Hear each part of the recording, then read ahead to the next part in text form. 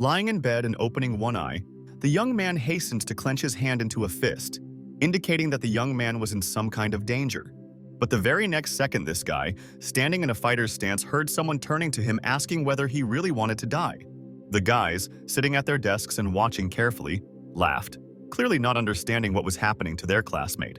The teacher did not understand this either, who, having risen from her seat, asked the guy to sit down, and so that the meaning of her words would reach him, she slammed her hand on the table.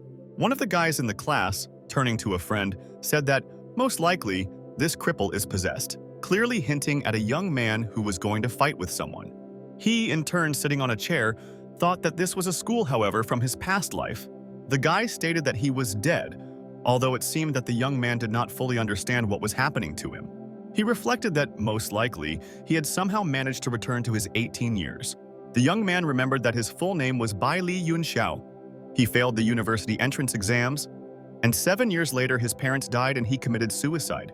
The young man accidentally ended up on the Jingyu Qiao continent, where he began his ascent and inherited the title of ruler of Yuxiao, and then became the most respected cultivator among generations. True, on the second day after the ceremony, our hero was killed moreover by his own bride. But the most amazing thing was that somehow the guy managed to be reincarnated and returned 300 years ago. Looking somewhere into the distance with a smile in his eyes, the young man thought that all this was actually for the best, and therefore could not help but rejoice. The guy thought that now he would improve day by day until he rose to the very top of the world, and when he heard the bell ring, Bai Li Yunxiao once again noted to himself that from now on, his whole life would be completely different. Leaning on crutches, the young man struggled out from behind his desk and walked out of the classroom. At this time, two friends were whispering behind his back, one of whom said that our hero, who was a cripple, was unlucky, although the second was convinced that the cause of his leg problems was an accident. Hearing the boys' conversation, Bai Li Yunxiao was not at all upset. On the contrary, he thought that this accident, which actually took place, changed everything in his life. And this is not a problem, since the young man will only need 1 day to recover. The young man, who was about to leave the schoolyard as soon as possible, suddenly drew attention to the approaching girl. Screaming, she asked why he was following her around, because they had broken up not so long ago, and he continued to pursue her. Once again, the young man thought to himself that Lan Miao Miao was actually his girlfriend, but broke off the relationship right after he got into a car accident. Looking at the beauty, the guy told her to leave and not block his path, but thought to himself that he didn't need her, since she abandoned him at the most difficult moment of his life. Blushing, the young lady at first did not know what to say, however. Seeing how the guy was slowly moving away, she shouted at him to take his time and stop, but only in order to agree that he does not dare to pursue her and tell everyone that she is his friend. Still walking forward slowly, our hero said in a calm tone that if the beauty was finished, then he wished her all the best. Admiring the beautiful sunset, Bai Li Yunxiao thought that everything was happening for the better, and he also needed this situation in order to further strengthen his willpower. The young man heard his ex-girlfriend shouting the most indecent words after him, but decided that he was above all this and therefore moved on. Not even a minute had passed before the red-haired schoolgirl's attention was attracted by a businessman who addressed her as Miss Lan. He politely stated that his boss wanted to meet her, but only to help the beauty teach a lesson to the unfortunate cripple, who was not worth her at all. Surprised and stuttering, the girl began to wonder who this man was since he wanted to help her. Smiling, the man began to explain that he belonged to the Yi family, but did not have time to finish the sentence. The very next moment, with her mouth open in surprise, the girl asked if it was really Ye Ling. Confirming this, the stranger added that his owner said that as soon as the girl got into the car, he would send people to break this guy's other leg. For a moment, the beauty was lost in her own thoughts, thinking that this accident had crossed out a lot. If you look at it globally, her ex-boyfriend is not such a bad person. Among other things, he is very interesting and funny. Therefore, turning around and leaving, the girl said that Bai Li had nothing to do with her, and therefore she would not cooperate with any strangers. Sitting in the car, the man reported that Lan Miao refused to cooperate with them, saying that she was fine and no one was persecuting her. Listening to his blonde girlfriend's dissatisfaction, the young man believed that the reason was because Miss knew about the Ye family's place in the Yongxiao clan. With rage, the stranger declared that this bad family had brought him nothing but harm and a lot of problems, depriving him of his legs. But it turned out that the blonde only laughed at her interlocutor, but did not say anything encouraging to him. Leaving the champagne on the table, a minute later, the man himself began to laugh. But it was an unnatural laugh, but rather some kind of hysteria.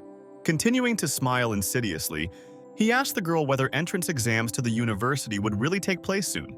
Suddenly, he began to remember his past life. When his father came to Haiti, where he opened a large transport company and became very rich. But last year, an accident happened. One of Xiao's drivers crashed into Ye Ling's car, which the guy was in, and subsequently he became crippled. After this, a disaster occurred in their family that turned Bai Li Yun's entire future life upside down. Suddenly, he himself was hit by a car, after which his parents were forced to sell their empire. Father knew very well that the Ye family was taking revenge on them, but he could not do anything about it and could not influence the current situation in any way. Our hero sat in his room and thought that he should recover as soon as possible, and therefore start practicing to avoid all the problems of the past. Closing his eyes and concentrating, the young man decided that it was time to begin his studies. While meditating, the young man thought that he must very quickly gain 100 aura points for complete healing. Imagining the blue stains, Bai Li understood that the world in which he found himself also possessed spiritual qi. So for him, filling with healing energy would not be a problem. Smiling, the young man noted that he had succeeded, although the process was too slow. But despite this, the ruler of the Yuxiao Palace would return soon. A new school day began. School children hurried to their alma mater, although without much pleasure. The unknown guy, addressing our hero, noted that he did not suspect that the young man was going to school after everything that happened to him. But this did not bother Bai Li Yun at all, who calmly asked what they wanted from him. While the young man was waiting for an answer, he noted to himself that this Ming Hao was a fan of Miao Miao, which means he is closely related to Ye Ling. Approaching closer and pointing somewhere to the side, the guy said that there was a man standing there who was waiting for our hero, and added that he hoped that the young man would devote some of his time to him. Looking into the distance, Bai Li Yun could not believe his eyes, because the man standing in front had broken his leg before the university entrance exam in his previous life, which subsequently caused his parents to suffer. The guy remembered that his name was Jin King. This man was very strong because he practiced martial arts. He belonged to the Ming Jin realm, and this was very serious, especially for those who had no idea what it was. In fact, in China, all martial arts are divided into 4 realms: Ming Jin, An Jin, Hua Jin, and Dan Jin. As for the Ming Jin realm, a cultivator in it can reach a strength equal to 136 Qi. But the very next moment, the young man decided that he had already spent a lot of time thinking, and therefore, turning to Li Ming Hao, he asked who he thought he was that he dared to start a conversation. Hearing this, the young man in a rage reached out to our hero, shouting the most obscene words to express his indignation. However, Bai Li Yun not only did not meet this blow, but also slapped his opponent in response and turned away from him in the other direction. After hesitating a little, the young man contemptuously told his offender to turn around and walk away. But he still did not let up. Gritting his teeth, he thought that in just one night the young man managed to become very strong and resilient. It seemed that Yun had become completely different, and, having performed some kind of pirouette with his foot, Li Ming Hao now said out loud how strong Bai Li Yun was, comparing him to a real monster. Our hero understood that the next blow could be directed at him, and therefore dealt it first, so that the enemy would not think of behaving in such an indecent manner in the future. Sitting on the ground, exhausted, Li Ming Hao said with sadness in his voice that he had no idea that the young man could fight so well. Suddenly, Jin Kong approached our hero and said that if a young man wants to die, then it is better for him to go into an alley with him and talk like adults. And while the young man listened to the insulting words from his opponent, he thought to himself that by collecting 100 aura points in his eyes, he would be able to dodge the blow of this thug. Not even a minute had passed before the man asked the guy if he really wanted to die and attacked him, causing Bai Li Yun to bury himself in his chest. Peering carefully at the ill-wisher, our hero directed at him a powerful stream of energy, which he had thought about not so long ago. Raising his leg, the young man decided that if he managed to collect 500 aura points, he would be able to kick. Not even a few seconds had passed before the leg, which had recently been bent, flew towards Jin Kong, who was forcefully thrown to the side. He, realizing that something was wrong, began to shout loudly and use obscene language, saying that Bai Li Yun had gone too wild. But the guy understood that he could not stop there, and therefore he decided to continue the fight to show the enemy who is who. As he walked away, the young man thought triumphantly to himself that with just one blow he managed to get rid of his problem, hinting at the big man. Those gathered who witnessed this fight said that this guy's name was Bai Li Yun Xiao. Some of the onlookers did not understand how this young man, who had recently been a cripple, did the impossible. Realizing that he somehow managed to recover very quickly, an unknown girl who had no intention of taking part in the general discussion looked at everything that was happening with horror. The guys crowded in the courtyard began asking each other if the guy named Bai Li really used to practice martial arts. Others noted that the young man used to be the captain of the football team, and his girlfriend was the queen of the school, but a year ago, due to an accident, the young man became crippled. And then everything changed. Jin Kong, trying to get up and come to his senses, wanted to start threatening our hero, but he could not gather his strength or thoughts. As for Bai Li Yun, when he smiled, he understood that this scoundrel was threatening him. But all his words were just empty chatter, since in reality he could not do anything. The next moment, a guard appeared in the schoolyard and ordered all the children to immediately go to their classes and forget about what was happening here. Seeing the young man leave, the thug thought to himself that everyone should be extremely careful around this abnormal guy. It is quite possible that he simply pretended to be crippled and sick, but secretly from everyone he practiced martial arts, so that he could then unexpectedly strike. Strange men, hearing what Jin Kong was talking about the guy, shouted for him to deal with him. And if he couldn't do it himself, then he would find other experienced people. However, the thug did not do this, turning to the boss. He said that he needed 7 days to do his job. Then the young man would not be able to pass the entrance exams. The man explained that he would hire as many professionals as possible to help, but they would also have to be paid. With a calm voice, the boss noted that money is not a problem, but if the thug fails again, then don't blame him for cruelty. Meanwhile, in the school class, someone turns to Bai Li Yun and asks if his leg has recovered. Noting that he looks much better and more confident than before. Coming closer to the guy, the classmate turned to him again and asked how his health and well-being were. It was Liu Dong, a good guy. Even though Bai Li Yun was a cripple, he did not look down on him and always treated him as a friend. The guys lived in the same area and therefore this young man repeatedly drove our hero home, which Bai Li Yun greatly appreciated. Suddenly, one guy jumped on the desk and told everyone that he was throwing a party that evening to congratulate Bai Li on his recovery. The next moment, Meow Meow silently entered the classroom and listened carefully to what her classmates were talking about. They actively discussed where to go. Some suggested karaoke, where they could sing and enjoy music, while others insisted on going to a restaurant where they could just chat. As for the girl, she stood silently, not knowing whether she should interfere in this conversation or just listen to what the guys were talking about. She was glad that her classmate came up with the idea of throwing a party, because soon everyone would graduate from school and go their separate ways. On the other hand, the beauty understood that this would be an opportunity to be with a young man, albeit not for long, but next to him. Suddenly, the headman, Xu Zhong, spoke up and said that since this was their last meeting, it would be a farewell party, and at the same time a celebration in honor of the recovery of their classmate. And everyone again shouted joyfully that this was a delightful idea, which everyone really liked, and which was unanimously supported by the whole class. In the evening, there was a lively conversation at the club. Someone asked what interesting things happened at school. A young man asked an unfamiliar girl if she remembered who tied her hair into a bun, who sewed her dress. Then the guy remembered how he shyly asked the beauty for a piece of eraser, fearing that she would refuse him. Listening to all this, our hero felt sad.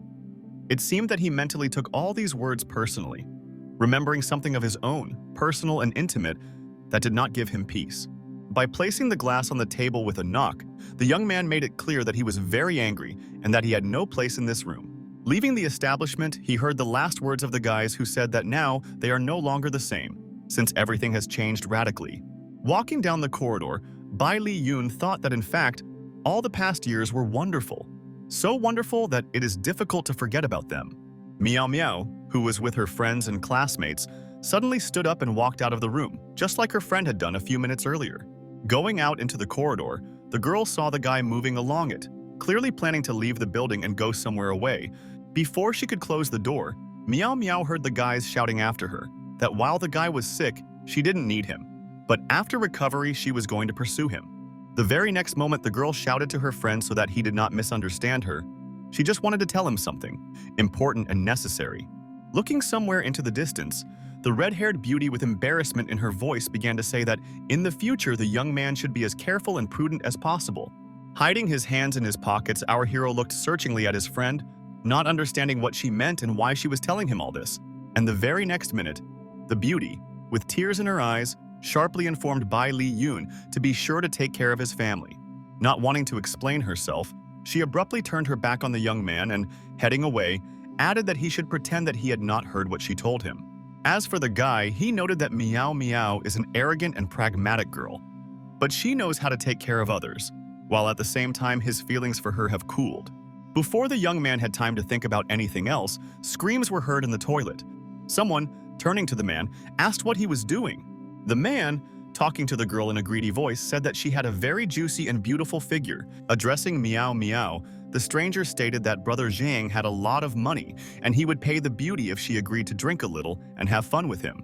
Realizing that things were taking a dangerous turn, the girl began to scream with all her might and ask for help. Hoping that someone would hear her, squinting one eye, Bai Li Yun hurried to the toilet. He understood that he could not waste a minute, but at the same time he was thinking about his further plan of action. And these actions were not long in coming. Since the very next minute, our hero dealt a crushing blow to the offender, who did not understand what was happening to him. Everything happened so quickly that it seemed that the girl herself did not understand where her friend had come from and how he managed to deal with the man so deftly.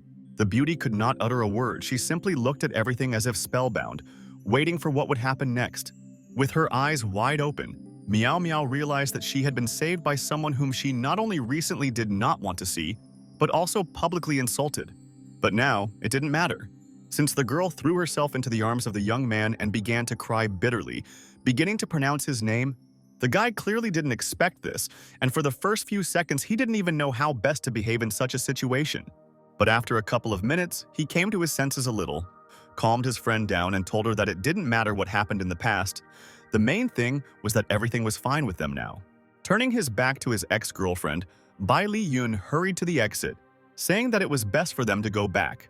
However, the enemy, realizing that the young man was leaving, began to shout at him and insult him. Realizing that this was not working, the man screamed even louder, threatening and asking the guy if the one with whom he had contacted knew and how he dared to hit such a noble man. Being in an empty room, the man was still indignant, but it all made no sense because our heroes were already out of sight. Sitting at the table, Liu Dong asked our hero how everything went, referring to the conversation with the girl who left in front of everyone. But the guy didn't have time to answer, because the next minute some thugs entered the hall and struck the table with their fists.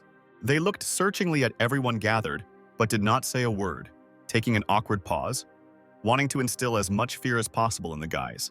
Pointing to the fat man, the village chief explained that this was Zhang Yingwu, who knew karaoke director Lan Ting, who also ran the area. Holding a cigarette in his teeth, the man explained that there was a girl in the room who had recently entered the hall, and he wanted her to have a drink with him, and therefore demanded to call her. Looking at everything that was happening, the headman felt someone's heavy hand lay on his shoulder, and a voice asked the young man why he shrank so much if the request was very simple. Shuzhong, awkwardly scratching the back of his head, said that there was nothing difficult about the guys asking to call the beauty. The next minute, turning to Meow Meow, he asked her if she could spend some time with Wu. Rising from her seat, the girl made it clear that she did not want to go anywhere. Her appearance was exhausted and frightened, which indicated her reluctance to meet with this person. Holding the glass in his hands, Bai Li Yun looked at his friend and told her not to pay any attention to either her classmates or unfamiliar men. Seeing such brash behavior, Wu raised his hand and said that some kid couldn't feel good after kicking him and said that he was a complete idiot. After a little hesitation, he ordered his friends to grab the young man and beat him to death so that he would remember this meeting forever. The most interesting thing was that our hero sat motionless, drinking his juice, and continued to sit, noting to himself how one of the men ran up to him. Bai Li Yun narrowed one eye, as he had done before, but did not do anything else, waiting for something. At that second, the enemy struck, but much to his amazement, there was already an empty space where the young man was sitting. He stood behind the enemy and was going to not only defend himself, but also show his offenders who was who. The sounds in the hall indicated that the struggle was in fact life and death. From the expression on Wu's face, one could understand that he was counting on a completely different outcome. The thugs either soared up or fell down. It seemed that they had no control over the situation at all. Only a few minutes passed, and our hero was already standing in a victorious pose, smiling maliciously and asking Wu who he was going to beat half to death. For a moment, it seemed that the offender was taken aback and did not understand how to act further so as not to lose his face in front of the teenager. But the very next moment, snatching the pistol from his pocket, the man began to say that the young man was actually fighting excellently. All those gathered, including Meow Meow, looked in horror at what was happening at the karaoke, but could not somehow influence it. Listening to the caustic laughter of the criminal, Liu Dong, who was so happy for his friend, understood that he could again become not only crippled, but also killed. However, this seemed to worry everyone except our hero, who, turning to Wu, asked which of them would be faster if he did decide to shoot. Looking angrily at the offender, the young man warned that he had only one try, and after that he would simply die. And he, in turn, thought that in front of him was just a high school student, and if he shot him, then even his cousin would not help him in the future. Still squinting, the guy asked the man what happened to him, and then said that if he still couldn't make up his mind, then the best way out would be to throw the weapon on the floor. Not even a minute had passed before Bai Li Yun screamed at Wu, looking him straight in the eye to get on his knees. Hearing the commanding tone of the young man and looking into his piercing eyes, the man for some reason began to understand that something was wrong with him. And this was actually so, because only a few minutes passed and the gun was already lying on the floor. But the most interesting thing was that the offender was sitting on his knees, bowing his head and not daring to say or do anything. In a much calmer tone, addressing his classmates, the young man announced that the party was over and they should leave the hall. But before our hero could finish his sentence, someone turned to Zhang Yingwu, and in a very menacing tone, it seemed that the man did not understand who it could be, and therefore he stood up a little and turned around to look closely at who was talking to him. It was a businessman who asked Wu how he dared to wave a weapon. Was he really tired of living? Our hero, who was closely following this conversation, also did not understand who the person who appeared in the hall a minute ago was. In a cold tone, the gentleman noted that Wu not only maimed his men, but also forced his brother to fall to his knees, not paying attention to how he grabbed his leg, begging for mercy. And Bai Li Yun at that moment just stood and watched, not knowing how to behave in such a situation, but deciding not to enter into a discussion for now. The next minute, the stranger turned to his assistant, whose name was Hei Long, but it seemed that he did not need to explain anything more because, turning to our hero, he said that despite the youth's skill, he would give him a 3-stroke head start. As for the young man, he thought that his new opponent was at the level of Ming Jing, but he was still stronger than Jin Kang. But if he used spiritual qi, then this person would not be a problem. Having gathered his courage, the young man told the offender to attack first, knowing that he could give him a worthy rebuff. The man clearly did not know our hero. He coughed, as if he realized that the boy had no chance. Smiling maliciously, he addressed the young man as a boy and quickly took off his cloak. As he accelerated, he began to talk about how Bai Li Yun should not be so self-confident, because it could end badly for him. The next moment, the guy did not pay attention to how the offender was rushing towards him with great speed. The man did his best to hit his opponent as hard as possible, intending to knock him out. Our hero understood that it would not be easy for him, but he knew exactly what he needed to be prepared for. Covering his face with his hand, he thought to himself that the blow was not bad, but fortunately his reaction was much faster. And while the enemy was getting closer and closer, threatening the guy, he thought that he should collect spiritual energy and wait for the opportunity to then deliver his crowning blow. Less than a minute later, Hei Long decided to hit the young man again, but met very strong resistance. Sticking his chest forward, the guy clearly had no intention of giving up, showing with all his appearance to the enemy that he was not as simple as he might seem at first glance. Not even a minute had passed, and the opponent was already talking about what was bad, although without specifying what he meant. All those present understood that the initiative was entirely on the side of their classmate, who thought to himself that he would not give the offender a chance to evade. Continuing to press on the man, Bai Li Yun understood that by collecting all the spiritual energy in one place, he would be able to win the long-awaited victory.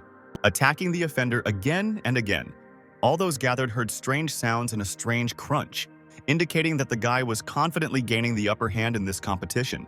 Not even a minute had passed before Hei Long flew into the air, not from a jump, but from a blow from a young man whom he had not cared about until recently. An unfamiliar man in a business suit looked at all this with horror, noting to himself that he definitely did not expect to see this. One of his best assistants, on whom he was betting, stood with his teeth knocked out and screamed in horror. The owner understood that the battle was about to end, and the winner would definitely not be his assistant, but the schoolboy who showed incredible results. And this was true because after a couple of minutes, the man approached his assistant and asked him how it could happen that he had made a mistake. Realizing that there was no answer, the stranger turned to Bai Li, apologized, and said that the guy could come to his club at any time, and absolutely everything would be free. As he walked out the door, the young man said that he hoped that the master would train his subordinates better in the future, and asked his friends to follow him.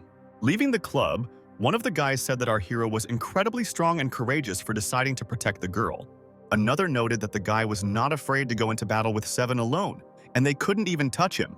The third, realizing that it was the dead of night outside, suggested that after everything that had happened, everyone should go home.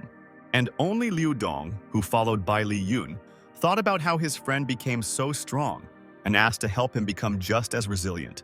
Thinking, the young man noted that his friend was not so bad and would help him in the future.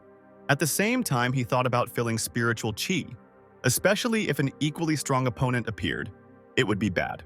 Our hero understood that he had to quickly find a place where there was a lot of energy in order to increase his cultivation.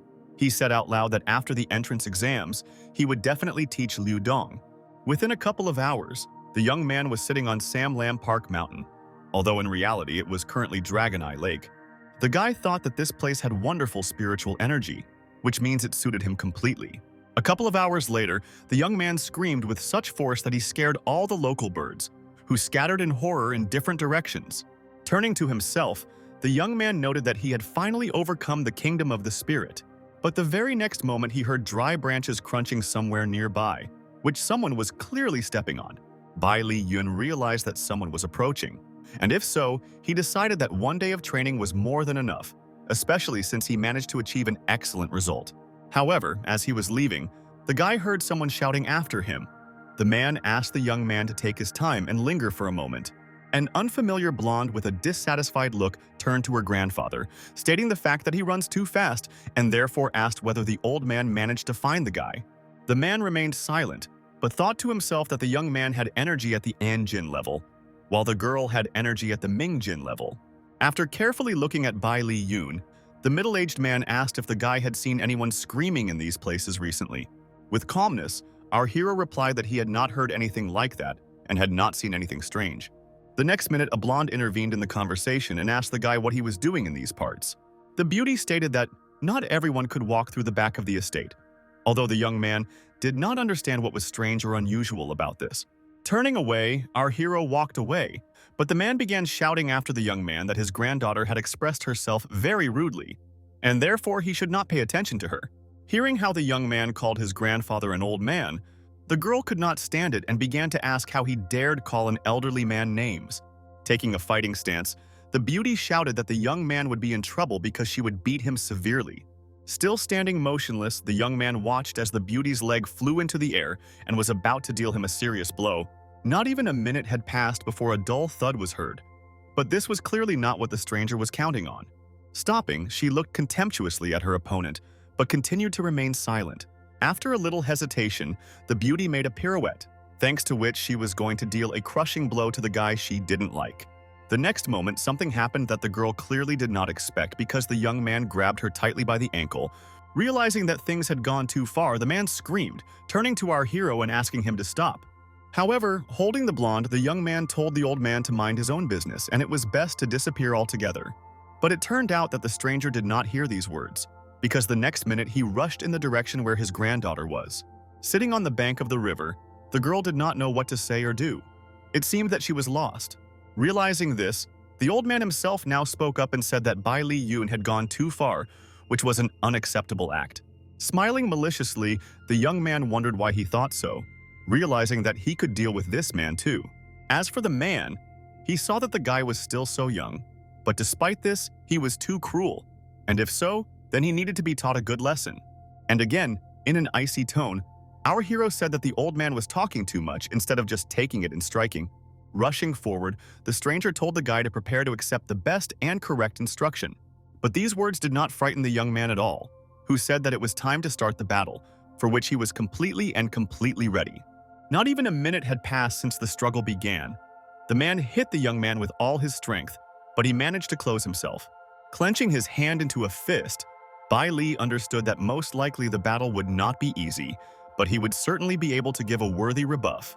It seemed that our hero and his opponent were fighting on equal terms, as one threw punches and the other blocked them. The fight continued. Everyone wanted to show their skills and all their professionalism.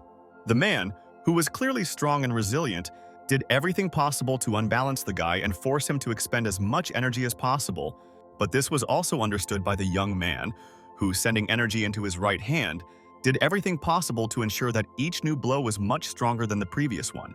Despite the fact that time passed, no major changes occurred, and it was difficult to say which side might win. Looking into our hero's eyes, the stranger thought to himself how this young teenager managed to withstand all his power and strength, and he, in turn, did not stop so as not to lose concentration and not give the slack that the enemy needed so much. At some point, the opponent's hands came together, the old man, clenching his hand into a fist, hit with all his might, and the guy, using all his energy, began to block this blow. This resulted in a powerful collision that sent both of them flying a considerable distance away from each other. A stranger with extensive experience understood that something was wrong. It turned out that he had never seen anything like this before. Bai Li Yun, having hit the tree, also realized that standing in front of him was an unusual old man, a man who knew and could do a lot. However, the young man was not going to give up. Hitting the tree with his hand, which at the same moment shattered into splinters, he wanted to instill fear in his opponent and show what he was capable of. Looking carefully into the young man's eyes again, the man said that he really understands what martial arts are, as well as what concentration of energy is. Taking this as praise, the guy smiled and confirmed that this was indeed the case. Approaching her grandfather, the blonde asked him if everything was okay with him and if he needed help. Having bowed to our hero, the stranger finally introduced himself, saying that his name was Ye Huko and that he hoped that the young man would no longer be angry, but would accept everything that had happened as part of their acquaintance. Looking into the eyes of the amazed guy, the old man asked him to forgive his granddaughter, Ye Qing Wang, and himself for his rudeness and inappropriate attitude. Something seemed to alert our hero, and he asked the man if they really belonged to the Yi family. Hearing the question, Ye Huko noted to himself that when he introduced himself, the guy's gaze became sad. But he said out loud that he would be glad if the young man decided to have a cup of tea with them. But the young man, with a somewhat confused look, said that this was unnecessary and quickly walked away. Grabbing the guy by the sleeve, the blonde noted that he couldn't just leave without saying a word. Turning around, Bai Li Yun looked attentively at the beauty, but did not dare to say anything. Qingwan broke the awkward silence, saying that the young man had no right to treat her grandfather so rudely. Our hero clearly did not like this behavior. Looking carefully at the beauty, he told her to stop, otherwise he would not restrain himself. In turn, the beauty, looking searchingly into the guy's eyes, asked him what he would do if she didn't stop. Would it really come to murder? Without saying a word, the young man suddenly raised his hand and pointed it towards his new acquaintance. Realizing that something terrible was happening, the man began to shout that the young man should not do this, since his granddaughter would not withstand such a serious test. But there was no test. The young man simply wrapped his hand around Qingwan's neck, although it did not look like he wanted to harm the blonde. Looking at her carefully and gradually loosening his grip, the guy told her not to move, otherwise he would actually destroy her. But the next moment, something unusual happened. Bai Li Yun's attention was attracted by the gold pendant that hung on the beauty's neck. The blonde again drew attention to how the young man's hand was increasingly reaching out to her to harm her. The hand that had recently only lightly clasped her neck now squeezed it with such force that the girl's face turned red and she could not utter a word. Heading towards the young man, Ye Huko shouted for the scoundrel to immediately let his granddaughter go. But the very next second, victoriously holding the pendant in his hands, our hero noted that this decoration would be compensation for him. At the same time, he warned that if they ever meet again, he will definitely return this little thing. Looking after the retreating guy, the old man noticed that despite his youth, the young man is very strong, and therefore he hopes that he can lead him to the Ye family. Bai Li Yun walked forward without looking back. He needed to find a quiet and huge place where he could think about everything carefully. Holding the pendant in his hands, the young man thought that there were more than 7,000 spiritual qi hidden in it, which meant that he would need fewer days to cultivate. In less than a minute, the young man let go of the jewelry, which immediately sparkled and froze for a while in the area of the chest chakra. And the very next moment, the guy realized that the pendant had soared upward to fulfill its main task. Sometime later, our hero reflected that he had finally managed to complete the fusion of the spiritual energy of the Silk Road. That is, the energy of the hands. But before he had time to get up from his seat, he heard the sound of wheels and someone's voices. One of them was wondering if it was true that some guy had not shown up for classes for 2 days. A female voice doubtfully confirmed that this was so, but added that most likely there was nothing wrong with it. Hiding in the bushes, Bai Li Yun saw a guy and a girl sitting on the lawn. As for the young man, he continued to think that if the monk can run, then the temple cannot. Our hero understood perfectly well that the word monk meant son, and the temple meant parents. He also clearly heard how the stranger threatened to kill them. Approaching a large house, the young man remembered a conversation he had recently overheard and thought that he would rather destroy the offenders himself than let someone harm his parents. Standing at the window, the young man saw that someone was in the room, but he did not dare to take any action. Speaking mentally to someone, he said that he had spent a lot of time condensing the energy of silk, but now he wanted to give someone a modest gift, without specifying what he was talking about. Having waited until evening, the guy still stood in the same place, but now he grinned sarcastically, looking at something. It was a broken mirror that burst right in front of him, and Bai Li Yun contributed to this. The next day, the young man came to the forest to return to his new acquaintances the things he owed, but he was not particularly welcome there. Hearing the man's question about whether this was all, the young man said with a grin that this was in fact all. The confused blonde, sitting on the floor, hinted that she wanted to at least hear an apology, which however did not follow. In the large house where our hero had visited the day before, various screams were heard. The household members came into the room of a young man whom someone had found unconscious on the bed. One of the men looked at the young man in horror, not understanding what could have happened to him. He lay on the bed with a contented look and seemed either out of control or looked like someone who had had too much to drink, but there was definitely something wrong with him. One of those gathered moved closer to Ye Ling to check his pulse and make sure he was alive. However, withdrawing his hand, the man told everyone in horror that, unfortunately, this guy had died. Wanting to know the details of this matter, the old man turned to some girl who was sitting and crying loudly. Hiding her knees and continuing to sob, the stranger said that she herself would like to understand what happened. Grabbing her own hand with her nails, the beauty with horror in her eyes and trembling in her voice explained that until recently everything was fine with him. Starting to scream, she said that she only heard the glass breaking, and after that the young man simply fell unconscious. Still looking at the poor fellow, the elderly man seemed unable to believe his eyes. But the very next minute he turned his gaze to the broken glass that stood at the other end of the room to confirm the girl's words. Ye Huko, turning his head, thought to himself in horror that, most likely, his relative was killed by a martial practitioner. But there was one caveat. To use weapons from the outside, you need to be at the Zunshi level, and Ye Huko did not understand how Ye Ling could anger such a dangerous person. Therefore, the next minute he asked the girl again if she knew someone with whom the young man had recently been at enmity. Continuing to cry, the beauty said that the enmity was only with Bai Li Yun, by the way. Ye Ling sent someone to kill this guy.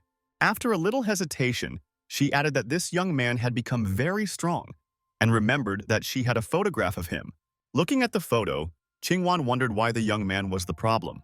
The old man thought that the guy's teacher could be someone at the Zunshi level, but at the same time he realized that they angered Bai Li Yun, and he killed his grandson in revenge. However, the man still wondered why this boy did not want to have any connections with his family. Out loud, he told everyone present that none of them should ever mention this incident.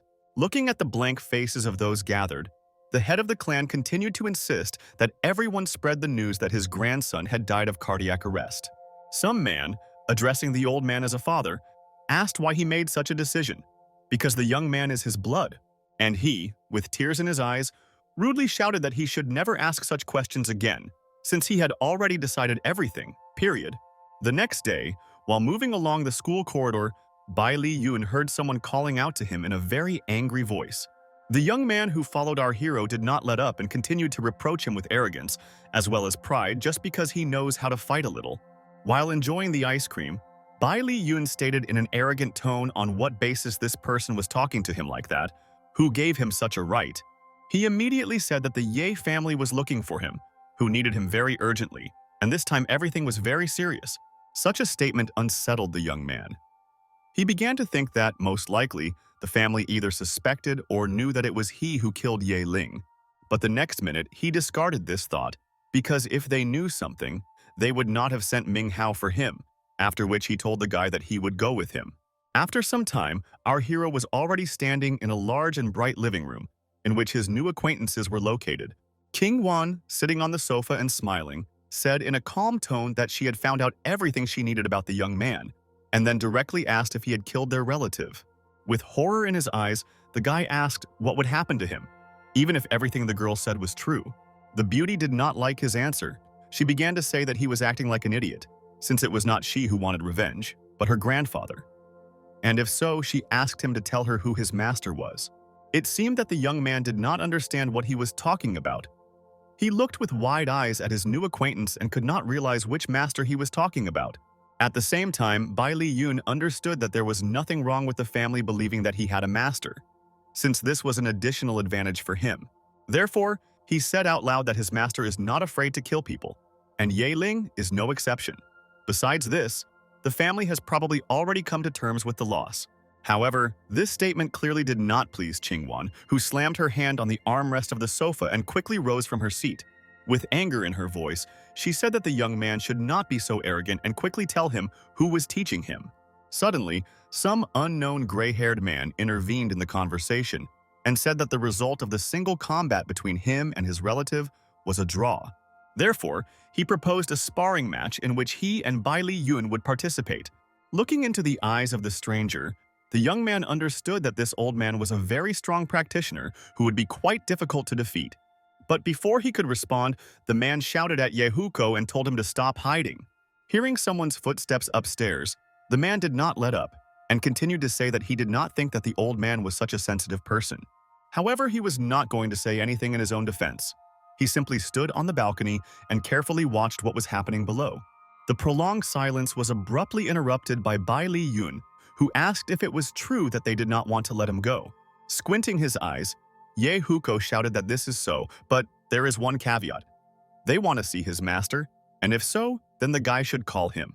And so that the young man understood what was being said, the unfamiliar gray-haired man once again ordered him to call his teacher, but he replied with an arrogant tone that this person was simply not worthy of meeting such a great master. Dispersing in different directions, the gray-haired man stated the fact that the young man would soon die, and then he would not be so self-confident. Angrily looking somewhere ahead, the old man asked the young man whether to finish him off right away or... He was silent for a second and then continued, saying that perhaps his opponent just wanted to suffer longer. But Bai Li Yun decided not to dignify his opponent with an answer and began to concentrate on getting through this battle with dignity. This was the right decision, because not even a minute had passed before the old man attacked our hero.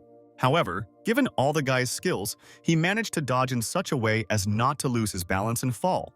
The young man pumped up his energy potential well, so he decided to fully use his new skills.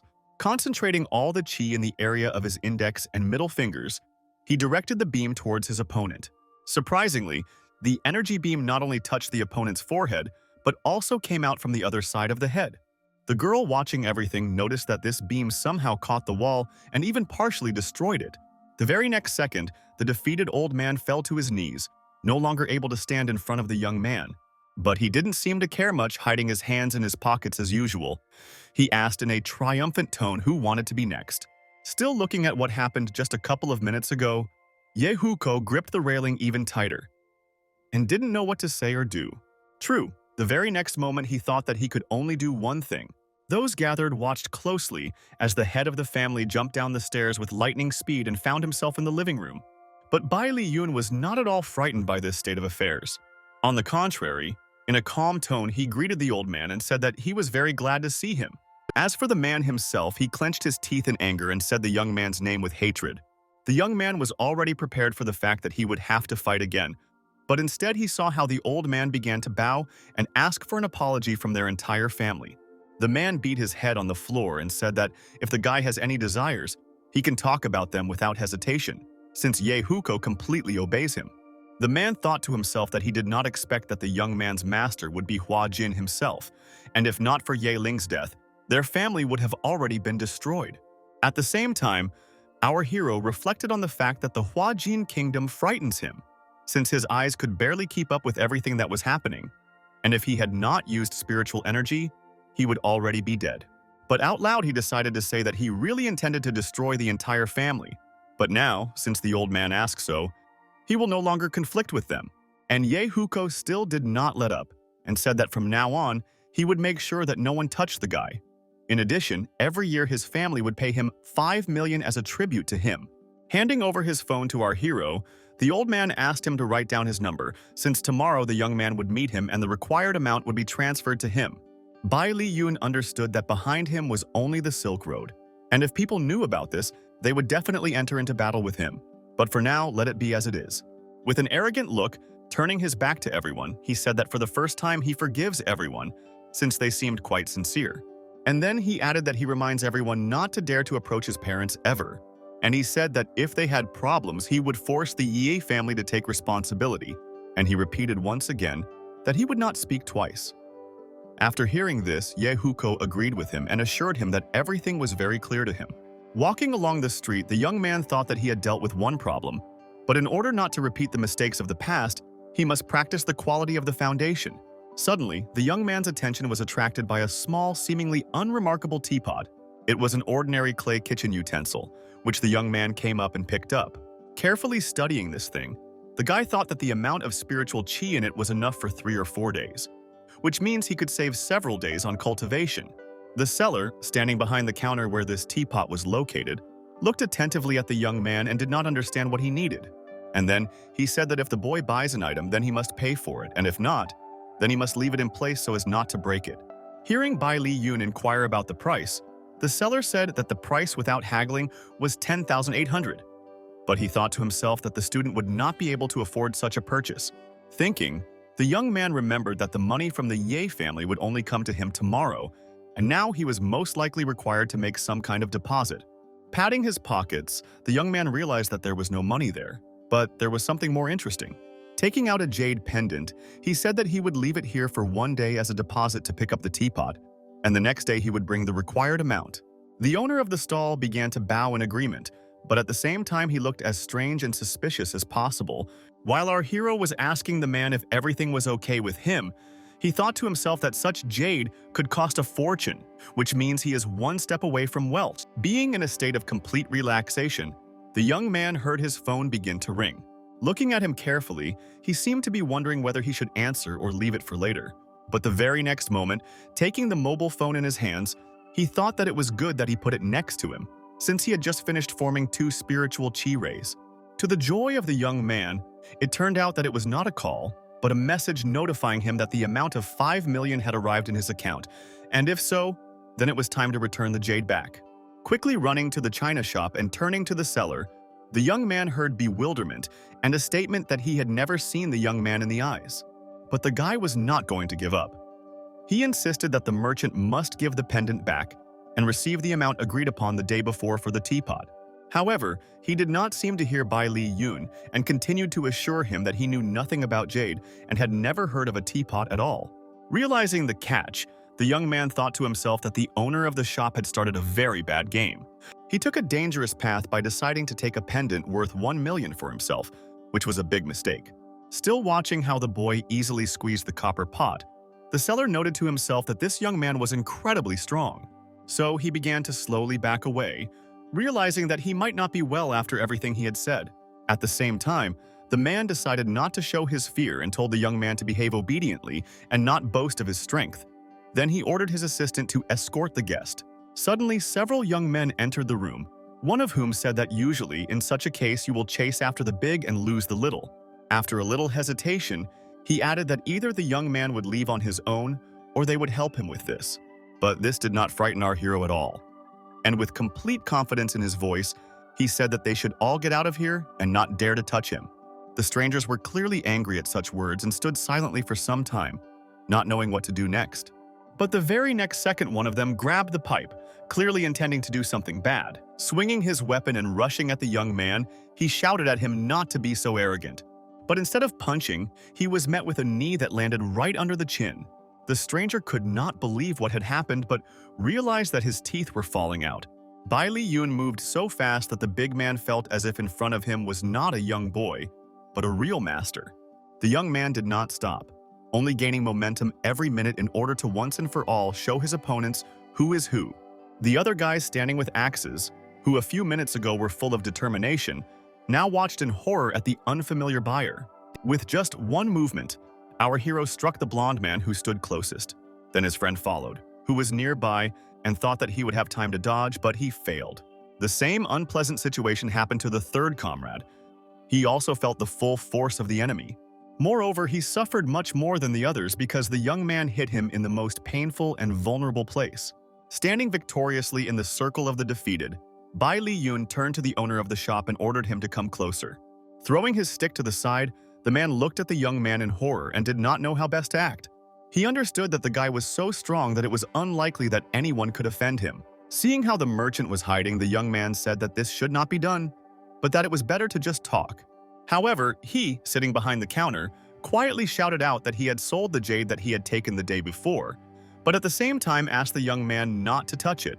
With a calm voice, our hero noted that everything was clear to him, since the pendant cost 1 million, and the seller sold it. And if so, then he needs to get up, go to the person to whom he sold it, and buy the pendant back. Realizing that things were taking a dangerous turn, the merchant quickly began calling his buyer and explaining the situation. The man the seller was talking to said in a sarcastic tone that he was most likely mocking him, and quickly hung up. As compensation, the man offered to pay 1 million and give 100,000 on top, and also explained that the jade was bought by a man from the Guo family. Bai Li Yun remembered the gray-haired man he saw in Ye's house and decided that he belonged to this particular clan.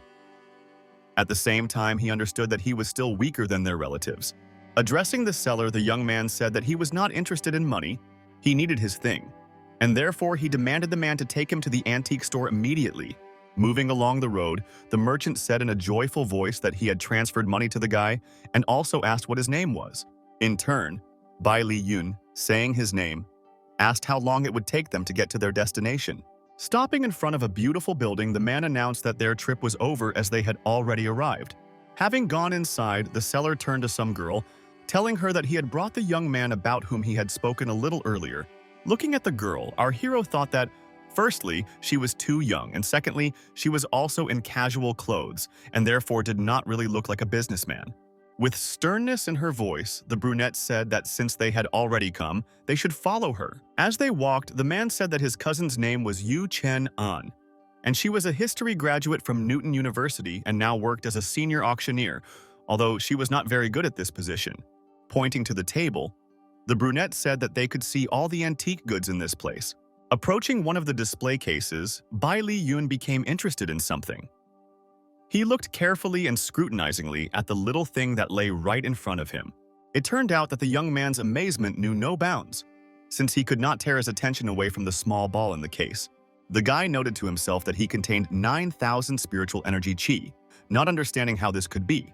With calm in his voice, our hero stated that he needed the night pearl, as well as the bracelet that was next to it. Yu Chen, naming the amount of 20 million, did not at all surprise the guy who said that he would transfer the money, but it was difficult for her to believe that such a young man had such a sum. To hide her surprise, the beauty shook our hero's hand, saying that she was very glad to meet him and even more glad to collaborate with him. Studying the girl carefully, Bai Li Yun asked if he could take advantage of the auction and purchase jade, having heard that it would be held during the day. After a little hesitation, he added that he would definitely come to see, but first he would take the pearl and go to the nearest hotel to get some rest. The young man also said that they could attend the auction together, having received approval from their interlocutors. A couple of hours later, the event was in full swing.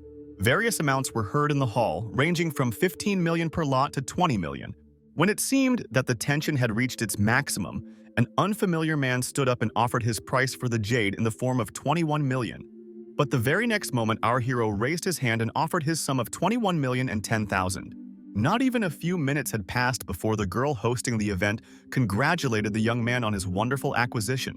While those standing next to Bai Li Yun congratulated him on his successful purchase of the 2 gems, he thought that he should touch them first to test their quality and potency. Therefore, the next second, the young man slowly but confidently walked towards the stage where the decorations were located. Taking one of the stones in his hand, he heard the girl say that first the guy must pay for it, and only then he can take it. But it seemed that the young man did not hear her because he was completely concentrated on the energy that came from the stone. It seemed that he was filled with this power, which was adding more and more every minute. Just a couple of minutes later, Bai Li Yun put the stone back in the box and said in a calm tone that he no longer needed these things. With anger, the girl stated the fact that the young man could not afford these jades, but he must understand that Feng Sui would not just let him go of them. But this did not bother our hero at all, who in response asked if they really wanted to force him to buy these stones. A few seconds later, steps were heard in the corridor.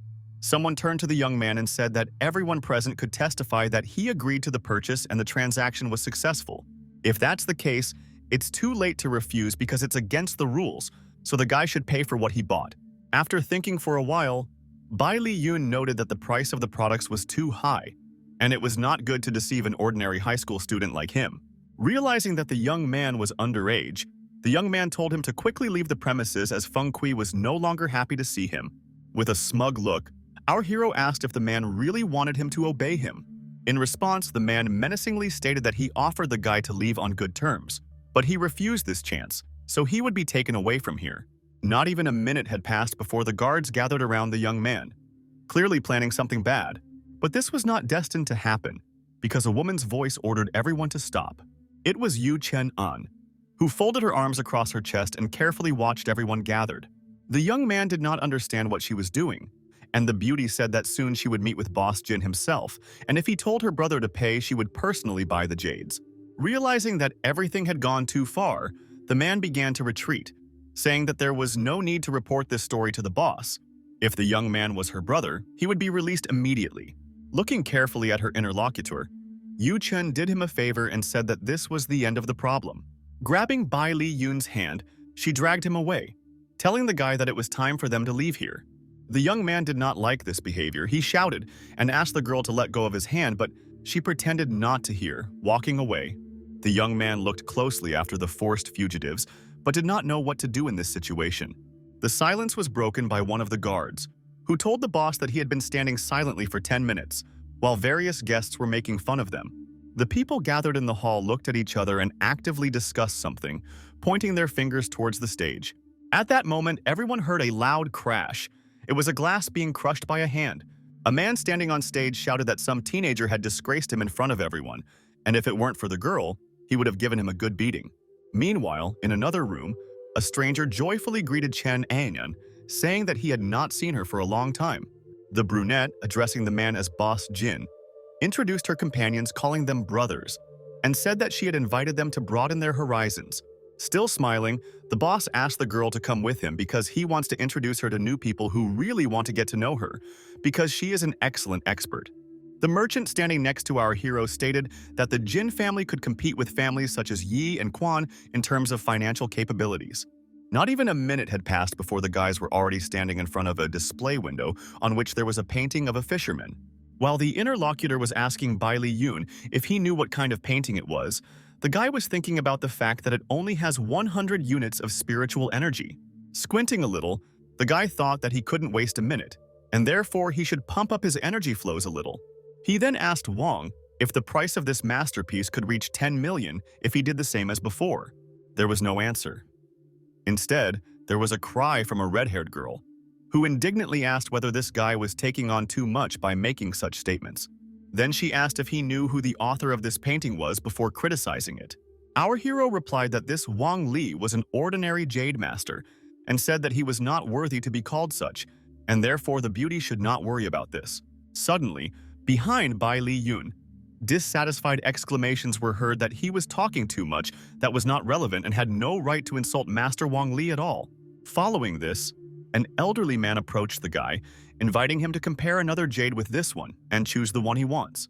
Addressing the man as Master Wang, the girl said that she was Chen An, and the guy was her brother who did not know what he was saying and asked for forgiveness for the young man. Looking at the young man with contempt, the man once again asked whether he really belonged to the Yu family.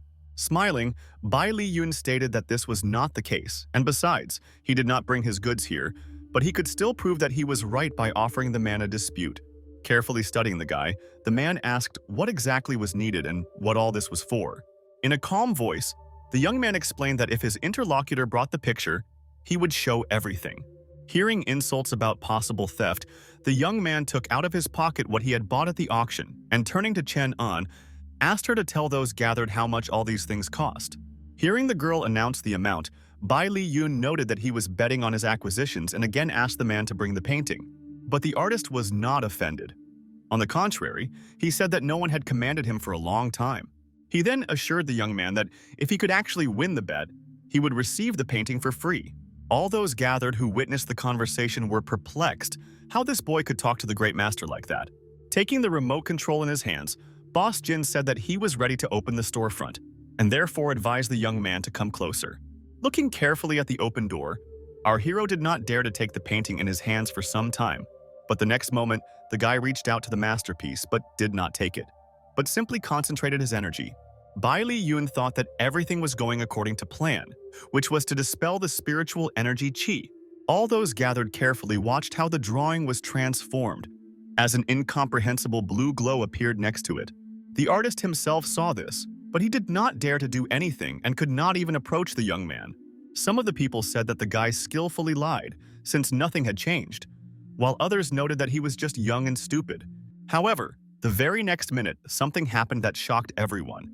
As Master Wang, bowing, asked for forgiveness from our hero, people screamed, not understanding why the artist bowed his head, thinking that this was most likely some kind of ridiculous prank. Bai Li Yun quickly ran up to the elderly man and began to lift him up, continuing to hear him say that the young man was the great master, and therefore he wanted to become his student. It seemed that the meaning of everything that had happened began to dawn on some, since finally a sculpture of the great master appeared in the city. And this happened after he bowed down in front of everyone. Boss Jin, like everyone else, applauded the young man, so smart and talented, without embarrassment. At the same time, one person disagreed with this, who did not understand what was so unusual about our hero and therefore ridiculed him. Scratching behind his ear, this man asked the boss if everything was okay. Receiving a satisfactory answer, taking off his glasses, the stranger looked carefully at the guy and told him that if he was not mistaken, then such a person had not appeared in Haiti for the last 50 years. Realizing that the conversation had gone in the wrong direction, the young man said that he would not say anything more, even if he was invited to the Guo family as an advisor. Then a verbal altercation began, in which Bai Li Yun participated, who, as always, began to be rude, as well as Boss Jin, who in every possible way defended the boy. Realizing that the atmosphere was heating up, the stranger did not let up.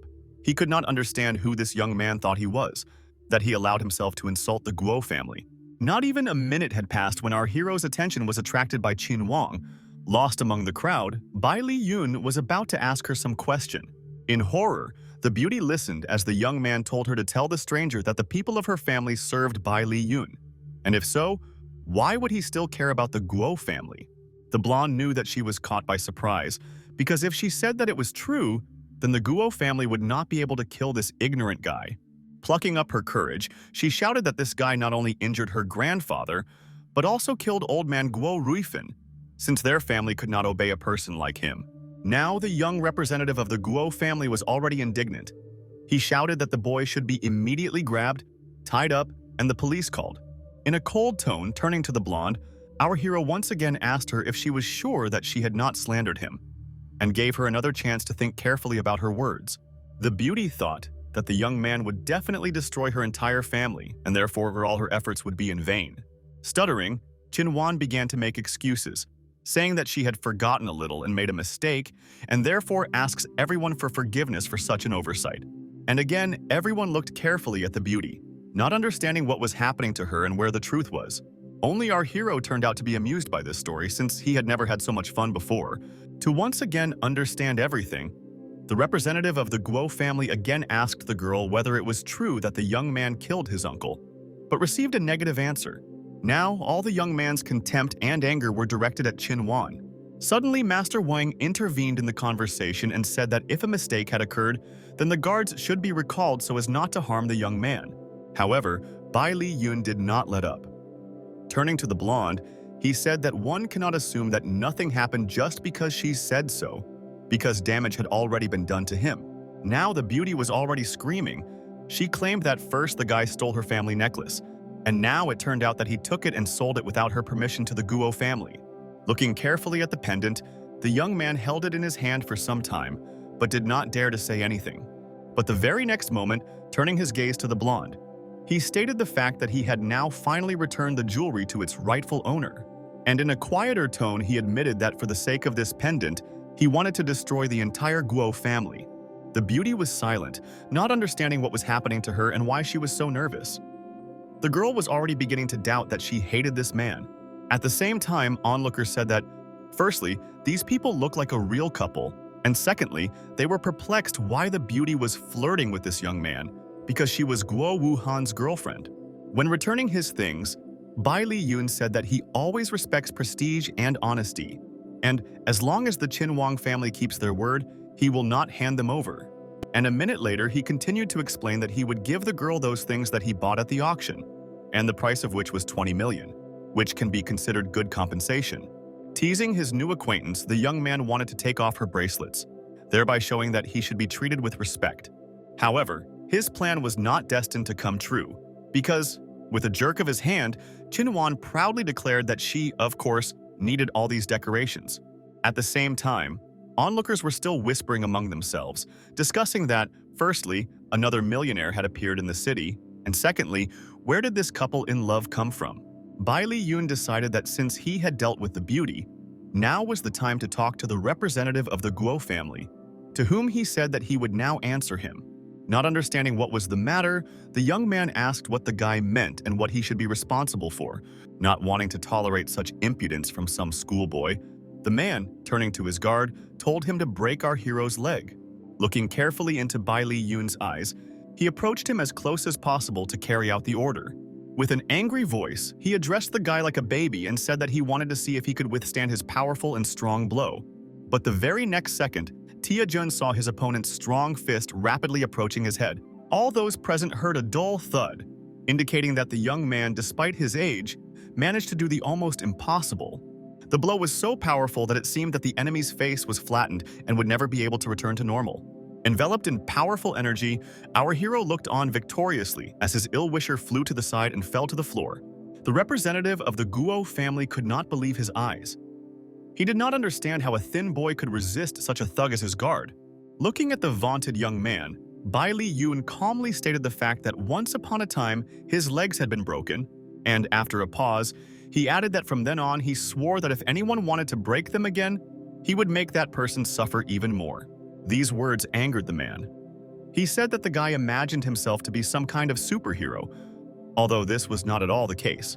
Squeezing as much energy as possible in his hand, our hero thought that he would take 2 legs from his ill-wisher at once. But just as Bai Li Yun began to concentrate, suddenly someone behind him shouted for everyone to stay in their places because they were the police. Raising his hands, the guy asked if these guys wanted to arrest him, or if it was still a mistake. Listening to extraneous sounds, the young man heard the clicking of handcuffs, and therefore realized that someone's intentions were quite serious. Some unfamiliar girl, looking at our little hero, said that his skills were not so bad but recommended that he not resist. This mysterious girl, holding an energy ball in her hands, was thinking about why people need to cultivate. Don't they really want to live in peace in order to have fun every day? On the Juxiao continent, Bai Li Yun could build an entire capital and destroy the country. This was the most common thing. It is not clear what it was, whether it was a time shift or someone's memory, but the very next second the police girl told the young man to forget about it. She also added that the station will carefully check everything and conduct an investigation, and if it turns out that the guy is actually innocent, he will be released immediately. While leaving with the law enforcement officers, our hero heard a representative of the Guo family suddenly call out to him. He said that even if the boy was taken away by the police, he would still overtake him. Looking intently at this man, the young man decided not to say anything, but an insidious plan was brewing in his head. Raising his finger and spinning the energy flow, the guy directed it towards the offender. Grabbing his leg, he screamed as hard as he could, not understanding what had happened to him, because everything was very good. Hearing the policewoman ask whether Bai Li Yun was involved in what just happened, he calmly said that if she was so sure of it, she should provide some evidence. One of the girls standing in the crowd turned to her interlocutor and asked him if he saw something flash, accusing her that she did not see what it was. Looking at the policewoman out of the corner of his eye, the man said that it was quite possible that the girl had imagined it all, since he had not noticed anything suspicious. Listening to the conversation of those gathered, the Guardian of Order once again asked our hero if he had done anything to the unfortunate man's leg. Shrugging his shoulders, he asked a counter question. Who is this girl? Because she is not just a police officer. She does not even serve at the local police station. After a pause, he added that he believed that the law enforcement officers had set up an ambush to catch the jewelry thieves, and if so, they should not leave the building. If this happens, Brother Jin will suffer serious losses, and this will not be very good. Looking angrily into his eyes, the girl said that since he thinks like that, it means he is an accomplice of the bandits. Smiling at the policewoman, Bai Li Yun noted that, firstly, she was mistaken, and secondly, he could easily kill her. Grabbing the boy by the scruff of the neck, the law enforcement officer assured him that he probably thought that he was the great master Hua Jin, who could kill others without blinking an eye.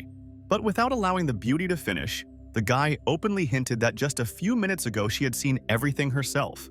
After thinking for a moment, the girl realized that if a young man can break a leg without using his hands, it means that he is at the level of the great master Dan Jin. Therefore, you need to be as careful as possible with him. Bai Li Yun was also pondering, recalling that in a past life, after stealing the hemifera from Fei Chui Castle, the same woman died, and he asked out loud whether she was really Chao Fengling. Having approached the young man as much as possible, the girl said that she didn't care how he knew her name, she just wanted him to help her. And to make everything fair, the police officer said that the young man would not be arrested for the help provided to her. Extending her hand to our hero, the beauty said that they are Dongzhou's secret service, and if the guy wants, she will invite him as a lecturer in their secret service. Not even a minute had passed before the police officer's colleagues began to apologize to the young man. They began to say that if he joined the team, he would receive many advantages. Bai Li Yun, pretending to be thoughtful, said that he was interested in their proposal, but lately he was too busy, and therefore he did not have time for such a thing. All three looked at the young man in amazement. They did not understand how they could refuse such a delightful chance.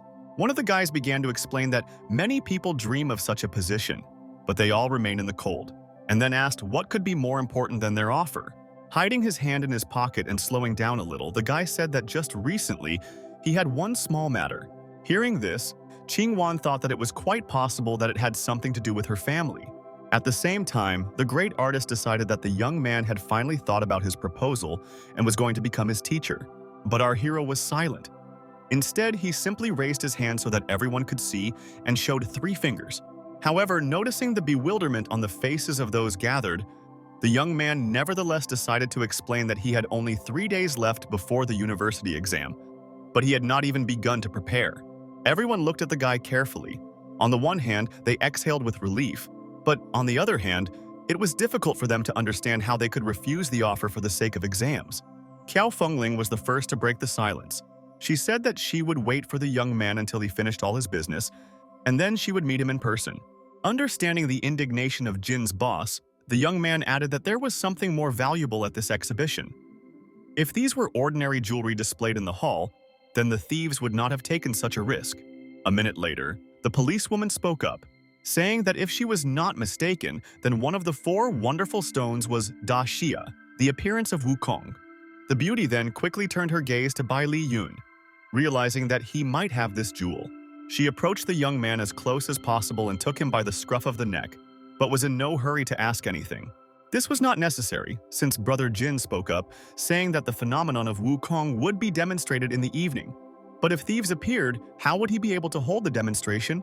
With a calm voice, the girl said that she and her team are here, so the owner doesn't have to worry, and besides, she is counting on Bai Li Yun's help. When asked whether Chao Fengling trusted the guy, she replied that if he belonged to a gang, the jewel would have disappeared long ago.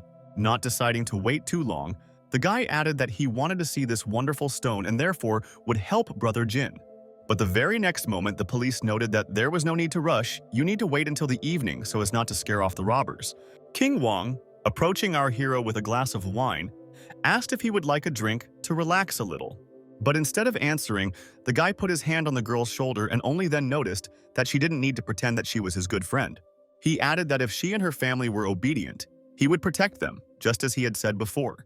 After a moment of silence, he disdainfully noted that if what happened today happened again, he would no longer hold back, and no amount of money would help the Ye family, since he would exterminate them all. Without allowing the blonde to get in a word, he told her to drink the wine herself, and he had to go, since the show would start very soon. By 6 in the evening, a lot of people had gathered in the hall, so many that it was difficult to identify anyone. Brother Jin, standing on the stage, said that the treasures of Fei Kui Palace are about to be taken away, while at the same time he is sure that many people don't even know what it is. Hearing the satisfied exclamations of the audience, the man understood that there was no point in delaying this process, and therefore pulled the curtain to open the glass display case.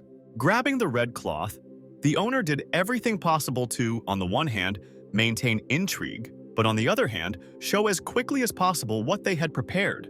For some time, all those gathered were silent, carefully looking at the scene and at the stone that appeared in front of them.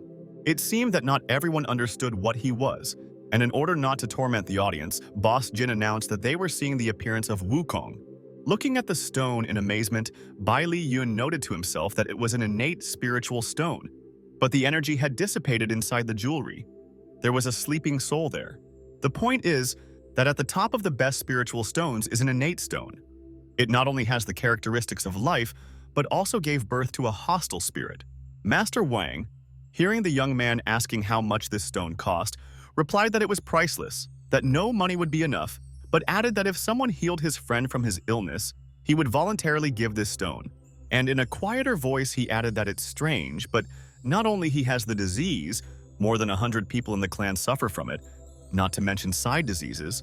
Hearing the young man claim that he could handle it, the man added that he believed in it. Moreover, he hoped that the young man would get along well with his friend. But before they had time to finish speaking, the very next minute the windows broke, and people who looked like ninjas appeared in the openings. With horror in their voices, all those gathered began to shout that the thieves they had talked about a little earlier had broken into the hall. The girl who had previously conducted the auction felt the blade of a knife touch her back and fell silent in horror. At the same time, the criminal shouted that she was too noisy and, most likely, should understand that she could suffer for her shouting and verbosity. Realizing that they needed to save the situation, the police grabbed their weapons and ordered the robbers to stand still. One of the masked people, most likely the leader, said that these guys needed to be killed. After which, having taken all the valuables, they would have to head to the top floor where reinforcements would be waiting for them. Not even a few seconds had passed before one of the criminals jumped up from his seat and flew into the air. With just one movement, he managed to neutralize the police, who themselves seemed to understand nothing. One of them asked in bewilderment where these people got such phenomenal speed, which is almost impossible to develop. Looking at the bloody knife and the masked people, one of the guests ordered everyone to immediately leave the building and save themselves. But it seemed that the villain had other plans, as he carefully looked at the crowd and waited for something. The crowd in the corridor shouted to one of the guests, who approached the door, not to hesitate and to open it as quickly as possible since the minutes were counting. However, no matter how hard the handle was pulled, it seemed as if the lock was jammed or someone had deliberately closed it. A couple of minutes later, having managed to manage the door and open it, the man saw the barrel of a pistol in front of him. The second group of bandits carefully studied the crowd, wondering where they were going, and ordered everyone to go back. With horror in his voice, Boss Jin declared that they were hostages, while at the same time he reassured the visitors, explaining that the police were aware of the current situation and would definitely call for reinforcements. One of the robbers, holding a machine gun, stated that they only wanted treasure. He gave the owner 3 seconds to open the glass display case and take out the Wukong apparition. Looking menacingly at the criminal, Boss Jin said that he would not budge and would never cooperate with people like them. After counting to 3, the criminal said that the owner probably wanted to feel the full sharpness of the blade on himself. And the very next moment, another ninja appeared in front of Boss Jin, who, waving a saber, tried to instill as much fear in the man as possible. But not even a few minutes had passed before everyone gathered noticed the flying chair, which had recently stood next to the boss. People noticed the shine of the steel from the edged weapon, but despite all this, the owner did not move an inch. The next minute, the criminals heard someone's voice speaking to them harshly and casually. Holding the murdered girl, he noted that, as stated earlier, they only need treasures, and not someone else's life, so, apparently, the pavilion worker pierced herself with a blade. Really angry, the ninja said that they were talking too much, and if he wanted to find out how she died, then he had better go to a place where he could ask her himself. Realizing that he needed to act quickly, Bai Li Yun quickly began to spin the energy flow on his fingers. Holding the girl in his arms, he asked to borrow her dead body for a while, saying to himself that she would take revenge on them. And the very next moment, something inexplicable began, as a stream of blue light passed through the unfortunate woman. However, less than a minute later, a robber approached the young man with a knife in his hands, informing him that this was all over. In fact, this was only the beginning, because before the ninja could do anything, someone's foot quickly approached his head. It was the leg of the same murdered girl, whom the young man revived with the help of some kind of magical ritual. Realizing that everything was not going according to plan, the criminals quickly ran to the guy, threatening him, and shouting that it was all over for him. However, the girl, controlled by energy, did not give up, and therefore very quickly switched to the two offenders of the young man. Bai Li Yun himself did not stand aside either. With one powerful stream of energy, he forced the offenders to fly across the entire hall. The gang leader, seeing what was happening, shouted to his men that no matter what evil magic the guy was using, they were obliged to destroy him. But the very next moment, the man noticed how all those to whom he gave the order followed the first two and flew to the end of the hall. While supporting the dead girl, Bai Li Yun noted that it was impossible to use the body borrowing technique because it was unethical to control the dead, but he allowed the body to avenge itself. After a moment's hesitation, he continued, noting that the leader was left alone, so he needed to think carefully about how to proceed. Smiling maliciously, the villain said that he would use his magic weapon and would never be afraid of some ordinary schoolboy. Carefully watching the man, our hero did not understand what he meant since he had never encountered anything like this before. At the same time, the enemy, grabbing his pistol, began to point it at the young man. And the very next minute, some kind of white glow began to emerge from the trunk, similar to energy but very weak. But the unexpected happened. With horror in his eyes, the enemy raised his weapon, from which flowers were sticking out, and began shouting that he was to blame and wanted to apologize. The people who had been in the hall all this time began to actively discuss the villain and his methods of struggle. Smiling, Bai Li Yun, turning to the criminal, said that he saw that he had a sense of humor, but he would not have mercy for murders and robberies. Then, reaching for the offender's cigarette, he added that he was punishing him for smoking in public and fell silent. The next moment, everyone noticed how the young man's fist clenched to strike, and this blow was dealt, and with it he said that he could not forgive the man and therefore did not do what he should. The enemy did not hesitate. He did not want to continue and was ready to do anything for the young man to spare him. So he shouted again and again that nothing like this would happen again. Throwing a cigarette, the guy noted that he had come across a fairly obedient villain, but he was still a criminal. Standing next to our hero, Master Wang said that the young man was very good. He was not only an excellent sculptor, but also an excellent martial artist. But the interlocutor was not allowed to finish because the next second, a machine gun burst was heard. Realizing that everything was serious, the guy pushed his mentor aside, while shouting at him to leave as soon as possible. This was the second group of bandits who were hiding on the upper floors. They were talking about how they would turn our hero into a sieve for attacking their brother. Bai Li Yun knew that his only advantage could be speed, so he began to move as fast as he could. While one of the bandits noted the young man's lightning speed, the second said that he had run out of ammunition and urgently needed to come up with something. But there was no time to think since our hero was already heading towards them to deal with both. Feeling his hands on their faces, the villains shouted that this man was too fast, so much so that they could not even notice when he approached. Bai Li Yun understood that there was no point in delaying, and decided to send these two to the same place where he sent their predecessors. Thinking that these were the last bandits, the guy did not hear how his friend, a police officer, ran into the door and shouted that no one should move. Everyone raised their hands and surrendered. Looking in surprise at our hero and at the criminals who lay behind, she could not believe her eyes. Looking at Chow Fengling inquisitively, the young man told her not to worry, since he had already dealt with the thieves.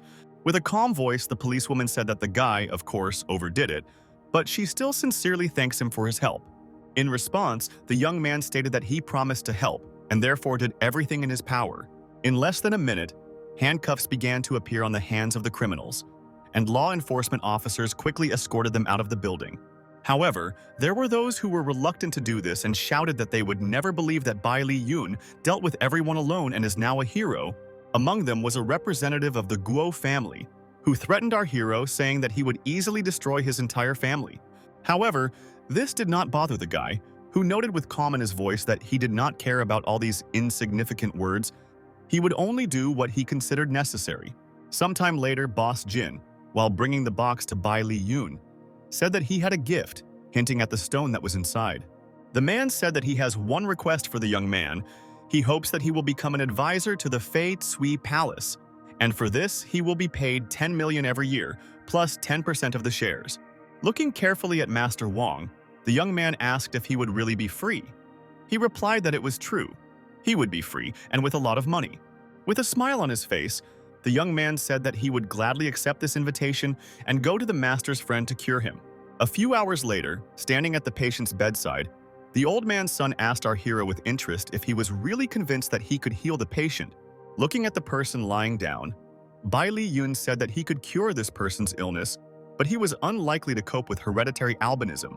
With a smile on his face, the young man, who was the son of the patient, said that he was leaving the suitcase with the guy while he went to get acupuncture needles.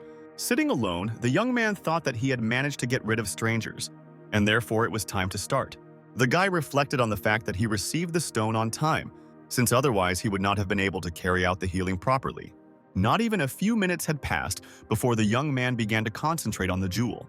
He understood that he should try his best to extract from the Silk Road of this stone all the spiritual energy qi that had accumulated in it. It turned out to be a difficult and slow task. I had to work a little before the first results began to appear. The guy knew that his goal was not to pump himself up with this energy, but to transfer it to a sick person, which is what he began to do. Our hero looked carefully at the man lying in bed, but did not see any noticeable changes in him or his condition. Thinking, Bai Li Yun decided that perhaps the soul inside the Wukong still had not completely dissipated. Draining energy from the ball, the young man asked him to give him his silk of spiritual energy, promising to return much more. The guy swore that he would definitely help the creature be reborn in this world. This time the changes were noticeable, but they occurred around the young man, and not his patient. These changes were expressed in the form of a huge flow of energy. It is difficult to say how much time has passed since the beginning of the session, but it was deep night outside when a voice was heard in the room. Through some veil of consciousness, the young man heard someone addressing him, but not by name. The next day, the Shu family gathered in the big house, a real clan that can compare with the Yi and Guo families. Both families are provincial officials. One of those present asked Master Wang who Bai Li Yun was and why no one had heard of him before. The master explained that he was simply underestimated. But now, the Xiao family invited him to become an instructor for the Dongzhou troops. The surprised interlocutor asked how it was possible for some guy to be assigned to train an entire special squad. Looking at the master, the guy thought that they have 7 special forces that protect the 7 lands of Huaxia. And there is also another agent in Yanzhou who is responsible for general defense. However, the second interlocutor did not allow the guy to finish his thought and once again asked Master Wang if he was joking.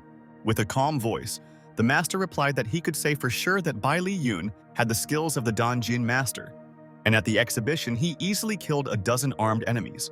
The blonde, turning to her father, noted that she returned because her instructor said that he contacted Du Shi-san. If they gave the stone to him, he would cure them of a genetic disease. Looking at his son with horror, the man asked him again if he had mixed up anything, because he himself believed that this man had died. Everyone knows that this god of medicine, as he was often called, disappeared 20 years ago and no one has seen him again, not even members of the Du family, so they announced his death. The man thought that everyone knew very well that Du Shizong was one of the few strong people in the old generation. He should be about 80 years old by now. He added that if the old man is actually alive, then this is great news. And therefore, firstly, the father will go with his son to the Green Dragon detachment. And secondly, if Master Bai contacts Mr. Du, he will receive the stone. In turn, Master Wang asked Mr. Shu if Dr. Du came to them, what they would do with the promise they made to Bai Li Yong. He calmly replied that cancer cannot be cured in a couple of days, and if Du actually comes to them, then they will allow both masters to treat them. Whoever cures them will receive the phenomenon of Wukong. However, it seemed that Mr. Shu was bothered by something, which he decided to keep silent about. At the same time, the elderly gentleman, sitting on the bed, stated the fact that he had slept well. Studying the young man carefully, he asked whether the guy was actually cultivating in his bedroom. Rising from the floor, our hero stated that this was indeed the case. Moreover, he was almost finished. After a little hesitation, he asked the gentleman to remove the blanket and sit up straight so that he could treat him. The elderly man was ready for anything, and therefore did not object. Looking politely at the needle in the hands of our hero, he did everything as he was asked. Sitting behind the owner of the house, Bai Li Yun warned him that he was starting, and once again asked permission from the patient. The next minute, our hero forcibly grabbed the hand of his new acquaintance. Opening his eyes wide, the elder screamed, because he expected a lot, but definitely not this. But this was only the beginning, because then the guy began manipulating him in such a way that he quickly got out of bed. In his mind, Bai Li Yun thought that the Jade Snow Palace's needle method could control samsara. Despite the youth's limited abilities, it could still cure the genetic disease. Suddenly, a bright light lifted the owner of the house above the ground, who screamed, not understanding what the young stranger was doing to him. He, in turn, used jade light acupuncture, clearly using this method that could help the old man. If a few minutes earlier the man was dissatisfied with what was being done to him, he was already noting to himself that the guy had used good medicine. Continuing his ritual, the young man again began to support the owner of the house on his back while he continued to float. Looking carefully at the man and at the same time holding the needle, the young man warned the elderly sir that the last needle would be painful, but he had to endure it. Raising the needle, the guy spent some time collecting his thoughts and gaining courage, since this was the first time he had performed such a procedure. Standing in the corridor, father and son were amazed to hear the screams of the owner of the house, which seemed to be heard throughout the entire neighborhood. With horror, the men discussed among themselves that they had never heard the old man scream so loudly, not understanding what was happening to him. But the very next moment, what they least expected happened. The door to the room opened, and Bai Li Yun appeared, helping the owner of the house to leave. The man explained that thanks to the guy he was able to get up and now wants to breathe some air, and then added that his new doctor said that he would fully recover in less than a month. Embracing his son, the elder told Gena that he had agreed with Bai Li Yun and could not deceive him, and if so, then they should give the gem as gratitude. Looking carefully at his father, the man began to explain that his son had found Du Shi-san, who should come and heal them all and receive that very stone as payment. The old man was silent for some time and then began to wonder how it could happen that the doctor was found because he disappeared a long time ago and no one has heard of him since then.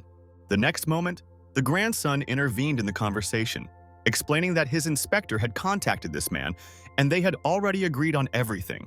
Our hero also spoke with contempt in his voice, stating that he was annoyed that the whole family was discussing the stone without asking him first, because the jewel should belong to him.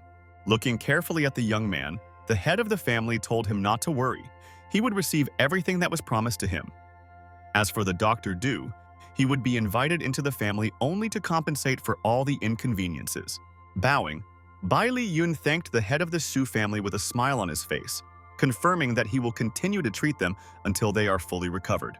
And the old man spoke again, who invited our hero to stay with them for a while, having received a satisfactory answer. That evening, sitting on the terrace, the young man cultivated again, realizing that he needed the power of the stone not only to heal everyone, but also for himself. Looking carefully at his guest from the balcony, the owner of the house said that this boy's reputation was well-deserved, and then, hearing his son talk about Xiao Wu, the elderly gentleman asked him to take him to her. Within a few minutes, the men were in the room of a young girl who was interested in how her grandfather was feeling and whether he had actually managed to be completely cured. The head of the family said that he had practically recovered thanks to the fact that they were able to invite an excellent doctor, which means that they are now saved. Hearing this, the girl asked when she could leave her room to enjoy the beautiful night sky again. Looking at the moon, the white-haired man said that Bai Li Yun was training by the lake, and he would take his granddaughter there, but she should not bother the young man until he was free. Standing on the street and looking at the guy's back, the blonde asked her grandfather if this was really the young man she had already heard about. Turning around, Bai Li Yun asked how long they were going to look at him and why they came to him. With a calm voice, the old man explained that this was his granddaughter, and he would like the young man to examine her and decide whether her illness could be cured. Concentrating, the guy decided for himself that inside the beauty's body there is a trace of the heavenly spirit, and if she does not begin to learn to control this power, then, most likely, she will have to live her whole life in darkness. But there is one important but. Addressing a new acquaintance, the young man said that she was not terminally ill, and the blonde should turn her illness into a special form of life. For this, she should study with him. From these words, the beauty's blue eyes widened to incredible sizes, because she did not understand what she should do and where to start. After thinking a little, the young man explained that the girl must follow him and not betray him, Otherwise, he will kill her, so she first needs to think carefully about the proposal.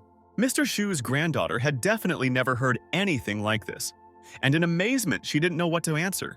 But the very next minute, the beauty began to bow at the feet of our hero, saying that she agreed and wanted the young man to accept her beau as a student. Raising her head, the blonde explained that in films, they always show that the student must bow to his teacher, after which the master must become emotional and give something to his ward. With a chuckle in his voice, Bai Li Yun noted that, firstly, the beauty needs to watch as few films as possible, and secondly, he does not need a student, but a girl who learns to fence will be quite suitable. And he added that the blonde should sit cross-legged, because first our hero would give her strength. Asking how she felt, the guy answered that she could not open her eyes, and when the sun rose, she would probably have to go back. Xiao Wu, slowly opening her eyes, asked if she could call the guy Yun Xiao's brother. Turning away, the young man told her to call him by his full name, and then asked her to move a little closer and raise her head. Seeing the blonde crawling as close as possible, the guy raised his hand and told her that he was getting close enough and she could stop. Raising his hands to the area of the girl's third eye, Bai Li Yun commanded her to freeze and not move for a while. The next moment, a flow of energy began to flow, and the young man thought to himself about how to dissipate it in the right way. Looking at his sister and the new doctor, the guy did not understand what he was going to do with her. Therefore, he shouted at the top of his lungs and began to ask who gave him the right to be familiar with the pious girl. He continued to say that even if the young man was the god of medicine, he would still not be forgiven for his bad deed. Without understanding or making excuses, our hero simply raised his fist and hit the Shu family member so that he would no longer distract him. Realizing what had happened, Xiao Wu also spoke up and asked her brother why he came to the training area. Looking at his sister in horror, the brother did not believe his eyes, so he asked how she could get rid of photophobia. The young man, bowing before Bai Li Yun, apologized for being rude to the doctor without understanding it, and thanked him for curing his sister.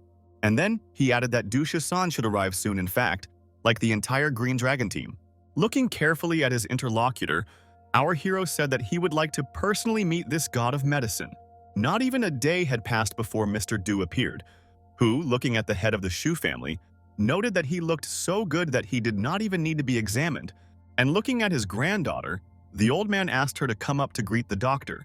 Holding the teapot in her hands, Xiao Wu respectfully greeted the gentleman and said that she was very happy to meet him. Having heard from the owner of the house that the girl had spent many years in her room and did not know how to introduce herself correctly, Du asked if this was the girl whose eyes could not stand the light, and without waiting for an answer, the doctor heard a young man unfamiliar to him say in a calm voice that it was he who healed the blonde. Suddenly, some unknown gentleman spoke up and started shouting, noting that this guy doesn't even have the right to hold his great ancestor's slippers, let alone treat anyone. Looking at his interlocutor with contempt, Bai Li Yun asked whether he was Du Shisan's great-grandson or his dog, because despite the fact that he looks like a man, his mouth is full of saliva, like a dog's. The next moment, the blonde also screamed, declaring that the stranger had no right to offend the god of medicine, Bai Li. The man's face contorted in horror. He began to explain that he was the strongest, and for many years no one had dared to say anything like that to him. But our hero, to whom these words were addressed, both drank tea and continued to drink it, asking the man what he would do to him for such statements. Not even a minute had passed before the stranger shouted that he would simply kill the impudent person for such expressions. Carefully observing his assistant, Dr. Du Shisan noted that he had a very fierce goal, and if so, the guy would get a lot of trouble. But our hero, as he sat in his place, continued to sit. The only thing he did was raise his index finger, but only in order to direct it towards the enemy's knee, or rather not the finger itself, but the energy charge that it exuded. And this was quite enough to not only surprise the ill-wisher, but also make him experience the most unpleasant sensations. With surprise in his eyes, the doctor, who just a minute ago did not doubt his assistant one bit, now thought that this guy could somehow be the master of Dan Jin. The brute, however, was not interested in such nuances, unlike his wounded leg, which became like that in just a couple of seconds. Carefully examining the wounded knee, the man did not realize how the young man managed to do the incredible. However, he did not see anything strange in this because, turning to the blonde, he said that the tea was quite tasty and asked her to pour more. Having come to his senses a little, the ill-wisher began to scream, declaring that his leg was broken, and turning to the lieutenant general, he demanded that the boy be arrested immediately. After thinking a little, the law enforcement representative thought that this had nothing to do with him because the young man was only 20 years old and he was already a great legendary martial practitioner. After hesitating, Dushasan himself spoke up and said that unexpectedly for everyone, after 20 years of his absence from the world, such a doctor appeared. But he couldn't just break his grandson's leg. Our hero thought to himself that he should quickly return Yuling's power from the great continent, and said out loud that he should be called Yuling Xiao. Laughing a little, the doctor said that the guy probably imagined himself to be a great king, but he would show him what was really what, and asked the young man to come to him.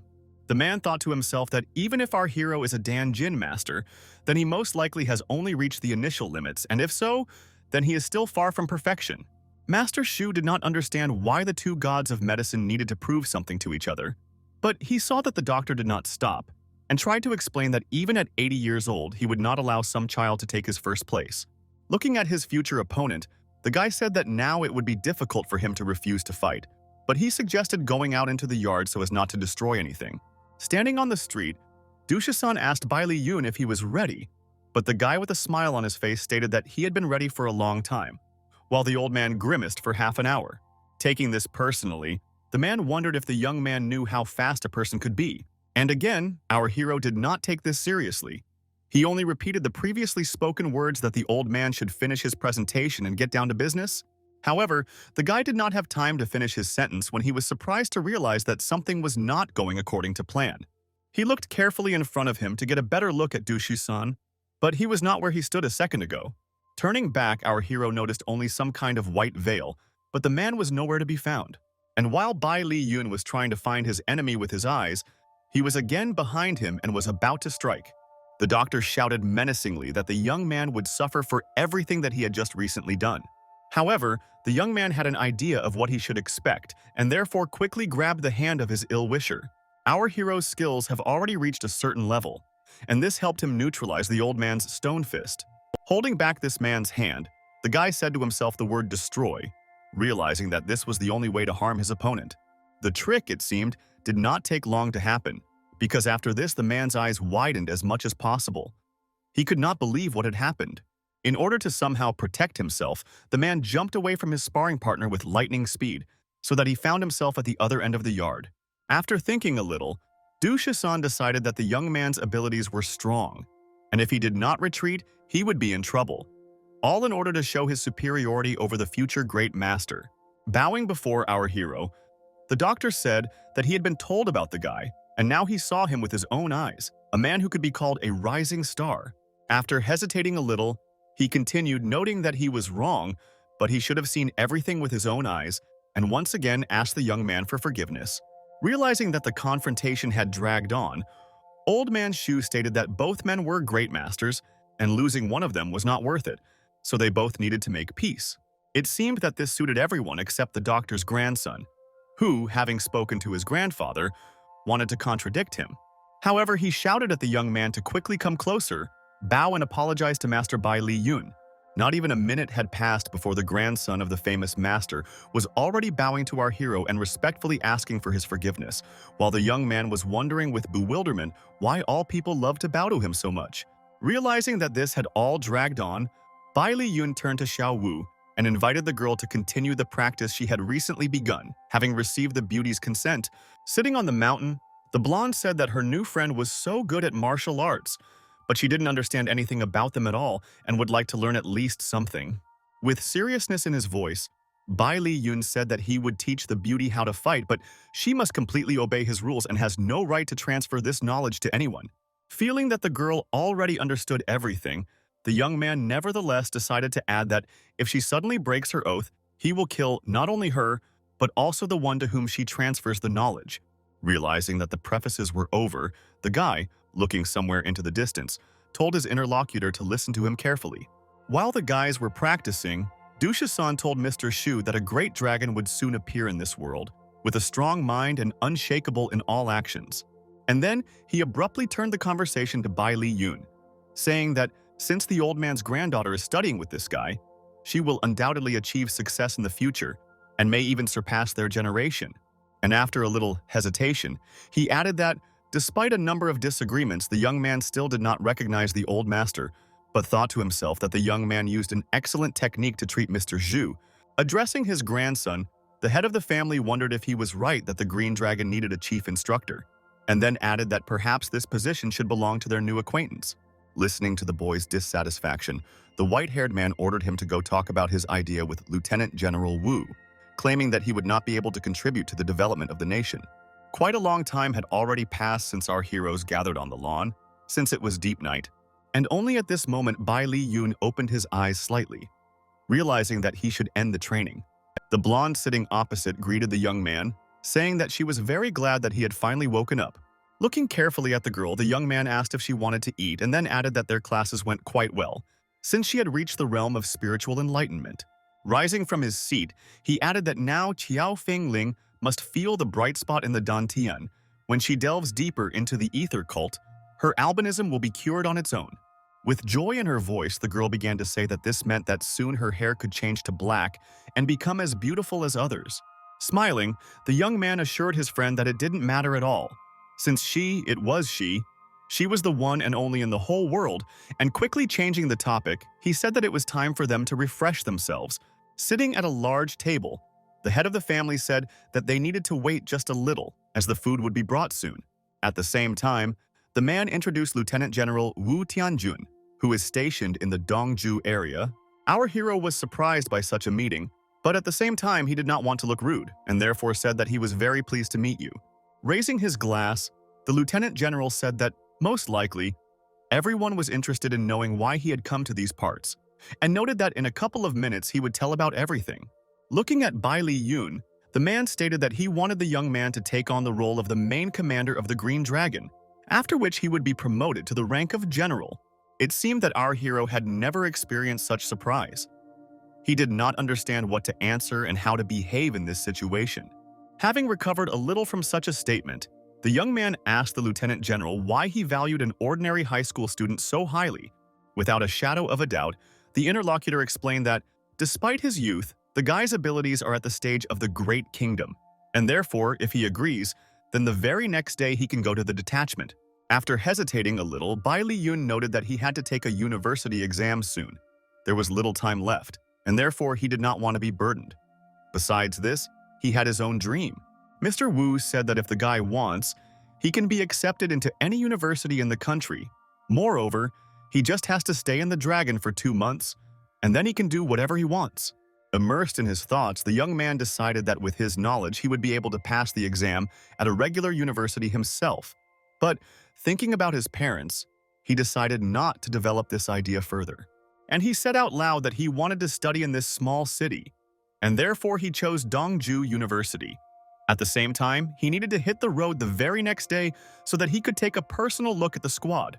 This answer completely satisfied the Lieutenant General, who noted that he had appointed people who would escort the young man to the place. One of the pilots, turning to his colleague, asked if he could tell who Bai Li Yun was. He also wanted to know why the Green Dragon members had to send air transport after this stranger. Looking at the passenger, the pilot said that they had never even come for the captain like that. Continuing the conversation, he noted that they were given the task of leaving the young man on the Green Dragon Mountain, and if he could not find his way to the agents, then it was better for him not to fly at all. While throwing off the rope, the guys joked among themselves that if the young man couldn't climb inside using the 30-meter rope, they would fly back. Standing on the landing with a suitcase and looking at the hanging rope, Bai Li Yun simply looked at it all, not understanding what was happening. Breathing deeply, our hero thought that he was already tired of all this, since he wasn't even sitting in the helicopter, and they were already causing him problems. The guy understood that now was not the time when he wanted to argue or say anything, and therefore he decided to just jump. In less than a few seconds, he had easily covered half the distance, so that the cabin was just a stone's throw away. One of the pilots, turning to his friend and carefully looking at the rope, was interested in where the young man was lost and whether he was going to board. Sitting behind him, Bai Li Yun himself decided to have fun, saying that the guy probably gave up halfway or was crying on the way home, hearing the pilot assent to him. But the very next moment, the guys couldn't believe their eyes. They looked at our hero, who with calm in his voice explained that he just jumped in. And then he added that the young people should not look at him like that, but take him to the Green Dragon Mountain. In addition, so that there would be no more such jokes. An hour later, all three arrived at the scene. and one of the pilots told the guy to follow him. Carefully looking around, the young man asked whether there really was no security anywhere in the vicinity. Hearing that she was there, our hero was indignant that these people were not going to get in touch with their new instructor. The pilot calmly explained that the instructor should not take everything to heart and not think too much. Everyone had heard that he was young, and the security was so arrogant that they did not value almost anyone.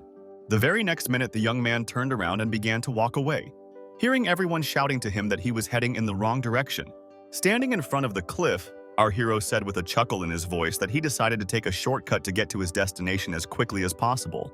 The pilot looked at his instructor in horror, trying to somehow reason with him, telling him that the hole was very deep and there was no way around it. However, the very next moment he noticed how one of the guy's legs was hovering over the abyss, and at the same time the other was about to follow it. Looking at what was happening in horror, the pilot shouted that Bai Li Yun simply jumped down.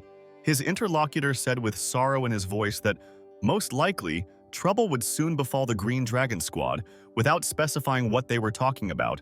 At this very time, two men were talking at the foot of the mountain, one of whom was interested in who their new instructor was and what he specialized in. Listening to the students actively discussing this topic, the man threateningly declared that everyone should shut up and continue to do their job. However, they did not calm down, declaring that their instructor should not be some teenager. At least he should have knowledge and skills, otherwise it is simply shameful. The young man, whose name was Ye Tao, stood behind the current instructor and said that he absolutely agreed with the opinion of the soldiers here. He stated that he did not want to know who this guy was or how great the power behind him was. If this young man appeared, he would be the first to challenge him. Not even a minute had passed when everyone present heard a strange sound and then noticed a dark figure in the distance. One of the trainers turned around to take a closer look at the man who was standing very close. Standing in a field, a young man, turning to one of the instructors, said that no one pulled his tongue, hinting at a recent conversation between the guys.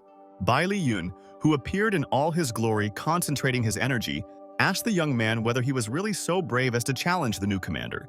Standing on the lawn, the guy said that he was their instructor, and if anyone wanted to challenge him, they could do it tomorrow, but if anyone tried to do it now, they would be breaking the rules. The soldiers have already begun to discuss the guy, saying that he is quite good, since he not only jumped off a cliff and did not crash but also behaves with dignity. Addressing our hero, one of the instructors stated that just because he dug up the ground a little, this does not mean that he can threaten the Green Dragon Squad. And looking at his people, he continued that simply relying on one's strength should not make enemies, since even he has several ways to kill Bai Li Yun.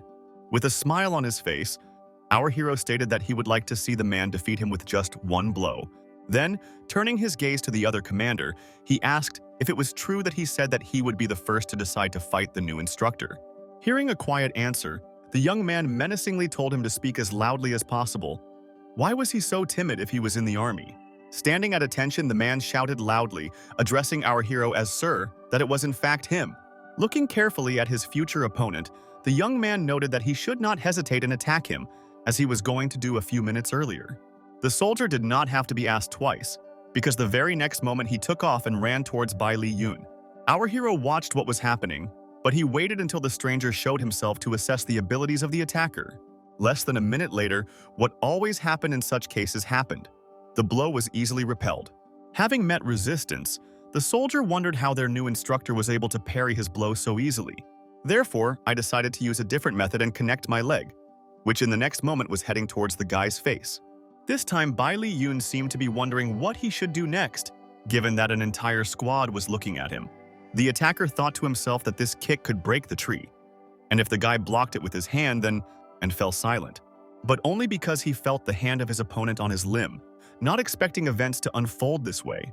And the very next moment, the soldier flew forcefully towards where a large and strong tree stood. Hitting the trunk, the man noted with horror that this guy had achieved something almost unreal and said out loud that he accepted defeat. Carefully looking around at everyone gathered, our hero wondered with surprise who would decide to fight him next. Whispering among themselves, the soldiers did everything possible so that the young man would not hear them, fearing what they had just seen. In a serious and powerful voice, our hero shouted why all the soldiers standing in front of him were so useless. Were they really so afraid of fighting with the instructor? Turning away, he added that with this approach he advised them to go home get married and have children, since they were simply not capable of anything more. But suddenly, Gui Kong stepped forward, saying that on behalf of the 3 deputy instructors he was challenging, and if he lost, then 3 of them would voluntarily obey his orders. Turning to the man, the guy said that he was a brave man and that he was glad that there were such people in the squad. But it turned out that the soldier did not hear him because with a loud exclamation, he began to prepare for the future battle. It was clear that the man was well prepared, since he also concentrated his energy and was ready for any development of events. Therefore, after a couple of minutes, Gui Tsun announced that he had put up the strongest defense, and therefore the instructor could not be shy and attack. Running up, he joyfully announced that he would do exactly as he was offered. On the one hand, it seemed to the enemy that events were unfolding rather slowly, but on the other hand, he understood that he had a worthy opponent. The soldier realized that there was something unusual in the young man's strength, something frightening, which gave rise to an incomprehensible but strong fear and anxiety. Those gathered looked attentively at everything that was happening, unable to take their eyes off, realizing that this was something. One of the guys, closing his eyes from the dust, asked his friend whether they had really sent a person or whether it was someone else. The cloud of dust was so thick that through it was difficult to see what was going on the ground and how the soldier who entered the battle felt. But after a couple of minutes, it became clear that this man was slightly covering his head, but still standing in his place. With a calm voice, Gui Kong said that the new instructor unexpectedly broke his defense with such ease, and if so, then he considers himself a loser. As for our hero, he stood silently for some time and simply looked at his subordinate. At this moment, conversations began again among those gathered. Some of the guys wondered who this guy was and why he was sent to the army in the first place. Hearing all these conversations, suddenly a pistol was in the hands of our hero, which he was about to use. Pointing it at his opponent, the young man said that he did not quite believe what had happened and therefore wanted to demonstrate something else interesting. The junior instructor could not understand what this boy was doing and therefore repeated again what he had said earlier regarding accepting his defeat. But despite all the persuasion, the very next moment all those gathered saw a shot. What was interesting was that instead of a bullet, a light appeared, which was aimed at the soldier's chest, but it ricocheted somewhere to the side. It ricocheted in such a way that it hit the ground and left a small depression in it. Looking at all this, Gui Kong thought that the energy bullet flew along a curve, which means that the guy mastered the techniques more deeply than they originally thought. Unlike the instructor, the soldiers liked this performance and began clapping and shouting words of approval towards Bai Li Yun. One of the guys even decided to speak out loud, telling the guy that his art was so strong that they would like to learn everything from him. The next moment, Wei Chunggong spoke. He publicly declared that from now on everyone would come under the command of the guy, and if anyone refused to obey him, they would deal with him. Having heard such a statement, our hero said that everything was clear to him and the soldiers, and therefore he, the speaker, could return to his place. And then he himself said that if anyone doesn't know, he officially became their new instructor, adding that he didn't need a detachment of 1,000 soldiers.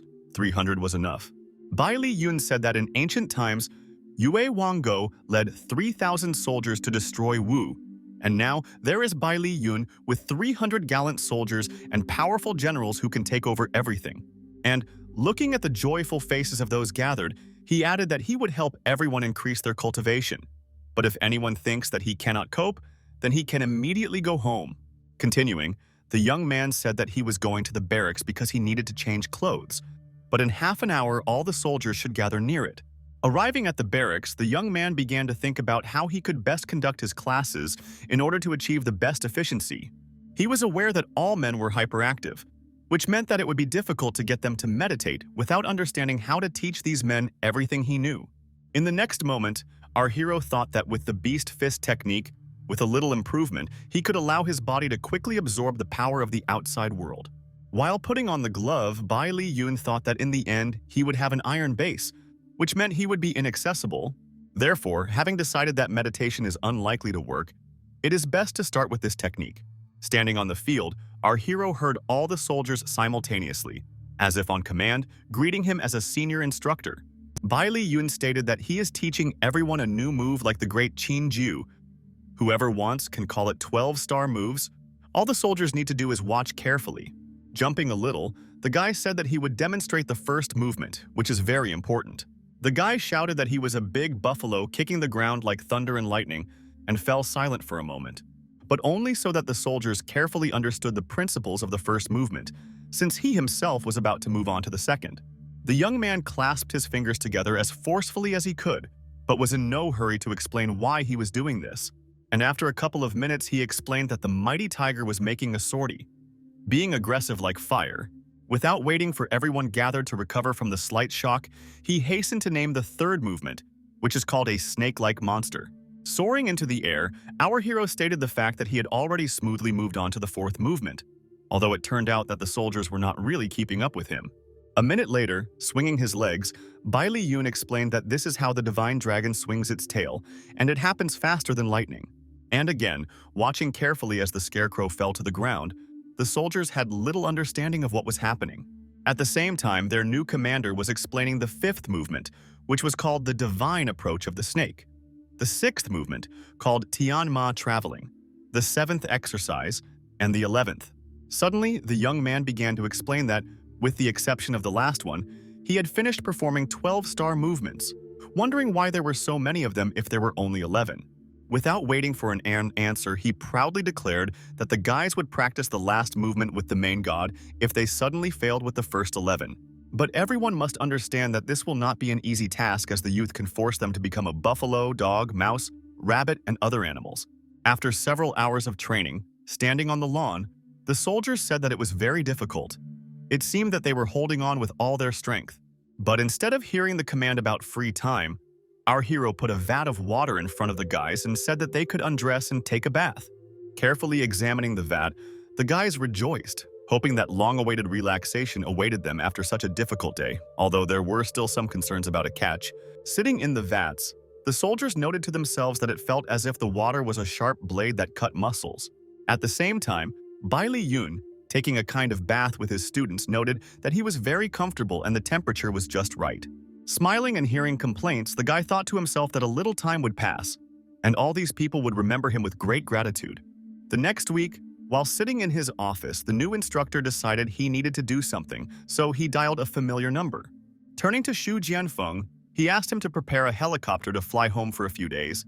Coming out of the helicopter, Bai Li Yun was surprised that they had flown to the best hospital in the city of Haiti, not understanding why he was brought here and not home.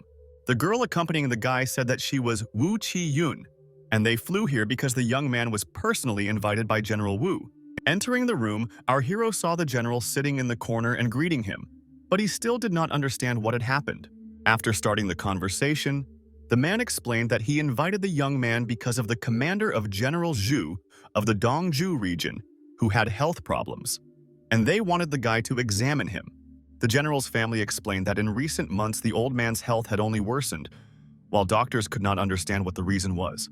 Continuing the story, the relatives explained that this man had previously led the Da Xia army to beat the old generals of South Vietnam. Despite the fact that the old man is over 70 years old and has long since retired, he is still devoted to the nation, and therefore helped as best he could. Looking carefully at the patient, the guy thought that he was in a very critical condition, and if he lasted 3 days, it would be very good.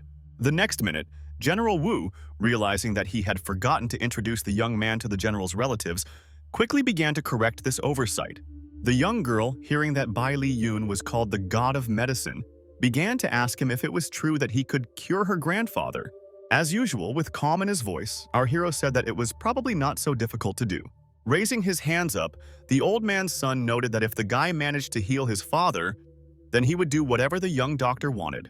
Suddenly, a pompous blonde spoke up and asked her relative if he really believed in the child's abilities. The man standing next to him began to ask what medical university the guy graduated from, and how he dared to call himself the god of medicine. Still calm but confident, the young man said that he had not yet graduated from high school and was not going to take the university exam, and therefore had no achievements. Hearing such a statement, the blonde began to laugh, talking about what right he then had to even approach Grandpa Zhu. This behavior clearly did not suit the granddaughter, who said that Liang Wei should not dare to disgrace their family. If Lieutenant General Wu called the guy, it means he knows that he is capable. Her father spoke to the girl in a barely audible voice, telling her that Ruo Dan should be a little more restrained and not forget that her mother is the guy's aunt. But the grandson did not let up. He did not understand who this girl was to teach him. And, secondly, for what purpose they invited a youngster who would most likely harm the old man. In a calm tone, General Wu noted that he had no right to talk about the abilities of his guest, and also could not reveal his identity, but he wanted him to show what he was capable of. Bai Li Yun, who heard everything, said that he would not have come if not for the general's request. And if so, then everyone gathered can diagnose and treat the old man's illnesses themselves. But they better hurry, because he has no more than 3 days left. For some reason, such a statement offended the old man's daughter. She began to ask Wu why he called the impudent guy that this guy is. Holding some piece of paper in his hands, the bald man explained that it indicated that the old man would live for at least 1 week, which means you shouldn't listen to a guy who comes up with something unclear. And Lieutenant General Wu spoke again. Turning to Ju, the man asked him not to interfere and let the guy try, because he had healed Mr. Xu and Xu Feng. Hearing such a statement, the family was almost stunned. It seemed that they could not believe that all this really happened. The next minute, the bald man was already calling the Xu family, where they confirmed to him that in fact a guy named Bai Li Yun had healed not only the head of the family, but also his granddaughter. Smiling joyfully, General Zhu's relatives once again turned to our hero with a request to help their father heal in exchange for the fulfillment of any request. In turn, Liang Wei said that if the guy still succeeds in the impossible, he will bow to him. And if not, and after a short silence a few seconds later without saying anything, he grabbed himself by the neck, making it clear that the young man would not leave alive if something happened. Running up to the blonde, our hero noticed that he was talking too much, and this was annoying the guy. Seeing such a dismissive attitude, Liang Wei said that, most likely, the boy himself did not understand it and was looking for death. However, instead of answering, Bai Li Yun asked his own question and asked if the man had ever wondered how the ball felt when it was thrown. And, grabbing the enemy by the neck, the young man hastened to add that he should not worry since he would soon experience all this for himself. And Liang Wei really felt it, because in the next second he was already in flight. The force of the blow was so powerful that the young man broke through the wall, his body ended up in one room, and his head looked into another. What was surprising was that this room turned out to be a toilet, in which at that time there was an unfamiliar girl, calling the uninvited guest the most indecent names. Shaking off invisible dust from his hands, Bai Li Yun said, turning to his opponent, that throwing it was still much easier than throwing a ball, and while the middle-aged woman, looking at everything, was in shock, her daughter, a blonde, noted with justice in her voice that it was all deserved. As for General Wu, he cleared his throat, but decided that in this case it was better for him to remain silent. However, the same woman did not remain silent. Raising her hand, she threateningly declared that the young man should stop mocking their people and know his place. But before the lady could begin her speech, she was quickly stopped by the old man's son, who told her to shut up, and then he added that she should not dare to say that anymore. They were lucky enough to meet the god of medicine, who would cure their father, and Liang Feng Yu would better help Liang Wei. The young man clearly liked this attitude, and he told everyone to leave the room, since he must carefully check the condition of the head of the family, and only then can he say something. The guy knew that the old man's condition was not so advanced, and that he could cure his disease. For this, he just needed to unblock the blood vessels around the man's heart. To begin with, our hero decided to remove the sheet with which the patient was covered so that he could fully work with him. After this, Bai Li Yun, according to a special scheme, began to spin powerful energy flows, which contained the healing power. Looking at the head of the family and starting his procedures, the guy noted to himself that he promised to help, and therefore he would definitely keep his word.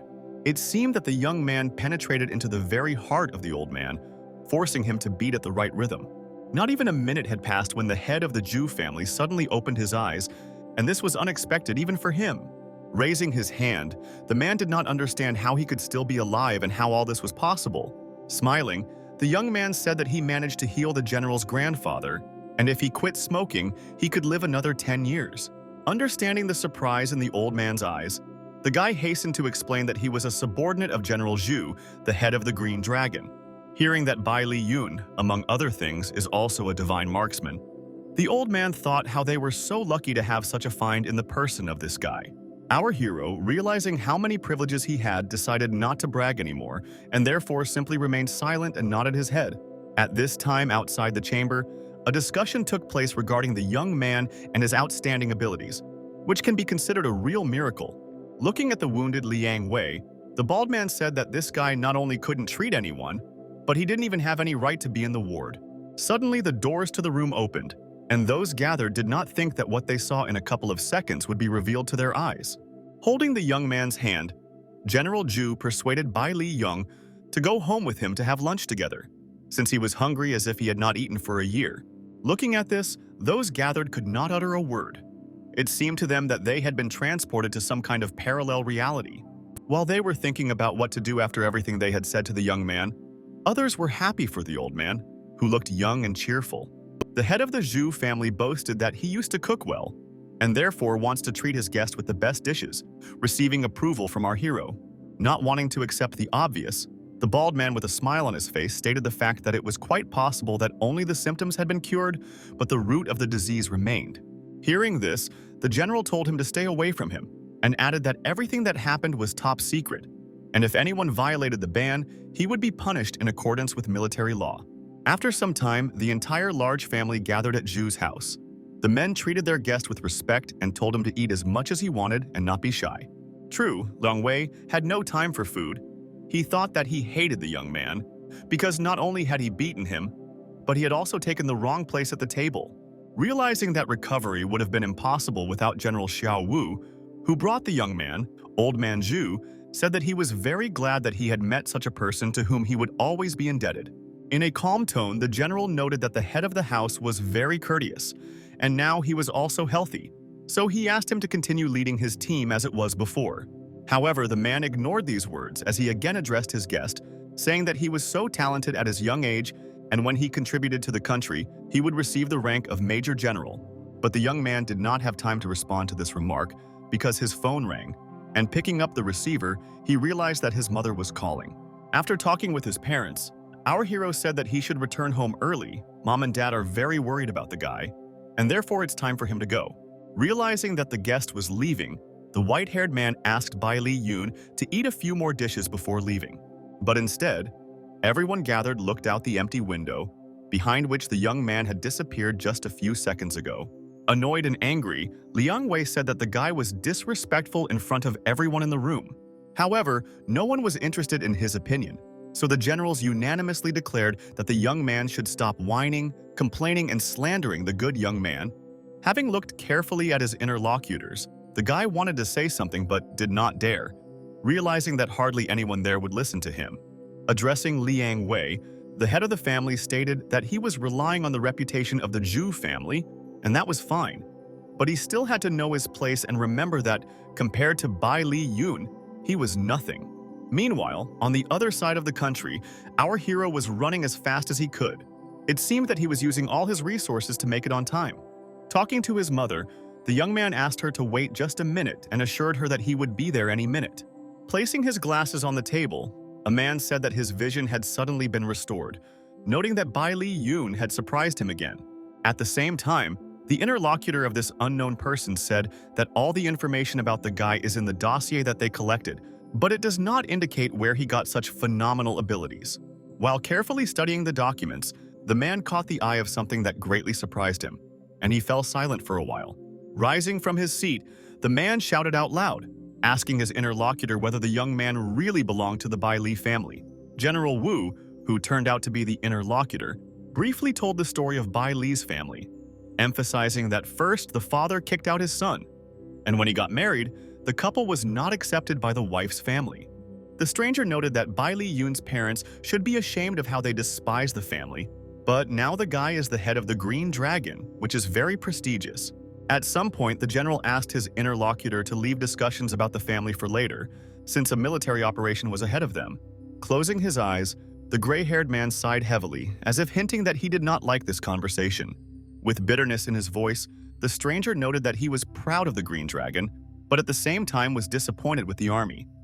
He added that they were planning to create the Great Silk Road, but there would be many dangers on this path. It is for this reason that a security company should be established in the center of Yanzhou so that the merchants feel safe. The man explained that bodyguards who want to reach the global level must fight the country's underworld because they are really strong. He thought to himself that he also needed Bai Li Yun, who would never let him down. Running into the room, Bai Li Yun saw his confused parents shouting his name. Crying, The young man's mother said that she missed him and was very glad that he was back. Hugging the young man, the woman said that she missed him very much, and then began to ask how he had been eating lately, noting that her son had lost a little weight.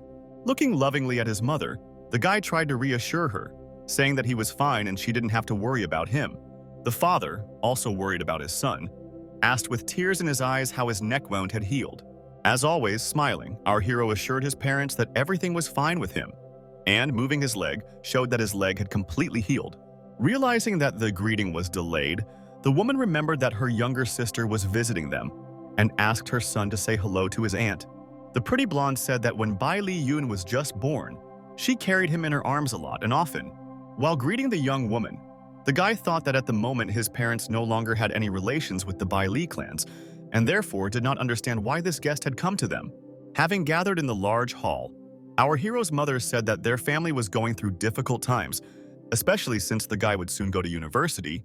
She noted that after the exams, he would live with his aunt. Hearing that they wanted to send him to Yanju, Bai Li Yun protested, saying that he would not go anywhere and wondered if his parents were really afraid that the Yi family would take revenge on them. Li Xiaoyan and Yingji realized that the guy knew everything and admitted that the Ye family was considered one of the strongest. They had good relations with merchants and officials, and outsiders should not interfere in the affairs of these clans.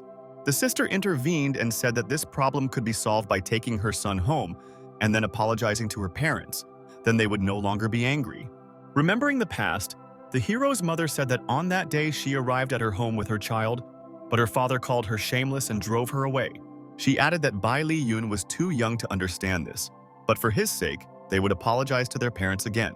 Smiling, the guy assured his parents that they should not worry anymore because the Yi family would most likely return the company to them. Besides, Yeling was already dead. Worried that her son might have done something rash, the woman heard from him that a member of the Yi family had died many days ago, and Bai Li Yun had nothing to do with it. Yingji, not understanding what he was talking about, asked his son directly what he had done and how he knew everything. After hesitating a little, the young man said that everything was fine and promised that he would tell him everything in a couple of minutes. Rising from his seat, Bai Li Yun proudly told everyone that he had been chosen as a member of the plane's crew. And now he had joined the army and could study at Dongju University, so the Ye family would no longer bother them. Listening to her son's story, the woman found it difficult to believe what was happening, since the events unfolded too quickly. However, this could not help but please her, and the touched father began to cry again, praising the young man and rejoicing at his wonderful news. While drinking tea, the aunt noted that, as far as she knew, it was quite difficult to become a member of the army, and therefore asked which general demoted his nephew. Realizing that the truth could not be told, Bai Li Yun said that it was the elder named Zhu Baoguo, and the Ye family must respect him. It seemed that the young man's words did not reach the girl at first, as she was still dispassionately sipping her drink. But the very next moment she was taken aback when the young man once again said thanks to whom he got into the army. The young man, having told his aunt that he had already had lunch with this man, switched to his mother, who noted that they should all have lunch together, since the whole family had not been together for a long time. With a mischievous sparkle in her eyes, the girl said that the guy was somehow mysterious, but if everything he said was true, then it was difficult to imagine what kind of life awaited him in the future. Smiling, Li Xiaoyan told her sister not to think too much, adding that the guy didn't want to go to Yunju, and that's why he came up with a convenient reason. The next day, standing near the entrance, our hero's aunt noticed a Rolls-Royce parked nearby, noting that she had never seen this expensive car before. Moving down the street, the parents gave instructions to Bai Li Yun. The mother said that, despite the fact that the young man was accepted into the university, he still had to do his homework. The father added that he should put his school supplies in his bag and not forget the entrance card. However, without finishing, he abruptly stopped in his tracks. He froze as he saw representatives of the Ye family in front of him. They were the head of the family and his granddaughter. With indignation in her voice, Yingjie began to scream and ask why these people appeared on his doorstep. Our hero's father said that they first took over his company, then maimed his son, and now they have arrived again to cause new problems. Holding Bai Li Yun's hand, Li Xiaoyan told him to stand next to him and not be afraid of these people. But the young man only smiled as he looked at what was happening. After bowing, Ye Huguo once again introduced himself and his granddaughter, and then said that they had come to personally apologize to the entire family for what happened earlier. Looking at the guests, Ying Jie wanted to say something, but it turned out that he was unable to find the right words. In turn, Qing Wang, handing over a document, noted that this was a contract for the transfer of a shipping company. By signing it, the family would receive tens of millions of company assets. She added that as compensation for losses, their corporation would give up its workers and bodyguards for just 1 cent. Accepting the agreement, our hero's father asked if this was really the company that occupied half the mountain in the city of Haitian, adding that all this seemed too rapid and unexpected. Patting his father on the shoulder, the young man convinced him to sign all the papers, assuring him that, firstly, after the exam he would help manage the company, and secondly, this family would no longer harm them. With a trembling hand, the man began to sign, still not understanding how events unfolded in such an incredible way. Handing over the papers, he asked if anything else needed to be done and what to do next. Ye Huguo said that they hope that no one will stir up the past again. From this day on, they are true friends. And if any problems arise, the Li family can always turn to the Yi family. Looking closely into Bai Li Yun's eyes, Ye Huguo thought to himself whether this man would keep his word and allow his family to continue to exist in peace. As for our hero, he also looked carefully at his interlocutors, reasoning that since they realized their guilt, then for now they could sleep peacefully. The conversation was interrupted by Liu Dong, who, approaching the house, shouted that it was time for them to go since the exam was coming soon. Hearing each other's parents asking who he was, Liu added that they would pass the exam, but only if they weren't late. Ying Ji, turning to his son, stated that he had changed a lot lately and asked the guy to tell him what happened to him. Turning his back to his parents, the young man declared that everything he said the day before was true and added that it was time for him to go, but they would see each other in the evening. Waving to the guy, the mother told him to be careful, and the aunt noted that her nephew was not as simple as he seemed and could easily confuse others. Meanwhile, sitting in the office, a young man turned to his interlocutor, wondering if it was true that he intended to betray the Yi family in order to join the Kuo family. With calm in his voice, the man replied that the guy understood everything correctly. This is exactly what is included in his plans. Smiling, the young man noted that not only would he be able to kill Bai Li Yun, but he would also receive what belonged to him in exchange for half of the company's shares. In a cold tone, the interlocutor stated that if this person could avenge his son, Ye Ling, then he would personally give him all the shares he had. After thinking a little, he added that the scoundrel Bai Li Yun needed to be dealt with as soon as possible. Ludong was pleased to note that they were finally done with the exams, and then asked what that expensive car was that was parked outside his friend's house. Moving carefree down the street, our hero said that these were people from the Yi family who decided to disturb the peace in his house, but in the end, they turned out to be weaker, and therefore came to apologize. Hugging his friend, the guy said that his friend was a real superhero, and reminded that he had promised to teach him martial arts, adding that they would spend this summer together, and he would cover all expenses. Listening to the inspirational speeches of his friend, Bai Li Yun said that before leaving he would call his parents, and then they could hit the road, warning his friend not to whine and complain later. After calling his parents, the young man said that he would most likely not be home for a couple of months, but they should not worry. Li Xiaoyan asked her son to tell him where he would be so as not to lose touch and be able to contact him at any time. But the young man noted that since this is related to army affairs, he cannot disclose secret information because if he does, he will be punished. Looking at the approaching helicopter, the guy added that it was time for him to go since the taxi had already arrived, once again asking his parents not to worry about him. Looking carefully at the military helicopter, Liu Dong did not understand why exactly such a transport had come for them and where they were going. In turn, Bai Li, turning to Jian Feng, asked what actions the United States was currently taking.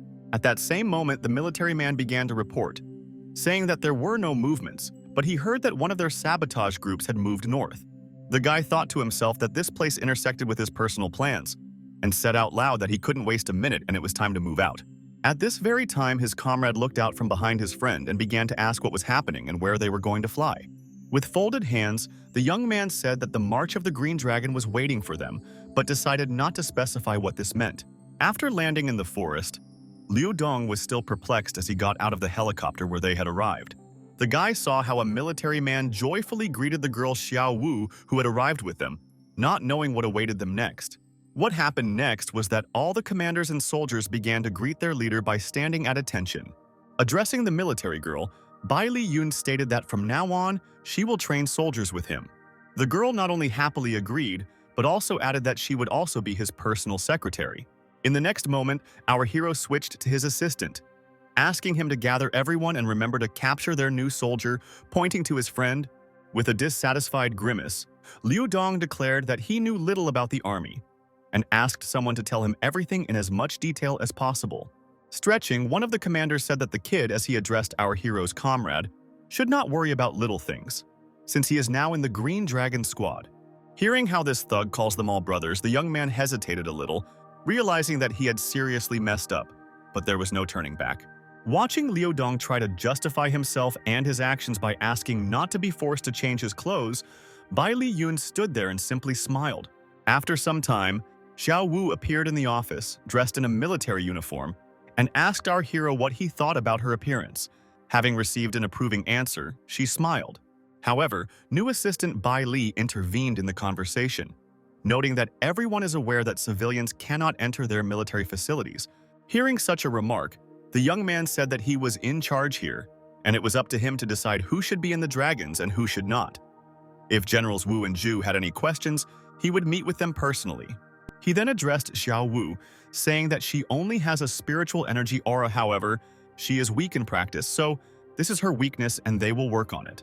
Coming out to the soldiers, the guy said that for the next 2 months they would undergo training in a military camp, during which time they would be able to visit the most diverse and dangerous parts of the world. After a moment's hesitation, he added that his requirements were not simple, and in 2 months they must reach the second level of Anjin, and their skill in using weapons must become virtuoso.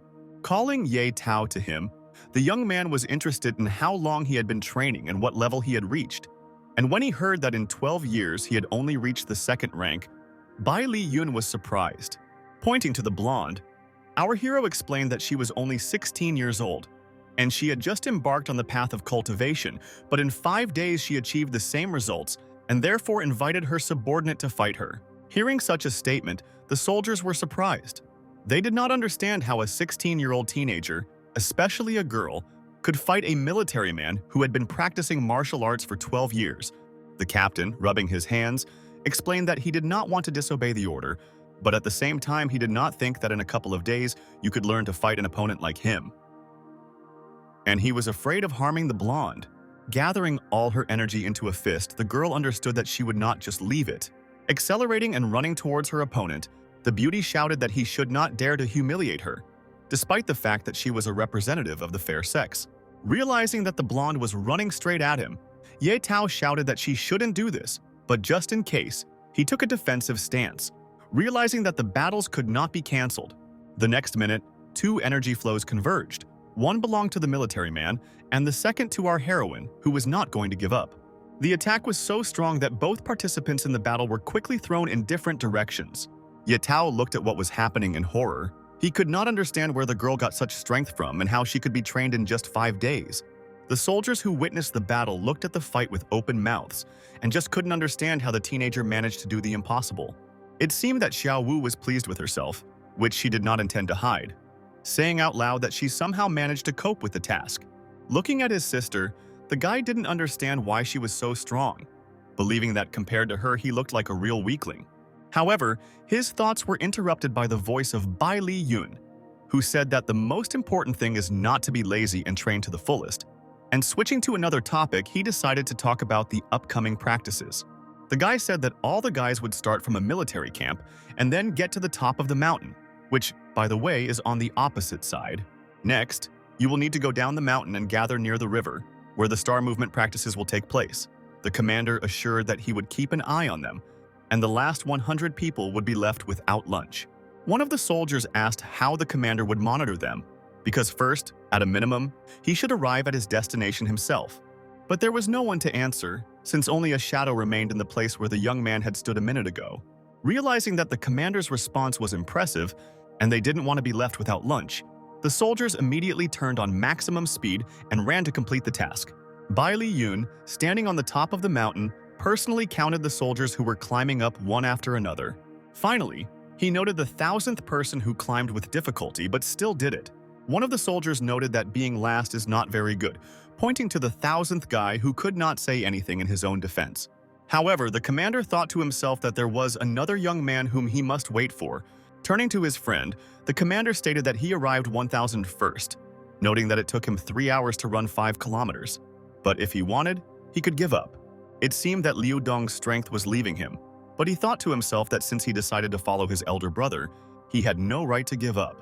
Dripping with sweat, the young man said out loud, addressing his friend as an older brother, that he would be with him until the end and would study martial arts, even if it was very difficult. Hearing this, Bai Li Yun shouted that this is the army. There are no elder brothers here, and the young man should call him the head. Taking as much air into his mouth as possible, the guy screamed. Turning to the respected head, the young man said that he is not a man spoiled by luxury, who does not like to exert himself and only wants to benefit, and therefore will not give up, even if he is very tired. Hearing this statement, the commander said that if this was so, he allowed the soldier to run further. Moving through the forest, Liu Dong realized that something was wrong with him and tried to pull himself together, but nothing worked. The guy tried to breathe, but he realized that a picture of the area where he was beginning to float before his eyes. Holding on with all his strength, the young man thought that he was going to fall. And a moment later, this actually happened. 2 soldiers walking through the forest were discussing who had come to the mountain. And realizing that they were the last, one declared that both would be left without lunch. However, the guys did not have time to finish, as they heard someone's desperate cry, which sounded very close. Running up to the injured Liu Dong, the soldiers saw that this man was lying on the ground and writhing in pain, but they did not understand what had happened to him. Looking at the young man with horror, the guys realized that every minute counted, and therefore began to help him as quickly as possible. Realizing that everything happened at the foot of the mountain, those gathered discussed that the recruit could well have fallen from it. Realizing that the young soldier's breathing was fine and he could be saved, someone shouted that an ambulance must be called urgently. Coming closer and looking at his lying friend, Bai Li Yun stated that they did not need an ambulance, since he could handle it himself. In a menacing voice, despite all the objections, the young man told the soldiers to continue running. He thanked them, but added that he needed to be left alone with the guy. Sitting above his comrade, our hero understood that Liu Dong's liver and lungs were seriously damaged, which means he must use spiritual energy silk to save him. For a while, Liu Dong lay motionless. It seemed that none of the young man's manipulations were having the desired effect. However, after a few minutes, the recruit's eyes opened wide, and it turned out that he himself did not understand what had happened. Jumping on the spot, the guy nervously asked if he was alive, and then, turning to his friend, asked whether he had really been saved. With calm in his voice, Bai Li Yun replied that firstly, he is not his brother, and secondly, he only has 3 attempts to save him. 1 has already been used. Only 2 remain. Laughing, the young man said that he always knew that his friend would not leave him in trouble, and at the same time asked how it happened that he felt better than ever. With sadness in his eyes, our hero thought that for the sake of his classmate, he used 1 precious chi silk, and out loud he said that, firstly, the guy doesn't need to know about this, and secondly, he plans to gather only 300 fighters who can become part of the Green Dragon. Whether he will be one of them will depend only on him. Despite the fact that night had fallen on the village, no one slept in the camp, and the training was in full swing. Standing in the middle of the forest, Bai Li Yun understood that they were in secret training, and the fire could give away their location, so it was impossible to light it. The enemy had begun to act, and he had to be on guard. The soldiers, listening carefully to the commander, thought that they were very hungry, but they were unlikely to be able to eat. One of the guys, clapping Liu Dong on the shoulder, said that the dry rations they had already run out, but he knew where to get food. Following through the forest, the stranger introduced himself, saying that his name was Shu Wu, and he would show Liu the guy a place where there was food. Moving in the darkness, Liu Dong wondered if his new comrade would force him to eat wild animals, but he simply said to follow him. Approaching a small tree, Shu Wu, stretching out his hand towards something, shouted that he had managed to find food. Grabbing the caterpillar, the guy said that it was great food, and he was very lucky to find such a wonderful snack. Liu Dong looked at his interlocutor and, poking his finger at the insect, wanted to say something but did not have time. While chewing the caterpillar, Shu Wu said that it was delicious, as if all the taste of the world had gathered to bless his meal. Without noticing his companion, Shu Wu continued to say that there are a lot of insects here, and Liu Dong should not be shy, but should eat to be satisfied. Looking at this in horror, the young man noted that he was not embarrassed to take caterpillars, but simply did not want to eat them. Even if this was the last food on the planet, he would not take it into his mouth. However, a few minutes later, while finishing the caterpillar, Shu Wu joyfully told his new friend that the more he ate, the better he felt, realizing that his friend agreed with him. Suddenly, Shu Wu's mood changed. He said that this time they might face real danger, not understanding why a guy who had just graduated from high school would need this. Looking into the distance, the young man said that everything was simple. He wanted to get closer to his goal. The guy explained that he wants to become a martial arts master who will be respected by everyone because the world is structured in such a way that either you kill or they will kill you. But he is inclined to the first option. Listening attentively to his friend, the interlocutor wanted to say something but did not have time. Suddenly, a huge monster attacked Liu Dong and began to throw him aside. Shu Wu screamed as he saw his comrade hit the tree, realizing that he could not do anything in this situation. The guy was aware that someone was standing behind him, but he couldn't muster the strength to look back. With horror, he looked at the creature that looked like a spider woman, standing as if spellbound. Hesitatingly, Shu Wu began to ask questions out loud about what was happening in this forest. But instead of answering, he heard the terrible cry of a monster. Realizing that the situation was becoming critical, he screamed. Realizing that his strength and experience were not enough, and not knowing what to do next. However, the next minute the guy heard a familiar voice which said that the divine dragon swung its tail.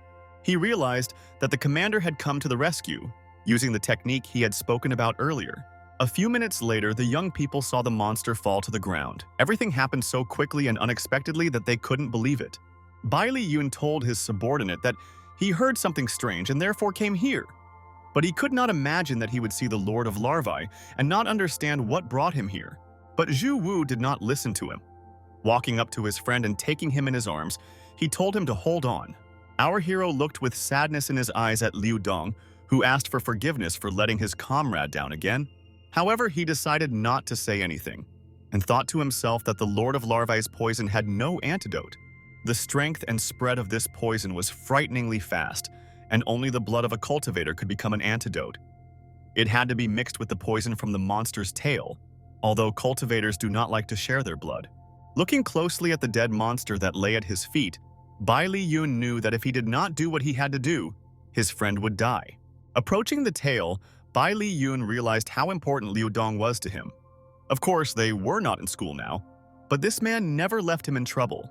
Having cut his finger, the young man understood that whether he could cope or not depended not only on himself. A few minutes later, it was all over. Shu Wu happily ran up to Liu Dong and said that he was very scared for him. And he, holding his head, again began to apologize to the commander for causing him trouble, although he did not strive for this. In a stern voice, the commander said that this was the second time he had helped him, and therefore he only had one chance left. Laughing, Shu Wu said that the guy should not blame himself because even many commanders could not cope with this monster. But instead of assenting, Liu Dong replied in a loud voice, addressing Bai Li Yun as a brother, that he would definitely become stronger, show what he was capable of, and not disappoint him. For the next half-month, the Green Dragon Squad trained in the forest and desert. At the very beginning, there were 1,001 people, however, moving according to plan. The commander left 503 soldiers. On the 16th day, Bai Li, having gathered everyone, declared that everyone must survive in extreme conditions, without having any protective equipment against the cold. The soldiers have 12 days to do everything, and they must split into small groups of 2 to 3 people.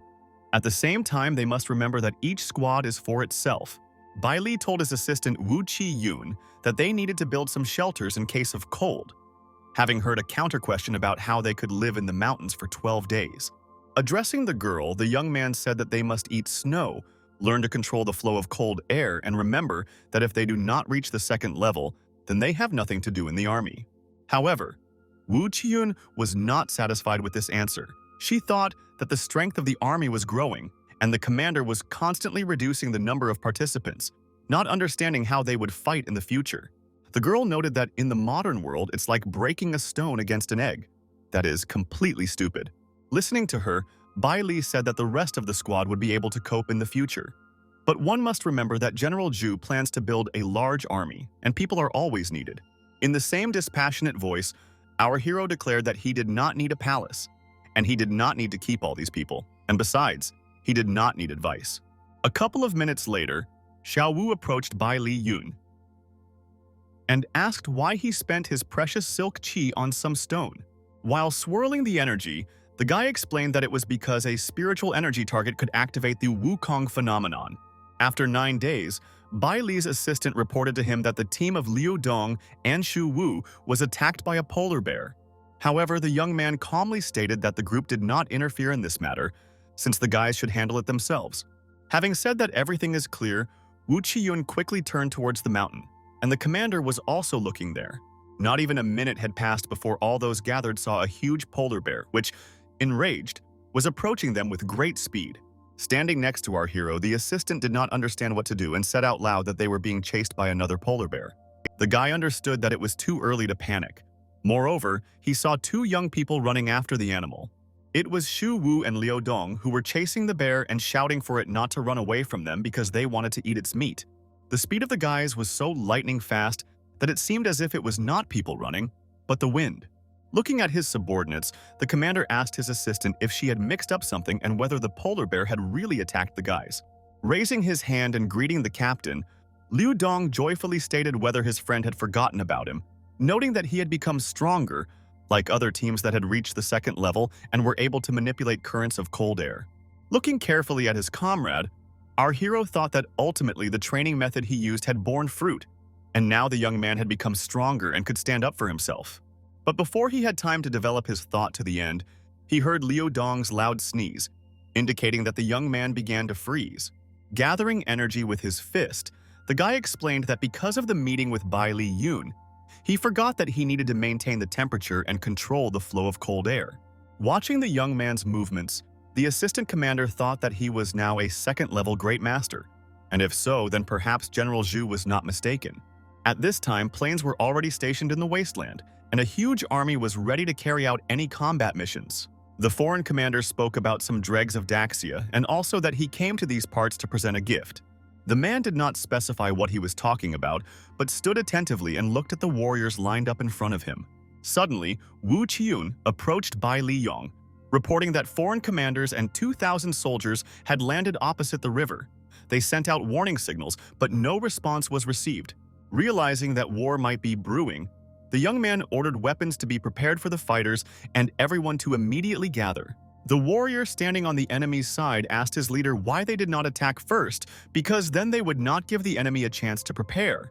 With a smile on his face, leader Mike Tennyson stated that their goal was to hunt the commander of the agents of the Great Galaxy, and therefore the enemy would be given more time to gather in order to kill them in greater numbers.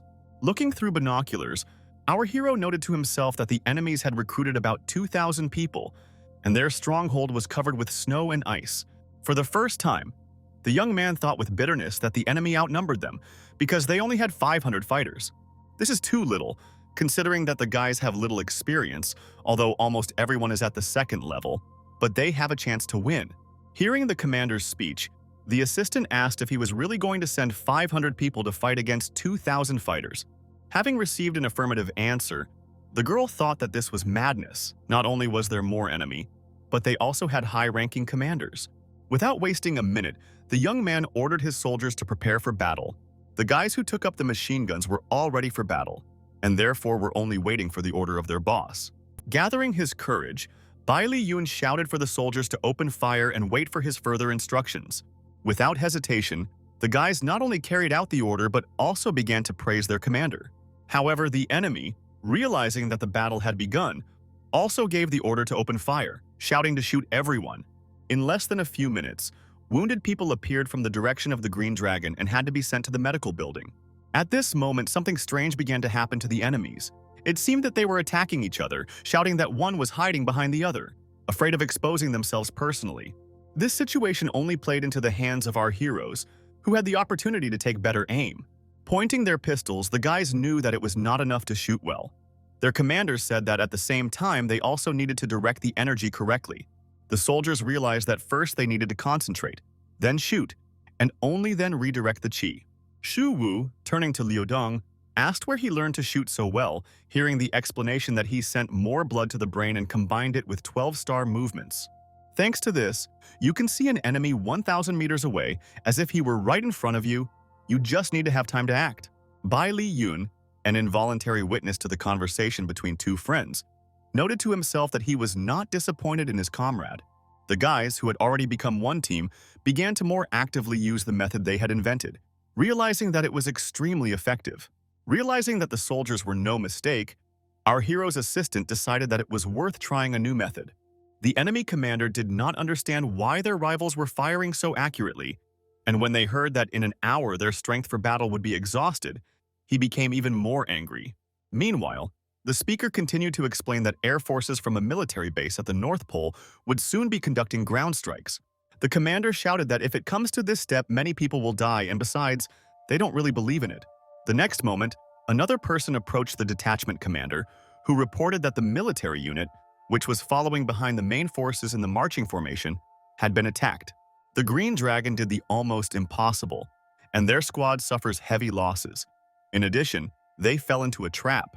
Bai Li Yun's assistant, sitting next to him, asked that he wanted to train soldiers in first-class shooting, and now he was stalling for time until the Daxians arrived. After a little hesitation, she asked what their future plans were, adding with humor that she was not going to protect the enemy.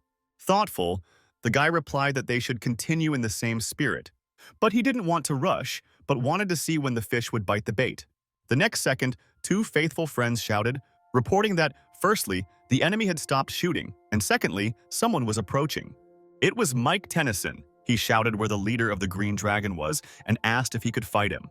Bai Li Yun's assistant once again voiced what everyone had heard regarding the battle, believing that it might be a trap. Then she asked if she should open fire. With an impassive look, Bai Li Yun explained that he was waiting for the big fish to bite, adding that if they captured the main one, his soldiers would be left without a commander and would immediately desert. The young man added that the girl should tell the Green Dragon forces not to do anything and wait for his command, and he would take care of the rest himself.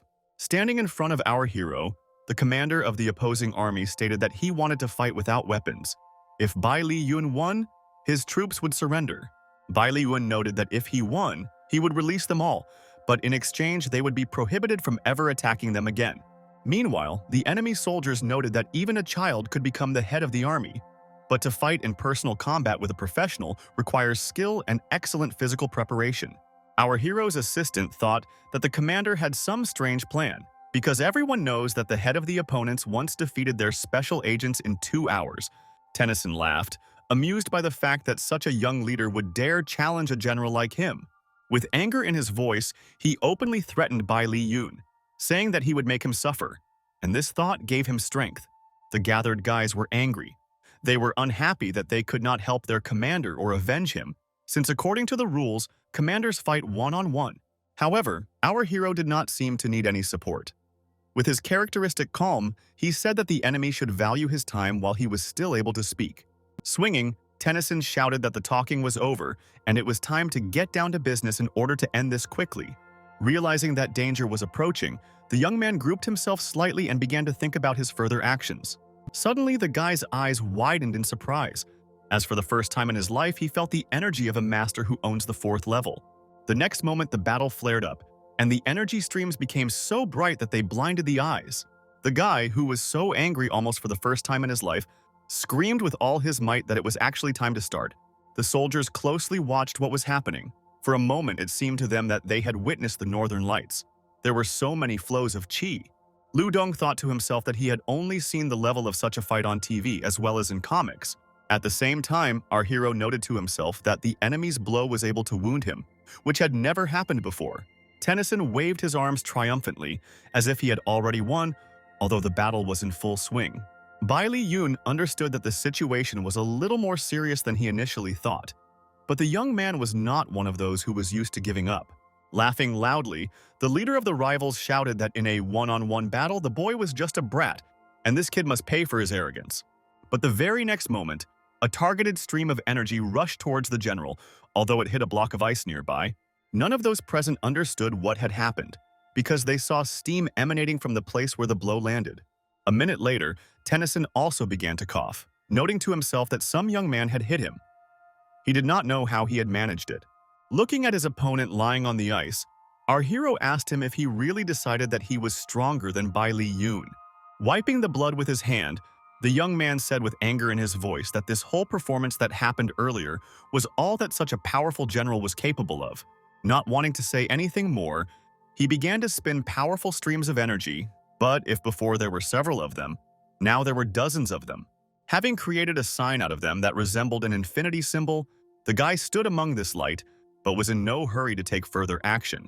Tennyson, who was in his place and carefully watching his opponent, could not believe his eyes. He also could not find words to describe what was happening. Looking carefully into the eyes of the enemy, Bai Li Yun said that he came to their region and attacked the soldiers and residents of this country, which is a great sin that he will atone for with his life. The next minute, the young man directed the most powerful stream of energy he was capable of towards the general. The soldiers watched as a huge piece of ice fell off and wondered how this was possible. Not even a minute had passed before the military jumped up and ran, shouting that their main commander was most likely crushed. Given that the enemy commander was a monster, they were unable to save Tennyson.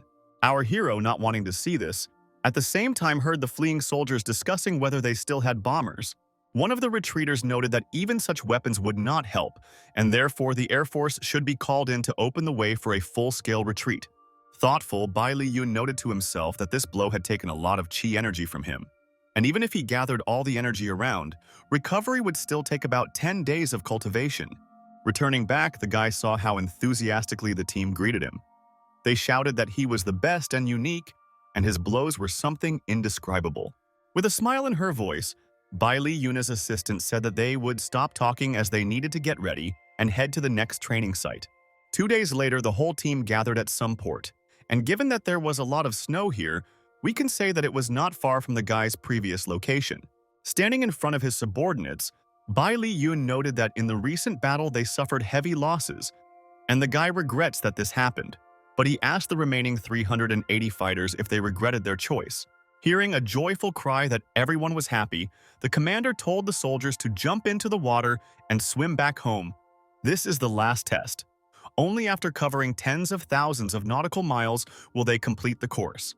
After saying goodbye as he walked and running up to dive, Liu Dong, who again addressed Bai Li Yun as the eldest, said that everything was fine and they would do as he said. Looking carefully at the assistant, who was also preparing for the swim, the young man noted that he thought that she would not want to go into the sea, not understanding why the girl did not go against his order. Remembering the events of the last days, the beauty thought that perhaps their commander was actually capable of performing a real miracle. She said out loud that from now on, she would completely obey all his orders. Plunging under the water, our hero thought that this was a spiritual land, and if the Wukong phenomenon began its cultivation here, then it would take no more than 10 years for its revival. Looking around carefully, he noted that first he should move the sea mollusk out of the way. However, not even a minute had passed before the guy came up with an idea.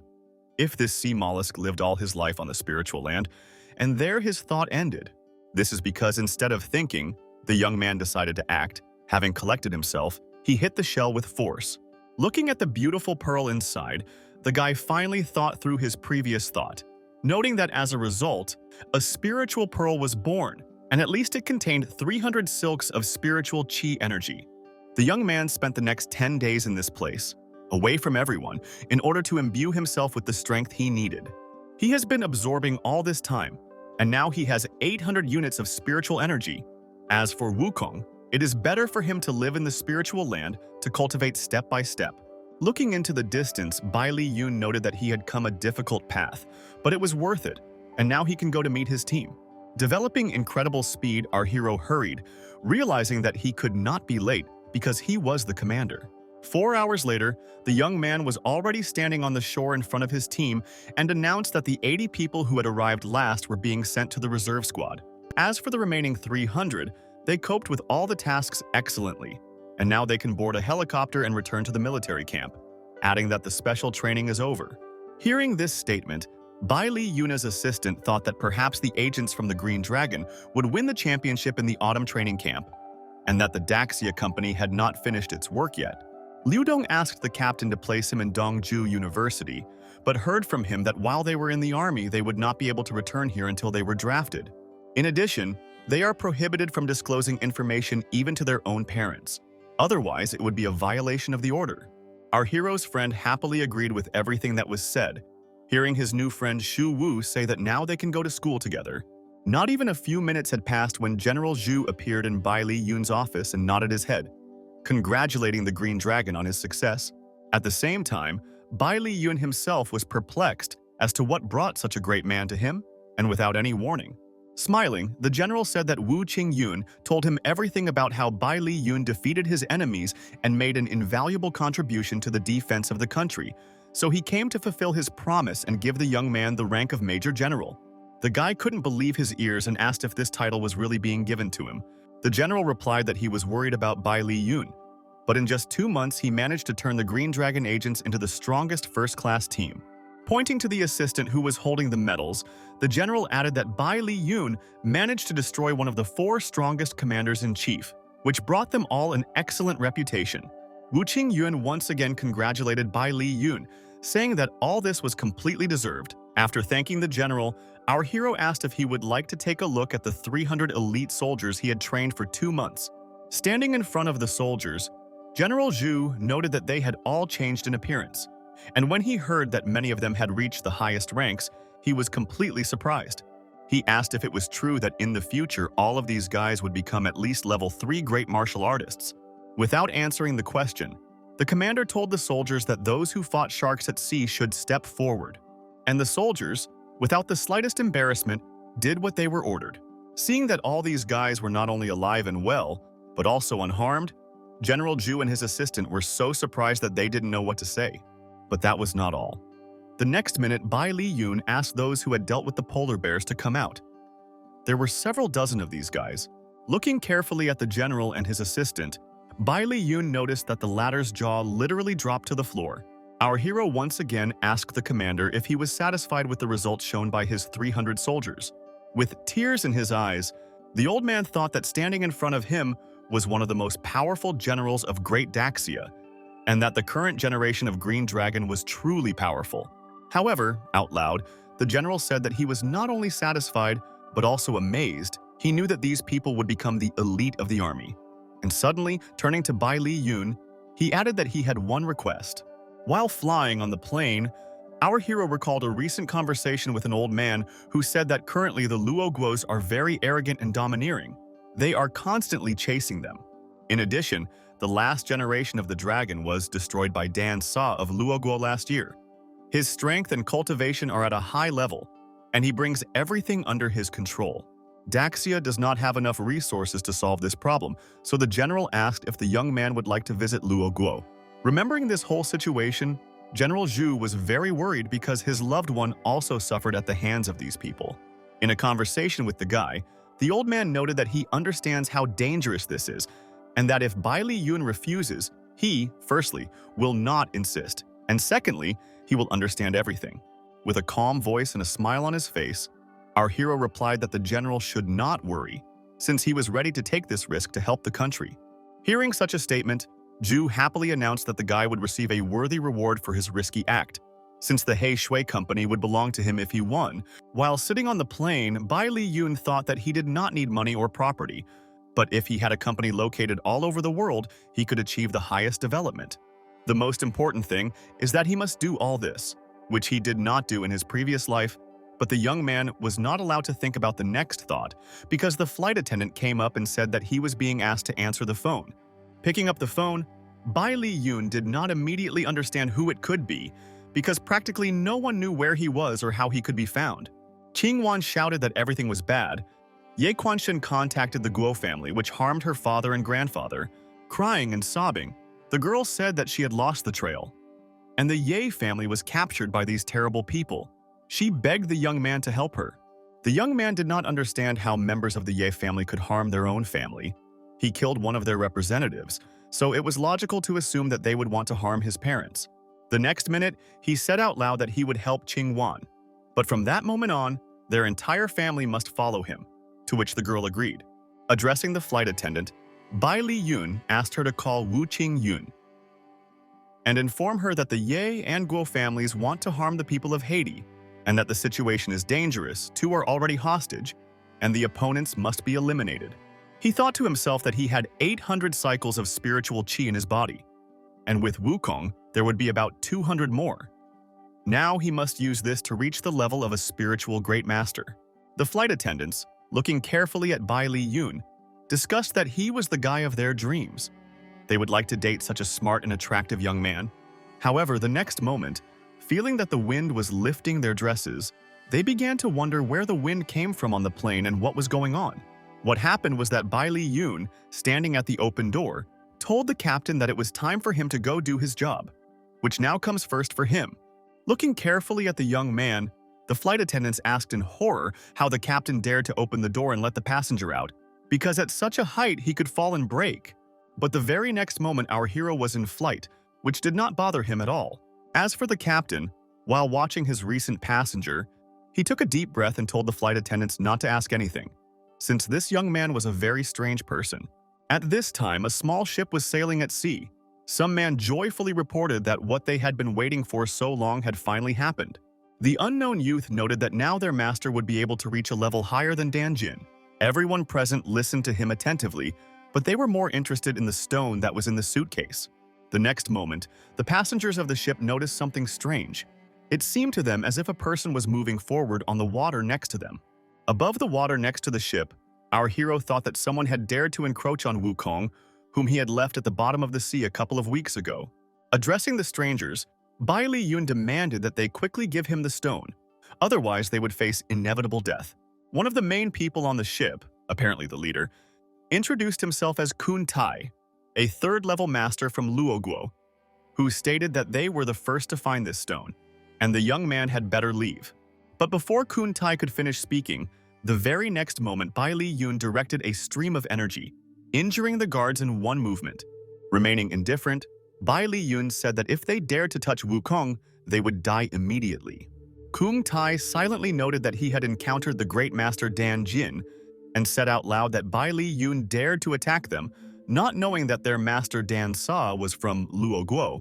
Realizing that time was of the essence, the guy directed a powerful stream of energy at the ship, and soon a thick white puff of smoke appeared in its place. As for Bai Li Yun, sitting on a small piece of ice and carefully looking at the stone, he thought about the fact that Dan Sa killed the previous generation of the Green Dragon. Answering a phone call, the young man asked if he was really communicating with the Great Master, who decided to steal Wukong. Dan Sa, in turn, noted that since Bai Li Yun communicates with him, it means his students are no longer alive. He added that he would give the young man a chance, but only if he gives him Wukong. Laughing, Bai Li Yun said that he would give the stone for an amount equal to $100 billion, to which his opponent responded with laughter. Sitting next to Dan Sa, the young girl cried and begged to let her mother go, promising to do whatever he said. The woman, bowing at the feet of the villain, also asked for mercy, noting that her daughter was very loved and deserved mercy. Holding the receiver in his hands, the master shouted for the women to be silent and not to say another word until they were ordered. Laughing, Dan Sa said that he would let the girl's mother die in peace just because the girl asked for it, but added that if she caused him problems, then her father would be thrown into the trash. Addressing Bai Li Yun, Dan Sa stated that if he does not bring him what he wants, then his parents will die. Bai Li Yun thought that the master was playing a dangerous game, and said out loud that if Dan Sa even thought about touching his parents, he would forever forget what a quiet life meant. And before disconnecting, Dan Sa added that he was expecting a young child, and that they would meet very soon, and he should remember what they agreed on. Looking carefully into the distance, our hero thought that this would be a difficult test, but he would definitely pass it. Carrying the suitcase behind him, the young man was aware that he was obliged to return in order to provide full protection to his parents. At this time, some girl hovering over the water thought that the source of this energy had disappeared, hinting either at our hero or at the mysterious stone. The beauty thought that this thing was connected with the birth of the gods and their arts in the organization, which means that it should under no circumstances be lost. While Bai Li Yun was doing his own thing, Dan Sa ordered his servant to contact their people in Daxia and study all the information regarding the young man, since he wants to give a gift to his family. The master thought to himself that Wukong was connected with his plan of domination, and if the guy dared to stand in his way, he would make his parents suffer. And the crying blonde sitting next to her continued to grieve about her fate and the whole current situation. Hearing these sobs, Dan Saw turned to his servant, declaring that he was tired of this unfortunate woman who was constantly crying. The master ordered Gongshan Bo to destroy the blonde so that she would no longer distract him from important matters. The girl, looking carefully at the villain, wanted to say something, but could not find the right words. Approaching the unfortunate woman from behind, the servant brought a blade to her, threatening her and saying that he would do everything that the owner ordered. And he, absolutely mercilessly, ordered the death of the beauty, who tried to say something, but she was not given such an opportunity. With anger in his voice, Dan Saw declared that those who dare to disobey him should definitely be punished, and that Bai Li Yun would face the same fate. Although the guy clearly had other plans, directing energy to the floor, he thought that he had completed the preparation of the spirit array. In his thoughts, returning to his home, the young man noted that all the rooms were protected. If anyone below the 4th level got inside, he would be killed immediately. The guy remembered how in a past life his mother, holding his hand, said that they would all definitely go through dark times together. He was in the hospital, and the woman repeated again and again that she was nearby and that everything would definitely be fine. Li Xiaoyan looked at the guy lying on the bed, and the nurse said that he would most likely remain crippled forever. In a past life, our hero heard a variety of ridicule. He remembered how he was called the scum of society, who was best off going out the window. He recalled how one day his father saved him from some unknown person who was beating him up for nothing. Then the man quickly called the police. Then the man recalled that the criminal was a rather dense person, but despite this, he gave up very quickly. Sitting on the floor and looking distantly into the distance, the guy asked why his father was late and why he was not around. And he, with a book in his hand, joyfully declared that the young man had recently become interested in novels. And if so, he had to stand in line for almost 2 hours to buy a new issue. Once again, transporting himself to the present, Bai Li Yun stated out loud that his mom and dad used to protect him in secret, and now it was his time to protect them. But the very next moment, all our hero's thoughts dissipated, as the parents, who appeared behind him, began to ask why he drew the sun on the floor. Hearing their voices, the guy said that he learned to draw this array in the army and installed it here to protect them, adding that he was tired and wanted to go to bed early. The joyful mom and dad noted that dinner is in the refrigerator, so if the guy is hungry, he can warm it up. At the same time, they added that he should not forget to cover up because the nights are cold. Sitting in his room and holding the stone in his hand, Bai Li Yun noted that his enemy was the highest Dan Jin, which meant that he was slightly superior to him, and therefore he should quickly break through. Imagining himself in seawater, the young man thought that he would absorb all the silk from the Wukong, and then he would be able to break through to the spiritual great master. But first, he must choose the basic skills. The Earth's cultivation resources cannot be as good as those in the Juxiao continent. While trying to grab onto some book, Bai Li Yun thought that the sense of Pang Tianye had come to him, which was good because it would not only purify the heavenly and earthly qi, but also help harness the earthly fire. This will purify the spirit. Even the founder of the immortal sect on the Jiaiqiao continent followed this Silk Road. In addition, there is no shortage of fire on Earth, and therefore this will help him become a great master. But before the young man had time to finish, through deep meditation he heard the doorbell and the voice of his father, who was asking something from the woman about November 11th. The next day, sitting in his room, the guy realized that he had not only become a great master, but had also mastered new techniques, and therefore could now easily fight his opponent Dan Jin. Going out into the corridor, the young man thought with horror that he did not see the sign he had drawn, which was as strange as possible. Looking around, Bai Li Yun noted to himself that he did not understand where his parents were, who were definitely not in the apartment. For the first few minutes, the young man decided that they most likely went outside or went about their business. The next moment he saw a strange box in front of him. Not only was it empty, there were some very strange signs on the bottom. Looking at the strange courier, the young man realized that he had been deceived. This spell was created as a combination of demon magic and mental confusion. Our hero knew that this type of witchcraft is common in East Asia. It is used to control the body, and the most dangerous thing is a double mantra that takes control of people's souls. The next moment, Bai Li Yun slammed his fist against the wall, realizing that he had made a big mistake.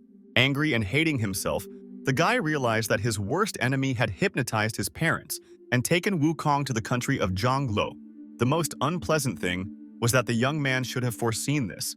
He understood all the cunning of the villain, but did not think that everything would go so far. With hatred in his eyes, the guy told himself that he would do everything possible to free his parents, and also put an end to Dan Saw forever.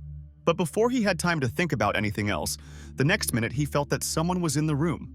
A female voice asked if he had seen something and if he wanted to answer a few questions. Firstly, is it true that the guy drew a powerful mass on the ground? And secondly, has he seen a strange stone that can glow? Looking carefully at the stranger, the young man asked if Dan Saw had ordered her to come to his house. The girl was not surprised that she was recognized, but said out loud that if the guy saw the stone, he must give it to her, otherwise he would be in big trouble. Twisting the energy, the young man began to shout for the stranger to leave his home as soon as possible. Seeing how the walls were shaking, the stranger noted to herself that this minor child was able to control the energy of heaven and earth. Not understanding who was in front of him, our hero continued to attack again and again, deciding to destroy the stranger. Defending herself, the girl thought that she did not expect such a strong practitioner to appear in Daxia. At the same time, if this guy was talking about Dan Saw, then he would appear in Lu Ko. A few minutes later, holding some strange object in his hands, the young man thought that the girl who was in the apartment had left it. Looking at the hole in the wall, the guy remembered that he had seen something similar before, but he never thought that the Hongmeng organization really existed. The next moment, after calling his secretary, the guy ordered 500 Green Dragon soldiers to be sent to the airport because they would be fighting in Zhonglu. Meanwhile, Dan Saw, looking carefully at the stone that was delivered to him, spoke of how, finally, his greatest treasure had returned to him. However, the very next minute, the master noted to himself that the energy inside the Wukong had disappeared, which was completely unacceptable. Pushing our hero's father away forcefully, Dan Saw shouted that Bai Li Yun was vile and impudent for daring to deceive such a great man. Grabbing the woman by the head, the villain shouted that their young son would regret deciding to play such dangerous games with him, but the very next moment he stopped. It seemed that some interesting thought had come into his head. Dan Saw decided that the guy probably hid the energy somewhere else, so he couldn't get rid of his parents. Turning to his assistants, the master said that they should take the man to the airport. There, the servants must wait for Yun Xiao and tell him that if he wants to save his mother, he must sacrifice his own life. The battle for energy will take place in 2 days. After a short period of time, our hero was already at the airport. Turning to Kwai Hong, he ordered the young man to be his assistant. The guy added that he should contact 500 soldiers and ask them to wait for him at the Daxian embassy. It is very important that the soldiers do not leave anywhere until they receive an order. But before the young man had time to do anything, his attention was drawn in another direction. Smiling maliciously, the two people who were tightly holding our hero's father announced that Bai Li Yun had finally appeared in person. One of the guards grinned, saying that their leader was right when he said that by dragging the father, they would immediately lure the son as well. At the same time, Bai Li Yun silently watched what was happening, pondering his further actions, realizing that the lives of his parents depended on them. The next minute, the guard said that if the young man wanted everyone to stay alive, he must bring energy that would help their boss level up in the battle for the kingdom in 2 days. Having carefully examined the ill-wishers, the guy asked if these were their last words. Amused, the masked man asked what else he had, and added that perhaps Bai Li Yun wanted to add something, and began to laugh loudly again. In less than a few seconds, huge pillars of fire grew in the place where the guards had recently stood. At the same time, the young man did not stop, continuing to support the fiery streams in order to give the villains time to think about their actions. Hearing someone screaming through the flames, asking for forgiveness and admitting his mistakes, Bai Li Yun decided to end it. But he changed his mind, remembering how these people mocked his parents and what they said about them. A minute later, the 2 pillars of fire turned into 2 small fireballs that rose above the ground. By controlling them, Bai Li Yun understood that he was doing absolutely the right thing, since such villains cannot be joked with. The energy was so powerful that our hero's father was thrown to the side, and he barely held on with his last strength. After finishing his business, Bai Li Yun carefully approached his father and took his hand. Realizing that the man was unable to stand, he asked Kwai Hong to cancel all plans and take him to the best Zhongluo hospital. For a few more minutes, Bai Li Yun hugged his father and quietly asked for forgiveness for everything that happened. Meanwhile, an unfamiliar man, talking to someone, said that Bai Li Yun was in front of him. Sitting in his office, the man wondered if it was true that the head of the Green Dragon wanted to create problems for Dan Sei. Realizing that the guy had reached a high level of skill, he added that they should immediately send people to this youth and tell him that Hua Qiao of Zhangluo wants to cooperate with him to destroy Dan Sa. After hanging up the phone, Bai Li Yun thought that Dan Sa had bullied him for a long time, relying on his strength. But now a foreigner had appeared, ready to destroy him, and this time the Liu family would get rid of the villain. Looking carefully at the photo of the woman and Liu Dong, he thought that they would meet soon. Sometime later, Bai Li Yun was in Zhangluo Hospital, where his father was taken. Looking at the man, he thought to himself that his father's internal organs were in a terrible state. In addition, magic inclined his mind to complete control, but did not have a strong effect on the psyche. Bai Li Yun's thoughts returned to his father. He told himself that Nirvana's phoenix art will restore his body in 49 days. It will be painful, but he believes that his father will endure. The guy understood that he had to enter the battle for the kingdom, but to do this, he needed to be represented by 10 famous people of the Zhang family. But the power of his enemy was great, and no one would dare to help him. The next moment, our hero's thoughts were interrupted by the creaking of a window into which someone was trying to climb. Redirecting his energy, the guy became interested in who dared to interrupt his thoughts and who was about to break into the room. The stranger who appeared in the doorway called the young man a hero and said that they were friends. He asked Bai Li Yun to listen to him because it was very important. Climbing into the room, the man thought that the young man's strength is so deep that he can go beyond the Dan Jin. He is so powerful that it is unclear who would dare to become his opponent. He said out loud that he was the butler of the Liu family, and that Hua Qiao of Zhangluo had heard that Bai Li Yun was a great warrior, and therefore wanted to help him eliminate Dan Sa. With a smile on his face, the butler stated that Bai Li Yun should not object, but should take the token. He noted that the Liu family had ambitions in the underworld, but Dan Sa suppressed them with his strength, and therefore everyone was forced to tolerate him. Hearing that the Liu family had a purification technique that would help his father, Bai Li Yun agreed, as long as the Liu family ensured his father's safety. Arriving at the competition and standing backstage, Bai Li Yun called his assistant, explaining that the entire team should go to Zhangluo's underground and wait there to lure Dan Sa. Listening to how the organizer introduced the participants, our hero understood that, most likely, they would not become a big problem for him.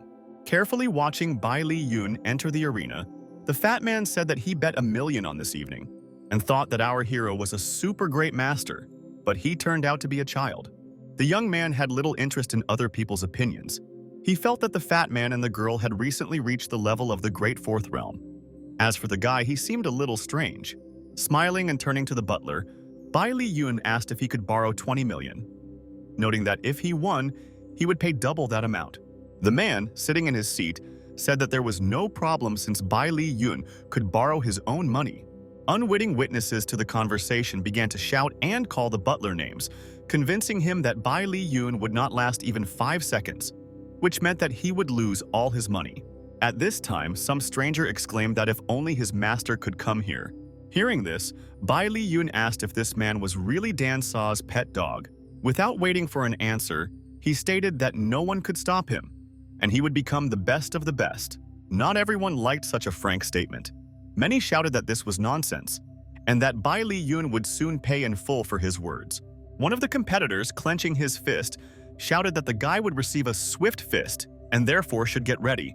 Smiling and swirling the energy of fire, Bai Li Yun laughed, wondering if this fist was really called swift, and after a short pause he added that he would show the fist of the great Daxia.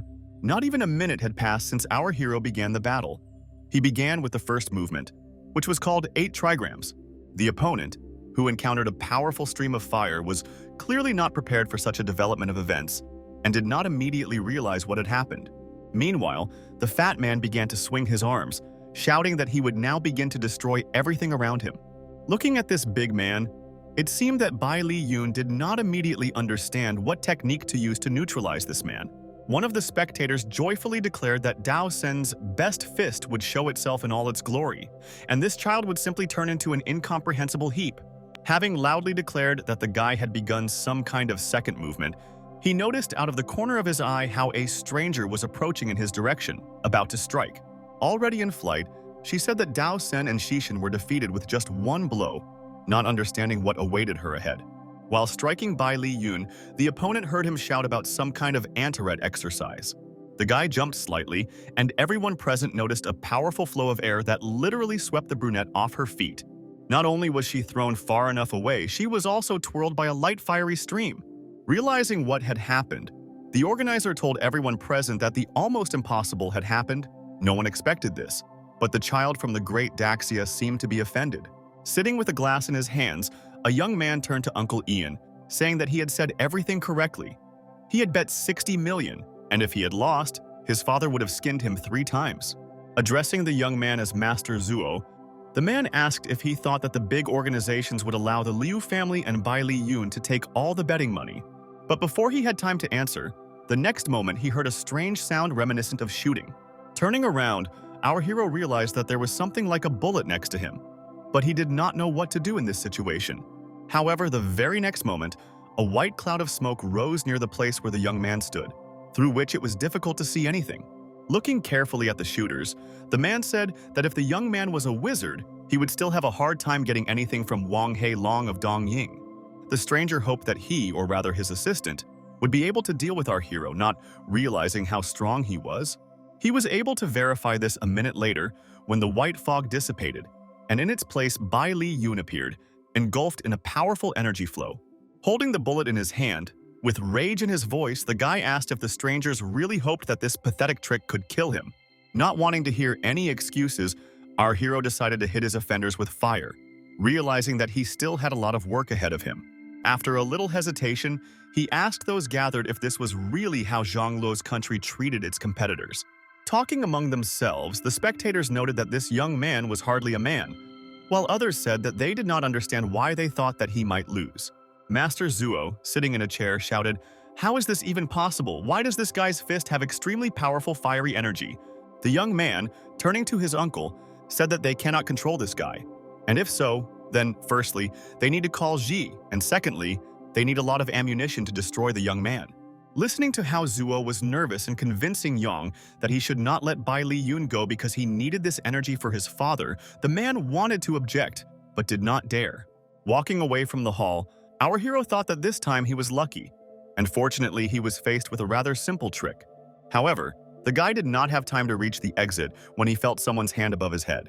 Having parried the blow, the guy noticed that his opponent, who had recently been at the 3rd stage, suddenly switched to the 4th, having become so powerful. Looking into the eyes of his opponent, the young man heard an ominous voice that said that they had finally met. The villain said that in this battle the opponents could not do anything. And if so, then perhaps he himself should intervene to punish the young man. Realizing that his rival was not just an enemy, Bai Li Yun, turning to Dansei, asked where his mother was and what happened to her. Laughing at the guy, the man said that now his mother is under his feet as he uses her body to relax his own legs. After a little hesitation, he added that he was giving the young man only an hour, after which he must bring him energy. For this our hero must go to the island of spirits Shihai, where Dan Sa will be waiting for him. The villain laughed at the young man, telling him that after completing the task he would become unnecessary. Addressing everyone gathered in the hall, he announced that he promised anyone who could cut off Bai Li Yun's head $500 million. Looking at each other, the audience understood that the guy was not just strong, he contained some kind of special energy, and therefore fighting him was real suicide. But realizing that there was a huge amount of money at stake, people began to discuss that it might be worth the risk. While shouting the name of his opponent, the guy heard him telling him not to hesitate, since Dan Sa would be waiting for him at the appointed place. Laughing, he added that the young man had better look back because an interesting surprise awaits him. Looking around, the young man noticed that he was surrounded by ill-wishers on all sides. Each of them had some kind of weapon in their hands, and some even had more than one.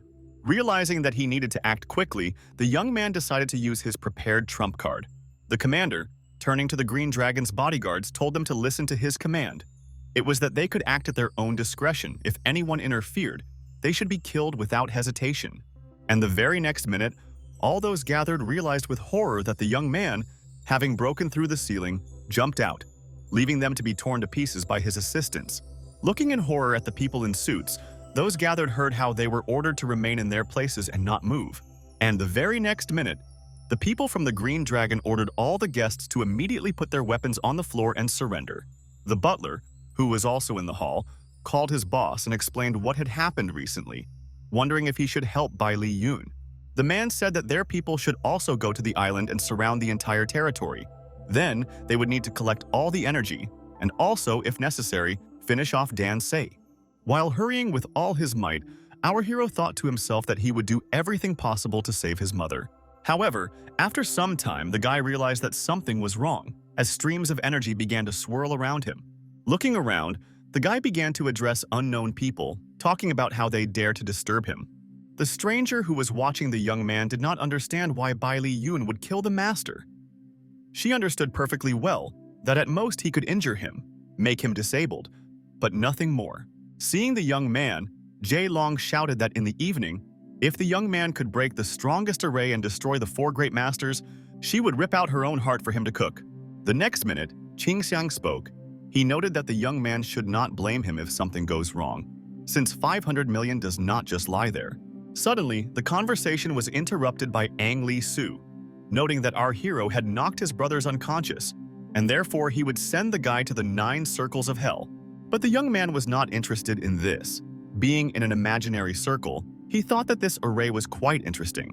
The main interest lay in his enormous strength. It seemed that such a young man had never experienced before.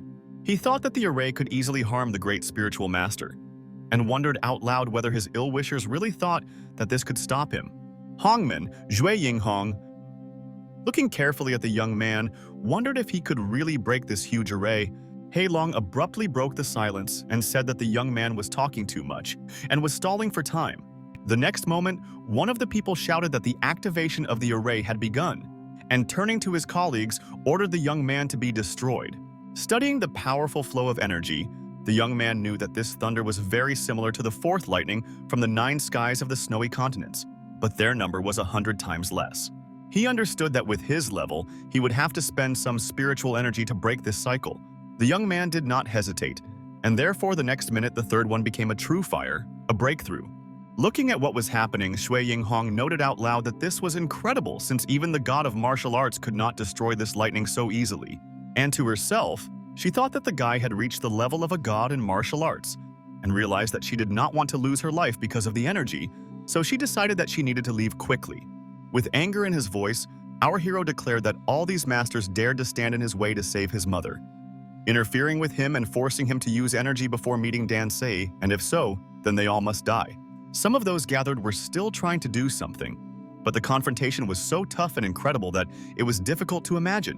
While running away, Ang Li Su shouted that this young man was a monster, the same monster as Dan saw himself. Seeing that the rivals were scattering, our hero, using his manipulations, asked if it was too late to escape. Zhui Yinghong flew as fast as she could. She understood that she needed to get to the port as soon as possible, where her colleagues were already waiting for her. The men shouted that Bai Li Yun was about to catch up with them, and therefore the girl must hurry up and then throw him back, otherwise they would all die. Pointing the weapon towards the young man, the stranger confirmed the words of his colleagues, realizing that he needed to be on guard. The next moment, the man fired, finding a huge white cloud of dust or energy in the place where the guy stood. Closing, Bai Li Yun noted that this was exactly what he expected from the protective energy, realizing that if he continued, he would spend even more energy on the battle. And now the most important thing was to go to the island and save his mother. Turning to Shui Yinghong, the guy said that he would never forget what she did. The young man on the ship turned to Aunt Shui, explaining that the guy had retreated and wondering if he should be pursued further. With calm in her voice, the woman said that there was no point in this, since no one in Zhangluo was his match. And she understood that they could not defeat him either. Hearing her nephew's remarks, Shui Yinghong added that energy and money are important, but if their entire sect suffers because of it, is he willing to bear responsibility for it? Our hero understood that every minute counted, and therefore he was in a hurry to get to the island as soon as possible. Stepping ashore, Bai Li Yun thought that he had finally reached the spiritual island, Dan Sa's lair. However, having picked up the pace, the guy suddenly stopped. It seemed to him that something had caught his attention. The young man understood that his aura was gradually fading, and realized that the enemy had prepared an array on the island. Our hero had lost a lot of energy, and therefore could not do everything quickly. Looking into the distance, the young man shouted, calling on his ill-wisher to quickly come out and not hide behind other people's backs. Not even a minute had passed before a black cloud of energy appeared in front of the young man and began to laugh loudly. The next minute, this clot turned into Dan Sai, who declared that he had finally met our hero. Bai Li Yun responded by warning the enemy that if he independently returned his mother alive and unharmed, he would spare his life. Laughing, Dan Sa said that while his mother was alive, but when he absorbed all of Bai Li Yun's energy, he would send them both straight to hell. Hearing this, Bai Li Yun became seriously angry. It seemed that no one had ever seen him like this. He shouted for Dan Sa to prepare for his death. Not even a minute had passed before our hero was already summoning the third style of true fire, the fall of heavenly fire. Realizing that he could not hesitate, Dan Sa laughed and thought that Bai Li Yun was using strong heavenly energy, thinking that the guy's strength had reached a high level, but this did not frighten him. Dan Sa decided to use his method by summoning the An Chao Grand Army and ordering it to hear him. Realizing that Bai Li Yun was up to something, Dan Sa shouted that in this place everything in heaven and earth was under his control, which means the young man was powerless here. But before Dan Sa could finish speaking, the next moment he felt something that definitely could not exist on this island. Our hero thought that a flame appeared in this place that should not have appeared. It was caused by himself and had a great effect on his body. But now it does not matter. In the next second, Bai Li Yun screamed, summoning the flames of the demonic Lotus Emperor to work for him. Dan Sa realized that everything was not going according to plan and shouted that this energy had nothing to do with martial arts since it was beyond his understanding. He ordered the An Chao Grand Army to attack the young man with all their might, because otherwise they would have nothing left. A life and death struggle broke out. Bai Li Yun fought masterfully, doing everything possible to show his ill-wishers who he really was. He succeeded, because the very next moment a gap appeared between our hero and the villain. Realizing this, Bai Li Yun asked where his mother was.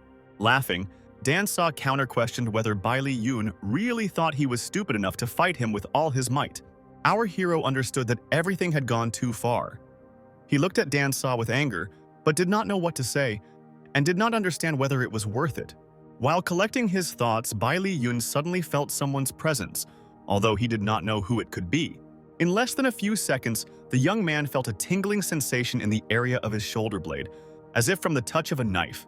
Turning around, the guy expected to see anyone, but not his mother, who looked at him impassively and did not understand what she was doing. A little earlier, Li Xiaoyan pulled out a blade, clearly not intending to kill her son.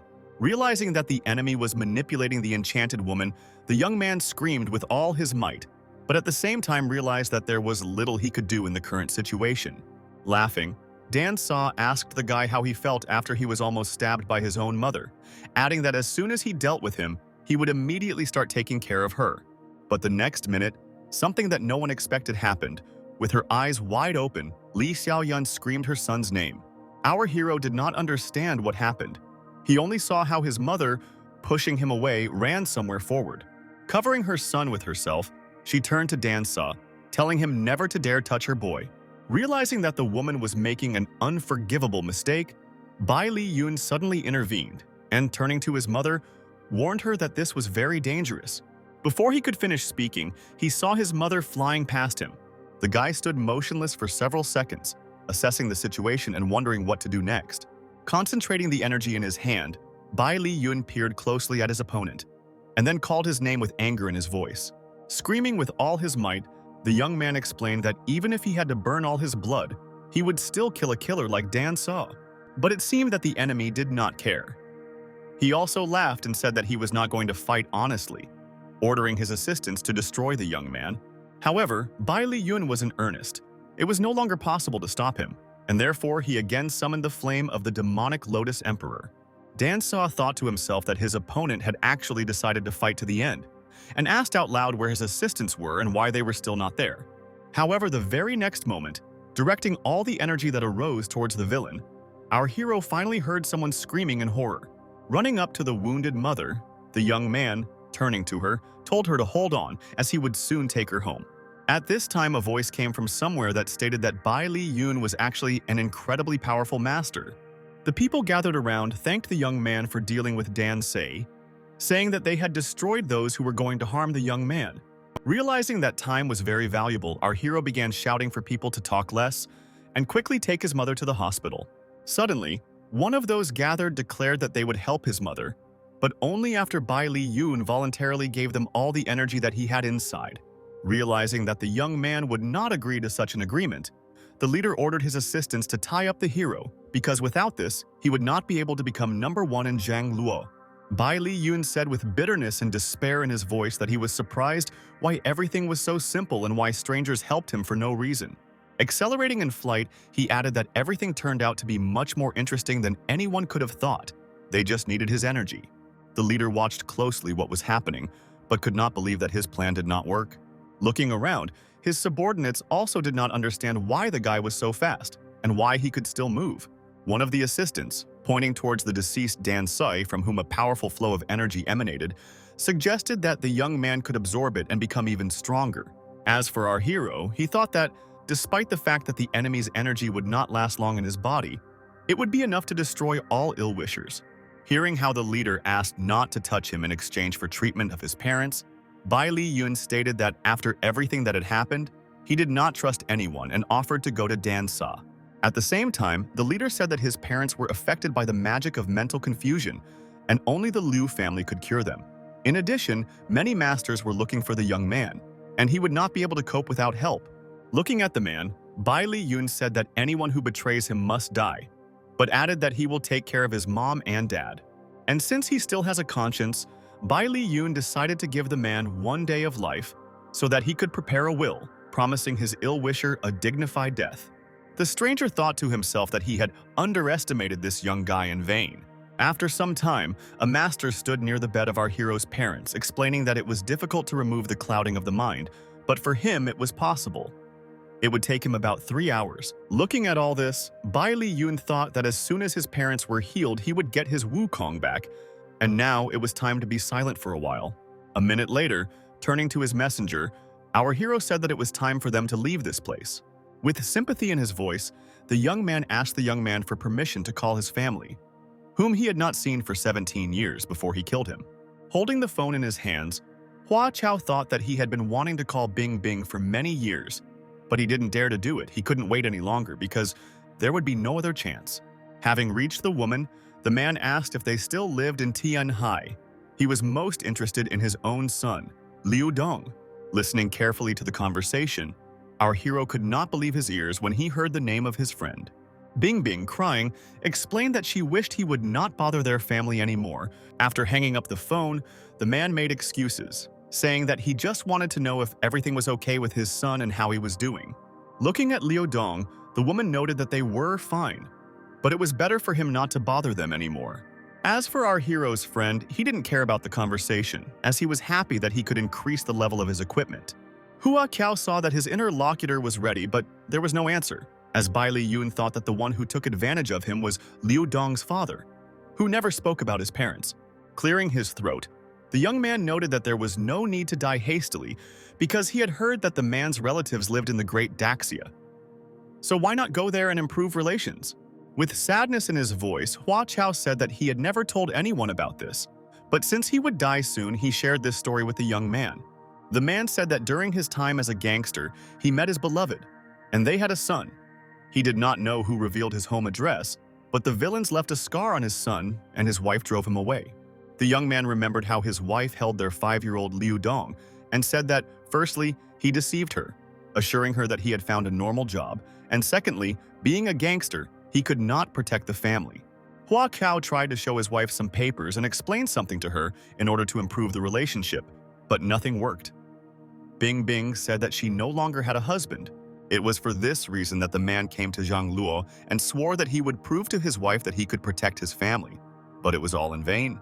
Our hero noted to himself that now he understood where Liu Dong got such tenacity from, and besides, he decided that it would be right to reunite the entire family, given the strength of the Liu clan. Bai Li Yun stated that Liu Dong is his best friend, and therefore he forgives his father, but he must select 8 4th-level masters who will go with him to Daxia and protect his relatives. Hearing this, Hua Chao began to thank the guy, saying that he would definitely return home. Moreover, if the Liu family had to put everything on the line, they would do it.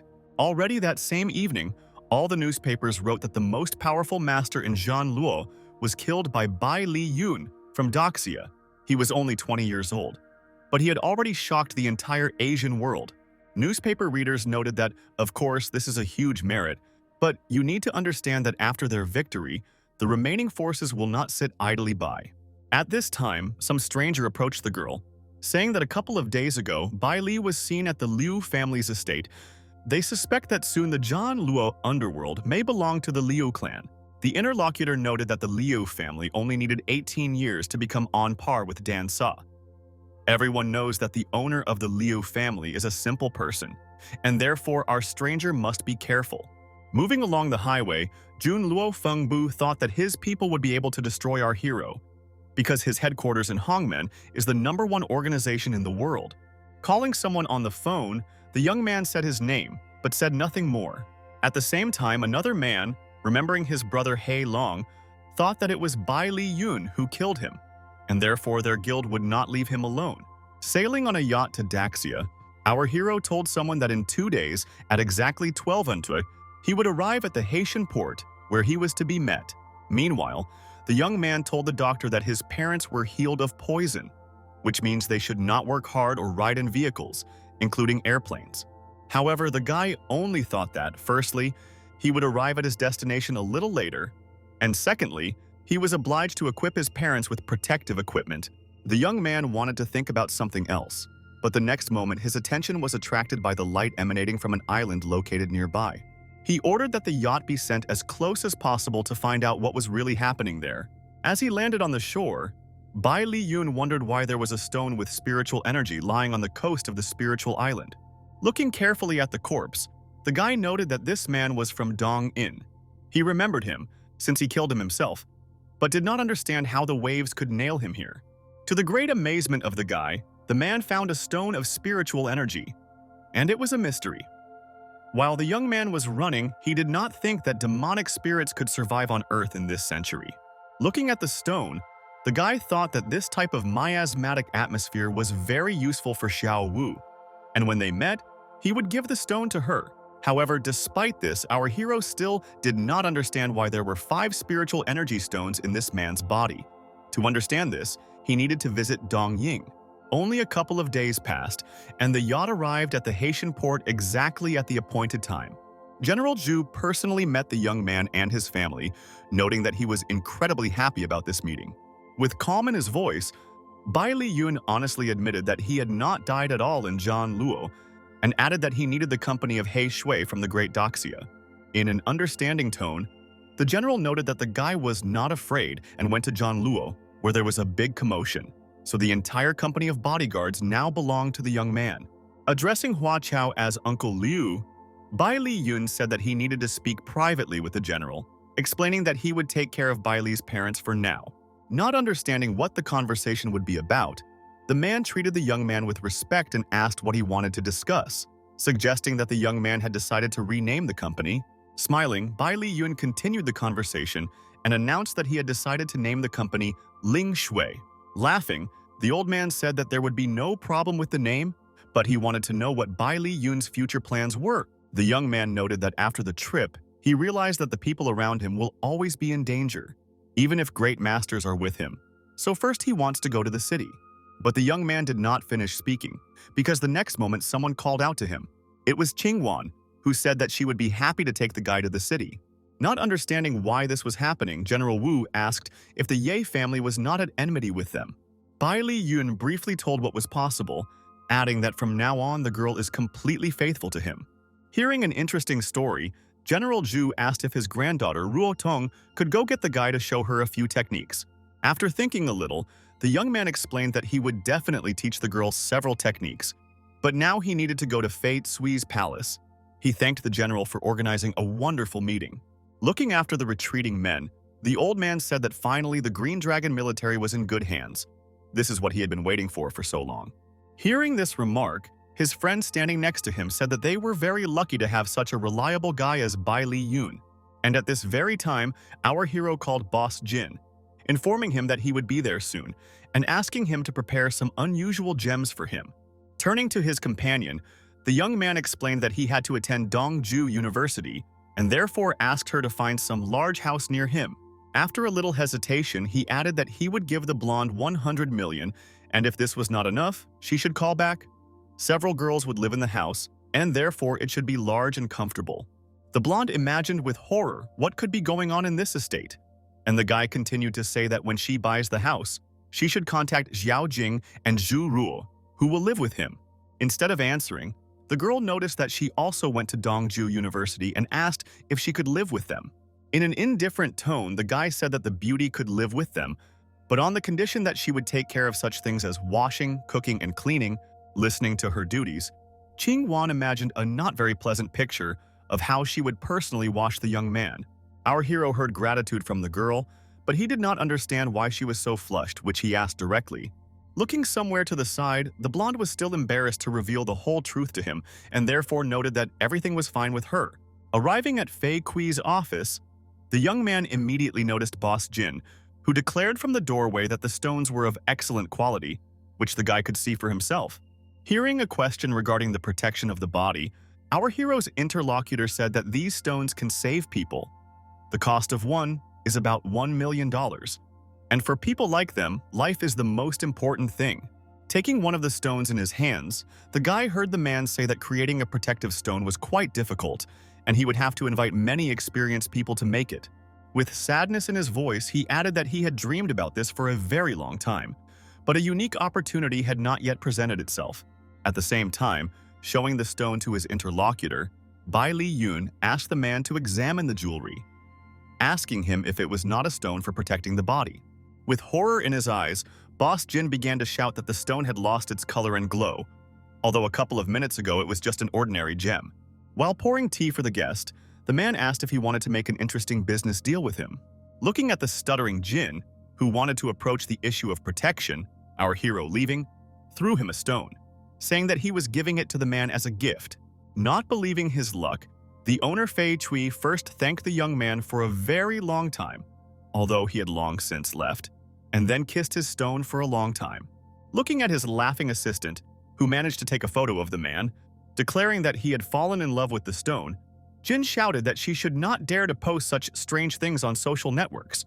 With a calm voice, the girl said that the master should not worry because the exchange of treasures that would take place in the evening would be at the highest level, and Bai Li Yun would not lose face there. Suddenly, the beauty heard behind her the voice of someone who had recently left the room, asking what they were talking about. After a moment's hesitation, the girl explained that we were talking about an association organized by her aunt, at whose event there would be a lot of treasures. Our hero thought to himself that not very good stones could protect only once, and if he had many stones, then there would be fewer problems. But out loud he asked whether there would be jade stones. With joy in her voice, Miss Yu stated that the guy could come with her to this event, adding that this time the treasures are of international value, and there will be masters who know magic. With satisfaction, the guy thought to himself that it was not surprising for him to hear that such people exist, realizing that they were beneficial to him. However, the very next moment, Miss Yu noted that the young man must have something that he could exchange. Throwing away one of the stones, the young man asked if this would be enough to attract the attention of the right people. With joy in his voice, he began to ask when they would finally go to the event, anticipating the most interesting things. Within a few hours, Bai Li Yun and his companion came to the Zhu family hospital to visit Aunt Miss Yu. The girl hastened to explain to the young man that her aunt, Wu Biqing, was currently living a religious life in the Yamei Mountains. Realizing that a woman should be treated with respect, the guy greeted her as Monk Wu, saying that he was very pleased to meet her. The next moment, the young man's attention was attracted by a green light. He thought that this energy was similar to the inner strength of the earth, not expecting that in their time there would be people practicing such methods. The woman, smiling, raising her hand, said that the young man could simply call her Hermit Wu. Bai Li Yun still did not take his eyes off his new acquaintance, realizing that she was not so simple, since she had reached the peak of the third level, and not the classic one, but a modified one. The next moment, the young man decided to show the woman the jade stone he had brought. Opening his palm, the guy looked in surprise at the woman, who seemed speechless when she saw the jewel. Standing next to the old man, who apparently was also a difficult person, shouted that this was a stone to protect the body. Hearing questions about who made it, the young man modestly said that he could not yet reveal the name of this person, and then offered to exchange it for what the woman would offer. With a smile on her face, the lady said that she was absolutely satisfied with everything, and if so, they immediately went to the trade association. Welcoming everyone, the elderly man said that he was glad to see the guests at the treasure exchange event, which takes place every 10 years in the Zhu family. The seated guests said that there was no need for gratitude, because thanks to such a meeting, they could make a unique exchange. However, our hero was more interested not in the man's words, but in his cultivation, which, most likely, was at the level of the great master. Rising from his seat, the head said that this time the exchange would begin with him, or rather, he wanted to be the first to present his treasure. One of the guests noted that the stone emits a bright glow, which is quite unusual, suggesting that it is an ancient relic that previously belonged to the emperor himself. Bai Li Yun looked at the decoration and noted that it was a dragon spirit. As you know, dragons are one of the most powerful races in the universe, and since ancient times, only emperors could wear dragon-shaped jewelry. The nuance is that each jade in this form endowed the emperor's body with spiritual qi energy. In addition, dragon qi is also one of the types of energy of heaven and earth. The guy understood that although it was not comparable to his spirit energy, thanks to dragon qi, it was possible to improve or even help an ordinary person become a cultivator. At the same time, our hero felt that, unfortunately, there was too little strength in the dragon qi inside. Otherwise, he could get some of the dragon's divine power. The next to speak was an unknown man, who asked the crowd if they could guess what he would show, adding that it was a jewel that appeared 1,000 years ago thanks to a great monk, created from the relics of a precious stone. Someone from those gathered said that the man was holding a precious stone in his hands, royal protection. At the same time, another guest chimed in, noting that this was no ordinary bone jade. It had a rune carved on its top, which was clearly a defensive weapon. The owner hastened to assure that this is indeed the case. However, unfortunately, the internal force no longer works, so now it is only qi material, but its value is still enormous. Bai Li Yun, who listened carefully to the man, thought that by making some changes, he could repel the onslaught of the 4th-level Grandmaster, which would allow his parents to be well protected. The next moment, the stranger asked the guy if it was true that he could see the essence of the stones. When he heard in response that this was really so, he did not believe it. The man said that in their time, young people constantly lie. He asked the young man to talk about his own knowledge or repeat everything that was said earlier. Bai Li Yun boldly noted that he could not only see the essence, but also what those gathered did not even notice. Hearing this, the stranger asked the young man if he wanted to compete with him in the power of his eyes. Instead of answering, the guy spoke rather rudely to this man. Jumping up from his seat, the stranger stated that his name was Tang Hongji, and he was the Grandmaster of Martial Arts in Dongju. He added that the guy probably did not even know what the teachings of Dharma were. A minute later, the old man intervened in the conversation, noting that the young man was quite sharp and extravagant. He dared to provoke his elders, which was disrespectful. His interlocutor added that it is not clear what the future of the great Daxia holds with such youth as this man. Listening to this, our hero said that religion can be discussed at any time, but age does not matter. Moreover, the old man said that he was a child, and in his eyes, our hero looked like an even bigger child. A moment later, the event organizer shouted, calling Bai Li Yun an insolent person who disrespects his elders and demanded that he leave. With desperation in her voice, Miss Yu asked her grandfather not to be angry, saying that the young man was her good friend, but the man did not want to listen to his granddaughter and told her to shut up and not say anything more to justify this boy. The next moment, all those gathered began to kick out our hero, noting that no one was happy with him, and he had no place at the event. Rising from his seat, the guy proudly declared that since it came to that, then he was leaving. But before he could reach the end, he heard a voice that noted that if his vision was better, then the man would give him his treasure. This voice belonged to Tang Hongju, who hesitated and continued that otherwise, Bai Li Yun would have to kneel down and bow to him. This is not the first time the young man has accepted a challenge, and therefore, by stopping and turning his head, he clearly made his consent clear. Looking somewhere ahead, the old man, who had recently been cursing, noted that in front of him was a jade sword used by the Tangjia order. This sword has reached the level of Huailing Qi, but even so, its strength cannot compare to the strength of the flying sword from the Jiuxiao continent. Looking carefully at the weapon, the guy noted to himself that the very presence of such treasures on Earth was a great miracle. Suddenly, our hero noticed that this sword was very valuable, but the man simply took it and dared to use it as a bet. He asked if he really thought that the guy could offend. Smiling, the gun owner said that if he loses, then Mr. Zhu will become a witness. But the young man must know that on that day he will kneel. Looking at the competitors, Mr. Zhu asked how the two men were going to compete. With a stern tone in his voice, Tang Hongji asked the old man to take out a gemstone containing spiritual chi points, noting that afterward, they would count how many points this stone had. Looking at the guys, Zhu said that he was wondering if the blue ocean was enough to compare their strengths, continuing to note that even the Great Master has difficulty counting the number of points of radiance because they are constantly moving. Unwitting witnesses, having heard about the blue ocean, looked at the old man in amazement and gasped, and Bai Li Yun at that moment thought that there are still many good things in the world, but they are all concentrated in the hands of a few people. Looking at the stone, Tang Hongji, turning to our hero, said that he could prepare to kneel, since now it would not be so embarrassing to do so. Rolling his eyes, the young man said that his opponent was too talkative, and instead of talking, it would be better to start the test already. Angry at his opponent, the man told him not to push him as he was getting ready to start. Summoning the Dragon Eye art, Tang Hongju did his best to count the dots correctly. Watching this, many guests noted that fellow believer Tang would definitely win. Everyone knew that the art of Dragon Eyes was discovered by the Tang Order. It is one of the most incredible techniques, but many believed that it was lost. At the same time, they had the opportunity to see it with their own eyes. Smiling, our hero's rival told him to open his eyes wider and note the highest magic for himself. Otherwise, he would regret it all his life. However, the young man gloomily asked how much longer the man was going to count, considering that he had already finished. With surprise in his eyes, Zhu looked carefully at the guy, not understanding how this was possible. And he, with a calm voice, told all those gathered that the stone contained 10,000 key points, no more and no less. Hearing the number, the old man said out loud that this was a completely unusual child. At the same time, Tang Hongji proudly stated that he had counted a total of 9,999 chi points. Hearing this answer, the owner, leaning back in his chair, declared that there were indeed 9,099 points in this gem.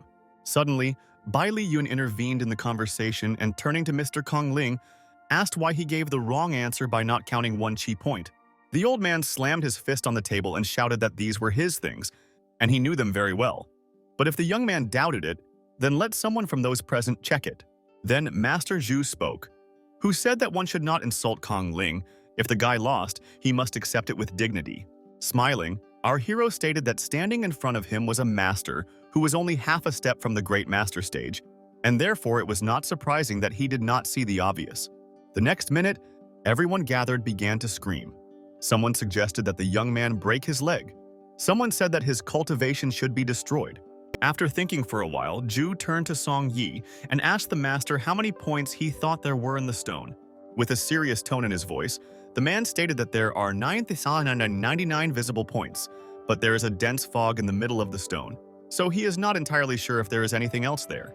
This statement only caused Bai Li Yun to laugh. He was talking about how a person could be called a great master without knowing such simple magic. And again, all those gathered began to call the young man an insolent person who came here only to insult others. Rising from his seat, Tang Hong declared that if the young man did not repent, then today he would personally destroy his art on behalf of everyone present. Without saying another word, he quickly directed a stream of fire in the direction where our hero stood. Taking a defensive stance, the guy asked his opponent if he really decided to fight him. The young man decided that instead of pushing the fiery energy away from himself, it was better to draw it into himself, which is what he did. Unwitting witnesses did not understand what Bai Li Yun was doing, saying that he was simply crazy. If the magic exploded, he would not live. Kang Ling also added his word, noting that this man was not only extravagant, but also reckless, knowing that he would bring death upon himself. But in the next moment, our hero not only did not die from his opponent's magic, but also began to use it to his advantage, returning it to his perplexed opponent. Looking at this, he didn't understand how some guy could manipulate his own power so skillfully, but before Tang Hong could do or say anything, a huge stream of fire threw him aside. The very next moment, everyone present noticed a thick cloud of dust near the wall and the poor man's protruding legs. He sat with his eyes wide open and looked into the distance while the audience continued to assess the situation. There was nothing special for them to discuss, since the appearance of the victim was not the best, whatever the bulging eyes were worth. But this did not bother Bai Li Yun, who continued to masterfully control the energy, showing everyone that he was not just playing with it, but knew his business thoroughly. Looking at all this with a dissatisfied look, Master Zhu noted to himself that this was simply impossible. This was something that could not be described in words, When everything calmed down, one of the guests timidly asked if Master Tang was alive, adding that in some incredible way the young man managed to defeat this man. Grabbing a knife and running up to our hero, Kang Ling shouted that the guy was so young, but there was already so much evil in him. It was just a small competition, but he dared to kill a man. Throwing a counterpunch, the guy asked where it was a little competition. The opponent noted that if the guy knew the level of his skills, then he should not have crossed the line, since everything could be explained in simple and civilized language. The old man said out loud that Bai Li Yun should kneel for the sake of the great master, and thought to himself that he could hardly deflect the youth's sword, noting that he should not be underestimated.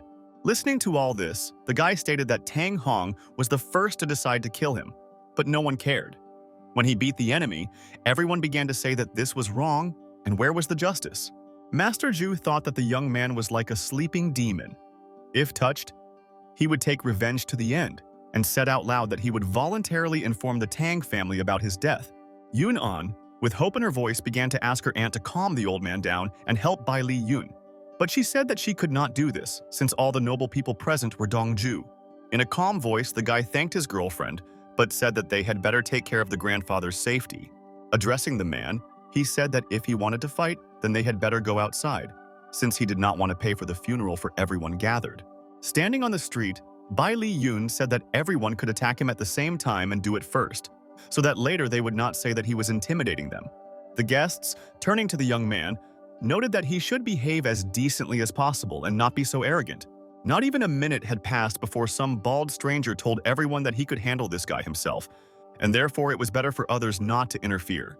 Realizing that something irreparable could happen, Yun An again and again asked her aunt to intervene in the battle to save the situation, but she again stated that it was better not to interfere. Less than a minute later, the unfamiliar master summoned an evil, fiery lion to his aid in the hope that he would easily deal with the enemy. Controlling such a powerful force, the man ordered the lion to tear the boy apart for the sake of his master. Still standing motionless, Bai Li Yun thought to himself that he was practicing a certain part of the fire technique, and that was why he needed different types of fire for tempering. And he declared out loud that the light that had been prepared for him had arrived just in time. Stretching his palm forward, it turned out that the young man was somehow communicating with fire and trying to tame this wild force. Watching this with surprise, the bald master noted that it seemed that the young man was trying to extinguish such a powerful flame with his hand. The next minute, the fiery lion turned into a small ball that easily fit into the palm of our hero. Still smiling, he thanked his rival for the treat and said, "Bon appétit," and with a quick movement he threw this ball into his mouth, raising questions from everyone present. In less than a minute, the remaining smoke from the fire's processing began to escape from the guy's nose and ears. Opening his mouth, in which only a little flame remained, the young man wanted to show everyone that this was not a problem for him. Screaming, the bald master said that he did not understand how Bai Li Yun could just eat the powerful fire flames. Wiping his mouth, the guy noted that the taste was excellent. Once again thanked everyone present for their hospitality and asked if anyone else wanted to demonstrate their abilities. With a trembling voice, Kang Ling asked if it was not the mythical martial artist who had this absorption ability. Master Zhu was thinking that someone said that Zi Bao's treasure was about to appear. Could this kid get it? Most likely it is, since there is no other way to explain this kid's ability. The old man realized that in the martial style realm, no one could offend the young man. In the past half-century, no one had appeared at this level, with the exception of an amazing young man. Kang Ling also realized that if the youth was not a mythical master, he was at least at the stage of the great master, and therefore shouted to his assistants to help him destroy Bai Li Yun. Summoning a powerful dragon, the master began to recruit Luo Jia Yuan, Tang Mai Yuan, and Zhu Tang Rong to help him. They all shouted that the endless vortex dragon would easily cope with the task of punishing the upstart. The next minute, Kang Ling himself spoke, who said that at the same time as the beast, they should also attack the young man, since this is the only way they can achieve results.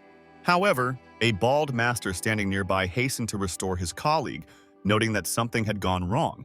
The dragon, showing all its strength and power, was really about to attack, but it seemed that the objects of this attack had become completely different.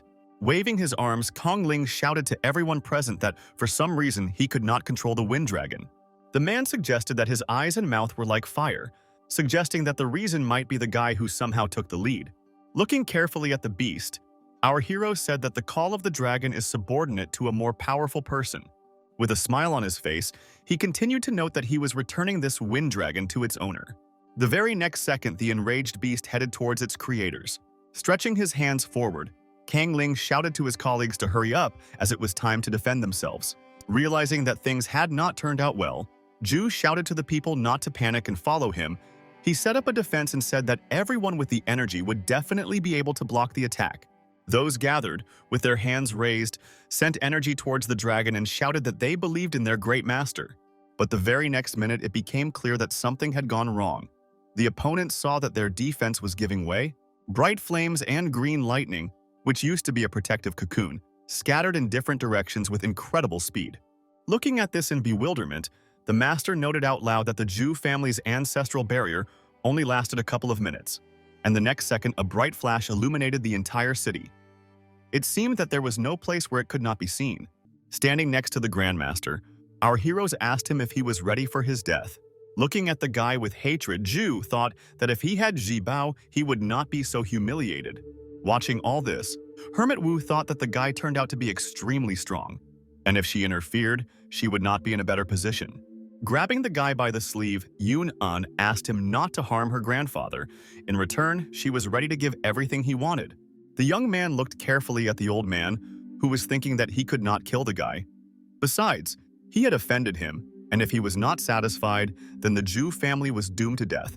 Out loud, the old man began to beg for forgiveness, saying that their family vowed to donate the spiritual energy weapon and spread the news about Ji Bao. Not understanding what Ji Bao was, the young man began to ask the old man about it, who explained that it was a dragon pearl, a precious sword of an ancient beast, a green dragon. Legend has it that since ancient times, 4 great beasts rose up after the death of the green dragon, and the rest disappeared without a trace. Ji Bao, who had incredible abilities, was buried with the green dragon, but no one knows where he is buried. That was until a few days ago when someone found footprints on Long Din Island. Sighing deeply, the guy thought that this could be a trap. Perhaps a tiger, some kind of fox, or an eagle would appear there. Deciding for himself that this looked like a conspiracy, he thought about it. But the very next moment, Master Zhu, taking something out of his bosom, said that he would not believe in empty words, and fell silent for a while. The next second, holding something in his palm, the man said that this was one of the green dragon's footprints. Looking at the scales in amazement, the young man thought how incredible it was that there really were dragons in this world. At the same time, he thought that if he could be the first to find the source of the dragon, then he could become a god. In a stern voice, Bai Li Yun asked where this remnant was found, and if there was anything else that reminded him of dragons. Master Zhu clarified that they found 12 pieces in total, and as for his family, they only had 1 left. All other remains can be found in Longding Guan, Longding Mountain, adding that Longding will hold a dragon search event on the 10th of next month. He invited experts from Dongzhou. The next minute, taking out an envelope, he handed it to the guy, saying that this was an invitation for him. Looking around, Bai Li Yun noted that he liked to accept the old man's goodwill, and as for the people lying there, he fell silent. And indeed, the yard, which had recently been well kept, with tiles and flowers, now looked like a strange place where no stone was left unturned. Suddenly, the hermit Wu spoke, turning to the young man. She told him not to worry because she would take care of everything. Approaching Kang Ling, the woman barely audibly called someone a blackmailer, but it was not clear who exactly she meant. Then the aunt decided to help the bald master, telling him not to whine, but to hold on, since he, after all, is a man. Holding a jade in his hands, a man asked the hermit Wu to give the pendant to the young man. Noting that this time she was no match for him, he lost. Having collected all the treasures together, the woman loudly declared that everything was ready, and therefore the young man could take the jewelry. Holding the bag in his hands, the young man said that he was not as reckless as one might think, and therefore for the first time he forgives everyone. Still sitting on the floor, the old man shouted after the guy to be careful, because he did not know what dangers awaited him ahead. I thought to myself that after this day, everyone in Dongzhou would tremble in fear, and the master decided that he would not create difficulties for the Zhu family. Not much time passed, and Bai Li Yun was already driving somewhere in the car. Realizing that he should hurry up, hearing Qing Wan's question regarding what was happening to him, the guy stated in a calm tone that he had been given an invitation to Long Ding's Dragon Search event. Carefully studying the contents of the envelope, the young man noted that the old man even secretly left him important data, which is a fairly good result. The next minute, our hero's companion was telling him about the singer Han Shui-er, who has a lot of fans, and the girl knows her too.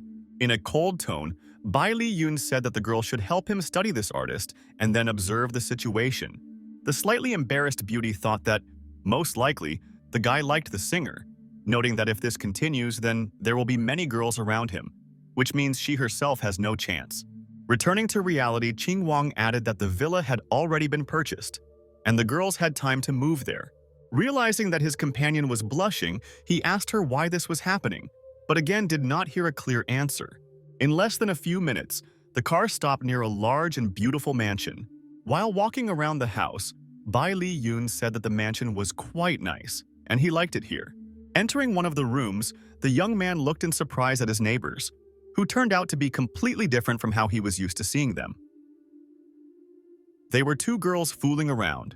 The beauties were playing some kind of computer game, and the blonde was grumbling that she still couldn't win. After standing motionless for several minutes, the young man decided that it was time to make himself known, and therefore began to cough loudly. With smiles on their faces, the neighbors told the guy that they had just finished playing and didn't hear him come in. With joy in his voice, the young man said that he planned to practice magical energy in the coming days, and asked the girls not to disturb him, adding that they could do whatever they wanted.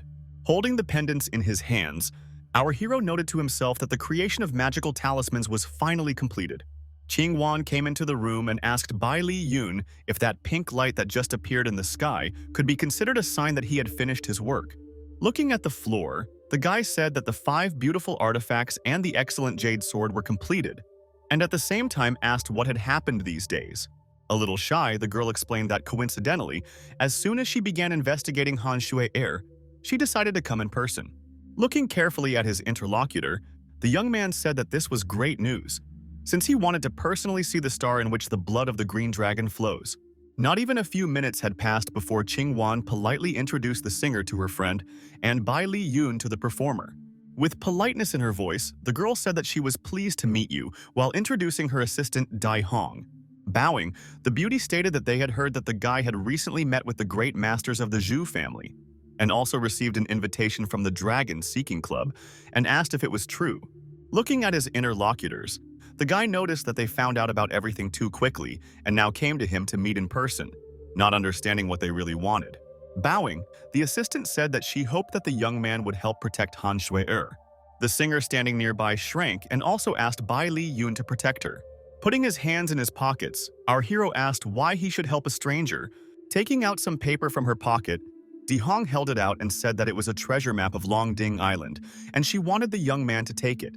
Our hero thought to himself that Zhu Tong Rong didn't mention this, but there are spiritual points on the map, which means it's not an easy thing, and out loud he asked where she got this map from.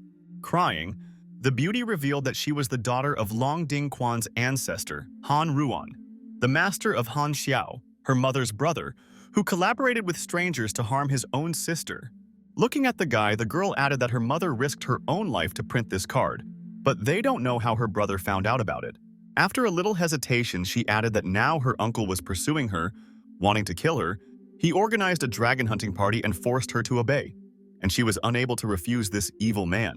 The assistant who intervened said that the capabilities of Long Ding Quan are very great, and no one voluntarily helps them. Only a guy can do this, since he is not connected with any forces.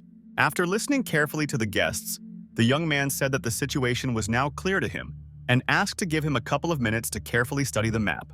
The very next moment, Bai Li Yun tried to understand what was shown on the map in order to determine his further actions. The guy noted that the Jiang Valley was visible ahead, and all the roads intertwined to form a dragon, but perhaps the girls did not see what was revealed to him, and he stated out loud that he agreed to help the girls, adding that now they would return to prepare, because in 3 days they should set off. Approaching the young man, Qing Wang asked him if it was true that because of the singer he was going to oppose Long Ding Quan. The young man boldly stated that Ling Xiao's company had not yet chosen the location, but now it had come to them on its own, adding that the map was a wonderful treasure. Handing out the pendants, he added that when the girls returned from school, the blonde should give them the chains and keep the bell for herself.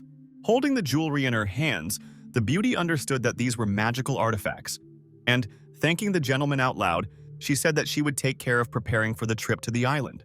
3 days later, our hero and all his companions arrived at the Long Ding Hotel. Standing in the hotel lobby, he thought that before the search for the dragon began, he could rest a little. In less than a minute, they began exchanging keys and cards, trying to figure out whose room was whose.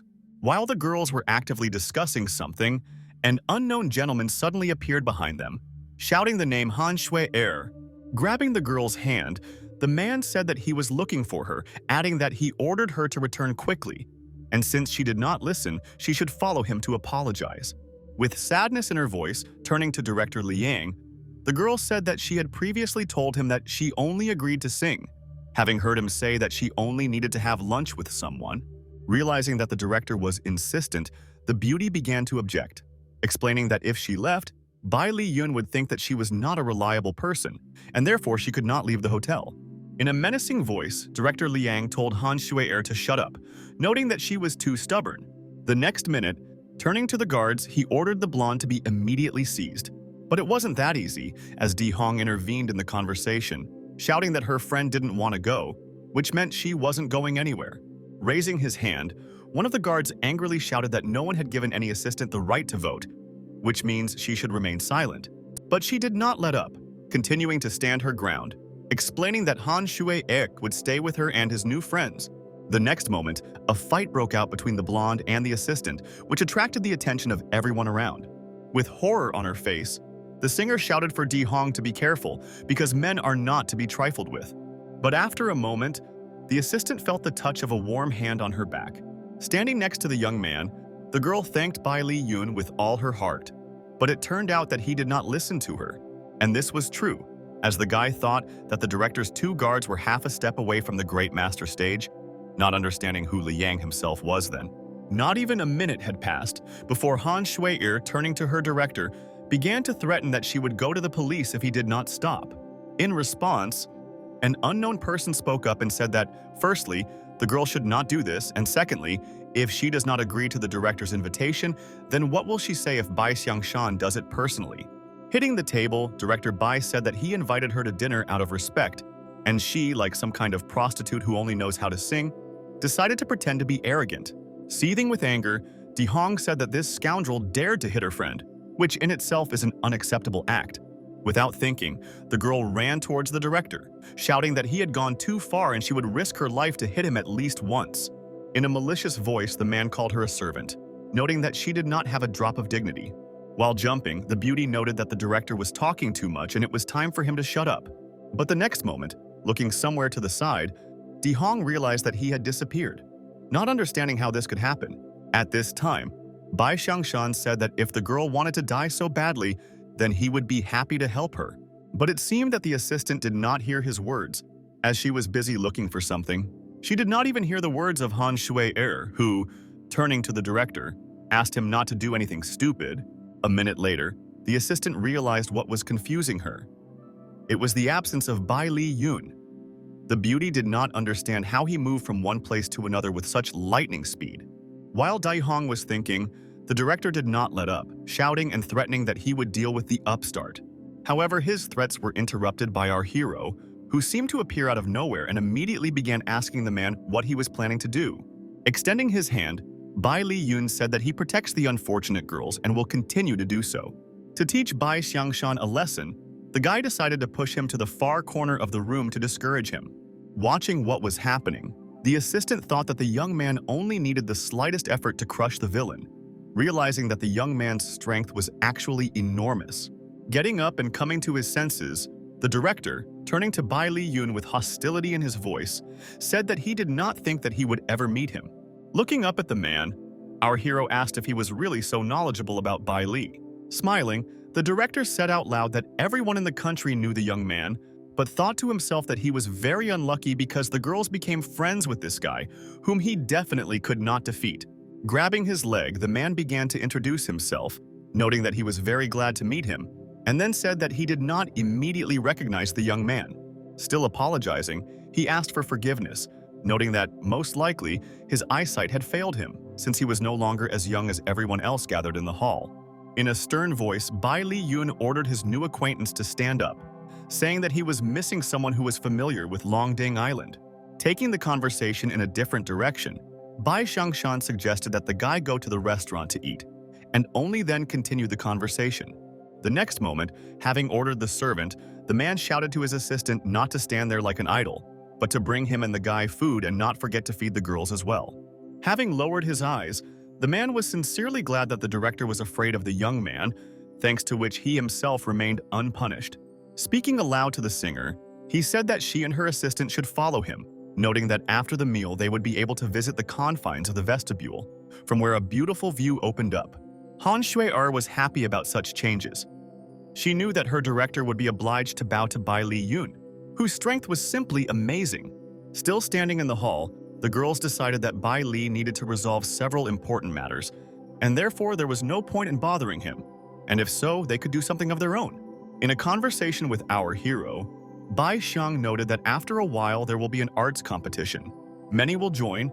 If the guy wants, then he can watch it and meet others. The young man said out loud that this was a great idea.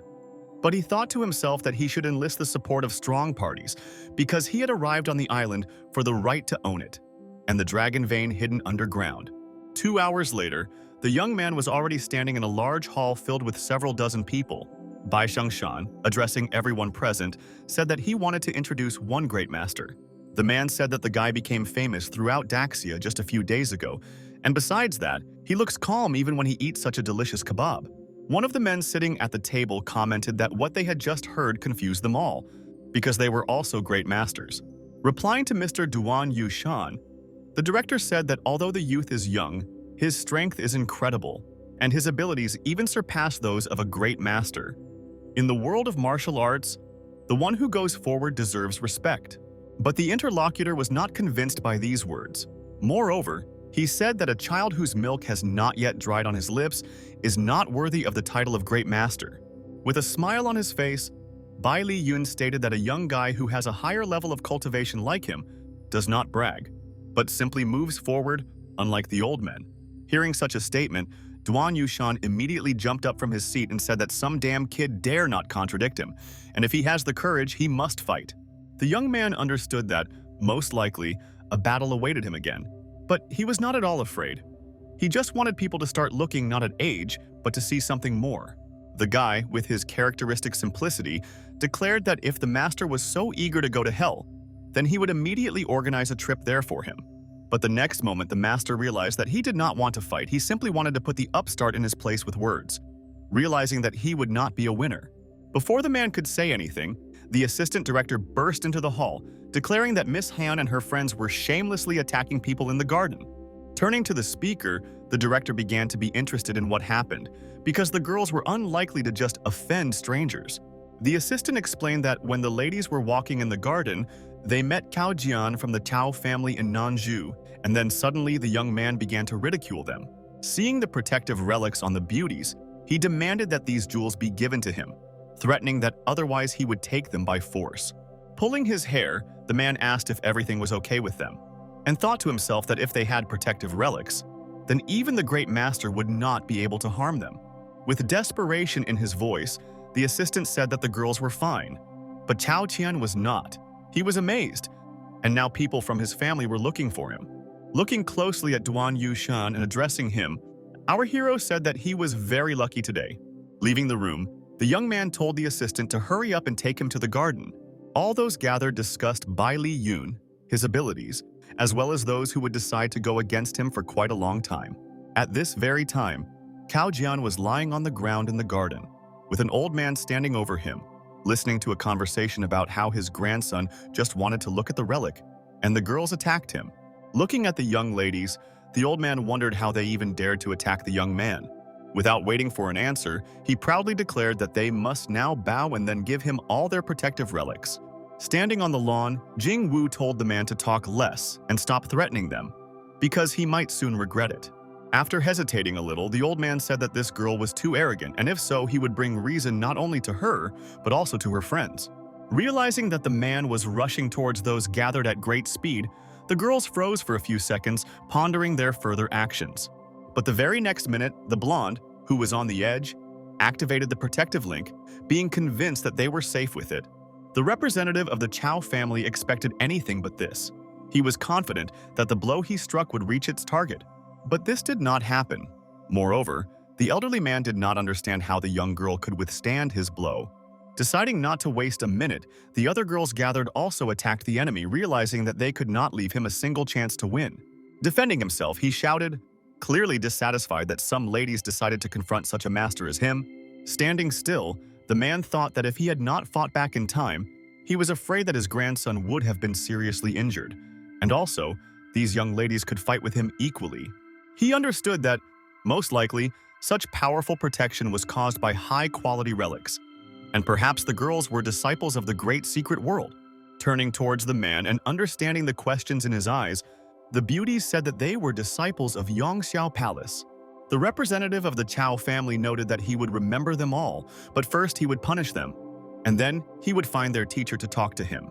Having accelerated, the old man summoned Cao's magical blade, a demonic cutting blade, which was supposed to help him deal with the young ladies.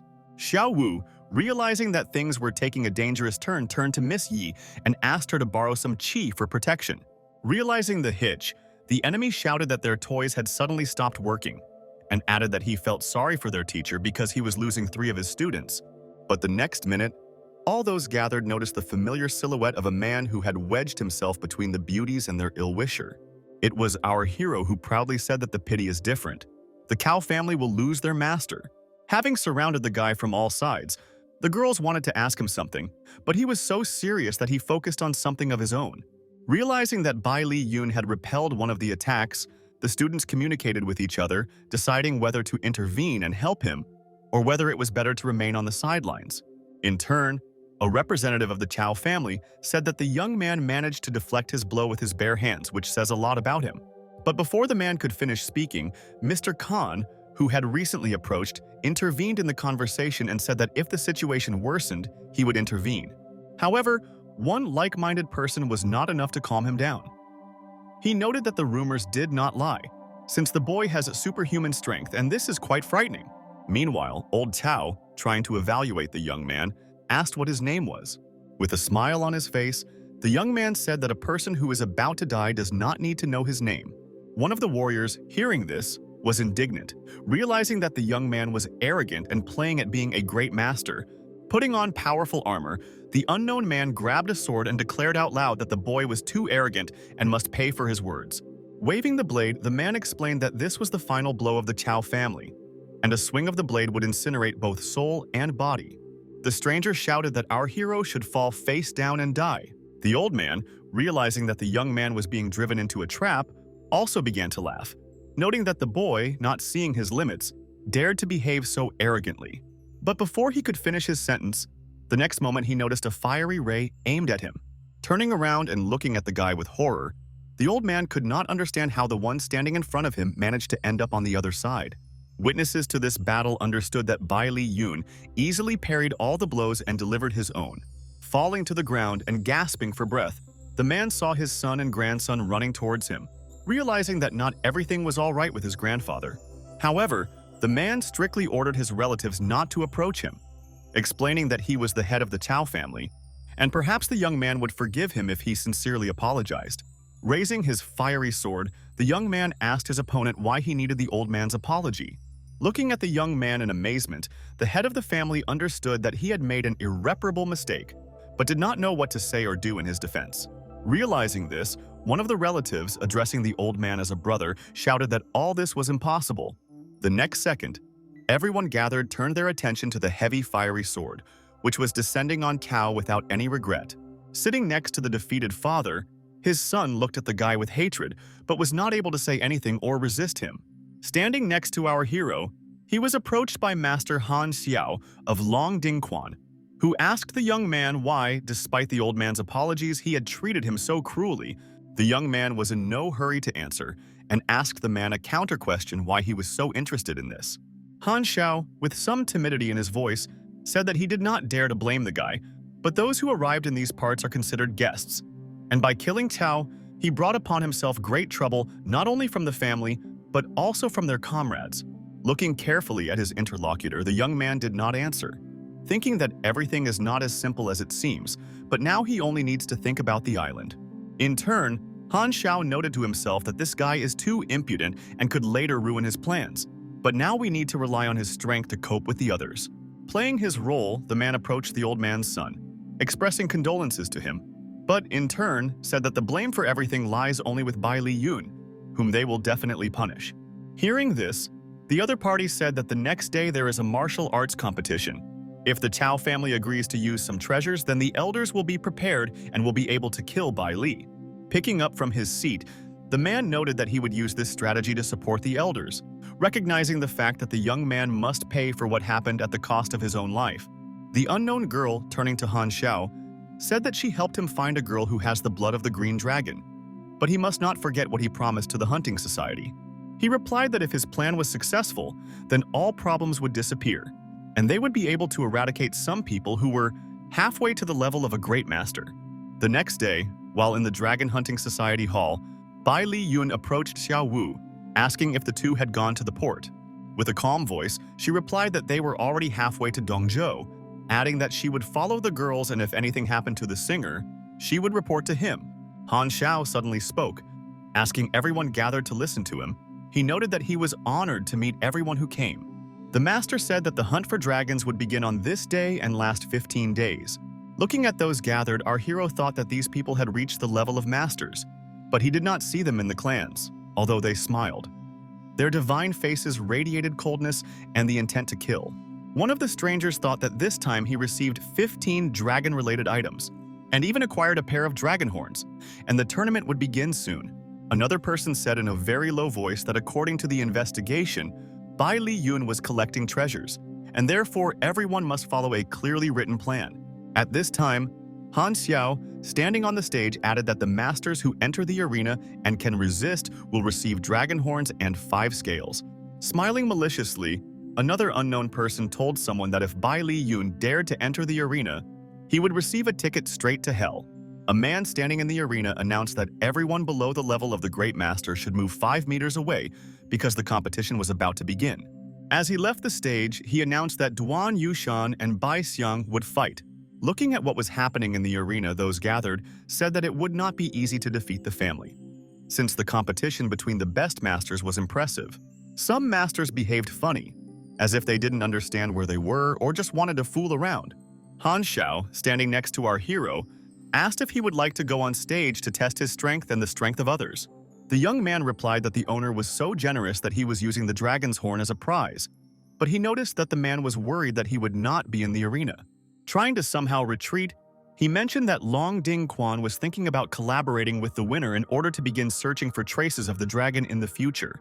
Turning his back to him, the young man added that it was for this reason that they pay attention to those who deserve it. Heading towards the exit, the guy said that it coincided that he also plans to work with Han Xiao and will start right now. Addressing the crowd, the young man introduced himself and then said that anyone who wanted to compete could attack him.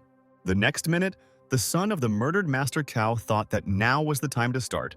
Turning to our hero, he joyfully declared that the young man had killed their relative, and the whole family had come to help send him to hell. Looking around, the young man noticed people he had never seen before. They all started shouting their names loudly, hoping that someone would remember them. Bai Li Yun looked carefully at the strangers, who seemed to have no intention of stopping and continued to shout loudly. Having finally introduced themselves, the crowd lined up in an 8-pointed deadly formation and brought it into action. Realizing that something wrong was happening, Duan Yushan noted to himself that his grandfather, aunt and uncle were about to offend this terrible demon. Gathering energy into the group, he thought that the Tao family valued this young man very much, since they went to such measures to destroy him. Now he will see how they can do it. One of the family members shouted for everyone to keep a close eye on the young man because his abilities are quite good, and they should not let him escape. Bai Li Yun, determined to fight, thought to himself that the formation was dangerous. As soon as several people began to form, he realized that he could not move. His legs seemed to be frozen. One of the elders finishing the formation shouted for the formation to finally start working. Less than a minute later, in the center of the arena where the young man had recently stood, a bright flame was now blazing. Those gathered could not understand what had happened. They did not realize whether the guy had died or he had simply decided to play with them in order to delay time as much as possible. Looking at the exhausted young man, one of the young men stated the fact that Bai Li Yun was very strong. and therefore did not die immediately, and if so, then he wants to personally kill our hero. Raising his blade, the man, turning to the young man, said that if he wants to blame someone, then let him blame himself for deciding to touch the Tao family. But before he could finish speaking, he noticed that the enemy's hand began to slowly rise up. Grabbing the ill-wisher's hand, the guy said that with this phrase, the relative of the deceased signed his own death warrant.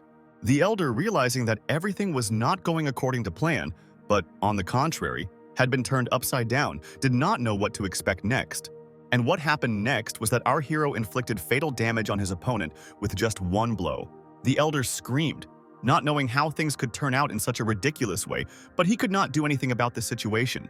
Lighting up powerful fires, Bai Liyun noted that the head of the Tao family should not worry too much, because he would soon go after the young man himself. While the elder called our hero a monster and looked at everything that had happened, the people standing nearby began to realize that they needed to act. One of the men, turning to his relative, said that while they still had the opportunity, they needed to immediately run and save themselves. But before he could finish speaking, he felt a burning flame on himself that literally cut him. The elder tried to do something, but could not, as he was surrounded by a stream of fire. Being in the center of everything that was happening, Bai Liyun understood that these people were no longer his rivals. Therefore, having emerged from the stream, he headed towards the only survivor of the entire family, who was standing right in front of him. With a fiery sword in his hand and looking menacingly at the elderly man, our hero noted that now it was his turn. But the guy did not have time to do anything, because Duan Yushan intervened. Bursting into tears, he began to ask the young man not to scold his brother, who was deceived by the family. The man promised that firstly, they would give away all that was most precious, and secondly, they would do whatever he wanted for Bai Liyun. Kneeling down and gritting his teeth, the old man began to apologize, repeating everything that his relative had already said, and added that they could give the young man gold from the tomb of his ancestor as compensation. Looking at all this, the young man thought that he was in a circus and said out loud that he would not kill them, but in turn the old man should hurry and bring all his treasure. Before they had time to agree, Han Xiao appeared in front of him, joyfully announcing that he had killed the organizer of all this and wanted to express his sincere congratulations. With a grin in his voice, the young man noted that perhaps the head of Longding Quan was not doing his job well. If so, then everyone should be careful, because this place might have a new head. As he left, he added that if a man had so much free time, then he should do better with this place, noting that they would meet soon.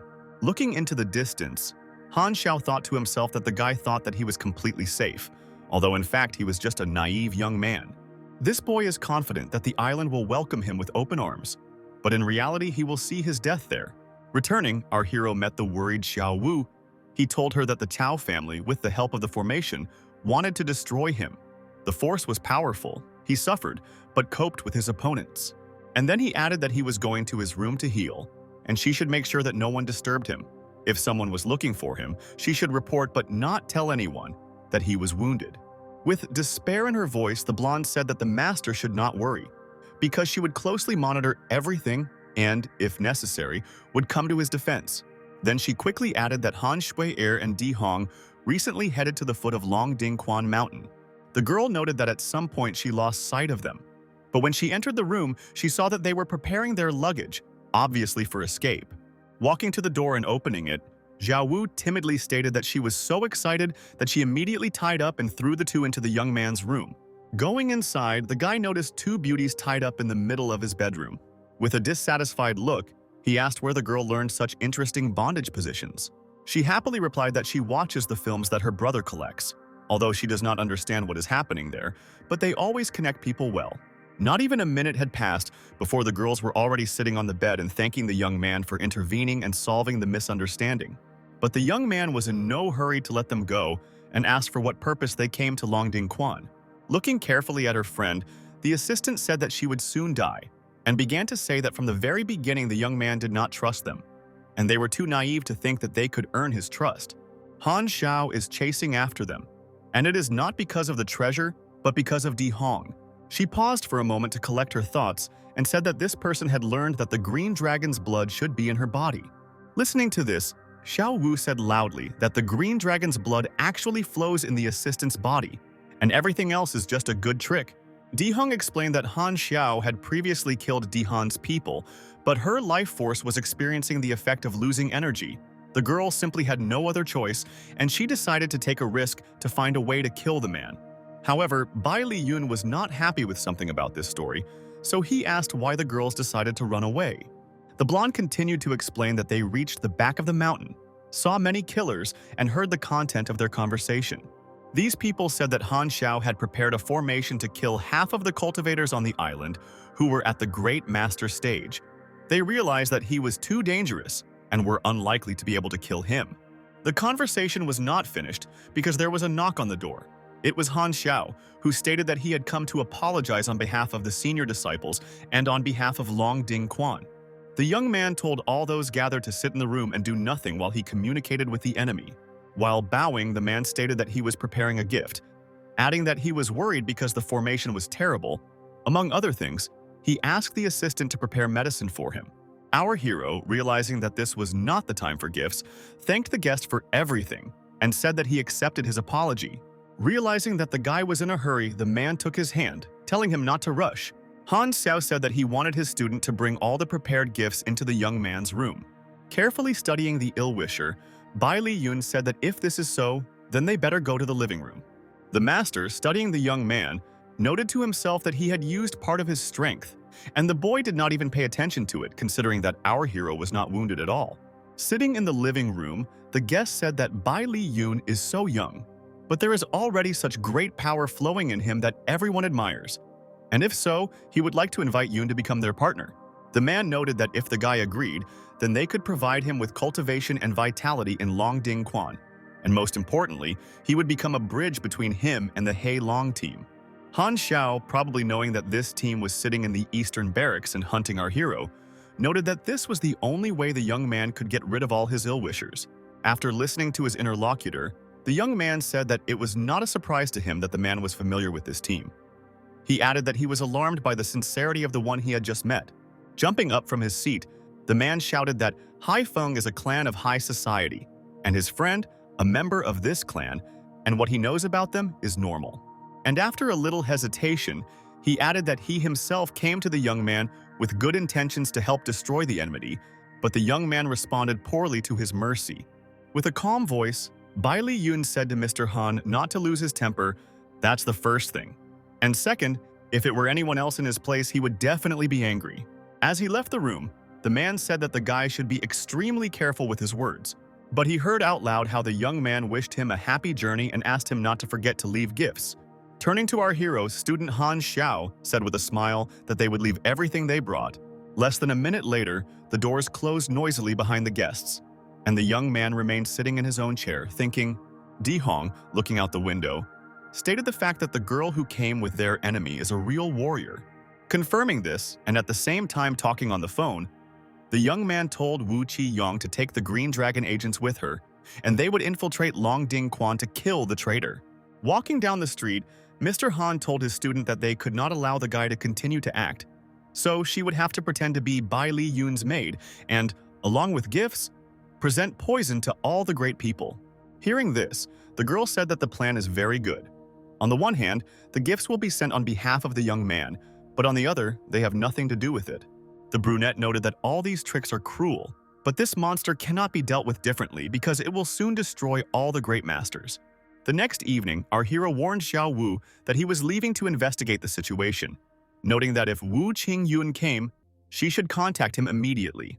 Leaving the room, the guy met the maid, who thought to herself that this was a dangerous meeting, since the young man might recognize her. Looking at Bai Li Yun with horror, she asked in a trembling voice how she could help him. The guy asked the maid if she could clean his room, and thought to himself that he knew this woman for sure but couldn't remember where.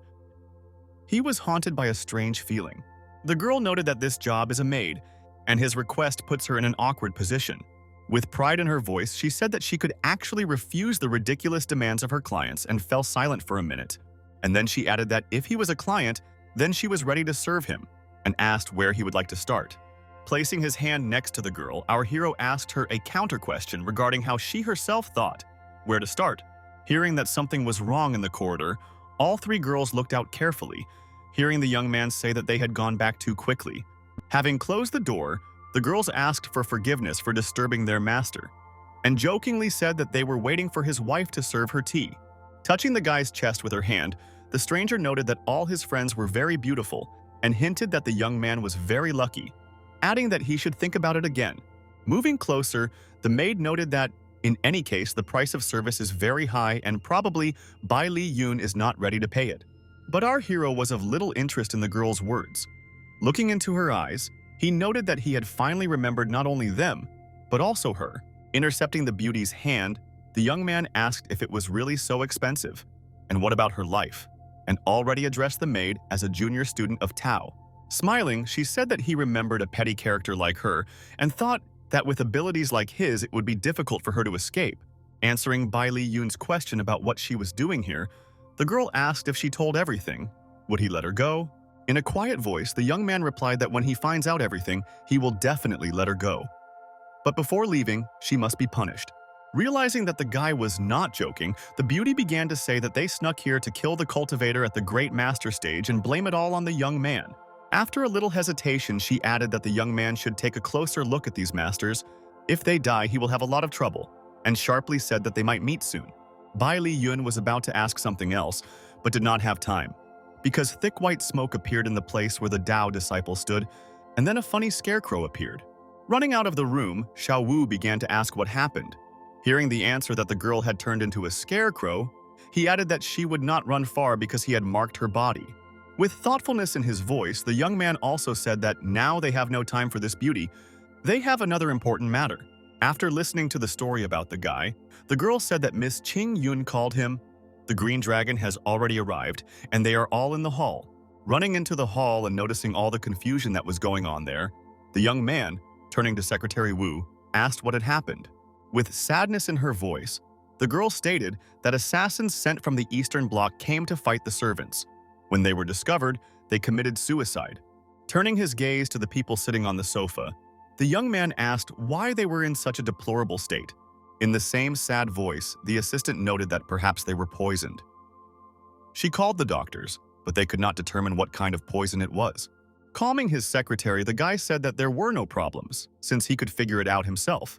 Approaching the victims, Bai Li Yun heard them thanking him for the generous gift of tonic he handed over. After some hesitation, the embarrassed boys continued, noting that they eventually realized that it was not the master who handed over the tonic, and their older brother became a little embarrassed. With bewilderment in his voice, Bai Li Yun said that at first there were 8 great masters, excluding 3 people from the Cao family, and them, not understanding where the other 2 were, the elders explained that they drank a poisonous drink and were in their rooms because they were very weak, but very soon they should join everyone. Addressing Miss Wu, the young man said that he was giving her the secret code at her discretion, asking the girl to check it carefully. Our hero thought to himself that he hoped that everything was not at all as he expected. Sometime later, standing outside the hotel, Dao's assistant reported to her master that she was delayed because Bai Li Yun had figured out their plan. Looking carefully at his interlocutor, the man noted that he had expected a similar course of events, so he prepared a backup plan. Approaching a large car with some strange device on the roof, Han Xiao said that they need to surround the hotel and gather everyone together.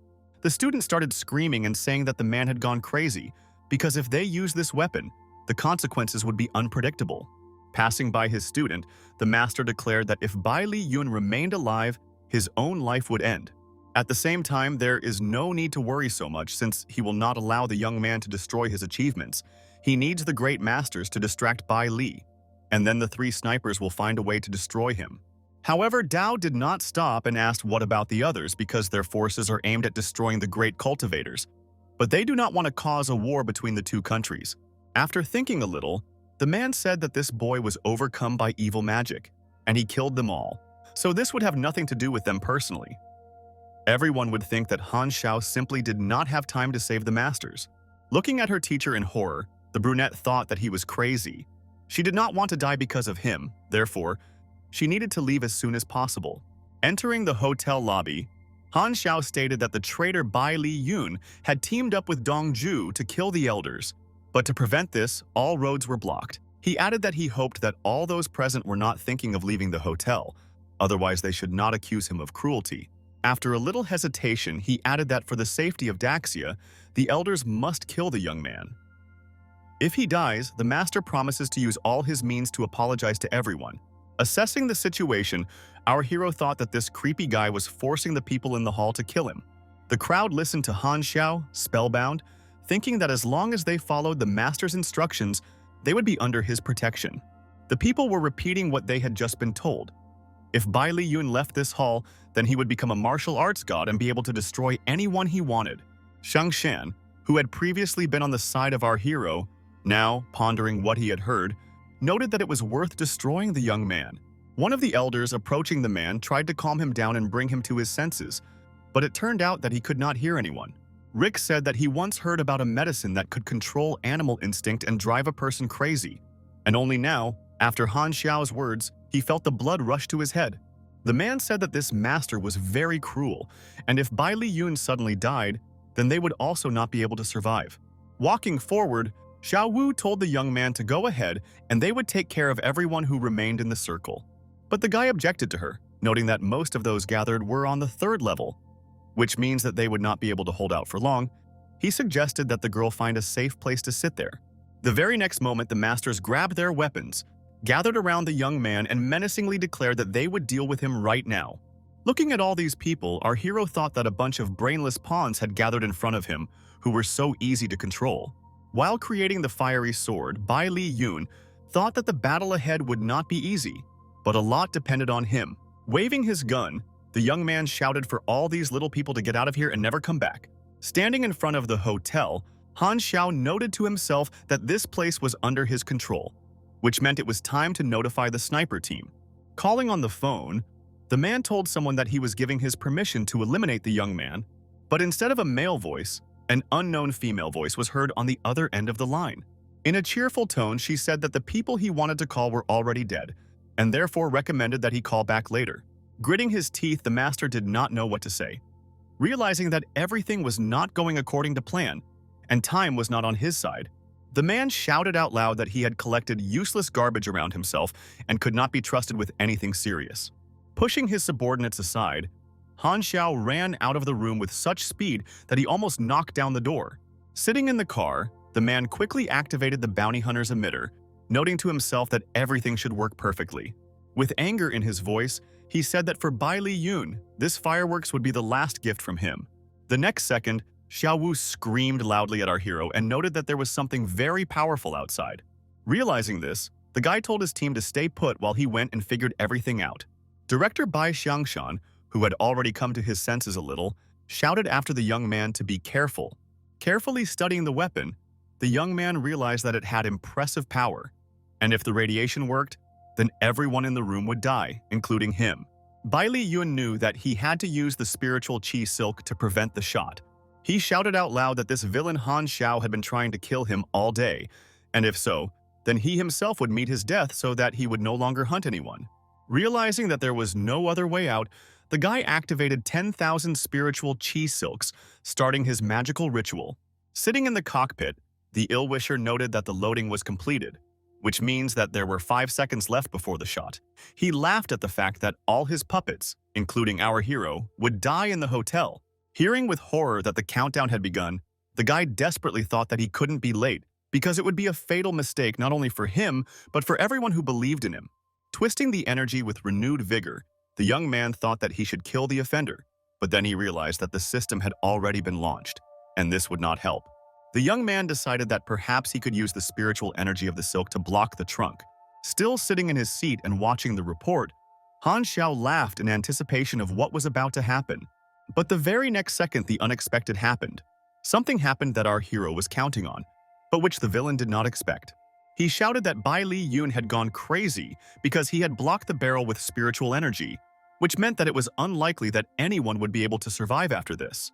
In less than a few seconds, there was an explosion. It was so powerful that it was seen even on another continent. A week later, everyone was talking about an explosion on the island, caused by Han Xiao, who conspired with foreign hackers, plotting to kill one of the generals using illegal weapons. Fortunately, this general discovered the plot in time and stopped it in time, so the explosion did not lead to casualties. The announcer noted that it was believed that Han Xiao was captured or shot by the military while fleeing. While watching the video, Bai Li Yun turned to his assistant and thanked her for her hard work, noting that he had a hard time earlier, but fortunately he was able to recover and replenish his energy. With a smile, the girl said that she did not want to ask earlier what happened, but now that the guy is completely healthy, she would like to know how he managed to escape from the epicenter of the explosion. The young man explained that he had a relic that he was going to use to exchange for another treasure, but it so happened that it remained with him, which he was very happy about. Hearing that there was more than one protective relic, the girl was very surprised, but turned the conversation in a different direction, noting that the guy was on the list of bounty hunters, and a reward of 1 billion was assigned for him. Hearing about this, the young man could not believe that someone had decided to put him on the international wanted list. He then asked his assistant how long ago this happened, adding that the military was hiding his identity, although there was one girl who ran away in the chaos, and it is difficult to find her because she has excellent stealth techniques. Miss Wu noted that it was after she escaped that the video of what happened in the city was leaked to foreign networks, and after that the boy's name appeared on the list of hunters. Holding the dead phone in his hands, the guy asked what it meant while the girl explained that if 3 people join the hunters, the screen is locked until those 3 die. At the same time, if someone wants to accept this order, they must reach a level close to the cultivation of a great master. Returning the phone, the young man said that if it was possible to collect information about those who accepted the order, then it would be good for the assistant to do this. With calm in her voice, the girl stated that this was quite possible. The hunters had a table of ranks, and if they decided to start hunting, they would not be able to reveal their identity. The next moment, she said that one of the hunters has the name Viper. This person is half a step to the stage of the Great Master, and his specialty is the use of poisons. There is also a certain Qian Dao. Little is known about her, except that she actively uses edged weapons. The third huntress is Huan. She specializes in firearms, and in cultivation she is half a step to the stage of a great master. The girl noted that the last huntress was the most dangerous. She single-handedly stormed the heavily fortified military barracks and even destroyed the legendary martial artist, after which she simply left. After thinking a little, the young man suggested that the bounty hunters were not poor people, and one could negotiate with them in exchange for their lives. The next moment, our hero noted that he had set up a formation for protection, so if anyone came here, they should simply use their spiritual energy. The young man emphasized that the defense would be able to withstand 3 attacks from anyone at the Great Master stage. After a little hesitation, he declared that he would bring his parents to the island, and moreover, from that moment on, Longding was his property. A few hours later, sitting in General Zhu's house, the owner noted that the guy had become famous after recent events, but there was another side to the coin in the form of bounty hunters. The man noted that he had heard from Wu's assistant that the young man was inclined to risk his life as bait, and did the same this time. Then he added that if Bai Li Yun needed more money, then he should talk about it openly. Smiling, the guy said that, firstly, it's not always about money, and secondly, if he constantly fears for his life, then how can he be called the General of the Green Dragon? Hearing the young man say that he was generous and not afraid of small problems, and therefore the door was open to all ill-wishers, General Zhu laughed heartily. A few minutes later, in a serious tone, the man said that they had realized the weakness of the eastern regions. In addition, Ling Xiao's security services had been established. Now, all that remains is to choose an address and sign. And the next moment, the young man was handed a sheet of paper.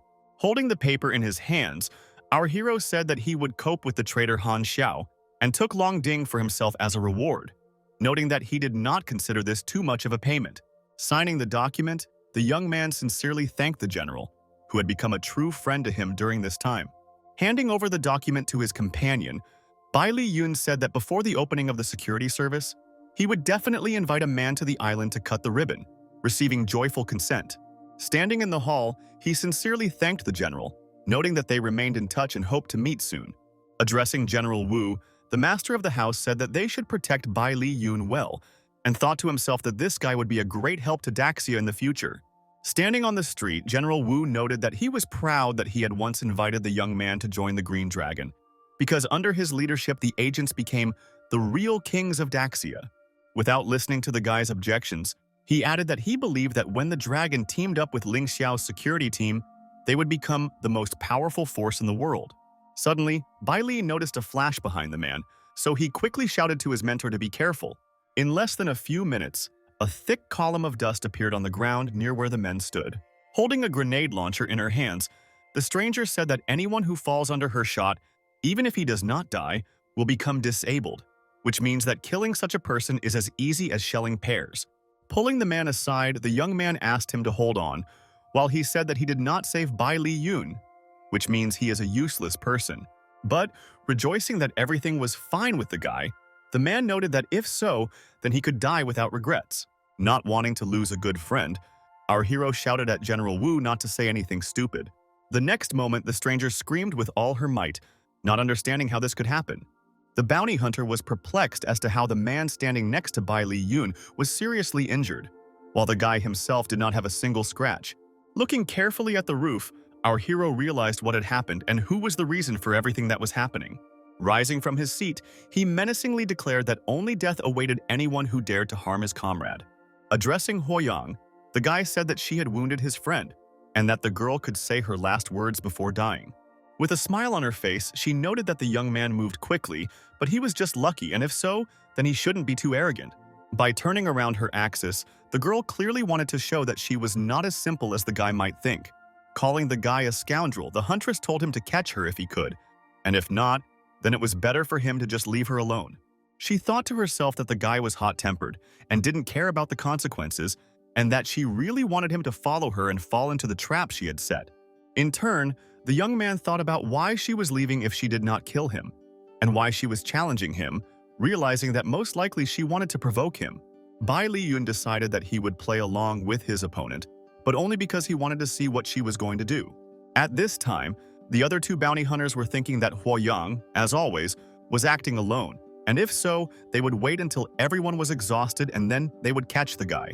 The hunters remembered the saying that the mantis catches the cicada, and the thief hides behind its back, deciding that they would do just that. Approaching a building, Bai Li Yun, noticing a bike parked nearby, decided that the girl was hiding in the workshop. Going inside and turning to Huoyang, the young man said that she simply had nowhere to run. Smiling, the huntress said that the young man greatly underestimated her. She deliberately drove slowly because she was afraid that he would not be able to catch up with the beauty. Standing at the top, the villainess continued to explain that after the guy went inside, she was the only one who would control his future fate. Huoyang said that all she had to do was press the button to make it all over for the young man. Pointing to some containers, the huntress stated that despite the fact that the young man was a wizard, it would not be so easy for him to escape. In a calm voice, Bai Li Yun asked what her plan really was, other than the fact that she would die with him. Looking dissatisfied at her interlocutor, the girl said that this would not happen, since she had installed a magical barrier around herself, and the guy would not be able to do anything. After these words, our hero laughed even harder, explaining that he could definitely handle this low-level formation, which was not as good as the 8-pole killing array. And before the guy had time to finish his last words, he was already standing next to the huntress, who was carefully looking down, not understanding where her prey had gone. With her eyes wide open, looking at Bai Li Yun, the girl did not understand how she could have miscalculated so easily. To demonstrate his magical abilities, which the huntress does not value very much, the young man directed a stream of energy in her direction. Rising from the floor with difficulty, she screamed that the guy had harmed her soul. Among other things, the girl was unhappy that the young man somehow made her beautiful face suddenly disappear. Bai Li Yun looked at his opponent and said that he considered her a strange, ugly old woman masquerading as a beautiful girl. She killed his comrade and must pay for it. Hearing Huoyang apologize, the guy said that it was too late for her to ask for mercy and sent a powerful stream of fire towards his opponent. The next moment, something strange happened. Two unknown people appeared in the warehouse, discussing that Huoyang had died in an absurd way, and that women could not be relied upon. It turned out that these were the two remaining hunters, who noted out loud that now it was their turn to deal with the guy. The first introduced herself as Qian Dao, proudly declaring that she was the true king of assassins. After her, the Viper spoke, noting that men are afraid of them, women love them, and children, if they see them, are afraid to even cry. At the same time, the hunter asked how Bai Li Yun treats them. With calm in his voice, the young man honestly admitted that he saw a couple of clowns in front of him. In less than a few minutes, the hunters were already defeated. The beautiful woman apologized and said that she had made a little mistake. As for the Viper, stretching out on the floor, he noted that they would tell everything in order to save their lives. He quickly added that they were not hired by any individual, but by the Hei Long organization. Hearing this name, the guy thought to himself that he was encountering these people again, realizing that sooner or later, he would have to fight with them. He stated out loud that the hunters must pay him $2 billion, and at this point they would part ways, forgetting about each other forever. Being not poor people and realizing that this was better than following Huoyang, after a couple of minutes they transferred the money to the young man's account. After this, the young man added that he would not touch them, but the great Daxia's detachment surrounded this place, and only General Zhu would decide what to do with them. Looking carefully at Bai Li Yun, the villains thought to themselves that this was a terrible trick, but they did not dare to object out loud. The next day, sitting in General Wu's ward, the guy stated out loud that he had avenged him and hoped that he would recover soon. General Zhu, standing nearby, noted that the young man should not worry, since firstly, their friend would probably feel better, and secondly, the doctor said that it would take about 6 months for a full recovery. Then, in a sadder voice, he said that Hei Long had agreed to compensate for all the losses on Longding Island, but they were asking the guy to become a peacemaker, and he would have to go there himself. The man added that Bai Li Yun was invited to relieve tension on both sides, but everyone understands that certain risks still exist. The young man replied that if he did not come, the reputation of their great Daxia would suffer, so he had no other choice. But despite this, the guy said that he had prepared thoroughly. The general, on the one hand, did not want the guy to go on this trip, but on the other hand, he understood that there was really no other choice. In turn, the young man noted with a smile that the family owed him another debt. Less than a few days later, the guy was already flying to a meeting with a family of ill-wishers, not knowing what to expect from them. At the airport, our hero was met by former student Han Xiao, who politely announced that the hotel was ready and she would take him there. Without a hint of embarrassment, Bai Li Yun told the girl that the bounty hunters had failed to kill him, and the beauty was most likely disappointed by this. Still polite, the brunette said out loud that she didn't understand what she was talking about, but she thought to herself that these hunters were not professionals at all. Turning away from the girl, the young man said that she should no longer pretend since he knows everything, but is still grateful to her for the fact that he managed to get extra money. Continuing to act according to the script, with sadness in his voice, he said that he was sorry, since now there was no one to fight with. Turning sharply to his assistant, he noted that it seemed to him that someone was speaking badly about him, and the guy did not like this behavior. Still looking at the brunette, the guy heard her say that she had said too much about the treasures and the fact that they would get rid of the young man as soon as their leader got what he wanted.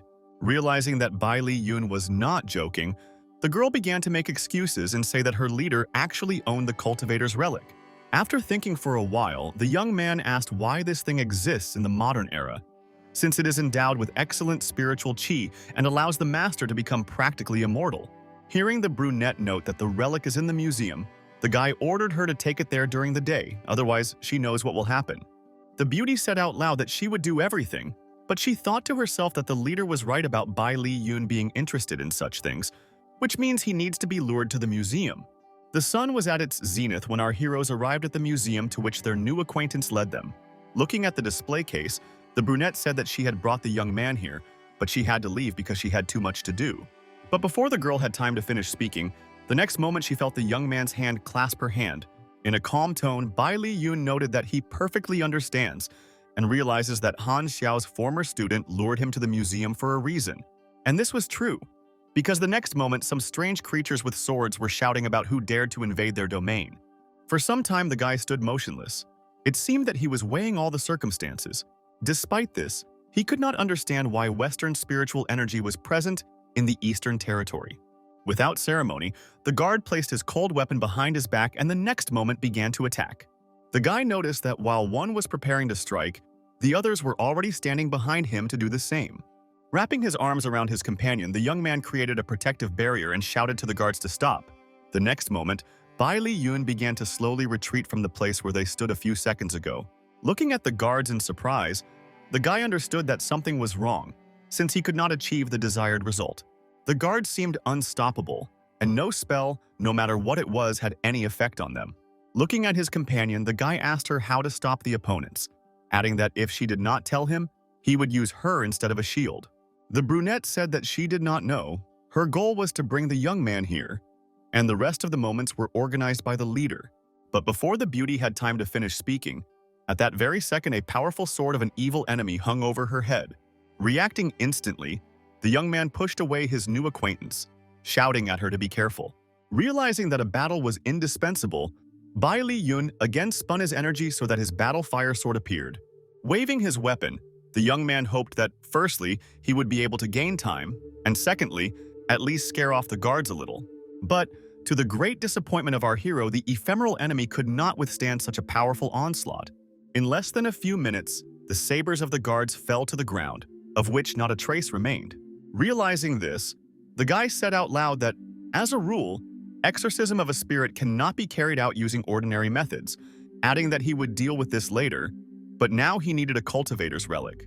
Holding some unusual object in his hands, the young man thought that it contained 10,000 units of spiritual energy of silk chi, and if so, then this relic should be taken. However, the next second something alerted our hero. Even before he had time to turn around, he felt that armed people were standing behind him, and these people really stood, and their pistols were pointed at Bai Li Yun. The brunette who was nearby said that people should not rush to shoot since she was still standing next to the guy. After a moment's hesitation, the girl noted that Bai Li Yun had entered the museum without permission to steal the relic. The evidence was obvious. Turning her gaze to the shadow, she stated that since she could not stop the guy, he killed her. Of course, this is a great pity, but now they must punish him for this crime. But the next moment, someone's voice loudly shouted the order to execute these people on the spot. Addressing the brunette with a calm voice, the young man said that he believed that his organization no longer needed her. Looking into emptiness in surprise, the girl said that the reason lies in him and only him. Less than a minute later, someone shouted for them to finally start shooting. The counter, near which our hero had recently stood, was completely riddled with bullets. The shadow, which had no intention of disappearing, asked our hero if he really believed that he could escape. Hiding in the corner, Bai Li Yun told his companion to thank him. He heard her answer that, most likely, Man Shan had already gathered people around the museum to destroy them. Continuing to talk, the young man added that he had come up with a plan of action. The brunette, in turn, heard how interested he was in what was really happening here. The master's former assistant began to cry, realizing that she had fallen into a trap that she could not even think about. Therefore, she said that there were archers in ambush in the area of the hall, and their strength in close combat was small, but there were 2 more great masters nearby for protection. There are 8 more gunsmiths in 4 directions to guard the museum. If the guy appears, they will take action. Realizing that something was wrong, the young man thought that perhaps his opponent was a magical cultivator. Coming out of the shadows, the man asked when Miss Tianhe became a traitor. She replied that Leader Man had a very long tongue, and if anything happened to her, neither her father nor the Tianhe clan would spare the young man. Raising her hand and directing a stream of energy towards Man's people, she harshly declared that the Empire would remember the brunette's sacrifice. Realizing that everything was not going according to plan, Bai Li Yun grabbed his companion and shouted at her to dodge. Pretending to be and moving aside, the young man asked Tianhe where and how best to escape. Pointing somewhere into the distance, the brunette stated that the man they saw had recently reached the level of a great master. In turn, Leader Man, realizing that they were up to something, decided that they needed more firepower, otherwise they would easily escape. Accelerating and directing a powerful flame towards where the guy and girl were, he shouted that he would personally deal with them. Tianhe, realizing that she could not escape without Bai Li Yun, began asking him if he had dealt with the cultivator's relic. Realizing that there was no time for an explanation, the young man activated his fire sword to defend himself and, if necessary, attack. The masters who stood in the way of the young man immediately began to fly away in different directions. Realizing that seconds were counting, our hero punched a hole in the wall of the museum with lightning speed and loudly shouted to the girl that it was time to leave. Looking closely at the hole, Leader Man told everyone gathered that the fugitives would not be able to get far, ordering everyone to give chase. The next moment, he gave the order to notify everyone that Tianhe and Huanzi had entered into a conspiracy with Bai Li Yun, and they broke into the museum to steal the artifact. The guys hurried as quickly as possible, and after a short time the residents of the patriarch of the Tianhe clan appeared in front of them. The young man understood that he and his companion needed shelter and therefore decided to stop here. Upon seeing the strangers, the man said that no one was allowed to enter the residence without permission. The young people should immediately reveal their identities. The out-of-breath and tired girl quickly introduced herself and her companion, and then said that she had important business and that she needed to immediately meet with her father. Suddenly, the same father about whom the young man had heard a lot appeared, and in a calm tone he ordered all his assistants to leave the room. The man, who was staring at Bai Li Yun, asked if it was true that he had injured and threatened his daughter, but Tian-hee intervened in the conversation. She said that she was seriously injured by Manshan. Perhaps he wanted to kill her, but be that as it may, he betrayed them all. He found out about the cultivator's relic.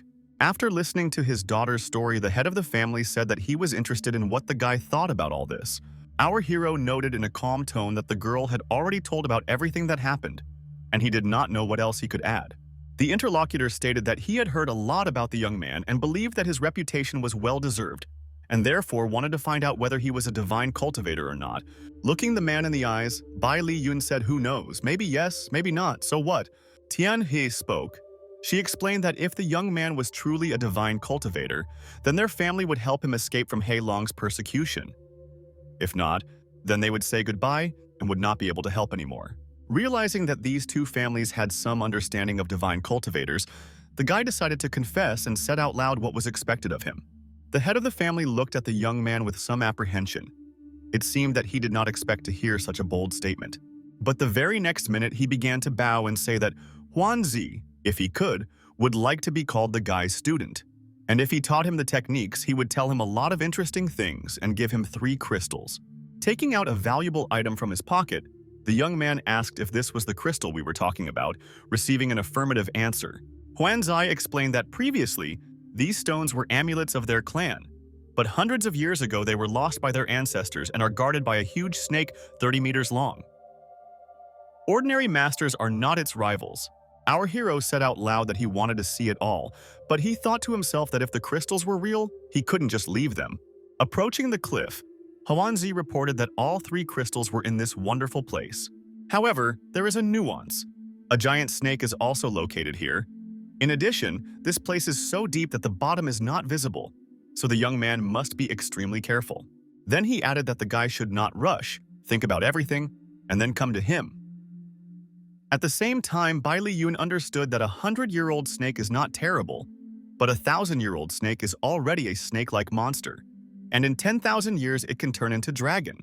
Huanzi reflected on the fact that the teacher once said that it was not easy for the martial artist to kill this giant snake, but he hoped that the young man would become interested in crystals. Jumping from a cliff, our hero, already in flight, shouted that he would begin the search immediately, since he saw no point in postponing such an important matter. And the man standing on the edge of the cliff mentally hoped that Bai Li Yun and the snake would die together. While at home and pacing from side to side, Tian. He asked herself why her father was talking to the guy by the river for so long. In addition, the girl thought whether, despite everything that had happened, she would be able to become the wife of this young man in the future. A minute later, his voice was heard from his father's office. Huan Tzu reported that the guy had entered the lake and, apparently, was confronting the monster. He added that it was good. As soon as they waited for the snake and Bai Li Yun to kill each other, then they could take the treasure easily and without obstacles. But the very next moment the man left his office, realizing that his daughter had heard everything, and she probably didn't like it. Huanzi did not want to listen to what the girl was saying. He noted that the guy had killed many experts. The young man was powerful, but if they did not destroy him, he would hang on their necks. Realizing that her father was wrong, Tian. He tried to reason with him, saying that the guy had done much more for them. But the very next moment the girl ran somewhere, not intending to stay in this house and indirectly participate in what was about to happen. Lying on the ground, Tian. He again turned to her father, saying that the young man's strength is maximum and he will not die as easily as everyone thinks. Laughing, Huanzi said that his daughter was wrong, because this time the guy encountered the legendary ancient giant fighting snake living in the lake. After a moment's hesitation, he added that he believed that Bai Li Yun had already fallen victim to a huge monster. Looking carefully at the snake, the young man understood that it would not be easy to cope with this long worm. The reason was that she was the mistress of these waters, which she had studied perfectly over many years. Unlike our hero, the speed of the snake was maximum, and it also boasted agility and incredible strength. Realizing that you couldn't fight a snake with your bare hands, the guy, jumping out of the water, quickly summoned his fiery sword. At the same time, the river predator was not going to give up, and realizing that the prey was leaving, tried to jump out after it. Realizing that he had to act as quickly as possible, the young man, grabbing his weapon, called on the blades of flame to help. Swinging, he hit the snake, which at that time was on the surface of the reservoir, with all his might. Wounded, she hissed and squirmed even more, showing that she would not give up so easily. Soaring into the air, the young man understood that he should try as hard as possible to achieve his goal. Gathering his thoughts, Bai Li Yun summoned 10,000 ki sparks to help him inflict more serious damage on the predator. Not even a minute had passed before fiery sparks began to fly from above onto the snake, easily burning through it. This manipulation had an effect, because after a few seconds the predator disappeared underwater. Jumping after the snake, the young man thought that he had used a lot of physical strength to hide his goal and not attract attention, and therefore he needed to hurry and quickly look for the crystals. At this time, a voice was heard next to the young man. Someone said that he no longer felt any chi from Bai Li Yun and the snake. Laughing, the man happily declared that, in the end, this boy had died. And if so, all the treasures now belonged only to them. And the very next minute, people broke through some kind of wall to head forward. As Bai Li Yun watched this, he thought that somehow the protective cultivation had been lifted. Huanzi looked carefully at the spectacle that opened before him, and it was clear that he was pleased with himself and his actions. Bai Li Yun understood that the passage was clear and that people entered easily. Touching the water with his hand, the young man noted to himself that the entrance to the cave was always separated by a dense curtain of water and a strong current. Once inside, Huanzi, raising his hands up, joyfully declared that all the cultivator's treasures now belonged only to him. But the next moment, the master's eyes widened in surprise because someone's voice behind him corrected him, saying that the treasures belonged to Bai Li Yun. Peeking around the corner, our hero, with characteristic irony, told the man to accept his praise for an excellent plan. Entering the cave, the guy carefully examined not only the treasures, but also the people gathered there. Suddenly, the silence was broken by Huanzi, who with rage in his voice asked if the young man was alive. Grunting, Bai Li Yun noted that, unfortunately for his ill-wisher, he was alive, thanking him for the chance to kill the monster and get a few drops of his blood. With horror, the master shouted that the guy should not rush and wait until he himself cultivated the magic of moving the immortal jade, adding that the young man would still have to die. Not even a minute had passed before our hero quickly removed all the competitors' assistance from his path. But Huanzi was not afraid. He said that now they would try the spiritual energy left by the immortal cultivator, namely the power of the heavenly sword. The young man couldn't believe his ears. He didn't think that such energy could survive in this world until now. While Bai Li Yun was thinking, the opponent filled his weapon with maximum energy to strike. And this blow was dealt, but our hero, fighting back with dignity, shouted that even if Huan Su mastered the necessary energy, it would still not be so easy to kill him. Bai Li Yun looked intently at his opponent. He understood that the qi needed to be worked correctly, otherwise it simply would not obey. This was true. The next minute, redirecting the energy, the young man shouted that now he would show the man what it meant to be killed by a spiritual weapon. Being wounded, the opponent said that the young man still would not be able to kill him. Looking at the wounded man, Bai Li Yun said that the soul of the head of Tian He Huan had dissipated, and now the man could no longer hide. He must show his true face. Sitting still as motionless, the enemy noted that even if he diligently hid, the young man would still have found him. Looking at the ill-wisher, Bai Li Yun said that he overestimates himself because Huanzi's soul has indeed disappeared. But the spirit is still present in the body, which is quite easy to understand. A minute later, the man spoke, declaring that he was Tian He Ling Feng, the ancestor of the Tian He clan, and added that Bai Li Yun had killed his people, so he could not hope for mercy. Our hero stated that, having become attached to the bodies of future generations, Tian He Ling will take over the clan when the time comes. And if so, then he is the most ruthless of all the young man has ever known. Bai Li Yun, remaining expressionless, thought that the cultivator had suddenly reached a high level of magic while practicing body capture magic, and slowed down a bit. He only slowed down because he saw his opponent preparing to engage in battle. And Bai Li Yun continued his thoughts, noting that the old man had most likely reached the heavenly realm, and because of this, he would be difficult to defeat. As he attacked Bai Li Yun, the man shouted that if it weren't for him, he would have restored his flesh and blood. But since this did not happen, the young man may not hope to escape alive. Our hero desperately resisted Tian He Ling, doing everything possible. The enemy, with a grin on his face, stated that he had only made a few swings of the blade, and the boy could hardly stand on his feet. The young man, trying to catch his breath, noted that the heavenly sword has divine fortitude. If he continues to go in the same direction, he will no longer be able to defend himself. Bai Li Yun thought that he had originally planned to use the snake's blood to refine the medicinal pills, but now he would have to use one drop for himself. And the very next minute, with his hands folded, our hero began to feel some very powerful energy. With a laugh in his voice, the opponent asked if this was really the original spirit.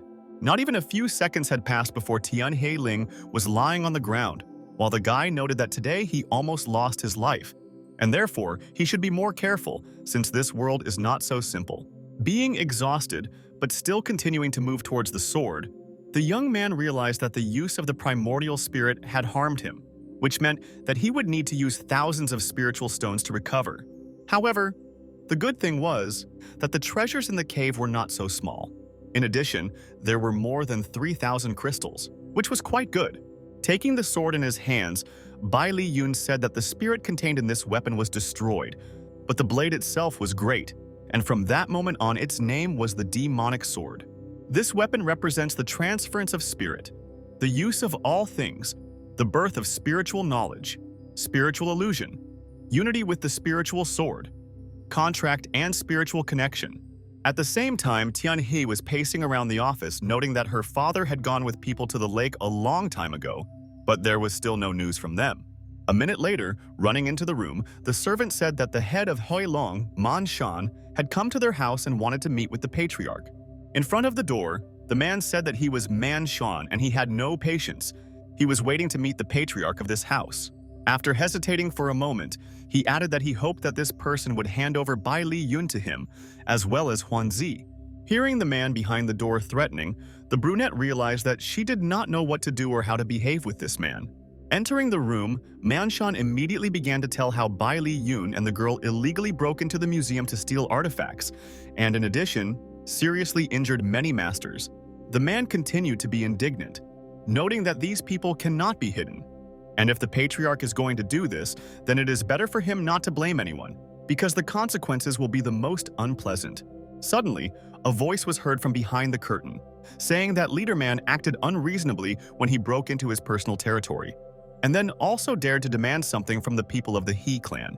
Apologizing, Manshan noted that the old man is old, so he should take care of the younger generation, but he still must tell everything he knows in order to gain trust. Hiding behind the curtain, Tian, he thought about how good it was that she had learned the technique of pretend voice.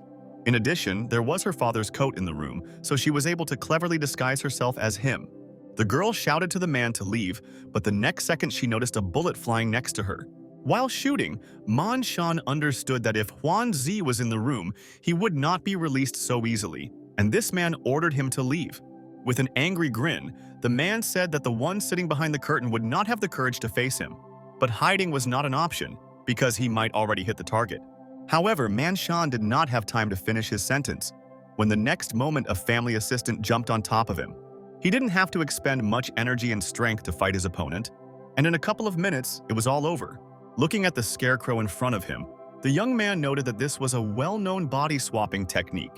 Standing on the roof, Leader Man saw people scurrying around below, discussing that he dared to open fire. And if so, then it was necessary to protect Miss. The uninvited guest thought to himself that he needed to gain time to fight with the guards, but he was more interested in the strange sound that was coming from the direction of the lake. Realizing that Bai Li Yun had probably cleverly deceived everyone, he immediately jumped off the roof and headed towards the pond. The guards who ran into the house began asking how Tian He was feeling and whether the man had really escaped. With calm in her voice, the girl said that it was true. However, the most important thing is to gather as many people as possible to detain Man Shan, while at the same time, several men must go with her. Approaching the reservoir, Leader Man noted that a strange feeling touched this place when he walked here. This feeling only intensified, but he did not meet any living opponents on the shore. Realizing that they could be in the lake, the man decided not to waste a minute and quickly jumped into the reservoir. The next minute, something didn't go according to plan, and the man, who was already halfway to the water, somehow ended up on the shore, hearing a woman's voice. Looking in front of him, Man Shan discovered a large number of famous people, as well as a young girl among them.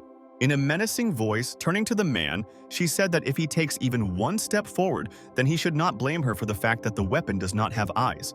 But this did not frighten the leader at all. He stated that their clan is just a bunch of useless soldiers, And because of their attempts to stop him, it becomes more and more interesting what is going on in the lake. Hearing such a statement, Tian had told her people that this person did not take them seriously, and if so, they should attack him immediately. It was clear that Leader Man was capable of something, because in addition to shouting loudly for everyone to get out of his way, he also resisted. The next minute, all the assembled soldiers began to scatter in different directions, as if they were the most ordinary dolls. Moreover, even weapons did not help them. Having quickly dealt with everyone, the man shouted that no one dared to stop him on the way to his plans. Looking angrily at the enemy, the girl declared that she would not allow the ill-wisher to touch her father and Bai Li Yun, threatening that she would blow up the cave if he approached. The man was not at all frightened by this statement. He said that they could check who would be faster, his pistol or the fuse, which had not even been lit yet. The next minute, something didn't go according to plan because Man Shan heard a strange noise coming from somewhere outside. The ill-wisher did not have time to do or say anything, because he was thrown back by someone's powerful energy. Lying on the ground, the man was able to see our hero, who jumped out of the lake and hovered over the water. Bai Li Yun, looking carefully at the ill-wisher, said that his sword would deal with him as quickly as possible so that he would know his place. The man thought to himself that the young man's strength was great and wondered out loud how he dared to steal the artifacts of an immortal cultivator. Man Shan, taking a bottle out of his pocket, decided that it was time to retreat in order to return to his people, since he would not be well. With surprise, looking at the resulting cloud of dust, our hero heard the enemy shouting to him to wait, since everything was still ahead. Tian Hui, deciding to act, immediately asked the guy if it was true that the young man killed her father, as the enemy said. Without a shadow of a doubt, Bai Li Yun confirmed this and added that the man wanted to kill him first, and then offered to become the leader of their clan.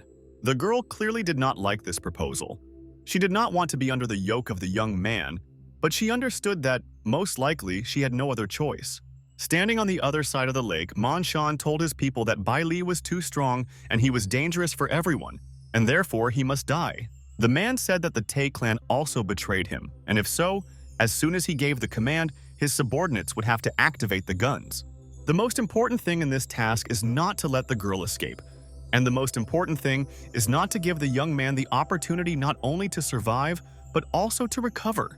Not even a few minutes had passed before Man Shan gave the order to begin aimed fire, and most importantly, to ensure that Bai Li Yun was hit.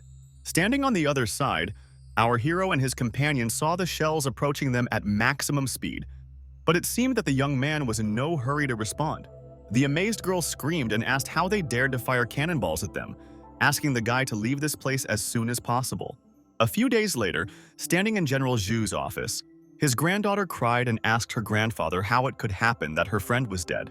The old man briefly told the story that Bai Li Yun stole some treasure. When he ran away, he came across a car carrying explosives. Hearing that Ruo Tong was going to take revenge, the old man stopped her and explained that their people understood all the circumstances of the matter, but for now, it was better to remain silent. Suddenly, the girl remembered how someone was going to take this opportunity to take revenge on the young man's family and appropriate the island. Looking at his granddaughter, General Zhu said that she should not cry or fantasize about anything, since this is a complex matter, but they will try to figure it out. While in the eastern lake, Tian He noted to herself that if Bai Li Yun had not taken her with him a few days ago, they would both have died. At the same time, she now knows a lot of secrets, and if so, then she will either have to serve the young man, or he will simply get rid of her. The brunette understood that he was a good guy, and if she made some concessions, she would be able to restore her own clan in the future. Having finished with his business, our hero noted that he had finally absorbed all the spirit from the crystals. This time, each cloud had a silver base. Thanks to this, he obtained 10,000 silks of spiritual energy, reaching the great spiritual realm of the Great Master. Sitting in front of Bai Li Yun, Tian His noted that she had thought it through carefully and wanted to follow the guy, becoming his eyes in the Eastern Army. The young man said that the girl should not think that one oath would be enough, and therefore she should open her mind and accept his contract of master and servant. Bai Li Yun noted that if the beauty decides to break this agreement, then self-destruction will occur, that is, the girl will simply lose her mind. Looking carefully at the young man, Tian He stated that she would follow him and also promised to help him in everything she could. Having reached land, our hero said that it was time for them to hit the road in order to find Man Shan and take revenge on him for everything that he dared to do. Laughing in the general's eyes, Wu Manshan declared that he was not to blame for the young man's death. Everyone saw for themselves how he stole the treasure, for which he paid. With anger in his voice, the man said that the truth does not depend on the words of an ill-wisher. They sent people to investigate, and until the body is found, the guy will be considered alive.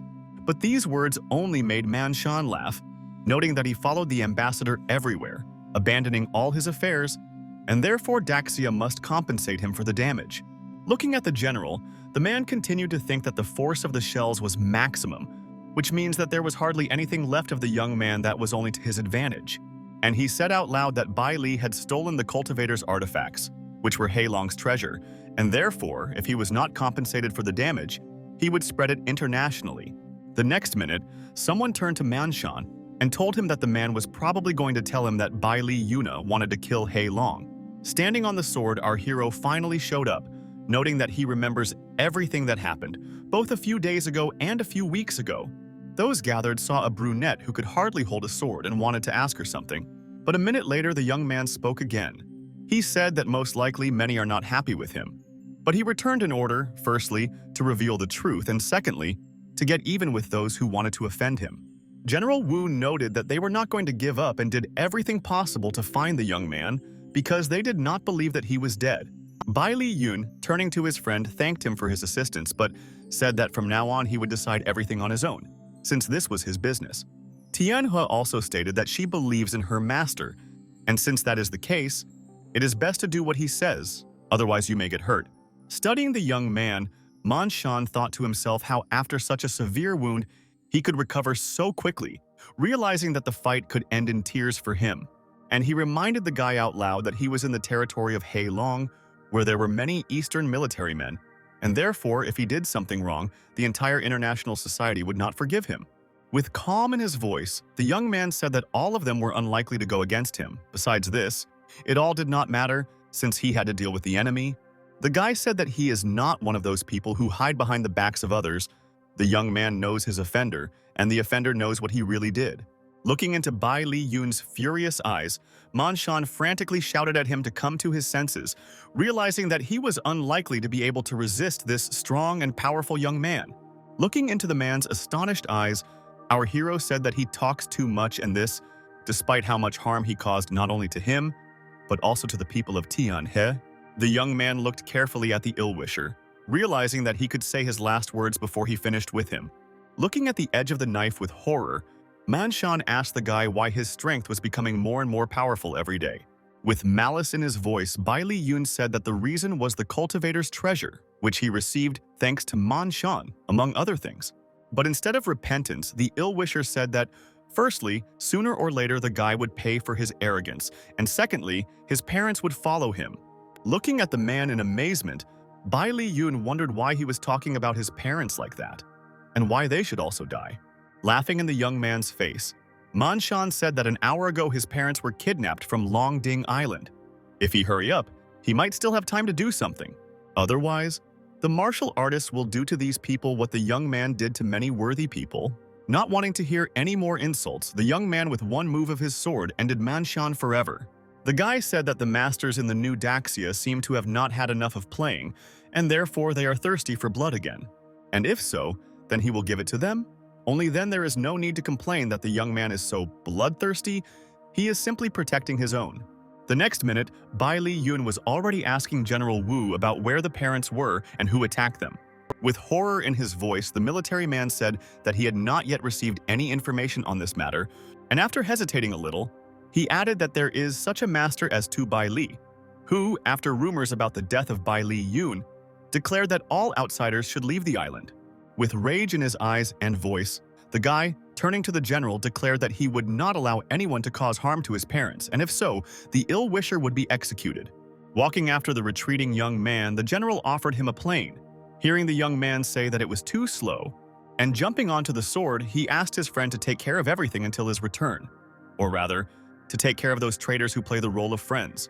The young man heard the man shouting after him not to worry about anything, since the main villain was destroyed. Only pawns remained. A little time passed when a strange monster appeared on the path of our hero, which confused Bai Li. After talking with him, The young man offered him to become his riding pet in exchange for the opportunity to be alive, which did not leave the predator indifferent. At this time, on Longding Island, the leader, addressing the local residents, told them that while they were sheltering Bai Li Yun's parents, they would not be able to leave this place. Coming out of her hiding place, Xiao Wu told the enemy to get out, because they would never give up and give up a friend. Seeing the girl's fighting spirit, Bai Li's father asked the blonde to calm down, since they probably don't know whether the guy is alive, and if so, it's better not to argue or threaten.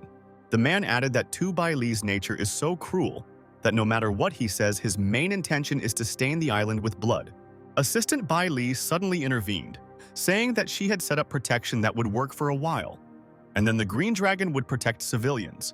Hugging his wife, the man said that they didn't need this island. He didn't want to risk someone's life for an ordinary piece of land. After a moment's hesitation, the man explained that 10 years ago, Tu Bai Li allowed them to leave because they did not pose a threat to him. But now everything is completely different. The next minute, the enemy himself spoke, warning everyone gathered to talk less and rather prepare for battle.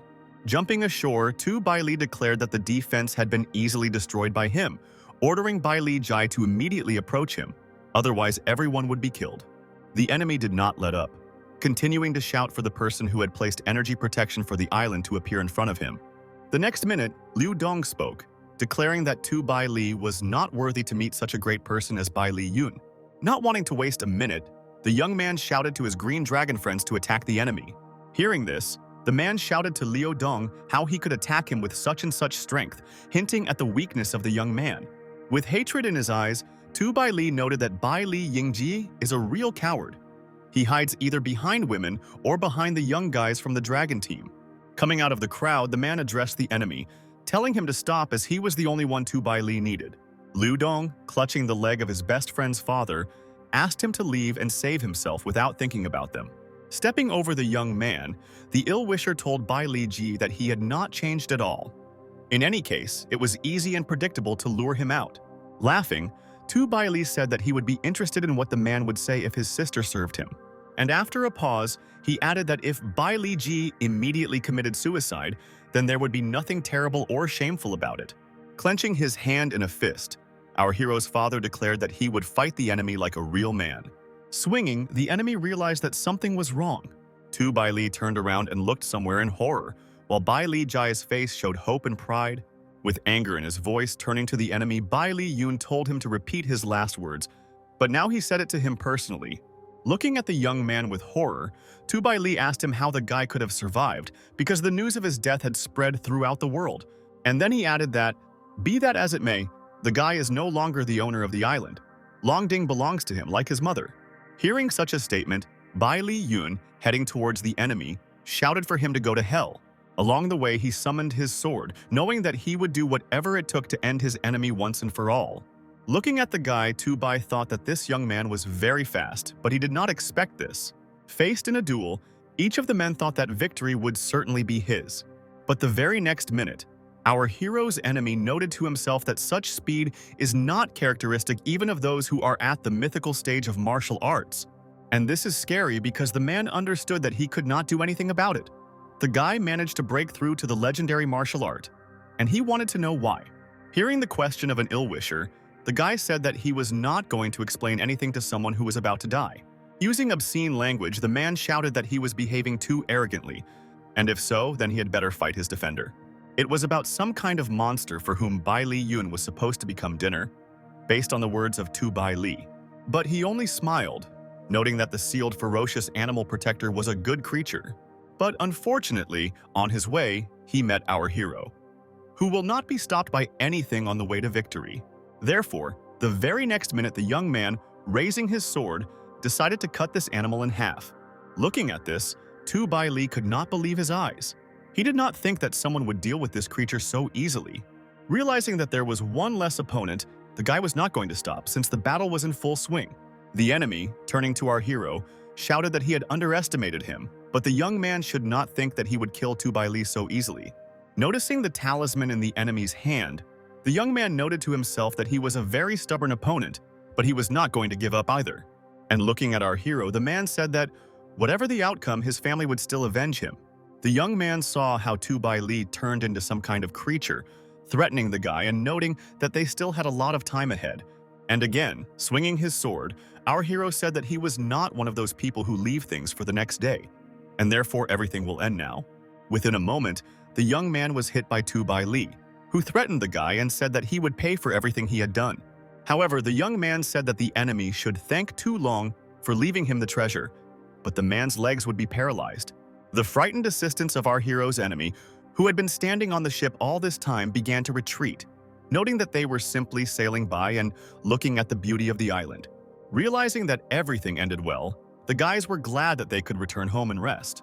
Sitting in the house, Bai Li Yun listened to his father's story regarding who Tu Bai Li was, and when the feud between the families began, it turned out that 19 years ago, while walking down the street with their sister, the guys met Tu Bai Li, who began to pester the girl.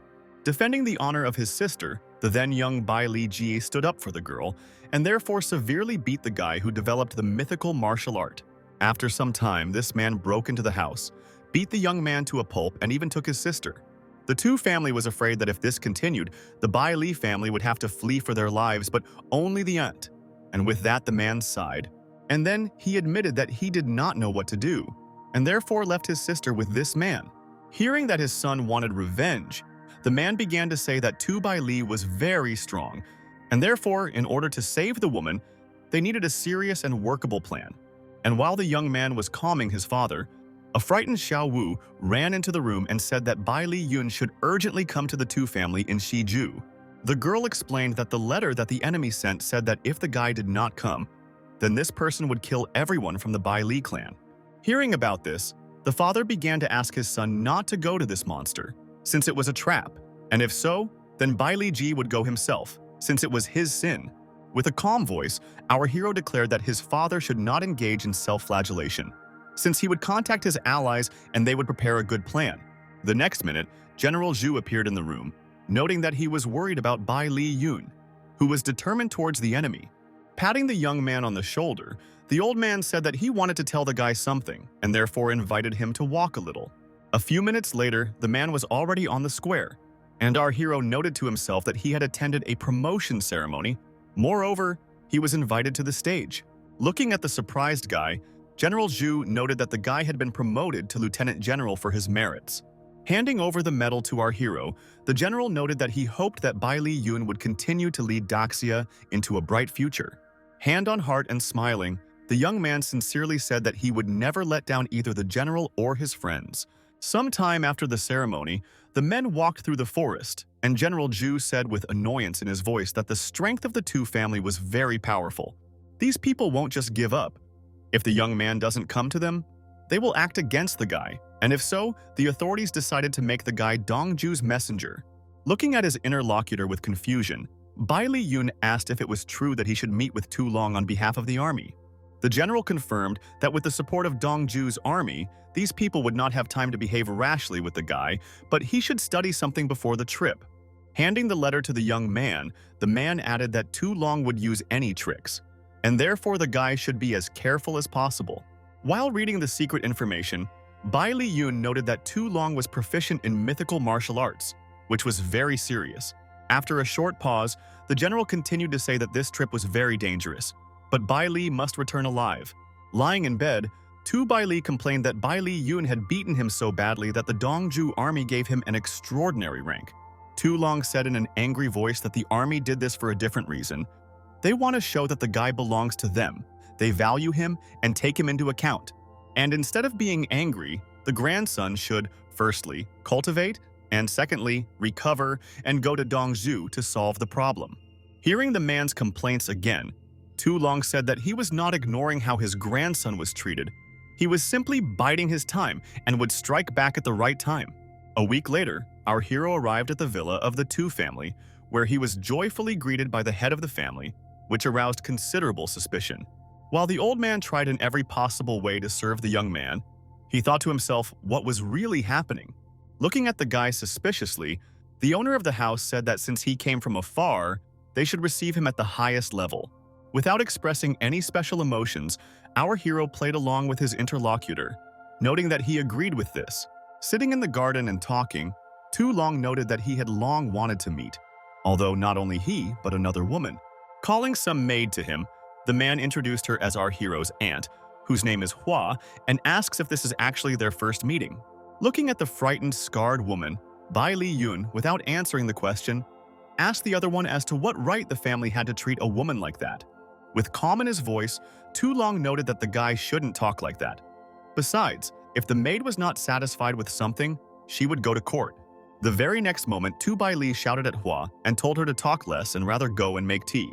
Enraged by this behavior, the guy began to scream, hearing the old man's explanation that his aunt was also his grandson's wife, and it was the woman's responsibility to do housework. Tu Bai Li had already started to say something about Bai Li Yun calling him uncle, but he suddenly stopped and spat out tea on his wife. Grabbing her by the throat, the man shouted that she had served him too hot tea, reproaching her for losing her fear when she saw her nephew. Unwilling to tolerate such behavior, the guy immediately jumped up from his seat and hit Tu Bai Li, who was sitting in a wheelchair. With anger in his voice, the young man said that the man should not dare touch the woman, otherwise he would cut off his enemy's hands. Hearing such a statement, the old man quickly stood up from his seat and declared that the guy had wounded his grandson again, and if so, he would not leave their house again. But hearing that Bai Li Yun was not at all frightened by this, Tu Long attacked him, shouting that some kid had no right to talk to him like that. While fighting with a man, our hero noted to himself that the enemy's blows were very dangerous for him, now understanding what mythical skill means. Realizing that things were bad, the young man grabbed his aunt and ordered her to hold on to him as quickly as possible as they left the place. Looking after the retreating fugitives, the old man answered his grandson's question, telling him that the guy's death was not enough. He wanted to kill Bai Li's entire family. And a minute later, he told his subordinates that they had stolen his granddaughter and demanded that she be returned. If they refused, they would all have to be killed. Transported to the forest, the guy told his aunt that the cultivation of the Tu Long family was strong, and therefore he lost a lot of energy. Screaming and indignant, the woman noted that her nephew took her from the family, which means that the clan will not leave all this unpunished. Listening to the woman, the young man apologized both for his father and for himself for not doing anything for so long. Hugging the crying Aunt Bai, Li Yun assured her not to be afraid anymore, because he would never let her be offended. For the next couple of months, our hero did not leave the cave on Longding Island, increasing the level of his cultivation. He meditated until he realized that he had made a breakthrough and reached the intermediate level of a great master of spiritual energy. The assistant, turning to Bai Li Yun, said that Tu Long's people had found the guy a long time ago, but they did not know that he was in the cave. With confidence in his voice, the guy said that now he was afraid of no one and nothing, and therefore he was ready to fight this scoundrel.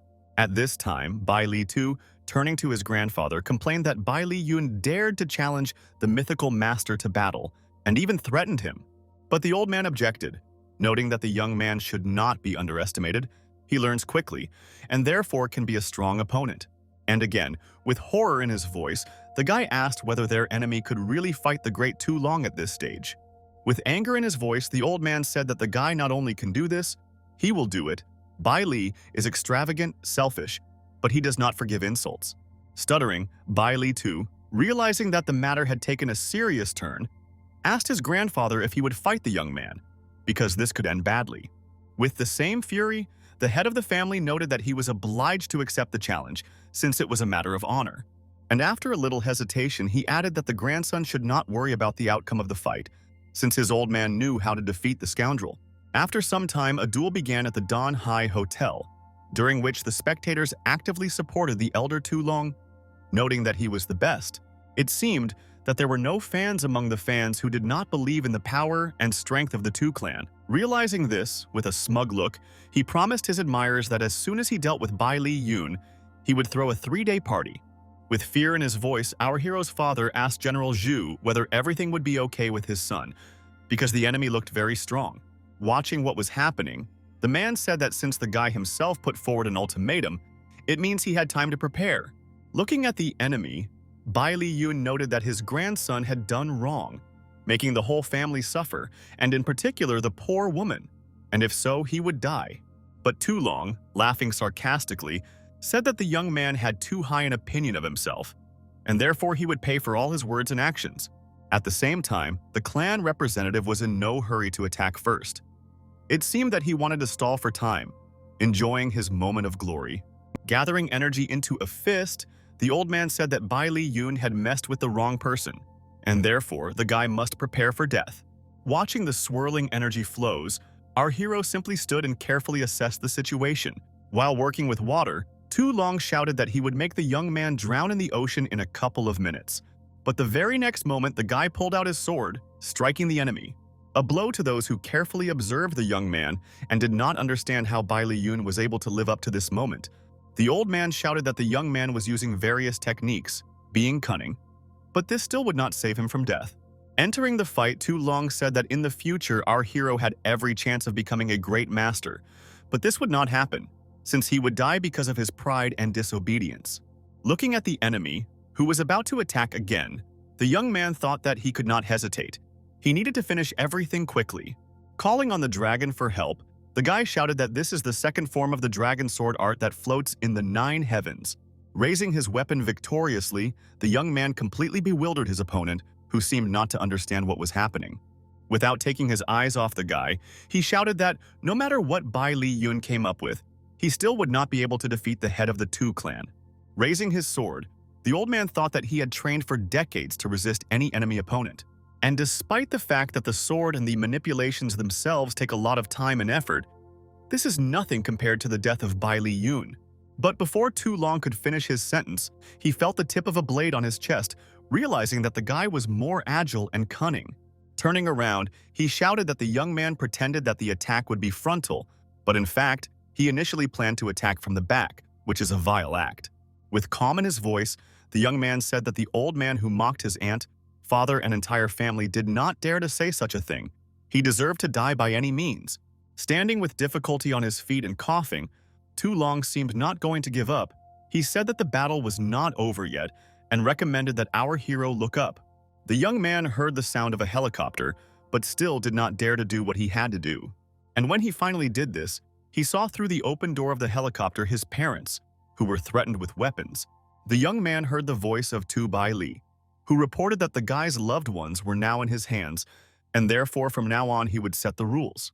And the first is that the young man must commit suicide. If he does so, the parents will be released. With hatred in his voice, our hero asked rhetorically whether he was really so naive that he thought that he would win easily and quickly. Hearing the enemy continue to shout words of insult, Bai Li Yun ordered someone to come out in a calm tone. A stranger in the helicopter office, with a smile, causing Tu Bai Li's amazement, said that they understood the order. In less than a minute, pistols were pointed at the enemy from different sides, which deprived him of any opportunity to oppose the guy with anything. While showing the man the arrest warrant, the young woman said that Tu Bai Li was guilty of insulting the military and harming innocent people. And then she added that the army had long been monitoring the usurpation of power by the Tu family and had long been planning to take appropriate measures. Although this state of affairs did not suit Tu Bai Li, who could not fully believe that Bai Li Yun managed to win, not by force, but by mind. After a while talking with his assistant, our hero said that it was easy to guess about the plans of the Tu family and find evidence, but here were his parents and fell silent. Understanding the guy's concern, the girl said that for the sake of plausibility, General Zhu personally invited the parents to take part in the performance, which they did an excellent job with.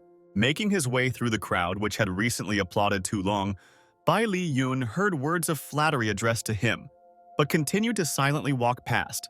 Looking at his crying mother and asking for forgiveness from her, as well as from his father, the guy understood that for the woman it was all for real. The next moment, Bai Li Mingjuo approached the crowd and said that their clan was under great pressure and their grandfather almost died at the hands of Tu Long. Hearing how Bai Li Ji explained to his nephew that they no longer belonged to the Bai Li clan, he shouted that it was before, and now they need to unite again. But Bai Li Yun intervened in the conversation, wondering why his brother, who came before the battle began, did not approach them, but did so only after the death of the enemy. Watching the young man clownish, our hero declared in a menacing voice that he did not want to have anything to do with those people who kicked out his parents in difficult times, and so that Minjuo realized the seriousness of the situation. He asked his assistant to explain to the young man everything that had happened over the course of 2 months. Realizing that the guy could not calm down, our hero once again repeated to him everything that had been said earlier, and then said goodbye to his cousin. A couple of days later, sitting in a house located on Longding Island, Ye Qing Wang told our hero that the whole world was proud of him. Moreover, the largest powers, and the girl chose the three most attractive ones, would like to attract Longding Island to their side. Looking at the invitations, the young man was interested in a letter from Hongmen, who wanted to kill him and could not understanding why they now wanted to establish contact. From the letter, it became clear that Shannonjia Intelligence and its representative Hong were inviting the young man to their place for an interesting conversation. The young man knew that Shannonjia was the most mysterious place in Daxia. Not only was it foggy, it was also very strong. And since our hero was not only not afraid of difficulties, but also loved to challenge himself, he told his friend that he would happily go to these lands. Upon arrival, he was greeted by two young girls who introduced themselves and then immediately began asking for help. With anger in his voice, Bai Li Yun stated that the women, knowing that his parents were in danger, deliberately detained him, and now he was deceived into luring him to these places. And to show that it's not good to joke like that, the young man directed a powerful stream of air at the local residents. Zhui Yinghong began to make excuses, saying that she didn't mean anything bad. Shenongzi's secret was very important, and she hoped that the young man would not refuse to protect them. The girl hurried through her assistant to give our hero a map from which he could find out the location of the herbal elixir that would serve as a gift. The interlocutor said that the power of this herb is incredible. Just by sniffing it, you can increase your strength 10 times, and after eating it, a person can even be resurrected. Bai Li Yun quickly told the girls to stay put while he checked everything that was happening in the surrounding area. After looking at each other, the girls decided that from now on, they would serve the guy and would be very grateful to him if he solved their problem. Studying the map, the young man understood that, firstly, his new acquaintances were wounded, and therefore they would not escape, and secondly, he would have come to this island anyway. Only 2 days had passed, and Bai Li Yun had already arrived at Longding Island and was trying to check into a hotel. Standing in the hall, he noted out loud that he managed to get into a very beautiful and cozy place. Hearing such a remark, the guy's assistant reproached him for this, saying that this was a very ordinary hotel. And quickly, heading to the reception desk, she asked for 3 rooms for her and her companions. When the girl heard that there were no vacancies left, she started asking if there were any villas available. But the very next moment, having submitted his documents to the administrator, our hero proudly announced that he had already booked the villa. And, making fun of his companion, he noted that the girl should try the method of booking accommodation via the internet. Seeing Bai Li Yun moving away, the brunette tried to catch up with him and caught up, but in such a way that she buried herself in his chest. The embarrassed beauty began to scream for the guy to let her go, which he did. While unable to stay on the slippery floor, she fell on him. The stranger screamed and was indignant while the hotel employee tried to calm her down. But it seemed that our hero did not care at all because, turning around, he told the beauty to remember that his name was Bai Li Yun. Suddenly, a hotel employee said that this was the person they couldn't invite, but who came to Shennongjie. Looking carefully at his interlocutors, the guy did not understand why they could not invite him, and what these people wanted from him. And at this time, the man was talking in the girl's ear that some master had said that they were obliged to invite Bai Li Yun at any cost.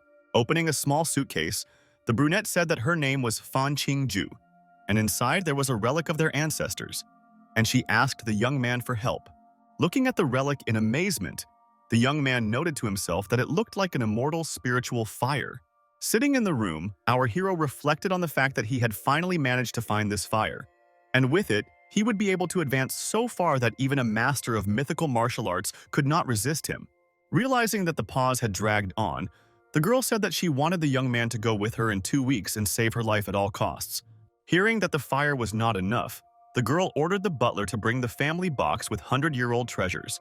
Looking at such wealth, the young man did not understand why the Fan family had not yet become famous throughout the world.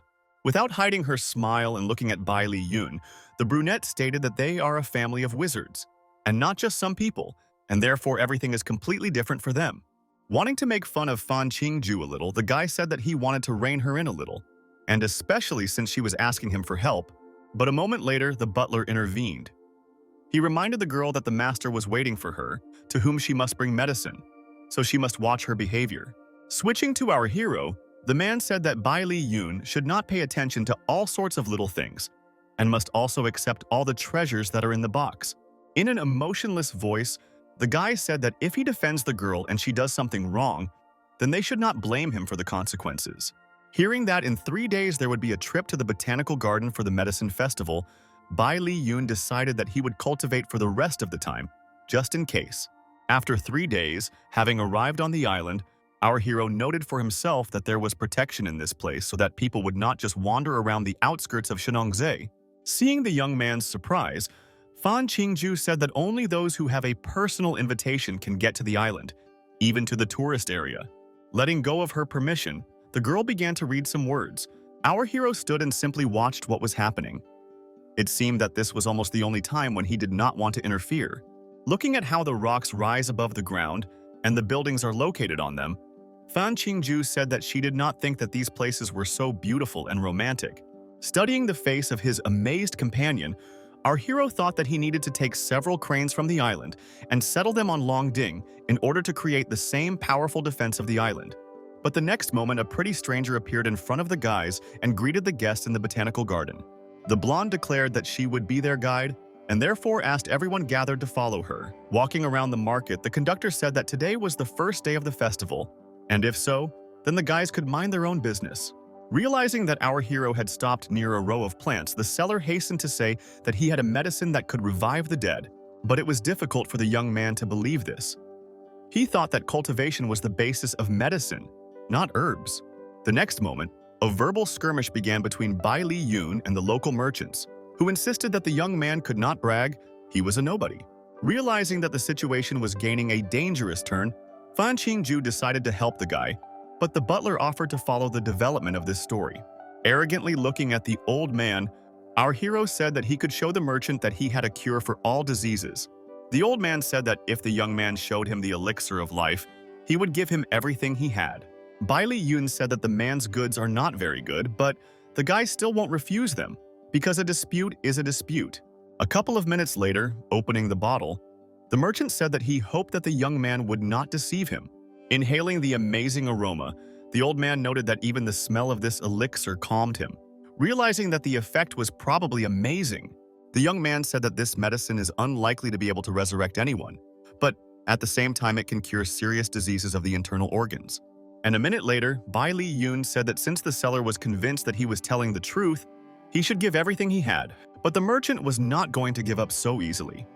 He noted that there was no guarantee that the guy was telling the truth, and therefore the old man wanted to see for himself. Hearing that Bai Li Yun said that the medicine was not cheap, the merchant began to say that he would give everything, and the neighbors in the market would witness their agreement. Thinking to himself that the man was offering quite reasonable things, our hero decided that such a deal would save him from a number of problems, and therefore he quickly agreed. The old man consumed the medicine and thought to himself that its quality was equal to the revival medicine from the botanical garden. If the quality was the same, then he had participated in a wonderful deal. The conductor guy, who witnessed everything that was happening, thought to himself that the effect would certainly be good. And if so, then he should report it. A few minutes later, a powerful energy flow began to swirl around the cellar, indicating that there was efficiency. Smiling, the old man said that the medicine was good. He not only got rid of the gloomy disease, but also became a 4th-level master. Pointing to his products, the merchant apologized for his lack of trust and said that the young man could take everything he had. Having heard our hero's proposal regarding the possibility of exchanging 2 healing tablets, the sellers began vying with each other to offer options. Looking carefully at Bai Li Yun, the family butler Fan Qingju told the girl that the medicine was indeed real, and therefore they should buy it. And the next coin he himself began bidding, saying that he was exchanging 1 tablet for a legendary spear made from the beak of a phoenix and ginseng roots. A minute later, Fan Qingju herself spoke, who asked our hero to agree to the exchange in order to save the life of her grandfather. But suddenly, Nong Yuan Dan, the owner of the botanical garden, intervened in the conversation and expressed dissatisfaction with the bidding that had begun. The man said that only revival medicine works in this place and no other, and added that the guy's medicine cannot be of any use. Hearing such an unfair accusation against the guy, the old man spoke up, saying that he was convinced of the effectiveness of Bai Li Yun's medicine. With confidence in his voice, the young man said that he did not think that the Huayuan Dan formula was a secret of the botanical garden sect. While Nong Yuan Dan was thinking about what to do, one of his subordinates reported that their resurrection medicines were missing. Realizing that all 3 tablets were missing, the owner of the botanical garden ordered his people to catch the fearless thief and deceiver. With a smirk on his face, Bai Li Yun stated that he was first a liar then a thief. And who will he be after what he is about to do? After a little hesitation, the guy asked again if those gathered were really sure that they had lost their pills. The servants unanimously said that once a year they put up only 3 tablets at auction, and therefore they are sure that they will be lost. Hearing from Nong Yuan Dan that they actually only had 3 pills missing, unexpectedly for everyone, the young man took out 3 small balls that were medicines from his pocket. The owner of the garden, realizing that he was not in the best situation, began to make excuses and say that in fact there were 4 tablets.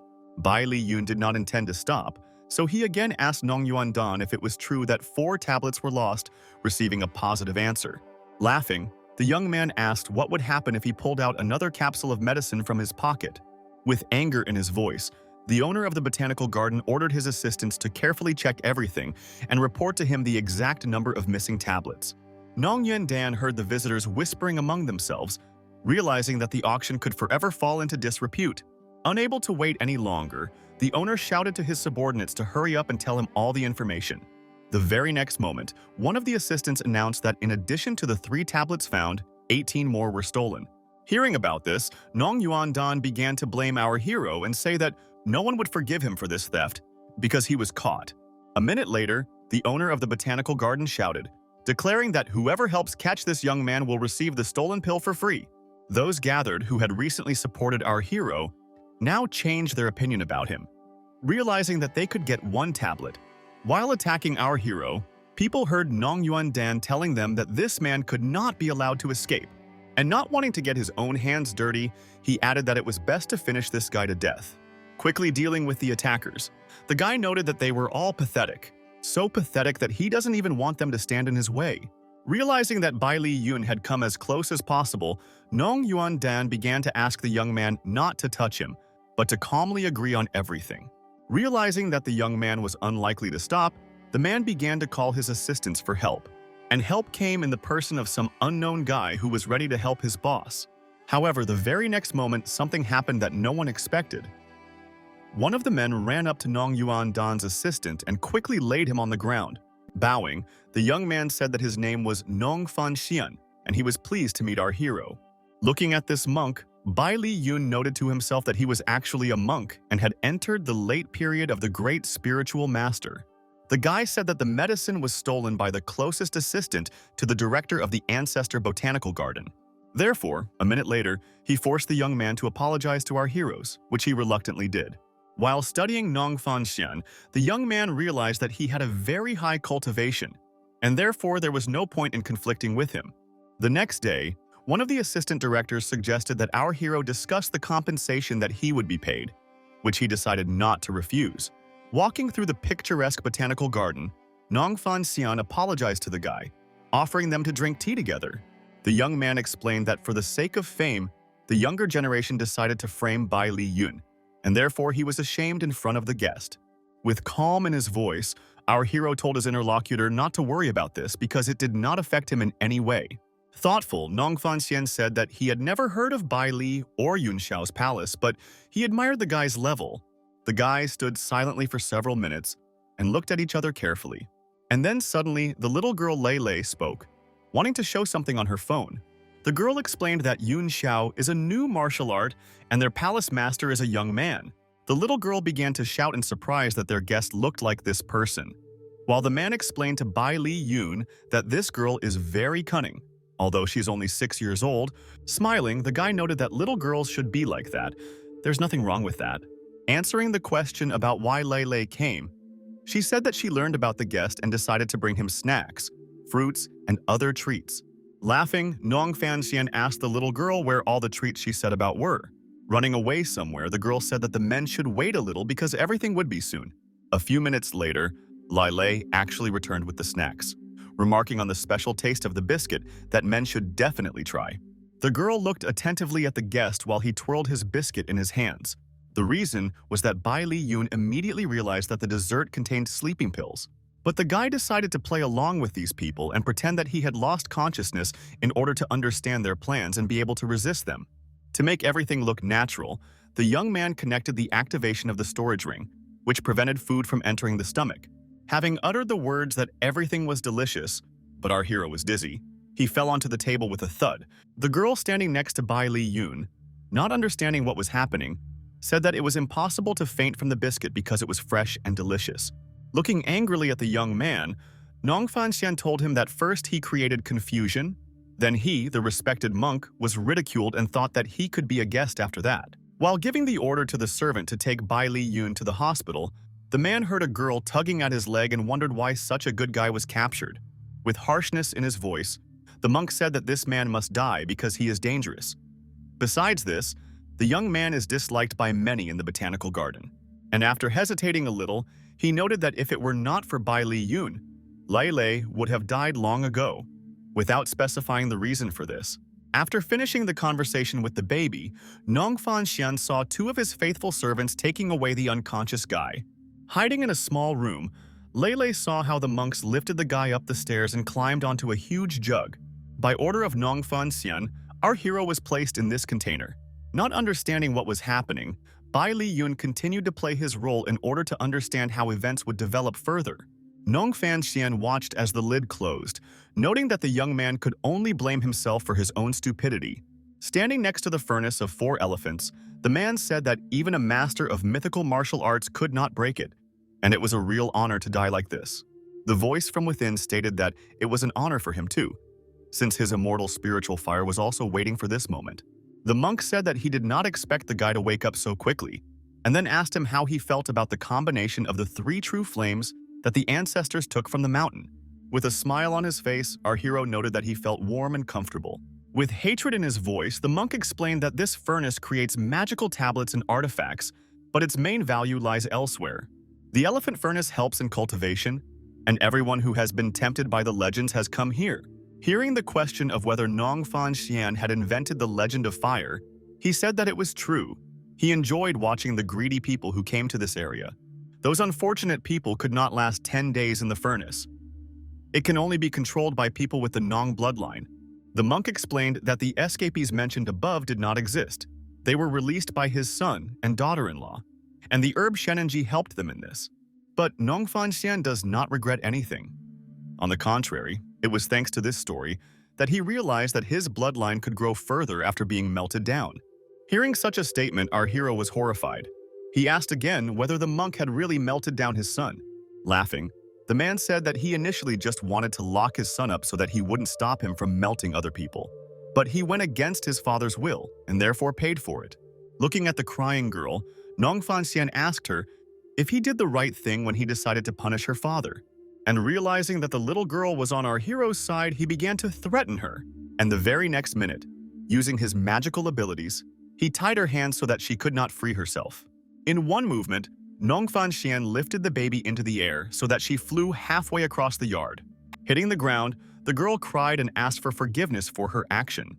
But this did not bother the man at all. He declared that since Layla felt so sorry for their guest, then she would remain lying next to him. Tears rolled from the baby's eyes, but she could not resist anything against an adult man.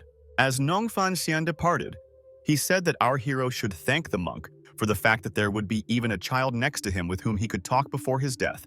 Hearing the child's sobs, Bai Li Yun told her to stop crying because he knew how to solve this problem. The young man explained that he needed Lei Lei's help, and therefore she must do what he told her. Still sitting on the ground, the little girl said that she would do whatever the young man told her because she wanted to help. Since these events of the past 49 days, it was after this time that Nong Fanxian returned to the furnace again to look at the results of its work. He noted that if he swallowed Bai Li Yun's essence, he would be able to take a step forward to extend his life, youth, and increase his cultivation. Looking inside, the monk realized with horror that there was neither a guy nor a spirit nor even his blood inside. Addressing the enemy, Bai Li Yun said if he was looking for him in order to receive the punishment he deserved. Looking at our hero in horror, the man shouted that he could not be alive. Grabbing his sword, the young man headed towards the enemy, not wanting to waste a single minute talking. Nong Fanxian watched in amazement at how quickly events were unfolding, but seemed unable to do anything about it. The very next minute, the young man dealt a crushing blow to his ill-wisher. Seeing that the monk had climbed onto the stove, our hero said that the blow did not take his life, but it was able to harm his back.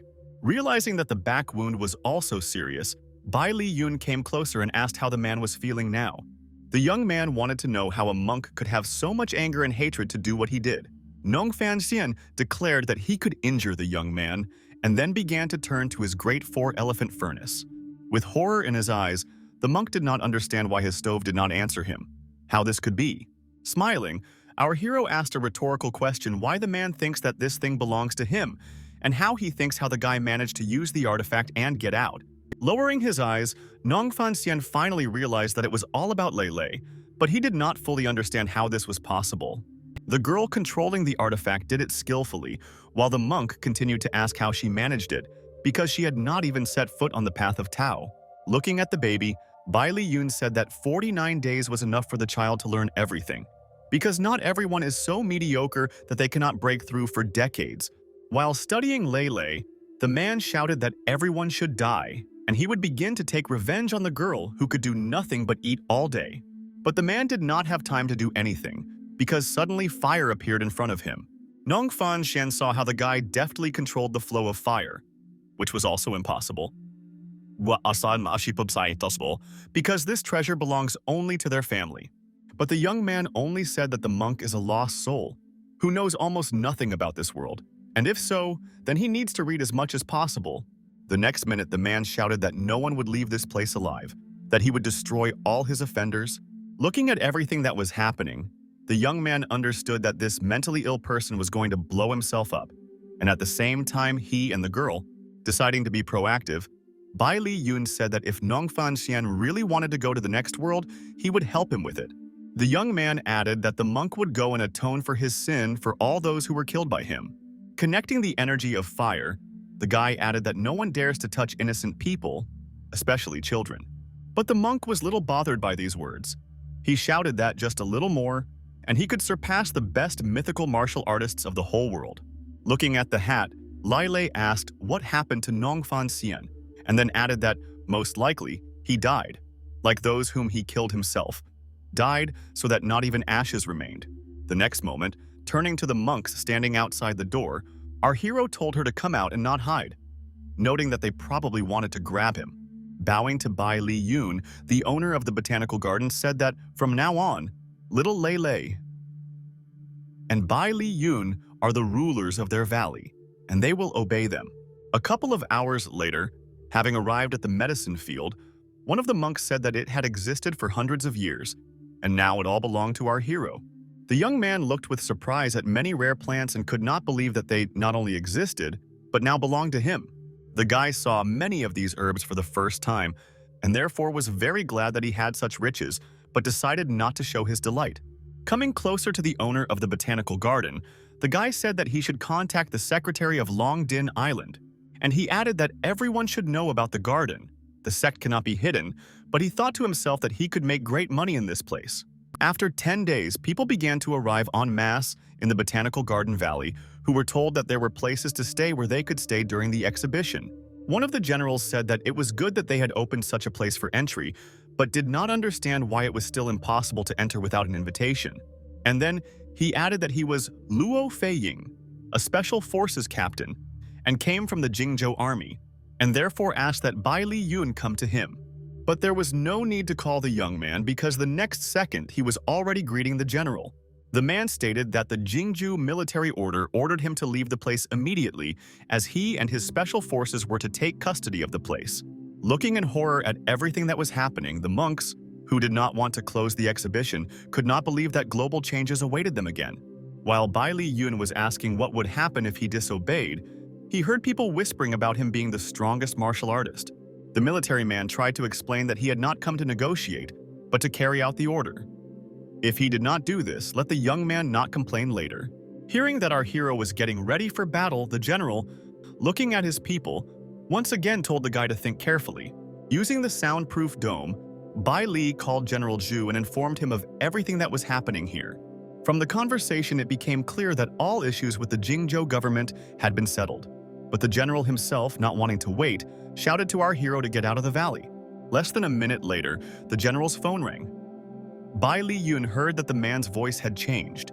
He began to explain himself, and then report that he would not do anything. The man noted that he did not know what control levers the guy used, but this time everything was settled. and then decided to apologize for the misunderstanding. One of the subordinates asked whether they would leave the garden, but the general said that he wanted to see what the guy would do at the exhibition. A few hours later, the director of the botanical garden informed the crowd that those who did not live on the territory must leave the valley by tomorrow. But it seemed that the general and his subordinates had not heard the information about the closure of the market. They were thinking that there were a lot of interesting things in this place. The next minute, Luo Feiying's thoughts were interrupted by a monk who approached him and said that Bai Li Yun had given them interesting gifts. Opening the suitcase, the general could not believe his eyes, because inside there were a lot of bottles with elixirs of hundreds of herbs. Approaching Bai Li Yun once again, Luo Feiying sincerely stated that he was mistaken about the youth, thinking to himself that he had misunderstood this good youth. And then he said, he knows that the Hidden World sect is annoyed with the guy, that he revived this valley, and therefore they will do everything to harm him. Hearing such a statement, Bai Li Yun became thoughtful as he had never encountered the people of this sect, and did not know who they were. After a moment, the director began to say that the Empty Gate is a hidden sect that used to cooperate with them. It is also located in the valley of their garden. The gates of the void have mountain guards, as well as hidden gates, and there is an agreement that cannot be broken, otherwise everyone who does this will face certain death. Grabbing his head, the man shouted that the guy couldn't even imagine the depth of the hidden gate, and if that was the case, then they had better close the exhibition and hide again, as before. Bai Liyong said that so that no one would panic or cause terror, he would send some of his troops here to keep order at the exhibition. And after a little hesitation, he added that he personally wanted to see what the Empty Gate sect could do against him. The next day, early in the morning, an auction began in the valley of the botanical garden, at which the elixir of hundreds of herbs was sold very profitably. Bai Li Yun told his assistant that he made this tincture himself and did not think that he would be able to sell it for so much. But before the director had time to move on to the next lot, he heard some threats addressed to him. Unknown people who came out of nowhere, attacked the man, overturned the counter, and began to say that no one had given them the right to hold such auctions. The stranger stated that the ancestor who was killed and took over the botanical garden invited a group of stupid people to hold a low-grade auction. Standing with his feet on the director, the man declared that everyone present was pathetic and worthless. But the very next moment, Lei appeared in front of the men. The girl said that they had no right to insult either this place or the people who work and live here. In a rude voice, the man said that Lei is still a child, and if so, then she understands little about business and therefore must return the old rules and trade with their sect. Realizing that these were people from the Empty Gate, the little girl screamed that she would not allow them to take the herbs from their botanical garden and ordered the men to leave. But instead, the leader ordered his men to capture the impudent girl who does not know how to talk to her elders. But well-wishers did not take into account one point, namely that Lei is not the same as she was before. She has followed the path of Tao and now knows how to fight. Feeling the blows of a child, adult men did not understand how to act in such a situation. Realizing that the girl was easily dispatching the warriors, their leader shouted that he would see what she could do when he personally engaged her in battle. Realizing that Lei was being threatened, Bai Li Yun spoke up and turned to the stranger and asked what he was going to do. Moving towards our hero, the man said that his name was Shu Xiaotan, and he was the master of the Void Gate. This means that neither Bai Li Yun nor Lei nor their people can threaten him. Listening to the threats that came out of the master's mouth, our hero asked how exactly he wanted to accept his own death. Still standing in front of our hero, the man felt an evil aura emanating from him, and decided that this young man was really not to be trifled with. Bai Li Yun and his assistant heard that Shu Xiaotan asked to listen to him, but they interrupted him and said that now the rules have changed because one of the monks behaved very brazenly. Our hero's assistant explained that Nong Fan Xian killed hundreds of people while no one noticed, and only Bai Li Yun put an end to it. Taking out a photo card from his pocket, Shu Xiaotan shouted that they were talking about some nonsense because they themselves did not know the truth. Showing a photograph of the villain, the man shouted that this monk was a harmless person who had been harmed for no reason and then began to insult our hero. Having asked Shu Xiaotan if he had said everything and making sure that this was it, the young man pushed him in one motion and told him to get out and not come back. Having flown to the side with difficulty, the man declared that in the future the young man would regret this act because he did not know the power of the gate. Shu Xiaotan noted that the young man should not even think about attending their Empty Gate auction. Although the very next minute our hero's assistant, taking out the invitation, said that it arrived 3 days ago and a 1,000-year-old sword would be presented at the auction. Realizing that the invitation was sent by the master of the Empty Gate, Xu Ye Li, our hero was surprised why the father sent his son on reconnaissance. With a smile on his face, the guy stated that they would participate since Bai Li did not want to miss the opportunity to bargain for the ancient sword. After 10 days, all the invitees gathered on the Empty Gate ship. Our hero was first greeted by Xu Ye Li, who said that he was glad to see the young man. The man said that, despite all the disagreements, he still does not regret calling Bai Li Yun. Hearing a reproach addressed to him, the master said that the cause of all his troubles was his son, and therefore told him to apologize. Realizing that Zhu Xiaotan was reluctant to ask for forgiveness, his father yelled at him and ordered him to accompany his guest everywhere. A minute later, our hero said goodbye to the master and said that they would see each other again. As Xu Xiaotan walked down the corridor, he honestly told Bai Li that he didn't know what he did, but his father was no longer angry with him. And then, he turned around and sharply declared that he was not going to serve the guy, so it was better for him to leave. And after a moment, he added, so that the young man should not count on Xu Xiaotan, he no longer serves him. Left completely alone, Bai Li Yun understood that Xu Ye Li was not as simple as he seemed, so he needed to be watched. Stopping at the door, the guy noted to himself that the waiter pointed to this room, which belongs to the master. Opening the door, but not daring to enter, the young man saw a figure sitting in the room on the sofa. The young man waited for some reaction to follow, but there was none. Approaching the man and looking at him, the guy noted with horror that this was the real Xu Ye Li. Not understanding who was meeting him, Bai Li Yun heard footsteps outside the door, although he did not want to leave, realizing that someone had managed to put such a strong master into a coma. Realizing that it would be impossible to escape, and there was nowhere to go, our hero quickly ran to the closet to hide in it. Holding his breath, he thought about who could come to this man at such a time. Entering the room, not a real master said that, firstly, all guests are under control, and secondly, food and drinks are saturated with inhibitors and you can begin to act. And, turning to the assistant, he asked if anyone was watching the curious Bai Li Yun. Returning his appearance, the unknown person said that sending a girl to him was a mistake. And then, he added that their task was to study martial artists, including Bai Li, who in a short time became very strong. And while one unknown person was about to inject Xu Ye Li, the second man said that he would turn on the signal blocker. Our hero, watching everything, thought about what inhibitors could immobilize the masters of mythical martial arts. Dressed as a waiter, Bai Li decided that he would play along in this performance, knowing that the fake Xu Ye Li had discovered that he was missing. Having politely greeted everyone, the not-real master asked everyone to listen to him carefully and fell silent. People did not understand what was going on and therefore asked the man to tell in more detail what he wanted to tell about. The imaginary master stated that he wanted to surprise everyone, but decided to do it earlier, so the game began. Looking at the speaker in surprise, people did not understand what he meant and what game the guests should play. But within a minute, the invited masters realized that their magic and their capabilities had stopped working. Standing to the side, our hero thought that, most likely, the inhibitor suppresses spiritual energy. And this all looks like the action of Huan Yuandang. The next minute, Xu Xiaotan, who was walking along the corridor, looked carefully at our hero in the role of a waiter. The man did not immediately recognize the guy, and when he finally realized who he was, he turned to the young man, who ordered him to remain silent. Looking angrily at his interlocutor, the young man rudely threatened Xu Xiaotan, telling him to keep quiet or die. At this moment, still standing on the stage, the imposter Xu Ye Li, laughing, noted that everyone had finally realized what situation they were in. And then he said, "If everything is clear to everyone, it's time to start the prize quiz. Whoever passes Bai Li Yun first will receive the antidote." Noticing Xu Xiaotan on the balcony, the imaginary father asked if he managed to find the guy. If so, then he could count on a prize. Bursting with tears, the young man asked his father to save him from Bai Li, who was next to him. The imposter looked carefully in the direction of our hero and noted to himself that his plan had worked, and turning to Bai Li, he declared that he had finally managed to find this cunning young man. Going down, our hero asked the master why he was playing such games, but he began to deny it, explaining that he just wanted to talk.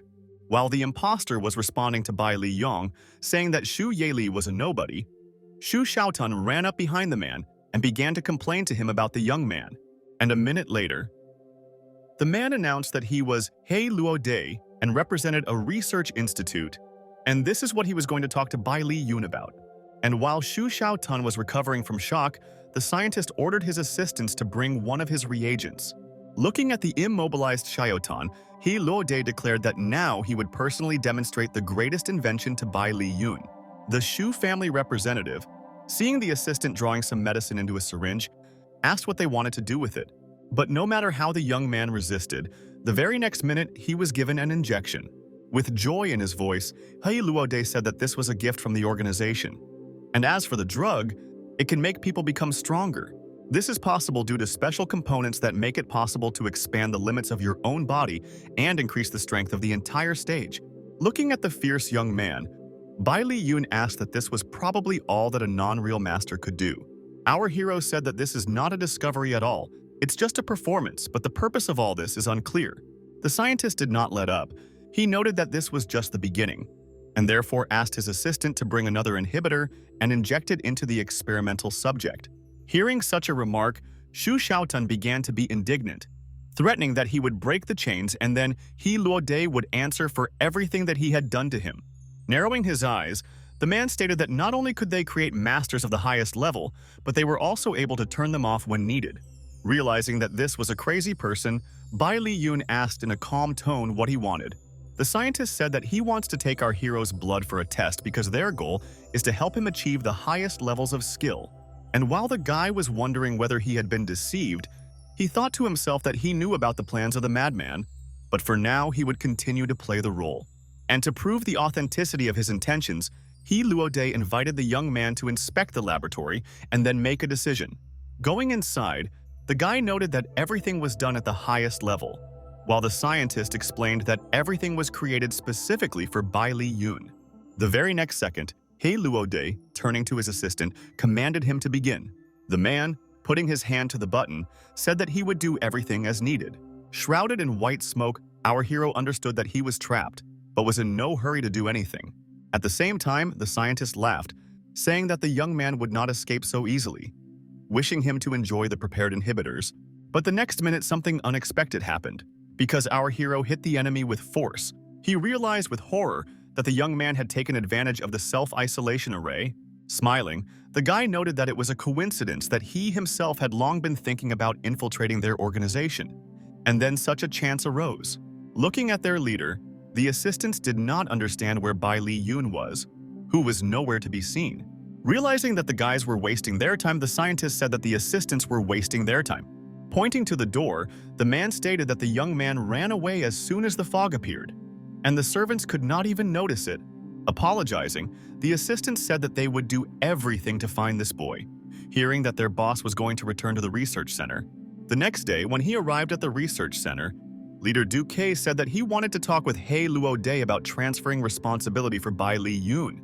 The leader thought that he was using people for his experiments, but he did not regret it, and did not repent of it like other cultivators. And turning to He Luo Day stated that it made him feel disappointed, and this, despite the fact that this scientist is his faithful subordinate. But in the mission, he lost the test subject that Mr. Frankman wanted to get. At the same time, it's also good that nothing happened to the mythical martial arts master. Otherwise, it's just a failure. He Luo Day said that Leader Duque is a wonderful person, and therefore you can already drink to this event. The man saw his interlocutor not only drinking alcohol but also saying that he had never tasted anything tastier, and noted that this was in fact true. But the very next minute, Duque began to say that something was wrong with him, deciding to drink a little more. Showing his true colors, Bai Li Yun noted that this was a solution of the destroyer, which appeared due to the fact that he learned what an inhibitor was. Choking with indignation, the man asked what exactly the guy gave him to drink and why he decided to make him a test subject. Realizing that this was an inhibitor that could destroy the cultivation, Duque shouted that he would kill the guy for this. Realizing that this was difficult, the leader was indignant, explaining that he would still find a way to deal with the young man. Looking at the man, our hero understood that he would not lose his strength so quickly, and therefore he must free all participants in the experiment and remove the laboratory. Bai Li Yun finally found the control panel and was about to do what he had in mind, shouting for Duque to come to his senses. The very next minute, there was an explosion, during which all the prisoners were freed. The unfortunate people looked at the men and said that they had been waiting for this moment for a long time. And if so, then now is the time to avenge yourself. Realizing that Du Kuei must bear responsibility for everything, our hero, going out the door, declared that the man should enjoy the feeling of suffering before death.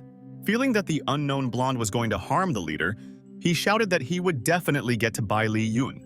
Taking advantage of the bustle and chaos, our hero thought that the time had come to visit the central control center.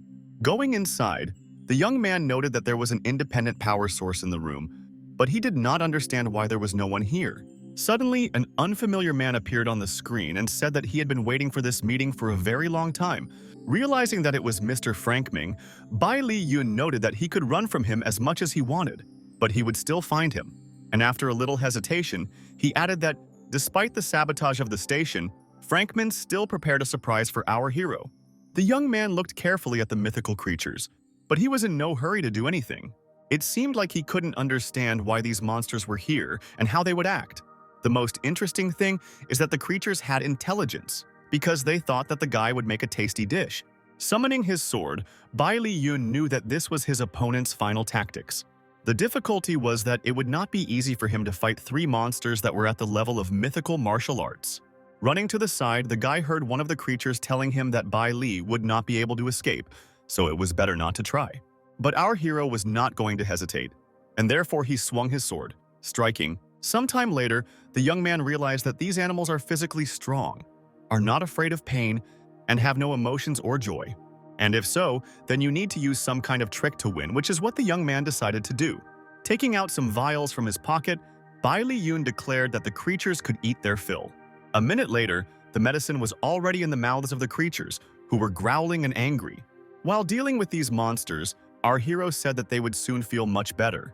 Carefully observing Bai Li Yun, Frankman noted that the guy would never be able to cope with these most ferocious creations. But the very next second, the man heard the voice of our hero, who said that creatures were created from people and animals acting instinctively. Entering the room, Bai Li Yun asked his enemy how dangerous he thought his monsters could be. Looking at the young man in horror, the man did not understand how he could find the room by threatening the young man. The guy accelerated the energy flow in such a way as to harm Frankman as much as possible and make him tremble in front of our hero. Approaching closer, Bai Li Yun told him to prepare to go to the afterlife, since he did not deserve anything more. With fear in his voice, the man began to ask if the young man really didn't want to know what was happening at their research institute. The man began to talk about how there was one secret. It was that there were many such institutions in the world, and without finishing speaking, he fell. Looking at his enemy, the guy realized that his body was shackled. As soon as he began to say unnecessary things, or rather the truth, he died. This means that the power of the institute is powerful, but Bai Li Yun was interested in something else, and so he immediately went to the computer. Trying to find the necessary files, the young man hoped that there would be some interesting and useful information on the hard drive. Having learned something interesting, Bai Li Yun noted to himself that this person was someone they knew, but did not specify who exactly. The guy took the flash drive and decided that thanks to the information received, he could easily end this bad place. As he was about to leave, the young man heard the voices of people thanking him for destroying Frankman. In turn, the young man said that all those released should not hesitate, but leave as soon as possible. But the blonde began to cry and lament. She noted that they had nowhere to go, and therefore they wanted to go with our hero and repay him for his kindness. In a calm voice, Bai Li Yun stated that the guys had potential, and therefore asked them to follow him. But at the exit, a whole army with weapons was waiting for our hero and his companions, who threatened the guys with violence if they did not stop. The woman commander said that the young man destroyed the institute and this is a crime, and therefore, if he does not want war, then he must do what he is told. The leader thought to herself that this man had illegally broken into the territory, sabotaged research, and if he was not killed, the country's authority would be lost. And a minute later, she screamed that the guy from Daxia refused to obey. The experimental people began to resist, and therefore the army executed them on the spot. Realizing that these words did not cause any reaction from the young man, the commander ordered to immediately open fire. Holding the sword in his hands, Bai Li Yun said, "If they get even one step closer and do something bad, they will die just like all the scientists at the institute."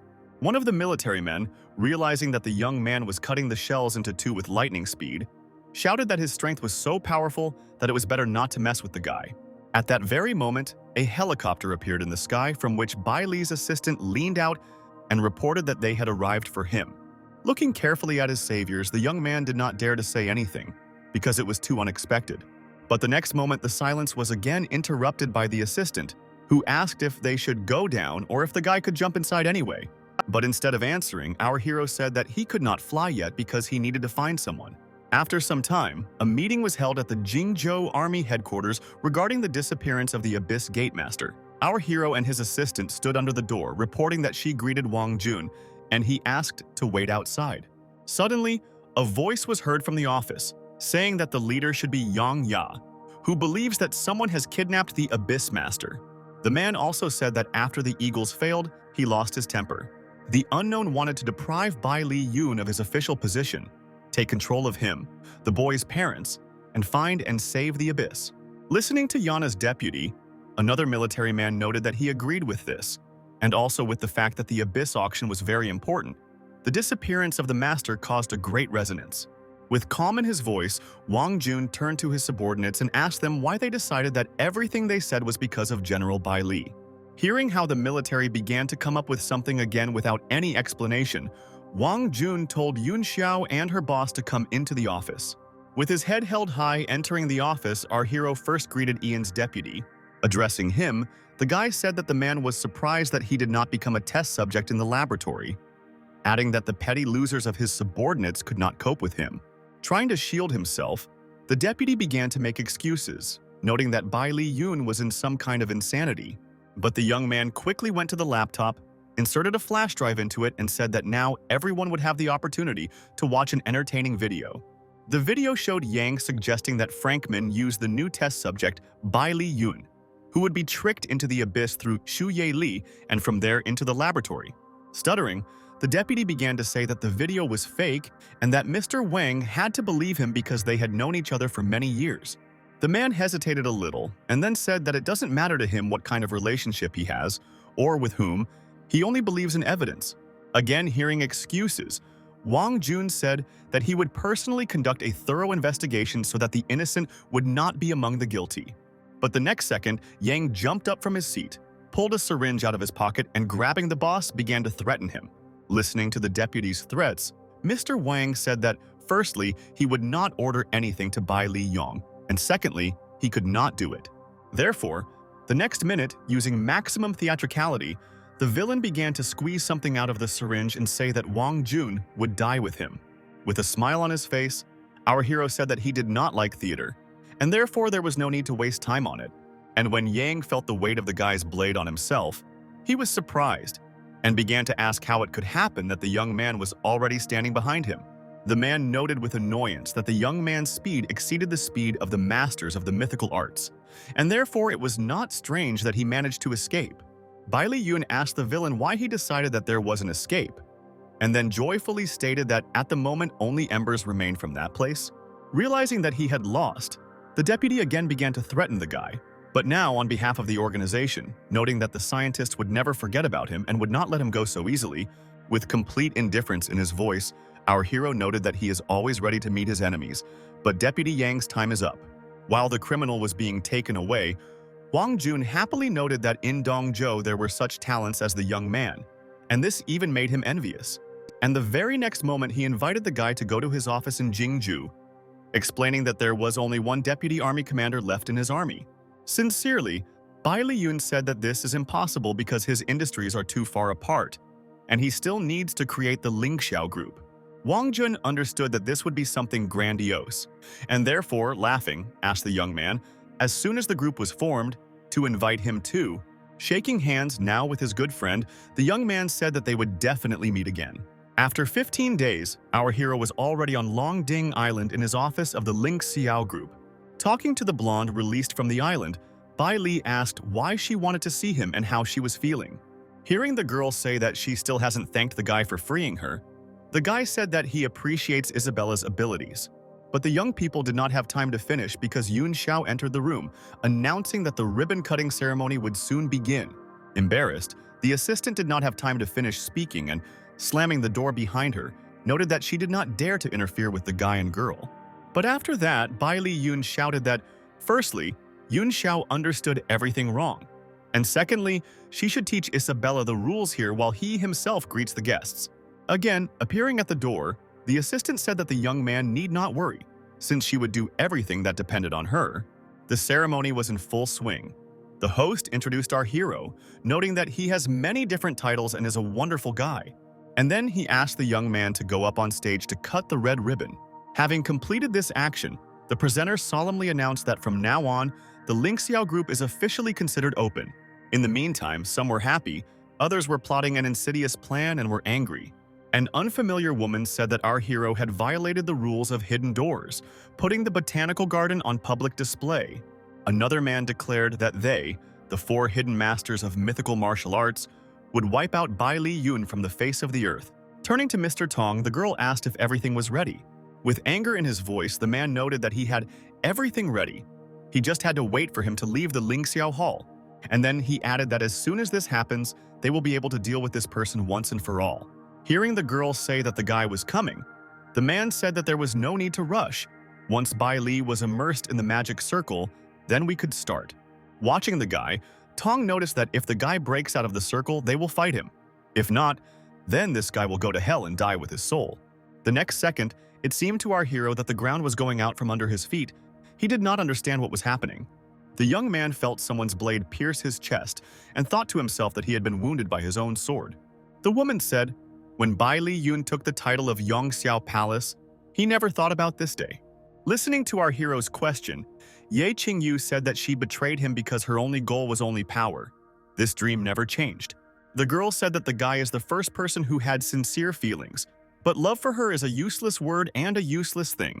For a while, Bai Li Yun was still collecting his thoughts, but after a few minutes, the energy flow began to accelerate.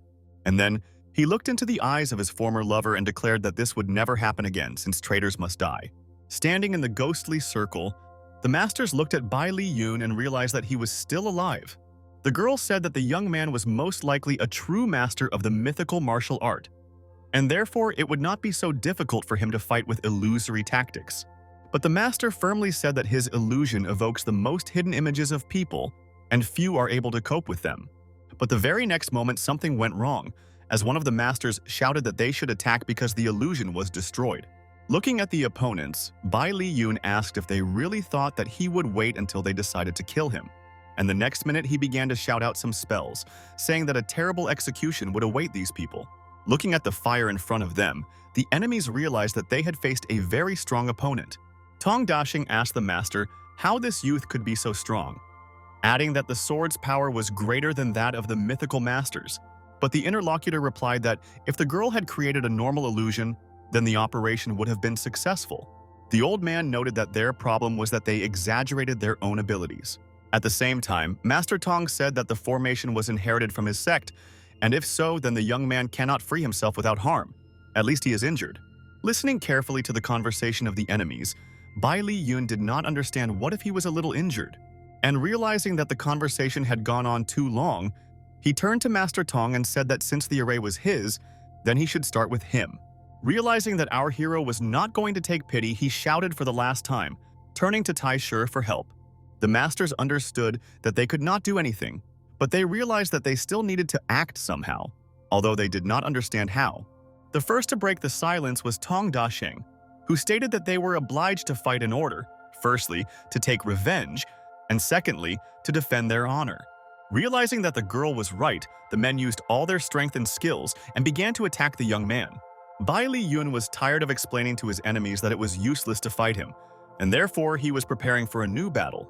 The result was not long in coming, because within a few minutes, Hua Li and Hu Xiao were thrown very far away by the young men.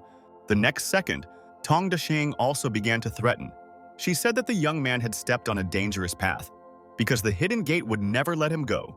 Not understanding what was happening and why the girl suddenly froze, our hero saw Isabella next to him, shouting that no one could threaten her savior. Not even a minute had passed, and his faithful companions had already gathered around Bai Li Yun, vying with each other to see how he was feeling and whether he needed help. Approaching one of the opponents, our hero stated that there was no need to worry about him, but the enemies themselves were to blame for the fact that they died. Taking out a small letter from the pocket of the deceased, the young man read that someone reported that the Liangzhu snow fox and a green dragon were found near the mountains of snow monsters.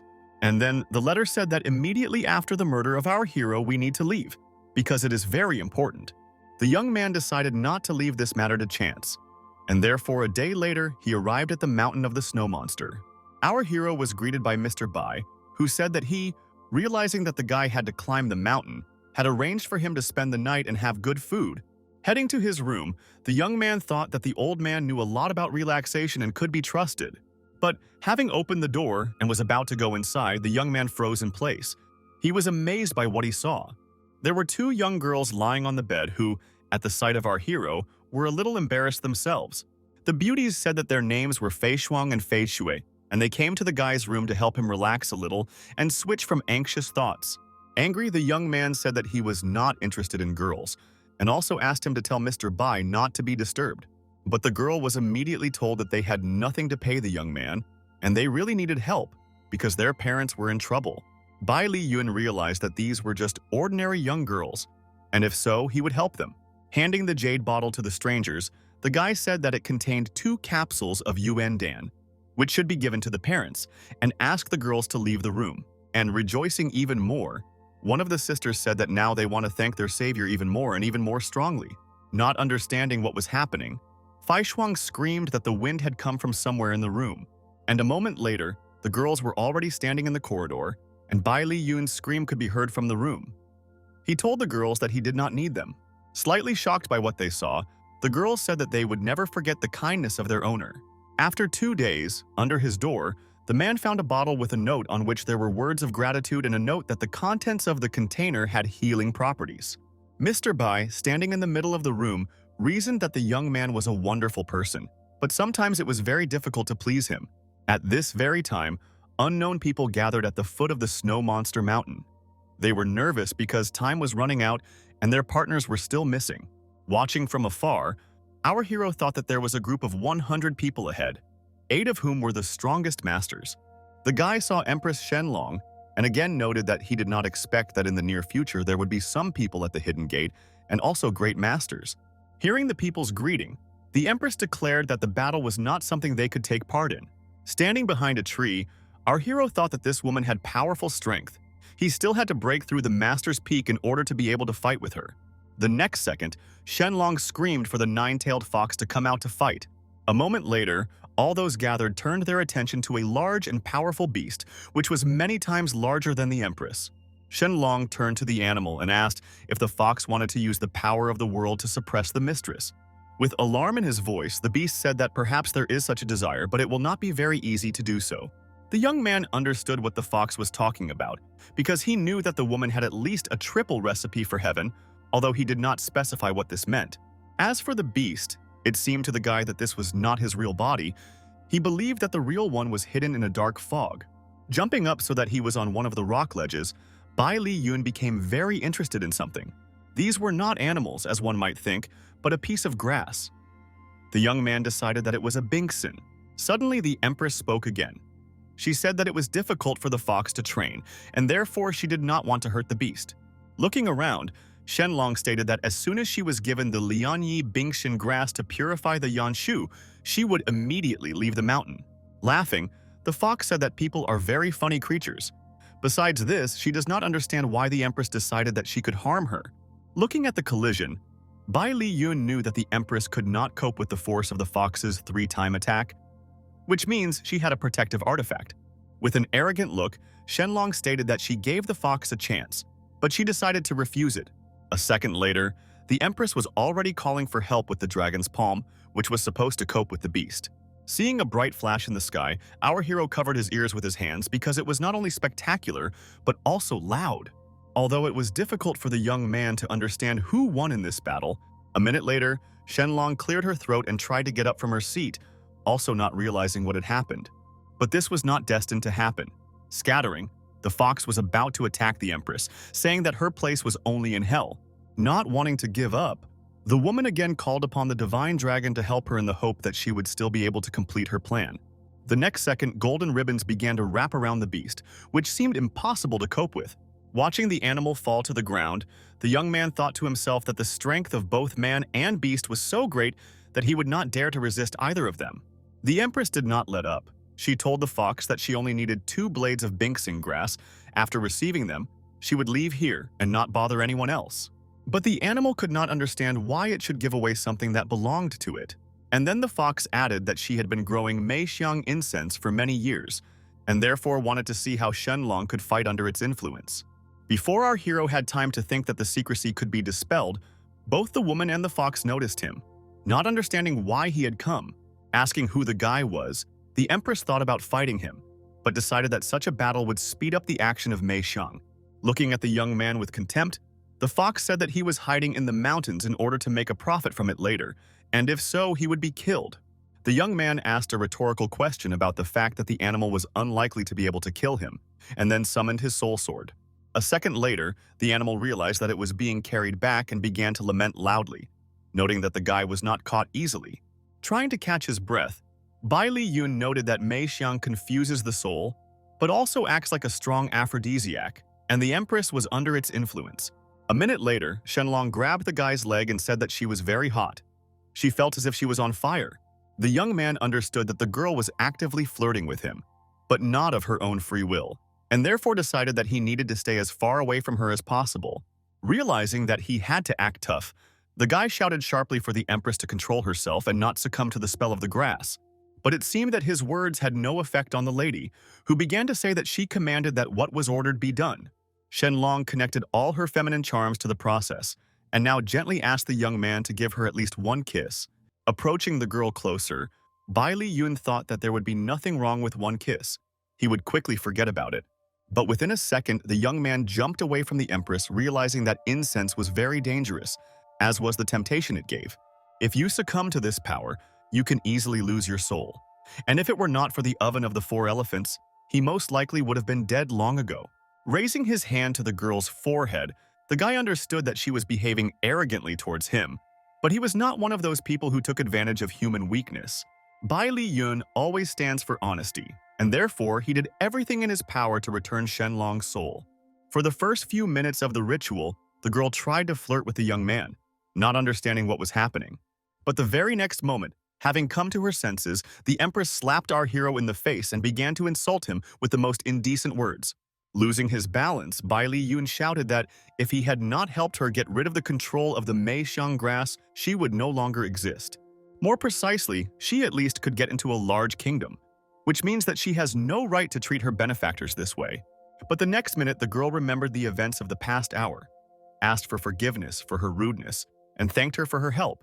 And realizing that the guy was leaving, she asked him if he could break the fox's mind. Why then few people had heard about him, and why he just stood aside and watched. Smiling, the young man said his name, and then said that he came for binksing grass but stumbled upon a battle. With confusion in her voice, the Empress said that she could make his palace one of the hidden clans, but on the condition that Bai Li did not tell anyone about what happened on the mountain. The guy said that he is not one of those who spread rumors, and therefore does not want to waste time and is going to pick some grass, which Shenlong also needs. When collecting the plant, the Empress said that she would take only 3 pieces of grass and asked the guy to do the same, explaining that binksing is difficult to grow. While Bai Li Yun was telling him that he only needed a couple of blades of grass for the elixir, a fox suddenly appeared behind them. She ominously stated that young people should not be mistaken, that they will be able to take away what does not belong to them. The fox screamed that the guys would die on the spot and no one would remember them. Realizing that it would be extremely difficult to resist, the young man began to connect the spirit of the beast, as well as the furnace of 4 elephants. The young man noted to himself what he had thought before. This beast is powerful, which means that it will not be easy to resist it. The Empress also understood this. Having been thrown back by a powerful energy force, she was thinking about what they should do next to save themselves. Bai Li Yun thought of resolving everything peacefully, so he explained that the grass grows on the mountain. It is no one's. They want to take a few blades of grass, but they are not enemies, because they did not kill the fox lying on the ground. The predator insisted that the guy leave, and then she would not touch him, and the young man said that there was no point in leaving without grass. Bai Li Yun once again noted that the animal is difficult to cultivate. He understands this and does not want to harm, but he needs the grass for the elixir. But the fox did not calm down. She did not understand why our hero was still alive if she repeatedly struck him.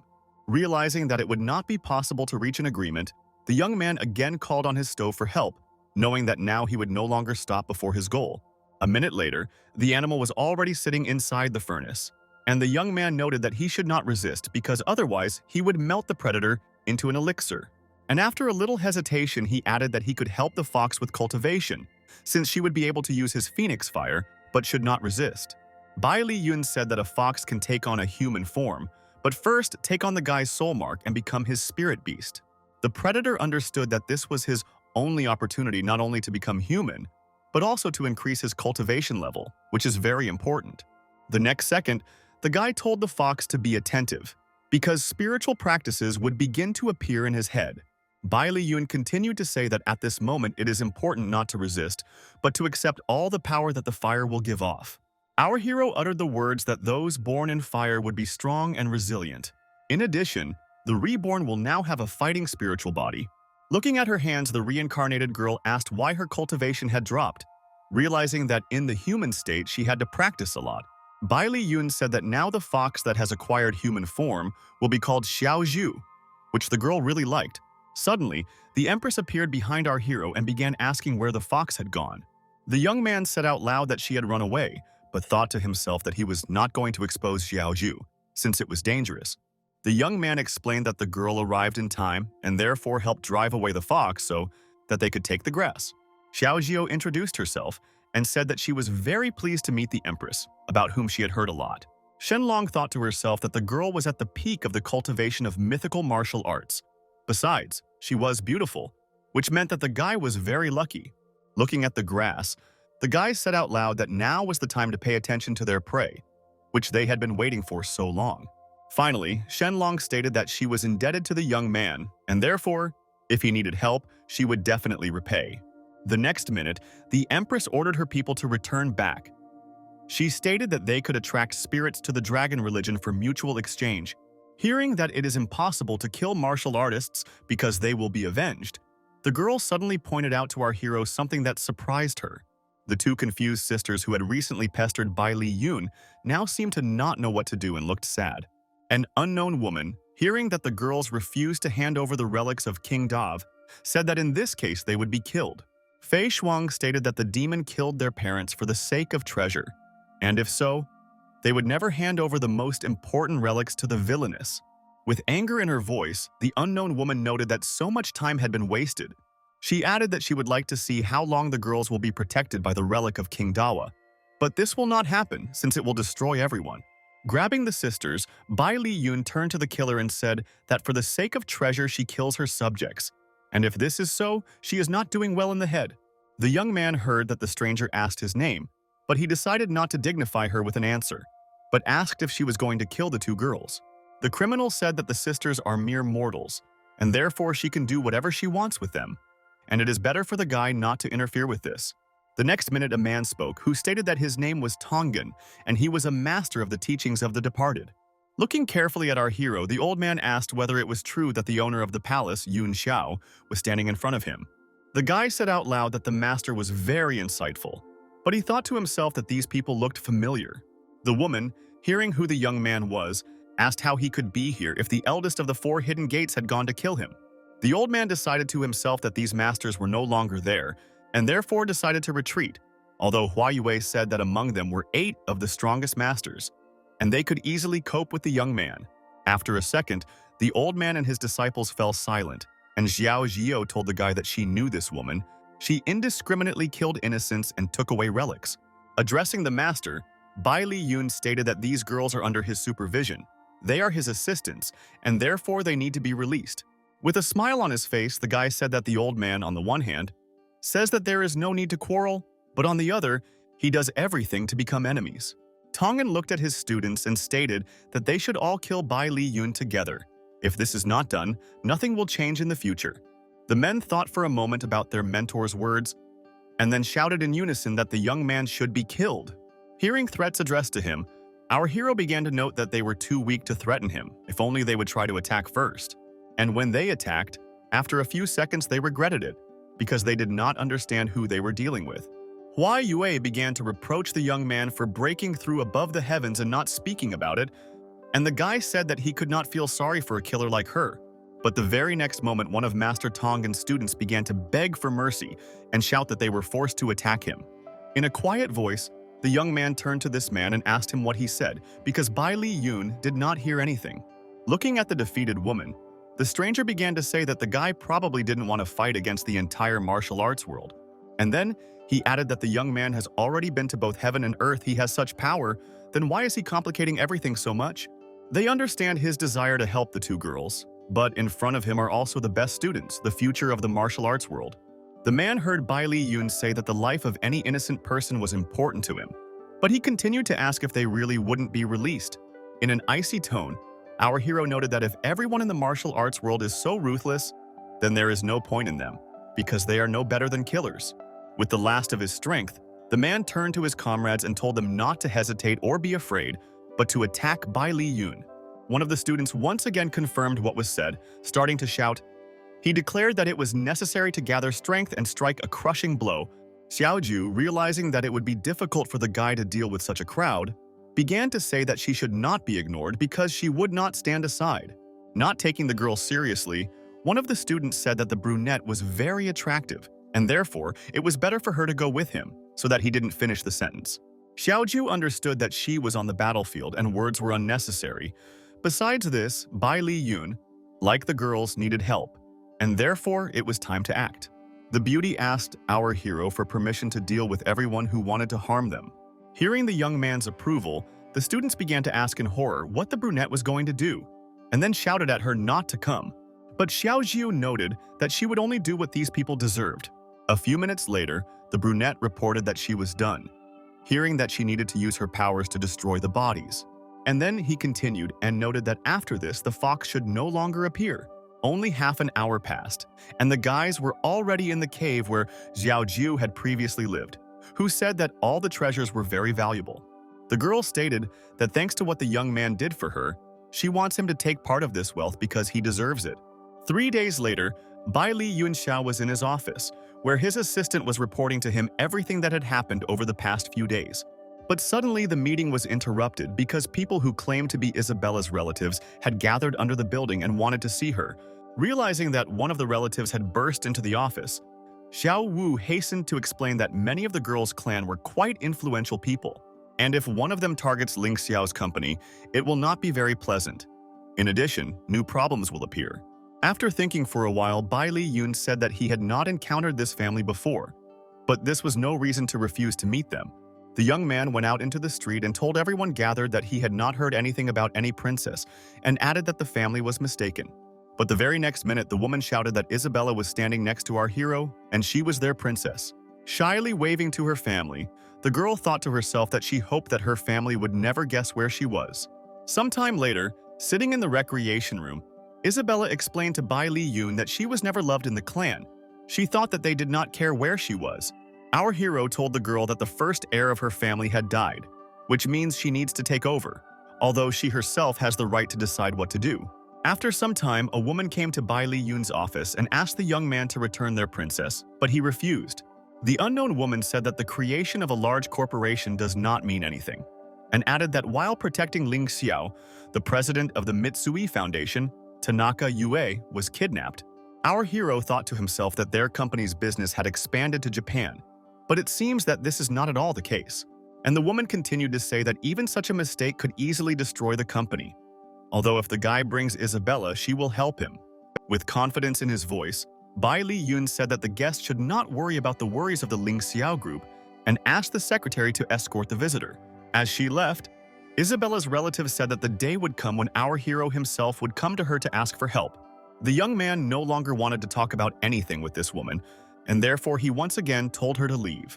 And already in the corridor, the stranger said that the guy doesn't even know what influential friends she has, and how quickly their corporation will fall. When asked how they were doing, the secretary said that she was contacting someone, but for now she wanted the young man to take a look at something. From the news, our hero learned that Tanaka Yue really disappeared, and with him 10 guards including Liu Dong, who were considered kidnappers. Haoanzi met Bai Liyong at the airport the next day and said that the Mitsui Foundation refused to communicate with her. The girl said that 3 days ago, Tanaka Yue decided to hire 10 security guards, but before that, he wanted to meet with them first. Liu Dong was also there. But in the morning, the guy called and said that the client asked the guys to accompany him to one place, after which the connection was interrupted. Having listened to the end, our hero asked the girl to take him to this fund in order to figure out this strange matter himself. But before the guys had time to do anything, they suddenly saw Mr. Tanaka Yue next to them, who blamed our hero for everything. The young man did not understand anything, and the man continued to say that if he had not hired bodyguards from his group, then none of this would have happened. Tanaka Yue noted that all the young man's friends would die, and then it would be his turn. But the man did not elaborate further. Wanting to find out the truth, Bai Li Yun began to torment the man, grab his hair, and shouted for the master to tell him everything that happened. Realizing that the young man was under the influence of emotions, Huan Zi told him to let the man go because he was already dead. But a minute later, the police entered the hall and announced that the young man was suspected of murdering the president of the Mitsui Foundation. With irritation in his voice, the guy said that Tanaka Yue showed up at the airport covered in blood, and the police didn't even know about it. But the officer said that if no one can confirm the words of our hero, then he should proceed to the station, since he is a suspect. Bai Li Yun stood in complete silence for a while as he assessed his chances and weighed his options. And then he asked, "The unfortunate man was thrown at the airport when he arrived, which means that Tanaka was used only to capture our hero." The police who heard the conversation noted that the young man was confusing something. No one had planted the group leader. He died in Bai Li Yong's arms. The young man was not a criminal, and therefore calmly said that he would assist in the investigation and go to the police station. Looking at Huan Sai, the guy mentally conveyed to her a message that they had fallen into a trap, but as soon as he learned about the enemy's plans, the girl would have to come. The brunette understood everything perfectly, even without words, but said out loud that yes. The officer, having heard a lot about the young man, thought to himself that he was unusually strong. Therefore, he could deceive everyone. He could not be trusted. Some man, hearing a policeman talk about how the guy went to the police on his own, noted that there was no need to be so smug. Although the officer continued to assure his interlocutor that everything went well, Bai Li Yun's blood would be taken, as usually happens, and he himself would not even understand anything. The stranger explained that the guy very quickly rises on his own and promotes Daxia, which means that a war could break out between their state and Japan. And with anger in his voice, he added that everything had worked out perfectly, that there was an opportunity to take the guy's blood and then kill him. The officer stated that some person promised him that when the young man was gone, he would be able to conquer Tanaka's legacy, and he was also ready to do anything for money. Finally, the stranger said that after Bai Li Yun's blood was taken, the law enforcement officer would have to tell him about it first. Our hero sat in the police station and thought about everything he heard. Thanks to the projection, he managed to control the officer and do it unnoticed. The young man thought that the Eastern god was behind all this, and thanks to his energetic connection to the right person, he would be able to contact this god. After a short period of time, the projection of Bai Li Yun informed our hero that he had found the one he needed. An unknown man stood in front of a large house where the bound guards from Ling Xiao's group were sitting and reported on the progress of the operation. Looking at the closed door, the man said that very soon they would have Bai Li Yun's blood in their hands, and then they would immediately get rid of him. The young man, hearing this conversation, realized that the enemy was hiding in his nest. But the good thing was that his children were also hidden in this place, which meant there would be fewer searches. The next minute, the guy heard the voice of the guard, who said that Huan Zi should go into the cell, but she could talk with the prisoner for a few minutes. Going inside, the girl quietly said that she could easily pretend to be our hero and he could leave. Right off the bat, the young man announced that he was leaving the monster's blood for his assistant. When collecting the blood, the girl must use this blood, but she could not allow her to take hers. The guy explained that the Eastern god is behind this whole matter, and therefore they must play for time as much as possible. And after a short silence, he noted that he would be in a hurry, but the girl must understand that he would not leave this matter halfway but would go to the end. Holding the bottle in his hands, the unknown man declared that it was Bai Li Yun's blood. But despite this, Liu Dong stubbornly refuses to call his comrade, remaining faithful. And a minute later, starting to shout, he noted that if his friend did not cooperate and did not do what he was told, both he and Bai Li would die. Liu Dong said with anger in his voice that he knew his boss and friend. In order to fight him, you need to be brave and incredibly strong. The ill-wisher noted that the power of the curse would spread through his blood. Many souls would consider it food, and if so, the guy would fade away every day. But the very next second, our hero, who all this time, being a projection, had been watching everything, took on his true appearance and entered the room. Studying the guy, the enemy asked how he could appear in his house and why he came. With calm in his voice, the young man said that all the pieces were placed on the chessboard. How could he stand aside, especially when the game was terrible? And if so, then it's time to finally end this game. That is, put checkmate. The enemy said that he tried his best to lure Bai Li Yun to him, but he came on his own. And after a little hesitation, he added, "If the young man wants, they will play a game, but only it will be deadly, and the young man will be the one who dies." Trying not to lose sight of the young man, the man summoned all the signs to his aid and ordered them to devour the guy. When our hero heard these words, he immediately asked the ill-wisher if it was true that he was the king of ghosts, although he already knew the answer. Laughing, the man said that Bai Li Yun also has some knowledge. He is actually a king because he has caught many ghosts. Our hero heard that these ghosts have devoured thousands of souls. Their strength is immeasurable, but they love the souls of cultivators most of all. The guy said that it seemed to him that at the end of this performance, the king would no longer be able to control the situation, and therefore would lose. And repelling the enemy, he began to shout that he had a special soul, and it was not created for someone to eat, it was for hunting. The king quickly ordered his ghosts to attack, but they were not afraid to do so since our hero had the power of a demon emperor. At this time, Bai Li Yun said that the enemy had miscalculated. He could not fill the gap between the forces by increasing the size of the army. Realizing that the ghosts were of no use, the king declared that he would take back the power of the contract from them. The man says that he will remember this day forever because it will be the day of Bai Li Yun's death, and he will be revered by the whole world. The young man said that by devouring evil spirits that strengthen bodily strength, the enemy cannot call himself God and king at all. But these words had no effect on the ill-wisher. He continued to stand his ground and shout that Bai Li Yun would die. Providing powerful resistance, our hero shouted that very soon the whole world would see what dirty evil spirits were hiding under the so-called God. However, the king was not going to give up. He realized that he needed help, and therefore began to call the Eastern Army, saying that a criminal was threatening him. Bai Li Yong told Liu Dong that Jing Guang would send the young man to a safe place. As for our hero, despite a number of problems, he must complete the job. A friend said that a huge and powerful army had gathered outside the doors, but our hero noted that there was no need to worry about him. He had everything under control. While outside the temple, the king told his assistant that the guy could not be left alive. Firstly, he had insulted God, and secondly, he would cause a lot of problems. After thinking for a while, the man said that if they couldn't catch this man, then they would use the incident to force Daxia to turn him in. The king said that once they framed Bai Li Yun, they would become heroes and also increase their status. But the very next second, the enemy was struck by our hero, who declared that he had framed not only him, but also Liu Dong, and therefore would pay for his act. The king shouted that he was not only the god of Dunin, but also his faith, and if so, how could he dare to publicly kill such a great man? But the guy was not interested in who and what they thought of him, especially since he was not going to make excuses to anyone, including his enemies. Aotis, realizing that their leader was dead, told the army to prepare for battle because they must avenge the king. Smiling, our hero said that he didn't really want to fight a bunch of soldiers, and therefore they first needed to catch him. The very next second, there was no trace of Bai Li Yun as he disappeared behind the clouds. Aotis looked at the point in the sky that was quickly moving away and said out loud that their great army couldn't even catch one guy.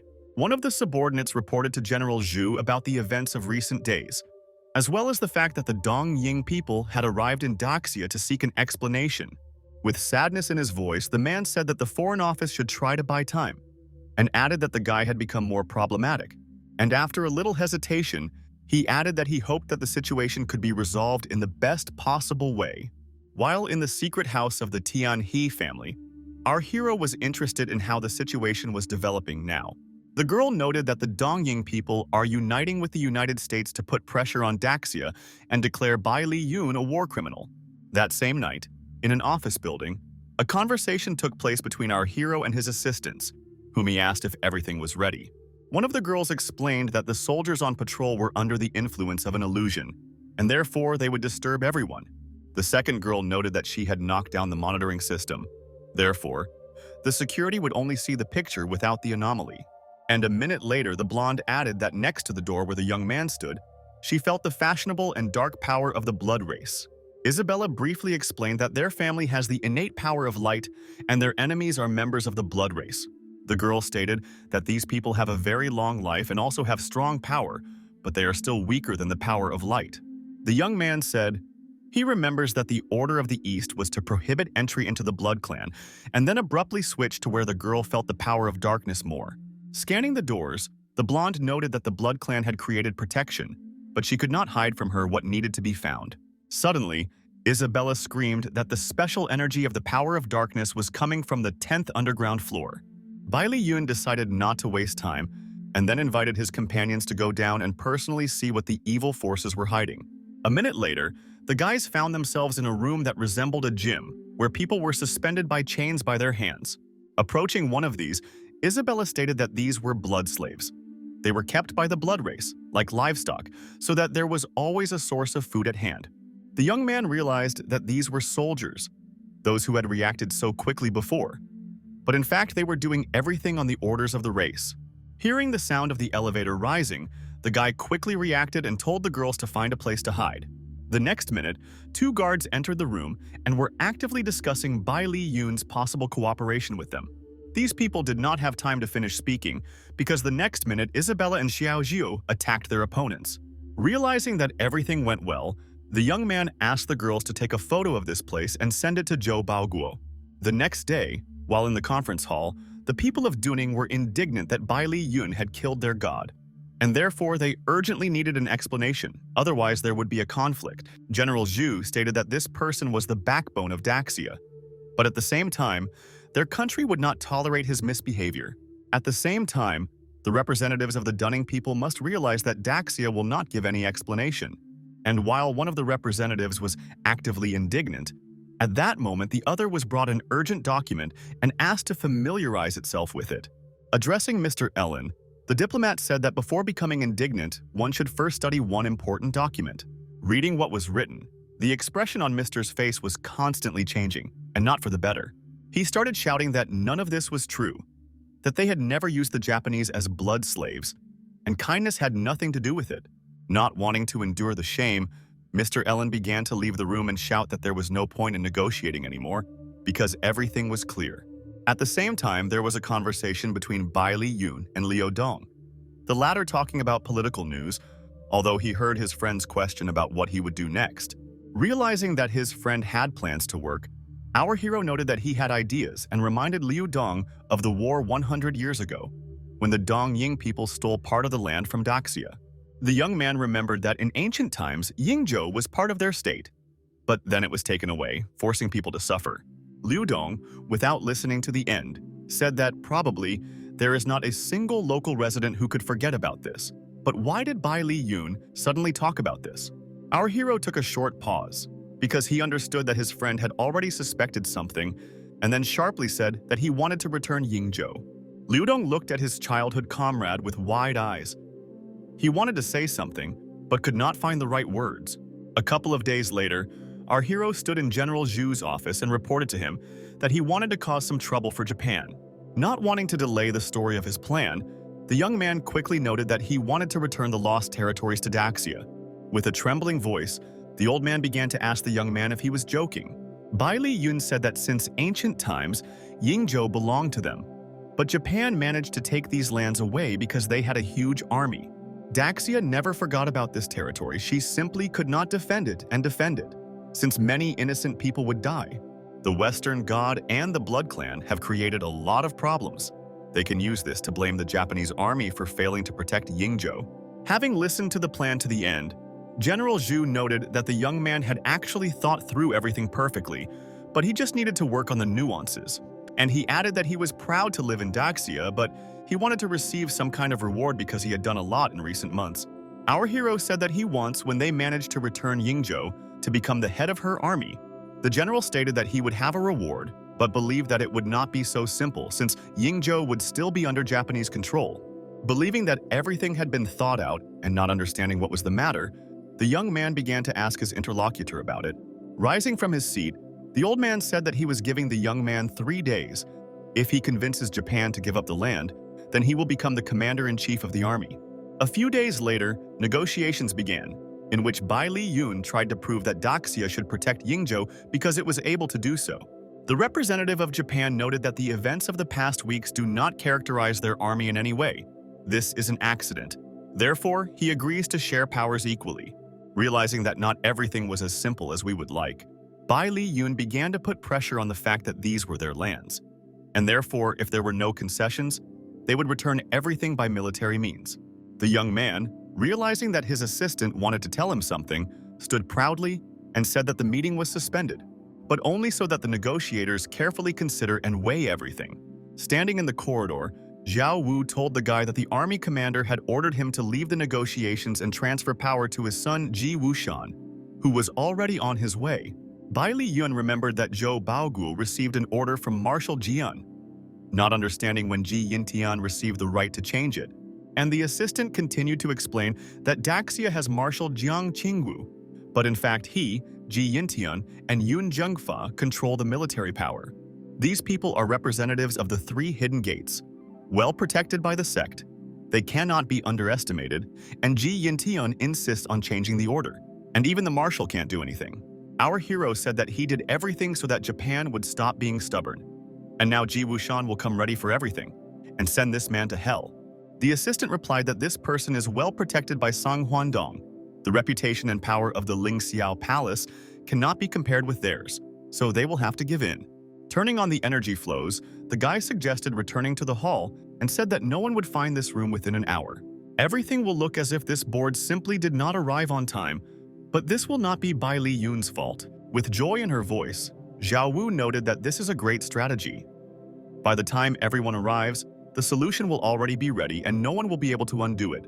The young man walked into the room with a confident step and immediately asked his colleagues what they had decided. One of the representatives thought to himself that if they continue to argue, they will not leave alive, but said out loud that they agree. Everything has already been signed. They are waiting for Bai Li Yun. By signing the document, our hero said that he hoped that after this, relations between their countries would continue to develop. Already in the corridor, the Japanese representatives wished the young man the best and noted that they would meet in 10 days when the agreement came into force. The very next moment, a person called out to Bai Li Yun and declared that the guy had no right to play with him using magic moments. The guy assumed that Ji Wushan was in front of him, and therefore said that he should have come earlier, and now the commander of the Yingzhou army is him. Suddenly, another representative intervened and explained that in Daxia, there was a rule that no one could be promoted to general except for 3 families. And looking carefully into our hero's eyes, he declared that he had to make a choice, either the army or the Lingxiao group. The young man was angry, which was clear from his expression.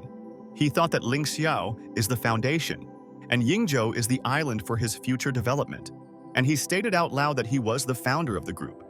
He also signed a contract to transfer Yingzhou Island, not understanding why he should refuse it.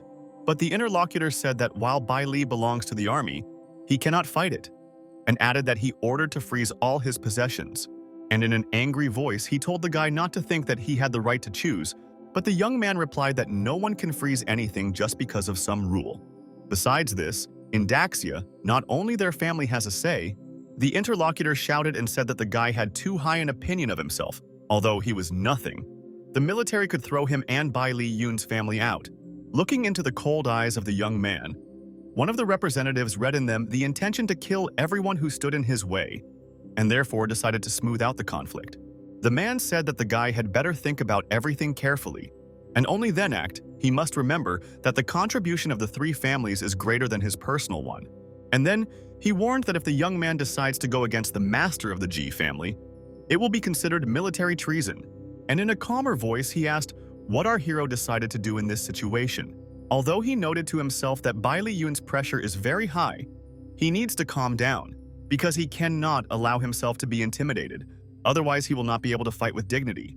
Our hero asked if he was being threatened, but at the same time, he heard his assistant quietly saying that it was better to come to his senses, because everything was very serious.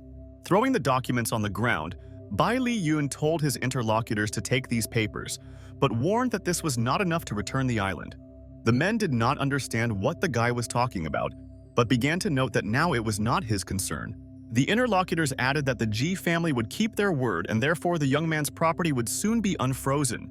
Within a minute, Bai Li Yun asked Xiao Wu to talk to Zhou Baogu and ask him to arrange a meeting for our hero with Marshal Zheng.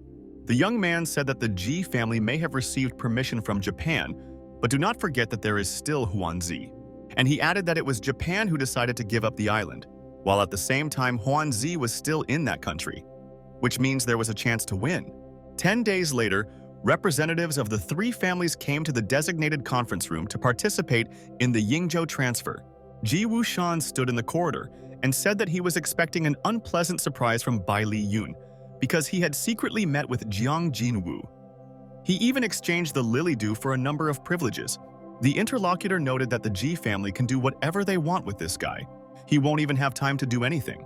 Sitting in the hall, our hero's opponents thought to themselves that the ceremony was about to begin, and it was very important to perform with dignity. A minute later, the organizer asked to greet the representative of Daxia, who is Army Commander Bai Li Yun. A few hours later, walking down the corridor, Ji Wushan said that he made a deal as an ambassador, and our hero noted that it didn't matter, he didn't have what it took to own the island. With a smile on his face, Bai Li Yun noted that at first the ambassador refused to follow the contract, but then he persuaded him. Late in the evening at the ceremony, Huanzi gave our hero a symbol and said that it represented the territory of Yingzhou. The girl stated that, as the heiress of the emperor, she returns the territories to the commander of the army and believes that under his leadership the island will prosper. And at this time, representatives of the Ji family tried to find out from the marshal, who was sitting in the hall, why the guy was appointed commander. The man said that he once promised that he would not interfere in family affairs, but he did not agree that the position should remain with one of them. Intervening in the conversation, the ambassador also said that having won a defeat, one should accept it, and not stand in front of the heads and not be humiliated. And in a calmer tone, he said that the trio should not be nervous, since the young man would not stay in this position. Having witnessed the conversation, the marshal decided to himself that this time Bai Li Yun was in real danger. Sometime later, the marshal came to the Yingzhou military camp to tell the young man that he respected him and wanted to talk about something. This is very important because the man does not want to see our hero die. The guy didn't understand why the marshal thought so and therefore decided to clarify what he meant. Hearing that our hero had humiliated the Ji family, he noted that otherwise their habit of interfering would never have gone away, but now he wants to see what they will do. The marshal stated that Huangdong's people share the same background with the Shenlong sect, which makes it difficult to protect the young man, but the Lord takes his status seriously. And he added that the Lord should not notice Bai Li Yun's weakness. He has long been at the immortal stage. If he breaks through further, then no one will help the guy. Our hero thanked his new friend for his support and asked him if he knew what connected the San Huangdong sect and Shenlong. And I thought to myself that Empress Shenlong did not look like a thug or a powerful person. The interlocutor explained that Shenlong and Lord have the same skills, but only with paired cultivation can they achieve true immortality. After thinking a little, our hero again asked the marshal if he knew where the Empress lived, explaining that he knew her and wanted to make sure that she did not help anyone. The interlocutor decided that it would be safer to show this place to the young man, which he did without leaving the office. While the young man was walking away, the man was thinking that he didn't think that the death of some hidden sects was because of Bai Li Yun. But he hoped that the Lord also thought so. At this time, on Mount Nuwa, in the Shenlong sect, a servant reported to the Empress that a lord from San Huangdong wanted to meet with her. The girl, with seriousness in her voice, said that everything was clear to her and she would come soon. Noticing the young man, Shenlong said that she was in solitude and wanted to know what he needed from her. Feibai, looking at the girl, said that sooner or later they should start cultivating together, and if so, why should she work hard alone? The beauty noted that she could actually achieve true immortality before him. Then he would have to dream of their meeting again. The Lord said that he loved the girl, she should not contradict him, and then added that he knew who killed the small hidden sects. Feibai noted that the fox had already been tamed and turned into a familiar, and this was done by the one who does not like small sects. This is Bai Li Yun. The girl did not believe this, and the Lord said that when the small clans were killed, the guy went alone to the mountain. And then, he suddenly brought in a maid who was at the peak of martial arts whose name was Xiao Qiu. But such coincidences do not happen. Shenlong noted to herself, "It is not surprising that that brunette arrived so on time," which means that the young man lied to her. The Lord said that in a month there would be a family holiday at which he would reveal the truth about the guy to everyone and then kill him. Without taking his eyes off his interlocutor, the young man said that this was due to the reputation of several clans, and therefore the Empress should destroy Bai Li together with him. A minute later, Shenlong stated that she understood everything, but now the Lord should leave because she wanted to continue her cultivation. Looking after the retreating girl, Fei Bai shouted that he was her beloved man, and then he asked what was wrong with him that she allowed herself to treat the Lord like that. The Empress shouted over her shoulder that they had not taken the path of pair cultivation. They were nobody to each other, and therefore the guy should know his limits. And while the maid asked Fei Bai to leave, he said that after they dealt with Bai Li Yun, he would marry Shenlong because she belonged to him. Left alone, the girl thought that they wanted to send her to Huangshan. But what worries her most is that the hunt for Bai Li has begun. The next minute, our hero appeared in the room, greeted the Empress and said that he had some proposal for her. The girl was indignant, saying that the young man had no right to come because there was nothing in common between them. Our hero immediately began to explain that he understands that the girl does not want to cultivate with the Lord, who is not a very good person. But Shenlong didn't listen to the end. She was angry that the guy lied to her. He tamed the spirit of the fox, made her a maid, and allowed her to kill innocent people. Pulling out her sword, the Empress declared that the young man had come to lie to her face. But she would not tolerate this, and therefore would kill him. Our hero was taken aback by what was happening in the room. The Empress amazed him so much that he did not know what to say. The guy shouted for the girl to calm down, admitted that he killed those people, but he had reasons for this, and he wants to talk about them. Waving it in front of our hero's face, the Empress continued to stand her ground, noting that she would not believe the murderer. While grabbing Shenlong, the guy told her not to be angry because he was forcing her to listen to him. The Empress noted that the young man was behaving inappropriately and was throwing his hands around. Realizing that Bai Li Yun would not leave anyway, the girl decided to listen to what he had to say, and only then draw conclusions. And the guy had already begun to say that the inhabitants of the sect were not innocent. They killed weak people to steal treasures and even wanted to deal with him. Realizing that the word alone would not be enough, the young man showed the girl some papers and said that after that her doubts would disappear. The brunette read with horror what was written. The essence was that the basis of the small gate was unclean. They are tyrannical and evil creatures. They are murderers. Shenlong looked carefully at our hero and said with anger in her voice that all these people deserve to die.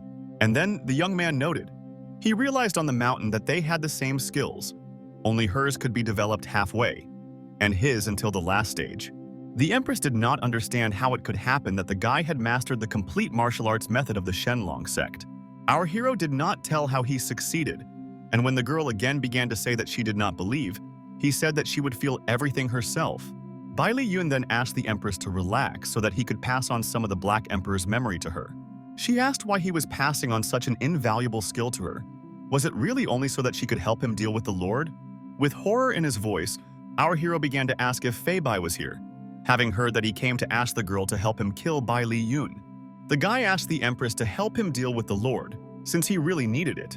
A month later, both our hero and his new girlfriend arrived at a family holiday that Fei Bai was building. It was he who greeted everyone. The Lord stated that part of this holiday is dedicated to the truth that everyone should know, and it concerns Bai Li Yun, who did bad things. Several months ago, hundreds of people disappeared on the mountain, and this young man is to blame for the whole incident. Our hero listened to this story and then said that he must correct Fei Bai, since these people did not just disappear and fell silent. With calm in his voice, the guy said that all those people were dead. The Lord who stood on the stage understood that something was wrong, but decided not to pay attention to the young man's courage, because he would not run away from him and the Empress. Therefore, Fei Bai decided to enlist the support of Shenlong, who was standing next to him, and said that they were obliged to avenge the deaths of these people. With contempt in her voice, the girl asked who would take revenge for those innocents who were killed by the people of the clan, and added that they did not deserve to live. As she left the stage, the brunette proudly declared that she was not going to participate in the quarrel between Bai Li Yun and him. The young man said that the guy still had no right to kill anyone, and therefore he would deal with him himself if the Empress refused. Shenlong noted that the young man had reached the heavenly kingdom, and therefore, as a lord who is half immortal, he could take revenge for someone. And a minute later, he said that he would still report to the assembled clans, but he would give Bai Li Yun a chance. The next moment, Fei Bai stood in front of our hero and said that on behalf of the Lord, he would demand justice for those people whom the guy killed. If Bai Li Yun wins, then everything will be over, although he might just admit his own mistakes. The guy, with his characteristic calmness, said that this was not necessary because if Feibai wanted to fight, he had to attack first. Standing in the courtyard, the Lord once again told our hero that he could admit his mistakes, because when the battle began, it would be too late. Stretching his sword forward, the young man said with a smile that he does not give up his decisions, so the enemy can attack. But he laughed again. The Lord declared that with such a weapon, the young man would not even be able to scratch him, let alone anything more serious. And after a little hesitation, he added that he had specially prepared a snow whirlwind for the guy, which the young man would certainly appreciate. A second later, the frost reached Bai Li Yun's blade and immediately began to freeze it, which greatly surprised the guy. After some time, our hero noted to himself that the enemy's spiritual aura was freezing his entire body, so that he was not even able to move. The young man did not understand what to do, but he knew for sure that if this continued, his body would freeze, and then one blow would be enough to break it. Feibai understood that his cold weapon was working, and therefore came closer to the young man and began to ask his opinion about the trick. With Bai Li Yun's characteristic calm, he stated that the gap between the two of them was so great that it could not be bridged. Shenlong, who was watching everything, turned to the marshal and said that a little more and the Lord would kill the guy, but he hastened to calm the girl down. Despite the sufficient icing, Bai Li Yun felt like a fire was flaring up in his body, and therefore told the enemy that he was mistaken. The main reason is that he is not strong enough to kill our hero. The very next second, the young man broke the ice shackles that bound him and broke out of this cold captivity of spell. The Lord, seeing this turn of events, said that the youth was crazy because he burned up his lifespan just to break the skill. As he walked closer to Feibai, the guy said that he allowed the hidden sects to destroy and kill innocents, and now he should let the Ji family do whatever they want. The young man said that the Lord decided that he could kill him in the name of justice. Now he can dream about it further, because he will be the only one killed. The enemy quickly took a defensive stance and immediately began shouting that our hero was a real madman. Having come together in a duel, within a few minutes the Lord began to note to himself that the opponent was so strong that he could no longer withstand his onslaught. Holding on with all his strength, the man understood that Bai Li Yun seemed to have strength with every new minute. He was gaining the upper hand in this battle, and this was true, because the very next moment Feibai fell on his back, realizing that it would be difficult for him to get up. A second later, our hero loomed over the Lord, who, raising his blade to his opponent's head, noted that he would give him a chance for the sake of the Empress if he bowed to him in front of everyone. Looking at the Lord lying on the ground, the crowd began to whisper about the fact that he was defeated, and yet everyone had such a high opinion of him. But the man was not going to give up and said that this young man had better retreat quickly, because he would not be able to withstand the places of San Juan Dong. Suddenly, an unfamiliar voice was heard, which belonged to the old man. He said that Feibai had disappointed him, and therefore this must be stopped. Addressing the man as his uncle, the Lord asked him why he had come and where he learned about the event. The elder calmly noted that he was invited by Shenlong, who immediately began to greet the senior lord. With sternness in his voice, the man said that his nephew was defeated by Bai Li Yun, while in the heavenly kingdom, Feibai not only lost face, but also threatened on behalf of San Juan. If so, he will be forbidden to speak for 3 months, and he will not enter the world again until a great event occurs. Looking at everything, our hero thought that his friend invited the Lord of the Earth, and this is wonderful, and he himself publicly wounded the Lord, which created an additional reputation for him. Bowing to Bai Li, the landlord introduced himself, thanked him for saving Feibai's life, and apologized for the problems that the guy had due to shortcomings in management. The next minute, the old man handed the young man the San Juan plant, which helps in cultivation, and said that this was a small compensation for the damage caused. The guy was delighted with such a gift and noted to himself that although he had wounded Feibai, he himself had also suffered greatly, and therefore should not waste time. The next minute, the Earth Lord turned to Shenlong and said that her cultivation was not enough, and if so, then he recommended that she go with him to San Huangdong. Our hero saw how his friend agreed to the proposal and left with the old man, while the young man stood in the middle of the yard. He noted that he had never felt as bad as at that moment, realizing that he had spent too much energy. Holding his stomach, the young man noted that everything inside him hurt, and he was no longer able to endure this pain.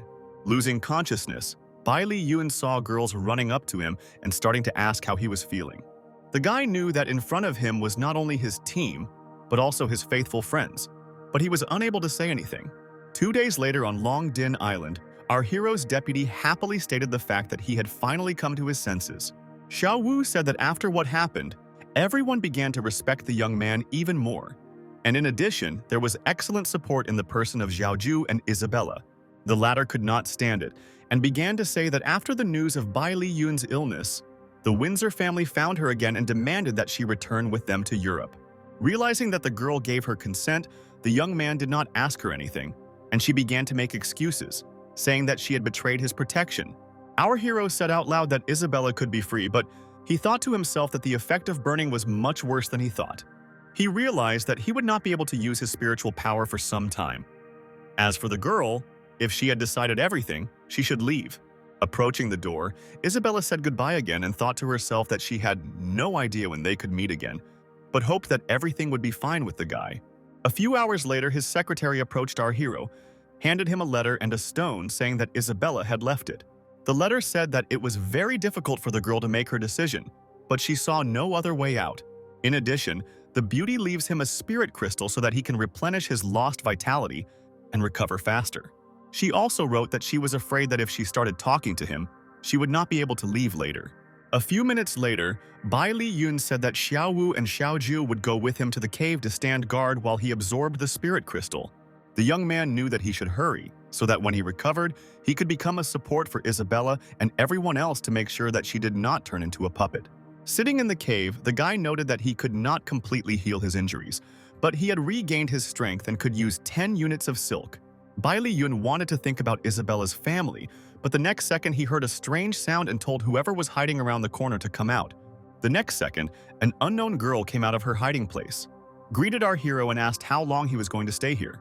With contempt in her voice, the beauty noted, "How can you shout at a girl like her? The guy probably doesn't appreciate beauty at all." While the young man noted to himself that the girl was a cold-blooded vampire who could deceive even Xiao Jiu, she burst into the cave and began shouting that she would cope with the intruder. With calm in her voice, the red-haired beauty said that she should not be driven away, otherwise they would witness Isabella's death. Bai Li Yun did not understand anything, while the stranger said that she was the heiress of the Blood Clan, and her name was Eva Dracula. She wanted to save Isabella but was too late, as she was returned back to the Windsor family. In an icy tone, but with a grin on her evil face, Eve stated that if this was the case, then now this girl would die. Putting the blade to Eve's throat, our hero ordered her to immediately tell her what she knew. The beauty said out loud that the Windsor family are the heirs of the Son of Light, but she thought to herself that this guy is stronger than she thought. The girl explained that after the Holy War, hundreds of years ago, the body of the Son of Light died, but not his soul, which always yearns to return. And now Isabella was chosen to become his new body. Eva said that she was a member of the clan and did not want this person to return, no matter who the person was going to be sacrificed, adding that the ceremony was tomorrow. The guy thought that, on the one hand, this girl cannot be trusted, but on the other, he must save Isabella's life. The guy is weak, but Xiaoju must cope. Turning to his friend, he said that he needed her in order to save their mutual friend. And if so, then they were all flying to Europe together. After a second, Eve told Xiao Jiu that the girl was at the peak of her skill in mythical martial arts, which was not bad at all. And then, in a quieter tone, she asked if Bai Li Yun liked young ladies like her. Turning away from her interlocutor, Xiao Jiu said that Eva was nothing but noise, and therefore she had better close her mouth and follow them. A minute later, Eva ran after our hero and shouted to him that there would be a lot of security at the ceremony. Therefore, they needed to disguise themselves well.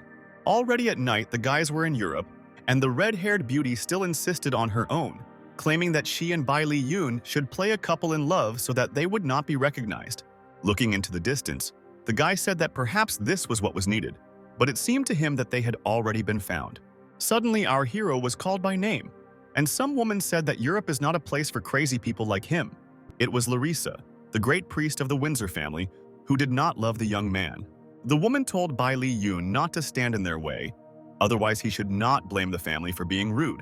The young man demanded the return of Isabella, but heard Eve say that this priestess was strong enough and could be compared with the Empress of Daxia.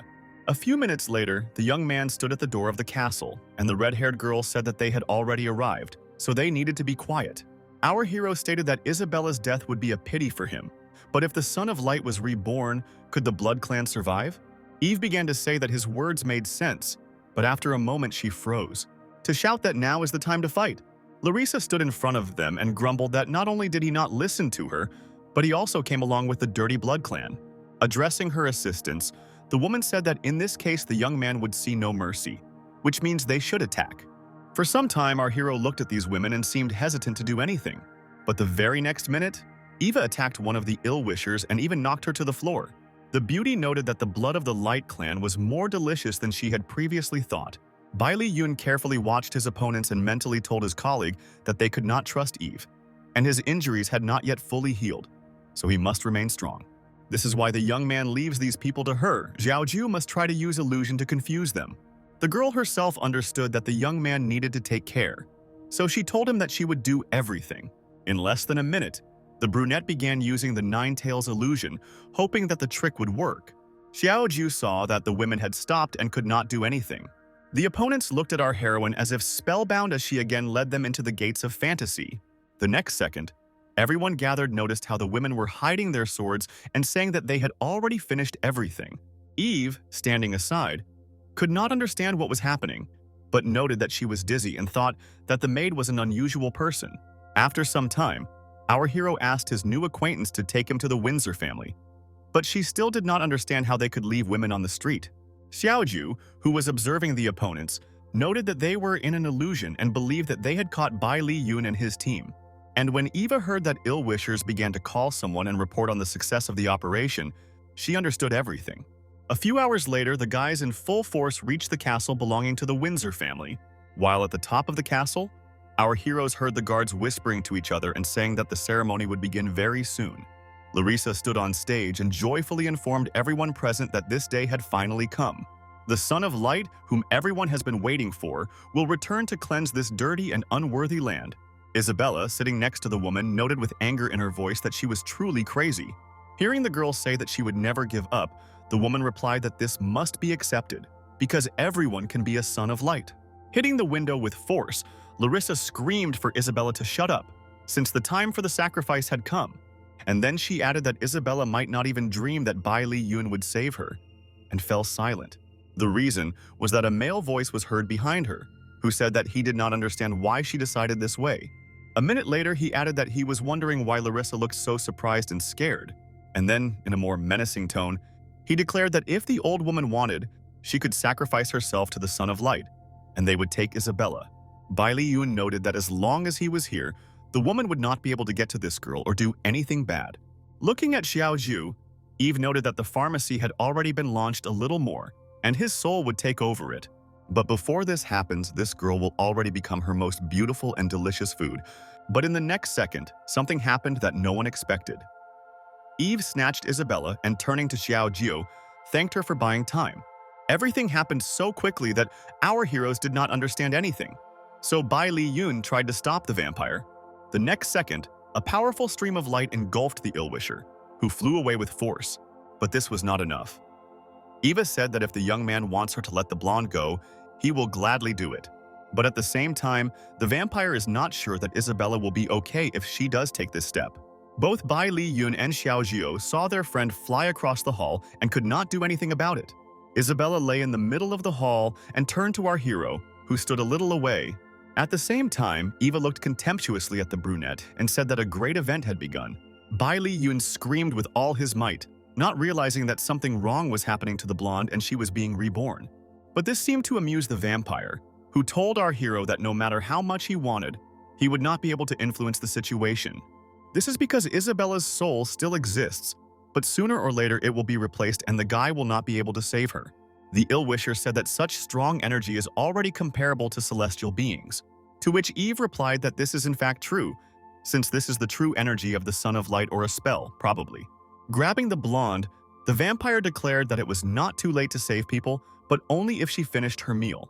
Realizing that this was going too far, Bai Li Yun once again shouted for Eve to let Isabella go immediately.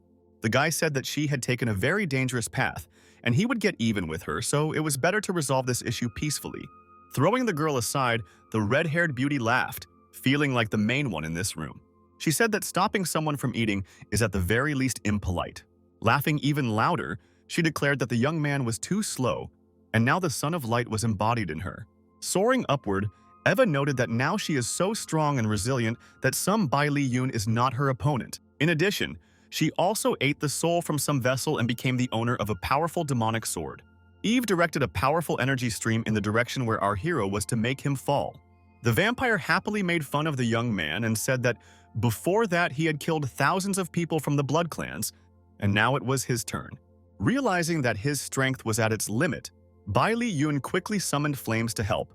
The next second, his request was heard as everyone turned their attention to the powerful fire dragon. Our hero held his sword with confidence and understood that he would not give up so easily. Eve couldn't believe her eyes when a huge predator appeared in front of her. She was outraged that this force was completely different from what it was before. Realizing that time was running out, the young man dealt a crushing blow to the ill-wisher, who stood rooted to the spot. Running up to the vampire, Bai Li Yun shouted for her to immediately return Isabella and apologize for everything she had done. Looking at the angry guy, Eva began screaming and begging him not to kill her, since she had a number of reasons. The main mistake is that she did not eat the soul from the vessel, but only tasted a small part of the power of the Son of Light. After a pause, Eva added that in fact Isabella was alive and everything was fine with her. At first glance, it really seemed that the blonde was alive and well, but something in her gaze was alarming. The next minute, the girl soared into the air, demolishing everything in her path and striking our heroes. Hearing the young man call Isabella, Eve said that he was trying in vain, because now this girl is the Son of Light. Spinning a fireball in her hands, she declared with anger in her voice that the young man had better take care of his life. After these words, she sent a powerful stream of fire towards the direction where Bai Li Yun stood.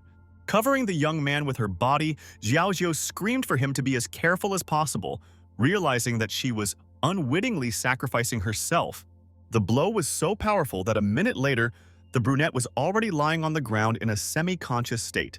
The young man looked at his friend with horror, but had no idea how to help her in this situation. Xiaojiu tried her best to calm the young man, saying that she was fine, and that was all she could do in response to his help. The girl wanted to say something else, but she couldn't. She closed her eyes and went limp. At this time, smug Eva told the guy not to worry about his maid, because she simply lost consciousness. Then she added that the brunette would die in a week anyway because a blood curse was placed on her, and only she herself could remove it. A furious Bai Li Yun attacked his opponent, declaring that he would get even with her first.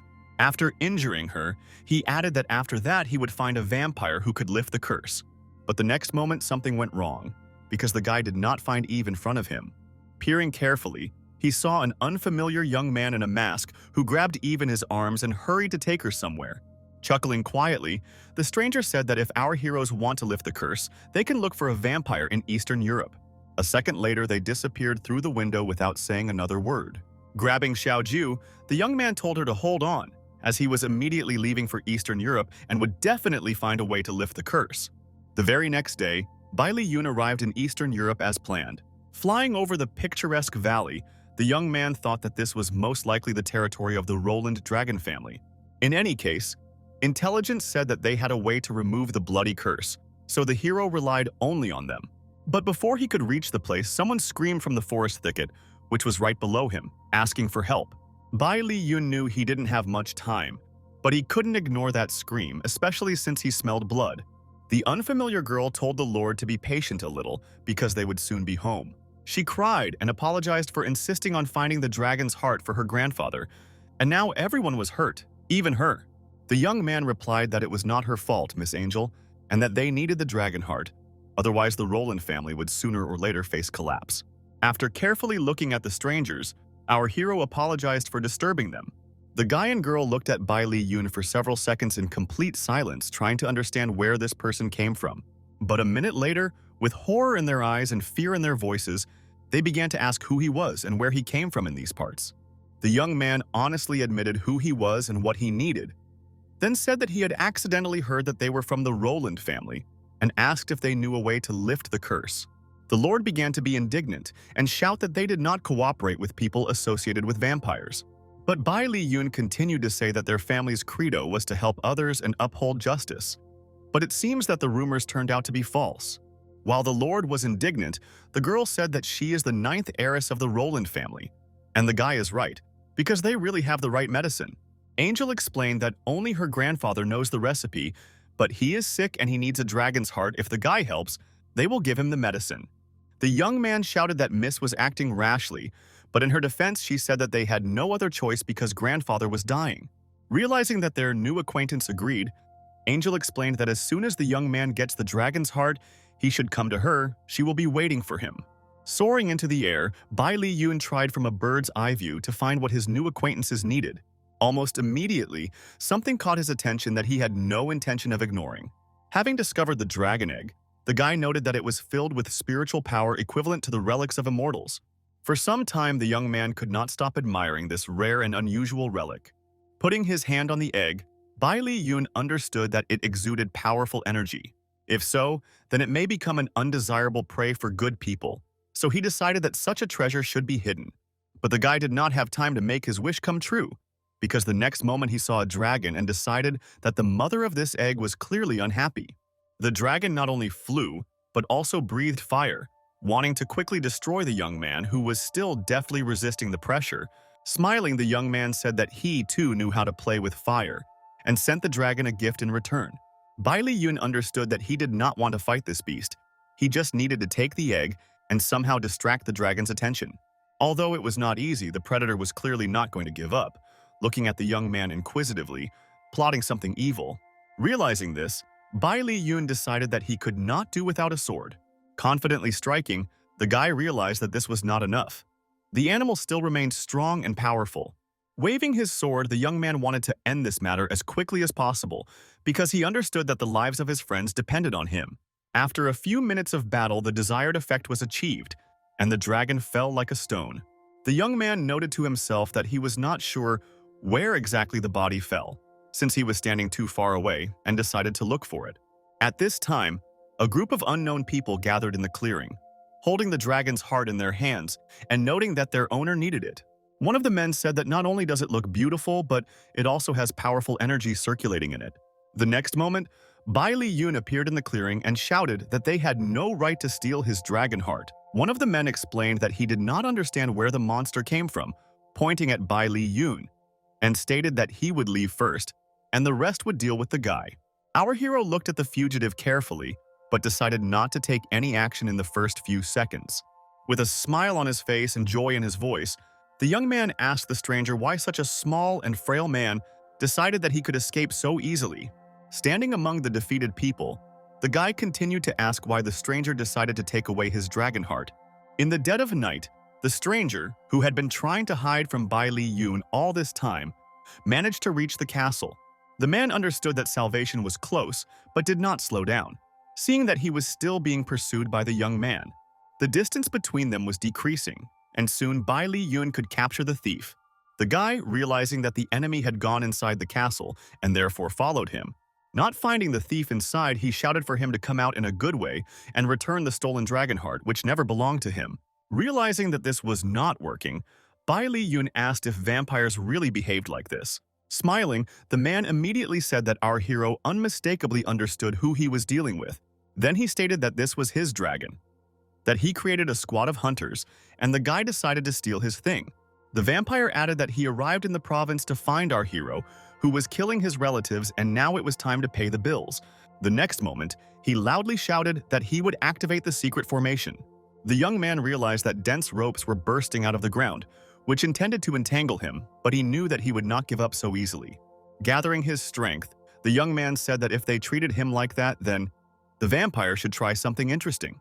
The very next second, Bai Li Yun summoned his flaming sword to help. Much to our hero's disappointment, the sword was of no use because the flames went out as quickly as they had started.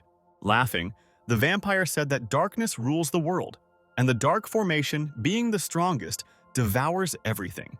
Bai Li Yun listened to the man's fiery speeches and replied that he was talking nonsense because he could not see beyond his own nose. But the enemy did not let up and continued to say that the formation of darkness would soon absorb all the strength of the young man, and he would be completely at the mercy of darkness. At that moment, the young man felt how dense cords began to entwine him, which he could not cope with alone. The vampire was confident that the enemy would surrender sooner or later, and ordered his assistants to get rid of Bai Li Yun. At that moment, the guy turned on the true San Mei, which finally worked as it should. Covered in flames, the young man realized that he could now do whatever he wanted. Having difficulty looking at the bright flashes, the vampire did not understand what was happening, since he had never seen anything like it.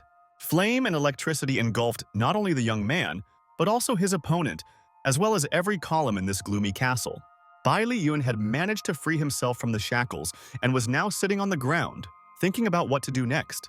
Approaching our hero, the vampire declared that he had gathered all his strength to break the dark formation, and if so, he would take the last step. Having knocked the young man down, the vampire screamed at him to go straight to purgatory. But everything did not go as the vampire wanted, because Bai Li Yun put up a powerful defense that the enemy could not break through. He tried his best, but realized that the young man was not as simple as it seemed at first glance. Smiling, the vampire began to retreat, saying that it was too early to deal with the young man. A minute later, steps were heard behind our hero. Turning around, he saw Miss Angel and asked why she had come.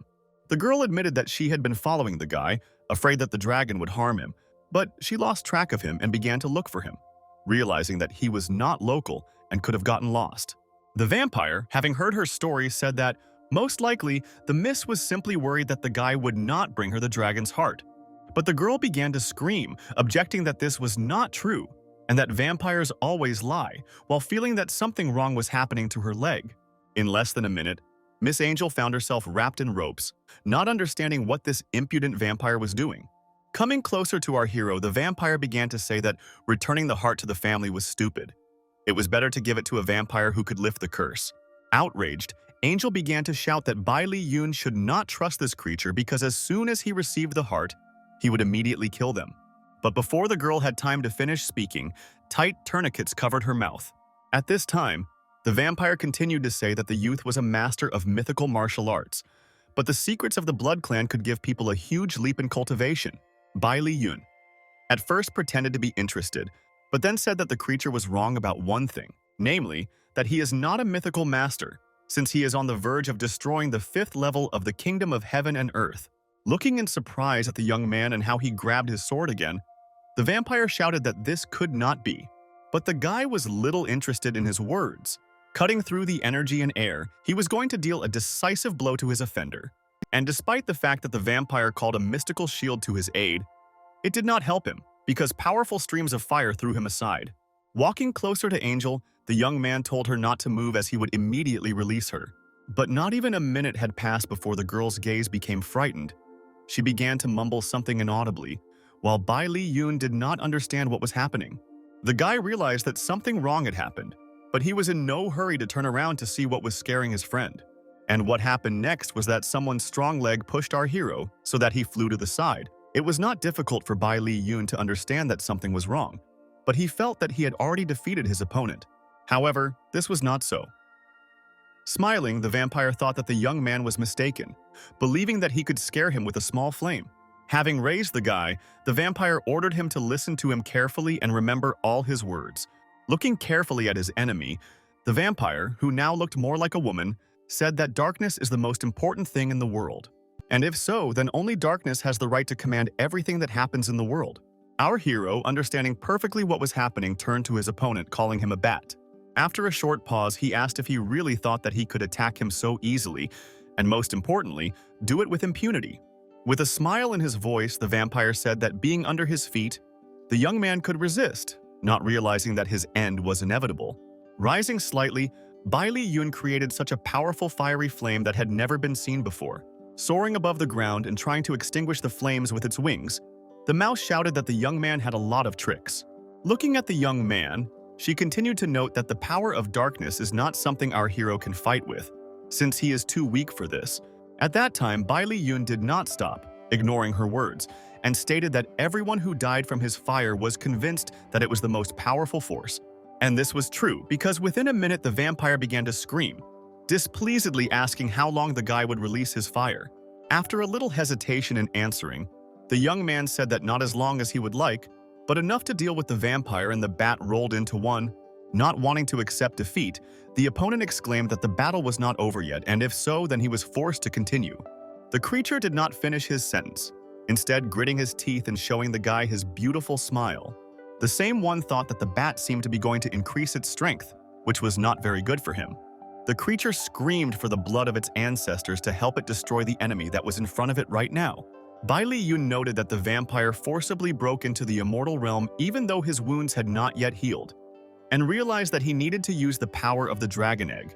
Our hero felt that the egg and the dragon are of different species, and therefore when the little cub hatches, it can become his mate, so it is important to preserve the egg. Seeing that the young man was thinking, the enemy sarcastically asked if the guy really thought that the vampire would allow him to rest. With a smile on his face, Bai Li Yun stated that if he needed rest, he would take it because he was his own master. Realizing with horror that the guy's spiritual level was growing as quickly as it was impossible to imagine, the vampire felt the enemy's hand on his throat. The young man asked the bat if she really thought that she could defeat him in the semi-immortal kingdom in which he was now. After waiting a few seconds, he added that the immortal realm was enough to kill the worthless vampire. The bat, engulfed in flames, screamed that it was the king of the vampires, which means it could not be killed. And how then could the young man do it? Our hero noted that the enemy of darkness is not only light but also flame. In addition, the dragon's heart belongs to him, and he takes it back. Pulling Miss Angel onto his shoulder, Bai Li Yun told her that it was time for them to leave this place and go home. However, whether intentionally or by accident, the young man did not completely deal with the vampire king, who was still alive.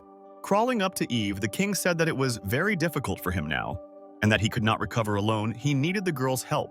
She laughed and said that the vampire had always considered her a sacrificial vessel, and she knew about it, and therefore now he should die in peace. The king began to resist and wonder who she thought she was, since she was just an ordinary girl. But this did not bother Eve. The beauty noted that after sucking the king's blood, she would have enough strength to resist the air. At the same time, Miss Angel thanked our hero for the dragon's heart, noting that the curse on her friend had been lifted, although she was still too weak. Having sincerely thanked his new acquaintance, the guy thought that it was a pity that the dragon's heart was gone, but it was good that Xiao Zhu was okay now. But the very next minute, the beauty screamed, noting that it seemed to her as if the dragon's egg had just moved a little. Looking carefully at the golden glow, Angel added that most likely the egg wanted to tell them something. If a second ago only the girl had wide-open eyes, now our hero has such a look. Realizing that something was happening, Bai Li Yun said that it was not in vain that he insisted on keeping this egg, and perhaps his companion knew what it wanted to convey.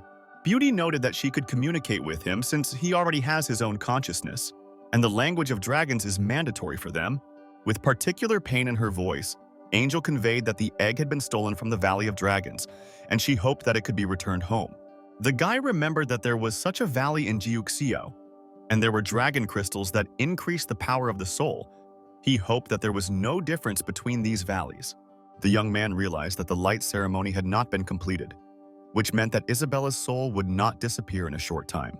If so, then he will be able to get one of the dragon crystals to help the girl strengthen her soul and undergo rebirth. Coming out of his thoughts, Bai Li Yun asked his friend if she wanted to return this egg back. As it asked, Angel said that her family hasn't been to the valley in about 100 years, and it's not that far to go, but there are dangers, so she wants the guy to come with her. Looking carefully at his interlocutor, Bai Li Yun thought that, unlike her, he did not know where the valley was, but was not averse to helping her. Grabbing the heavy egg, the girl heard the young man shout to her so that she would not lag behind him and would not forget to show the way. Not much time passed, and the guys were already standing in the middle of the Dragon Valley along with their egg. Looking around carefully, Angel said that she had always imagined this place to be completely different, because everyone she spoke to did. Continuing to follow the guy, the beauty asked if it was normal that they could just enter this valley which no one was guarding. However, the young man listened little to his companion, saying that if the doors to these places are open, then this is an invitation to go inside. The next minute, some creature with an orange eye announced that people were approaching them. A dragon appeared above our heroes and asked who allowed the human race to enter their Dragon Valley, one of the most sacred places. After a little hesitation, he added that there shouldn't be dirty people in this place who are used to desecrating everything. Bai Li Yun stated that they came here with one sole purpose, to return the dragon egg. Then he turned around and added that if this egg was a surplus in the valley, they would take it with them and happily leave this place. Addressing the egg with sadness, the girl stated that, unfortunately, his own family does not want to accept him. At that moment, the dragon said that the guys got inside and wanted to leave, calling them naive and stupid creatures. Breathing fire, the beast screamed for our heroes to immediately put the egg on the ground and not touch it, since it did not belong to them. The next minute, the hero stopped, grinned, and said that he understood everything and fell silent. After a minute, he stated that the dragon managed to provoke him, and that's what he didn't like. Bai Li Yun reached for his sword, ready to act to stop the predator from attacking. At that moment, the dragon turned to the people and to some other stranger trying to explain something, noting to himself the incredible strength of this man. Then an old man appeared behind the dragon, who greeted our hero and said that he had been waiting for him for a long time. The young man noted to himself that the strength of the sage from the dragon family was higher than his own, and he realized that it would not be possible to defeat him, which means he must follow him. Understanding Bai Li Yun's concerns, the elder replied that he had no bad intentions, so the young man could safely follow him. Standing in front of a small cave, the sage explained that their dragon family had not produced a dragon for hundreds of years. He continued, noting that he had been praying all this time and wanted to know the reason for this event, or rather, the absence of the desired event. After a pause, he added that God told him that the life force of the dragon family lives in Bai Li Yun's body, which amazed the young man. The sage stated that he was sure the guy had a lot of questions, so they needed to go inside, where the restricted area would provide answers. Walking inside, Bai Li Yun thought that he had just been in the Dragon Forbidden Zone, but for some reason he suddenly found himself in a star field. The next moment it dawned on him. He realized that he was in the world of immortals. To get answers to his questions, Bai Li Yun began asking who the owner of this place was and whether he was going to show up. Suddenly, a voice told our hero to relax and calm down because he had no evil intentions. The next minute, the man came into the light and introduced himself as Chris Dalton, the original dragon. He said that he brought Bai Li Yun here to ask for help. 300 years ago, he burned his life, and this gave him the opportunity to learn that the world was in danger of ending and the Dragon Clan was facing extinction. The merging of his consciousness with this space occurred because of this information, and now he passes it on to future generations. The man said that all this time he was waiting for changes in heaven and instilled hope in his dragons, but it turned out that hope was our hero. Hearing this, Bai Li Yun could not say anything because it was the most amazing thing he had ever heard. However, having pulled himself together, the young man asked Chris if, with all his abilities, he could do nothing to prevent the destruction of the world. The man said that the earth is being transformed, and different races are invading. Cataclysms are occurring. The heavenly city is falling. He also mentioned that the 10-story silver tower came from an alien world. The guy heard how our heroes are interested in what can be done before everything starts. Chris noted that they cannot resist this force of the law, but the young man can. Bai Li Yun asked if this meant that he was the variable that was being sought, but still could not understand what the ultimate goal was. Chris explained that before the destruction of the world comes, the best dragons and newborns from their families can follow him, but the guy must take good care of them. The man said that as a reward, he would give them a necklace that would help withstand the attacks of immortals. He added that Bai Li Yun could choose 3 treasures in the Dragon Valley, and the valley would also become his home from now on. The young man said that although he does not know how to solve the problem of the destruction of the world, he will do everything possible to protect his comrades. As he left, Chris added that the destruction would happen in no later than 5 years. If the guy wanted to know more, he should go to the Eastern Hidden Sect. Having met a sage who asked what our hero needed, he replied that a dragon crystal and a spiritual stone would be enough for him. He added that he needed to return as soon as possible, and then was silent for a while and asked where the girl who had come with him was. The very next minute, the old man turned to his assistant, the dragon Io, and asked him to bring an egg and bring the girl. A moment later, a joyful angel ran towards Bai Li Yun, greeting him and asking where he had been all this time. A little later, the master reported that, as the young man had asked, they brought him both a dragon crystal and a spiritual stone. The man explained that he used a spell to turn Io into a human, but when the young man needed it, he could again become a dragon. Finally, the old man wished the young man all the best and said that the exit from the Valley of the Dragons was open, so they could hit the road. After a moment's hesitation, they pondered what to do next, until Chris told his companions that it was time for them to go. After some time, our heroes were already at the Roland family estate, where everyone very loudly welcomed Miss Angel. Everyone in the room was wondering what the valley looked like, and whether it resembled what they had always been told. Hearing how the girl asked for forgiveness for her family, Bai Li Yun asked her to place Io and the dragon egg, while he himself went to visit Xiaoju. A few minutes later, Miss Angel met with her subordinates and added that she needed to leave to discuss something with her guests. Walking along the corridor, The girl thought that everything would soon be resolved, but it was not this that bothered her, but something that she could not understand. But the next minute, she saw wide-open doors to one of the rooms, opposite which our hero stood silently. Approaching closer, Angel began to ask her guest why he was standing at the door and not going inside.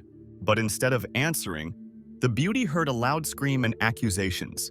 The young man asked where his friend Xiaojiu had gone. At this time, everyone stood in complete silence, not understanding what had happened and where the girl could have gone.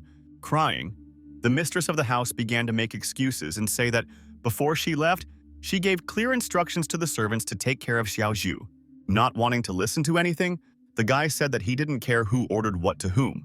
The responsibility for looking after his friend lay with their family. Sitting down, the young man thought that, according to the agreement, if she was within a radius of 100 kilometers, he would be able to find her. If further, he would feel it. Bai Li Wen began to concentrate to reconstruct the exact path that the girl could follow. He realized that he could make a mistake, so he asked that no one disturb him as he continued to explore the route. Finally, he found Xiaojiu, who at that moment Eve was looking attentively and saying that the girl's blood was probably very tasty. Our hero closely followed what was happening and was sure that if he did not intervene, the vampire would harm his friend again. With anger in his voice, the young man said that he again had to meet with this girl, who caused nothing but problems. If so, then the easiest way is to end it once and for all, so as not to worry about this anymore. Setting out on his journey, Bai Li Yun asked Angel to take care of both the dragon egg and Io while he dealt with the vampire. Within a couple of minutes, the young man was in place. He ordered Eve to take her hands off Xiaojiu and reminded her that he had warned her earlier. The vampire sat on the throne and joyfully greeted our hero, but at the same time she mocked him. Eva said that lately the guy has been constantly late, and this happened this time too. Pointing to the weak-willed brunette, the vampire claimed that she did not hold the girl. Moreover, she did not need her. Bai Li Yun looked at his opponent angrily and said that if she played around, now he will definitely deal with her. The vampire laughed again and said that she was the main one here, not him. Moreover, she even survived the coming of her ancestor. So why should she be afraid of an ordinary person? Looking carefully at his enemy, the guy realized that Eve had gone through the same ceremony as Isabella, which means it was too early to kill her. The vampire probably knows a way to save the blonde, therefore, you need to drive her into a dead end, and then set your own conditions. Heading towards Eve, who had turned into a bat, our hero told her not to hesitate and attack. Eve knew that she was at the immortal realm level, and that is why she was so brave.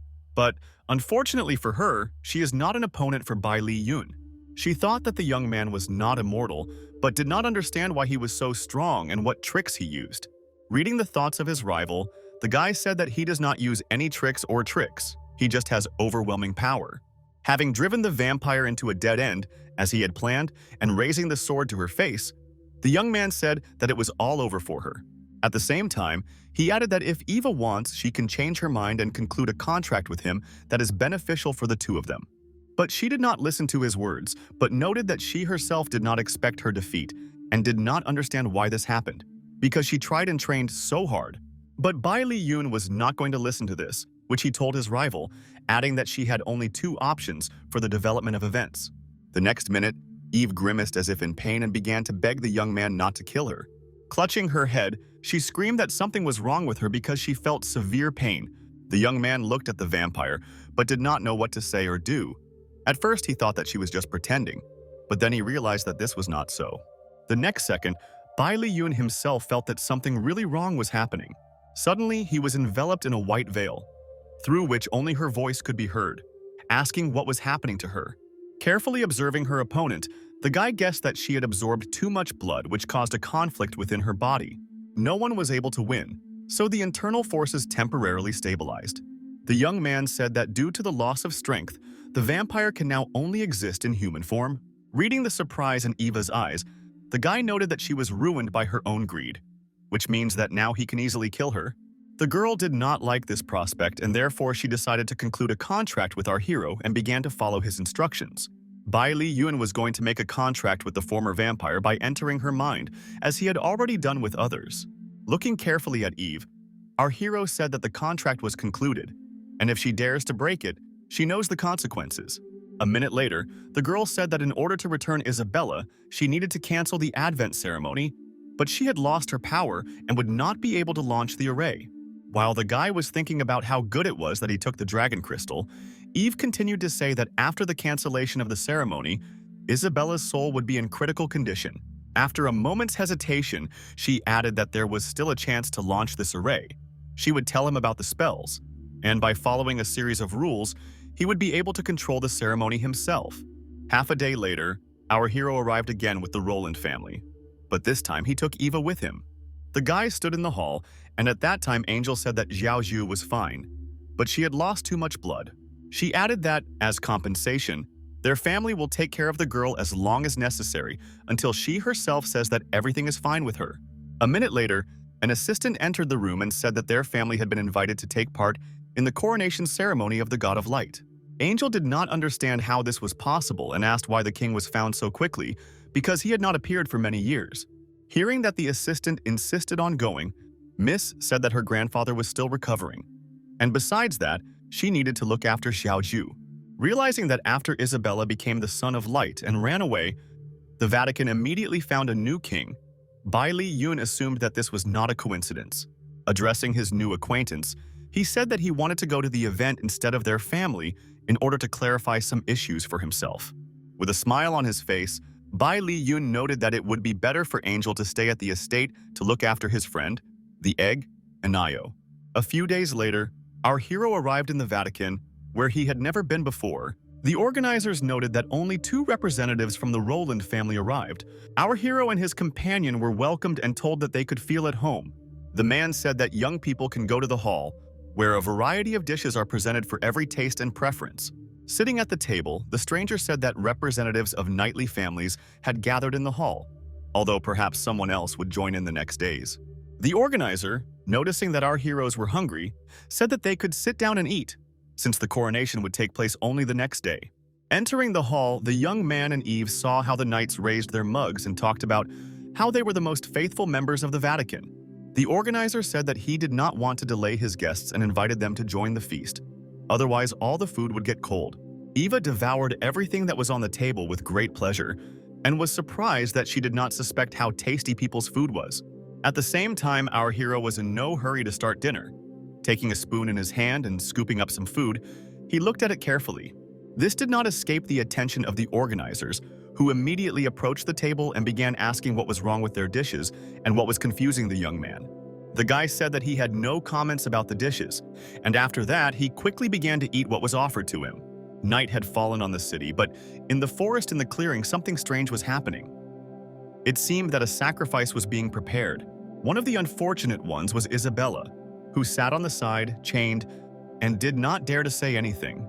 The next moment, one of the clergy representatives ordered to throw all the people in the clearing into the massif. The assistant who was involved in transferring the victims stated that he understood everything and would do as ordered. The worst thing was that among these people were both our hero and Eva, who lay unconscious and did not realize what was happening to them. Having gathered all the guests in an array, the organizers shouted that the sacrifice ceremony was beginning, and this would be the most spectacular performance. Suddenly, the pentagram began to glow, and everyone who was inside began to rise somewhere upward in the bright light.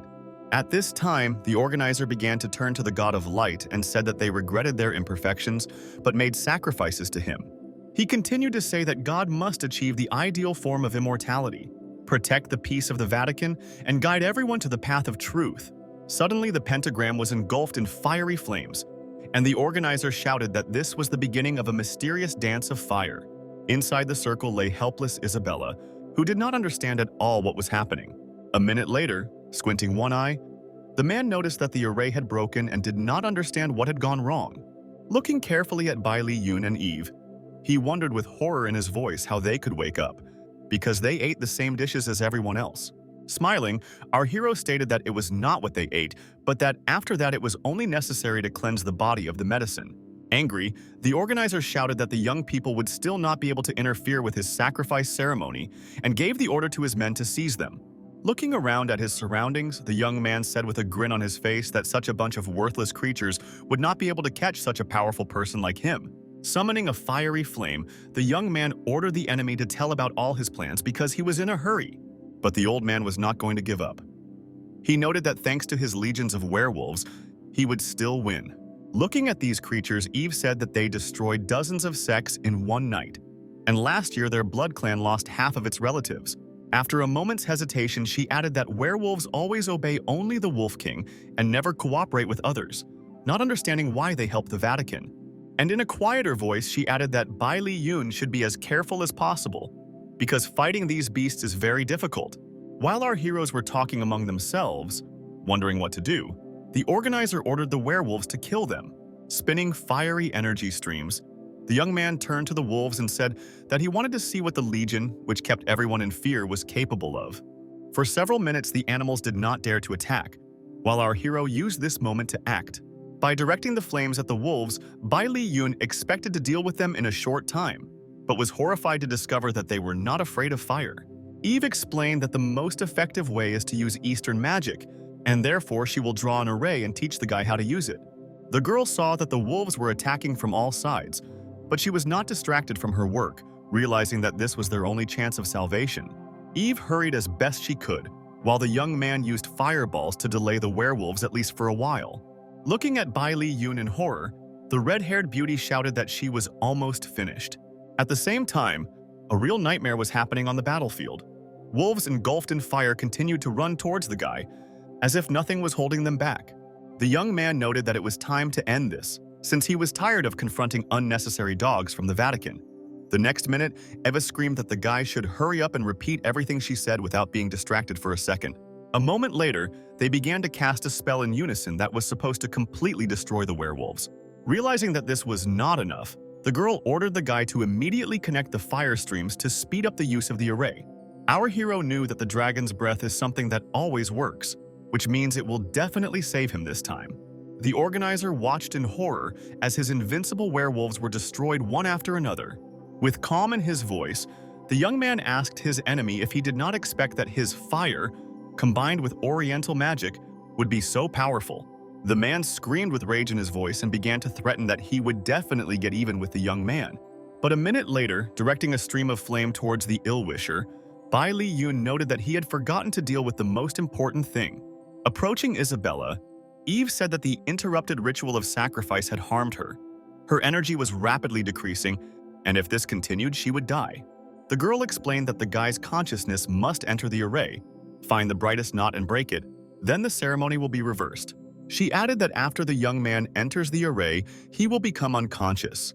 If the process is interrupted, then his aura will be lost, and he may also die. Realizing that he needed to act as quickly as possible, Bai Li Yun said that he would hurry up since the life of his friend depended on it. A minute later, Eve already watched as the young man disappeared into the circle of the formation, hoping that everything would go well. But suddenly the silence of the night was interrupted by someone's voice, who asked if the guys wanted to send the God of Light back using the array. Noticing an approaching man who introduced himself as the Pope of the Church, the girl thought that his level was higher than that of an earthly immortal. He stated that they were trying to leave their church without God, and assured that the old man would not allow them to do this. After these words, the girl began to panic. She understood that she could not allow the stranger to interrupt the young man, but at the same time she herself had little strength left. The church representative looked at Eva carefully and politely asked her to step aside and not interfere. While defending the array, Eve screamed that if the process was interrupted, then both the boy and the girl would die. The Pope of the Church said that he was well versed in this and added that only when the God of Light returns, the Vatican will again be able to rule the world. The girl understood that she could not retreat, and therefore was ready to defend the array with all her might. Striking Eve and leaving her lying on the ground, the old man declared that no one could harm the God of Light. Approaching the array, he said that those who were inside it would never be able to get out and would never wake up. After these words, the old man turned to our hero and said that if he wants the God of Light to live, then he should try to kill the guy right now. The old man tried to scare Bai Li Yun by claiming that once the array was disrupted, he would enter the godless sun realm and would not be able to wake up so easily. The young man thought to himself that thanks to contact with Eve, he would not get lost in the array. Otherwise, he would not be able to control himself. He stated out loud that once the church representative entered the array, the spirit of the Son of Light would be instantly destroyed in Isabella's body. However, the man resisted and argued that if the array was violated, the initial soul of the owner of the body would be the first to be destroyed. Our hero was not going to give up so quickly and said that such a scenario would be possible, but only if he was not in the array. Listening to Bai Li Yun, Dad thought that he could not risk the God of Light, and he could only wait for the opportunity to use the Heart of Light. At the same time, the guy thought that, despite the fact that he was able to stop the Ill-Wisher, the Pope's goal is the God of Light, and he will never give up so easily. Carefully watching everything that was happening, Eve thought to herself that everything should end in the next few minutes. Something strange was happening to the array. It began to shimmer with a bright and powerful light that had never existed before. The Pope of the Church held his breath and carefully watched what would happen next. He then suddenly directed his energy towards the dome, calling upon the Holy Heart of Light to protect them in the name of that light. The young man knew that the enemy was going to defeat him, which he said out loud, and called upon a powerful dragon crystal to help him. Bai Li Yun knew its strength and power, so he asked Isabella to keep this jewel. A few minutes later, the young man stood in the clearing, realizing that the massive had collapsed and it was all over, at least for him. He looked carefully at the blonde, who lay motionless in the clearing, but did not dare to approach her and do anything. But as it turned out, this was unnecessary, since the very next moment the girl began to get up and ask where she was. Looking at his friend, the young man noted to himself that, most likely, the dragon crystal played a role, but something still bothered him. The Pope of the Church turned to Isabella and said that he was glad that everything was okay with her, as he was very worried about her. Then he added that she could rest, and at that time he would remove all the ants that were preventing her from becoming immortal. The blonde did not understand what kind of ants we were talking about, but did not ask again, saying that a man can do what he sees fit. Bai Li Yun and Eva, who witnessed the conversation, looked at their friend in surprise and horror, not knowing what to say. A minute later, the Pope of the Church spoke, again addressing the God of Light and asking him to be baptized. The man again called our heroes ants, noting that nothing good awaits them, so they should not hope. But before the Pope of the Church had time to finish his last words, he felt a cold blade that easily pierced him. Turning around, he turned to God, not believing his eyes, and that something irreparable had happened. Isabella, with a sword in her hands, shouted that she was not any god, and that her master was Bai Li Yun. Realizing that the plan was foiled, the old man pushed the blonde with all his might, so that she hit the ground with force. Looking at the girl with contempt, the man shouted that her dirty soul was not only alive but also in such a beautiful body. He added that he would first deal with the bad boy, and then help his god cleanse Isabella's soul. Grabbing his sword, the Pope of the Church, full of anger, began to direct energy towards the young man.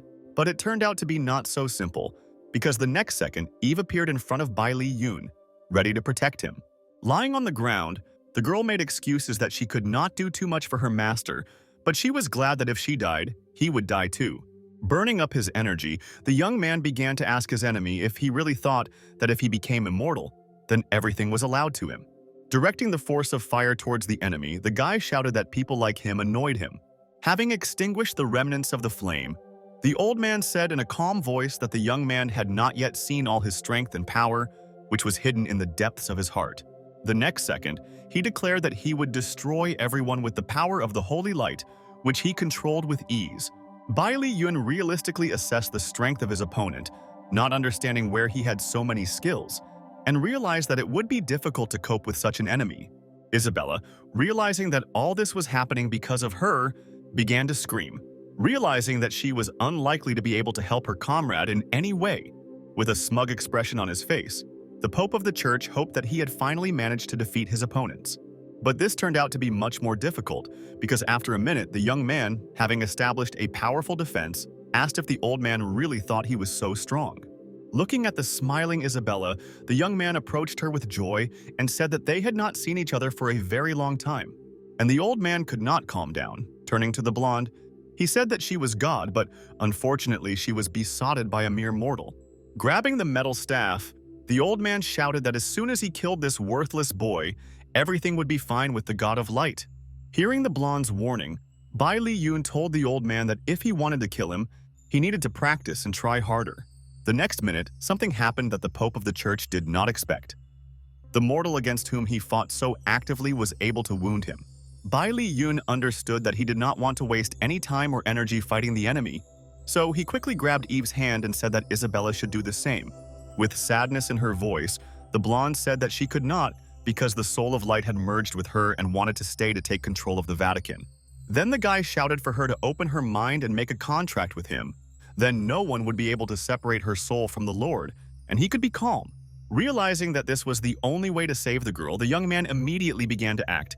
Realizing that they should leave, the guys had to run away, since the Pope of the church, being in an enraged state, shouted that no one would take the Lord of Light from him. With a smile on his face, Bai Li Yun noted that Isabella was now the Lord of Light, and no one could hurt her. Therefore, why would he take her away? Hearing further insults and threats from the old man, our hero announced that he was going to leave and asked if the enemy could detain him. Finally, Bai Li Yun told the Pope of the church to take care of Isabella and not try to get rid of her soul. Otherwise, God will die, and not even ashes will remain from him. Looking after our hero, or rather at the receding point in the sky, the old man was angry that he could not do anything. He said out loud that he would let Bai Li Yun go, but only for a while. And then he would kill him, after which he would take care of Isabella, or rather her soul. After some time, after studying some information, the Pope of the Church decided that those who prevented the coming of the Lord of Light were connected to the family of Dragon Knights. Addressing someone, he said that all these people should be immediately destroyed so that they would not interfere with his plans. Standing on the street, Angel saw that opposite them was Bai Li Yun and her companion, not understanding why they left the banquet so early. With anger in his voice, he noted that it was a feast during which murderous rituals were used, which is completely unacceptable. The family patriarch, Roland, who was Angel's grandfather, could not believe that the Vatican had betrayed their family, saying that they could not be accused of infidelity. Bowing, the old man thanked the guy and said that they wanted to become allies of Daxia, but asked to allow his granddaughter to enter into a contract with the egg so that she would become a knight. Our hero was happy about this turn of events, so he didn't mind, and said that, of course, he would be glad if the girl became a dragon knight. Standing near the egg, Bai Li Yun spoke about how Angel should close her eyes, open her mind, and prepare to enter into a contract. After a minute, the egg began to shimmer with a bright golden light, and the sight was so beautiful that it was difficult to take your eyes off. After some time, the young man informed his companion that the contract could be considered completed, which means it was time for them to leave. But the guys didn't even have time to take a step when they felt that the ground beneath them was shaking and starting to crack, so they could hardly stand on their feet. Looking at her companion with horror, the girl asked what was happening to them and why the earth was shaking so much. The next moment, everything scattered in such a way that our heroes ended up in the air, like the egg. Looking in horror at what was happening, the patriarch did not understand what had happened and how he could help the guys in such a situation. Grasping the egg with her hands, Angel felt like she was flying somewhere into the abyss. But despite this, she was not going to let go of the artifact. A moment later, the girl fell forcefully to the ground, trying to collect her thoughts and understand where she ended up. But before the beauty had time to do anything, the next second the egg began to shake with such force that it almost fell. This is exactly what happened, and Bai Li Yun, who was standing nearby, miraculously managed to jump to the side. Looking at his companion, crushed by a heavy egg, the guy noted to himself that Angel was quite strong, and heard her ask him where they ended up. The young man noted that they most likely ended up in the clearing of the dragon family, since only this place could suppress martial artists. Still crushed by a heavy burden, the girl did not understand where this place came from and why they ended up here. She explained that Grandpa had said that after making a contract with the dragon, one could enter this place, but he never mentioned that it would be so sudden. Hearing the guy ask how they could leave this valley, Angel guiltily said that Grandfather didn't say that either. Soaring into the air, Bai Li Yun noted that he felt that there were others somewhere in the distance, which meant that he could ask them about everything. The young man noted that they needed to hurry since Eve and Xiaojio were still not feeling well. At this time, several people gathered on the outskirts of the forest that served as the practice site. The unfamiliar man told his comrades that he did not expect that the exit from the forest would turn into an abyss before the end of their practice. While the guys were discussing that perhaps this was fate and they would have to leave here, they heard a noise. Looking ahead, the young people recognized the approaching girl as Angel. The leader noted that she previously did not have a contract with the Dragon Clan, which means she could not enter here. With difficulty pushing the egg, the beauty apologized to her companion for not finding out about everything earlier, as a result of which they ended up in such a strange place. With a gentle voice, the young man told her not to think about it, since it didn't matter. The most important thing was that they found people. One of the strangers, seeing Angel, began to ask her if she came here to find him, or if she needed to escape from her pursuer, hinting at Bai Li Yun. Addressing the young man as Basil, the girl told him not to talk rudely about Bai Li Yun, since this guy is the benefactor of their family. Another man now spoke up, asking Angel how a Chinese man could help the Roland family, noting that she was kind-hearted but sometimes didn't think about the consequences. A minute later, a verbal altercation began between our heroes and Basil, who argued about how the girl treated them. Bai Li Yun had no time to waste time arguing, so he took out his sword and, defiantly raising it, told everyone to shut up. A second later, he added that if his interlocutor did not calm down, he would most likely regret his words. But instead of stopping, the men began to boast that they had great strength and were the best martial artists.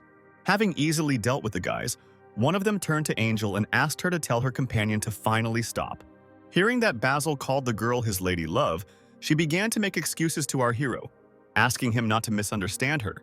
After a minute, the men calmed down a little, and upon hearing Bai Li Yun's question about the exit, they said that there was an abyss ahead, but the exit had changed for everyone.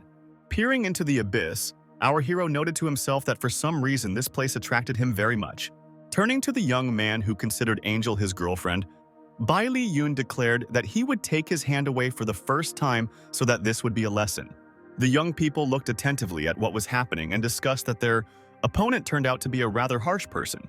The next second, one of them shouted that they shouldn't let this guy get away because Angel and he had to pay for their arrogance. Moving through the mountain range, our hero told his companion that because of the egg she was moving too slowly, so it was better for her to wait for him here while he found out everything. At the same time, on the outskirts of the forest, Basil and his comrades tried to find Bai Li Yun and the girl in order to deal with them. Listening to their leader, the guys said that they never liked this girl, and now they would gladly support their friend. While talking to the egg, Angel told him that it was too big, so they were left here.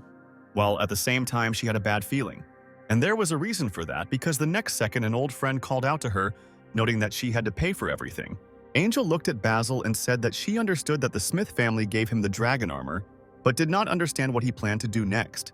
The young man said that because of her comrade he had lost his arm, and if he did not take revenge, he would not be able to consider himself a real man.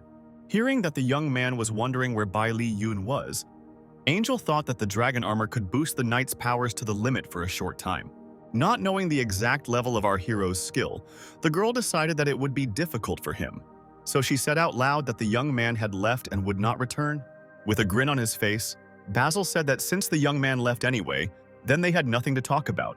Pointing his weapon at the girl, her acquaintance noted that in this case he would first deal with her, and only then get to the young man.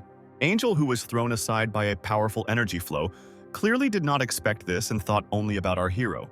Basil, standing on the edge of the abyss, was clearly pleased that he had thrown the girl into it, who was now no longer a hindrance. Turning his gaze to his friends, the young man said that now was the time to find the guy, since the exit had not opened, and it would not be difficult. But the next moment, someone's voice said that there was no point in looking.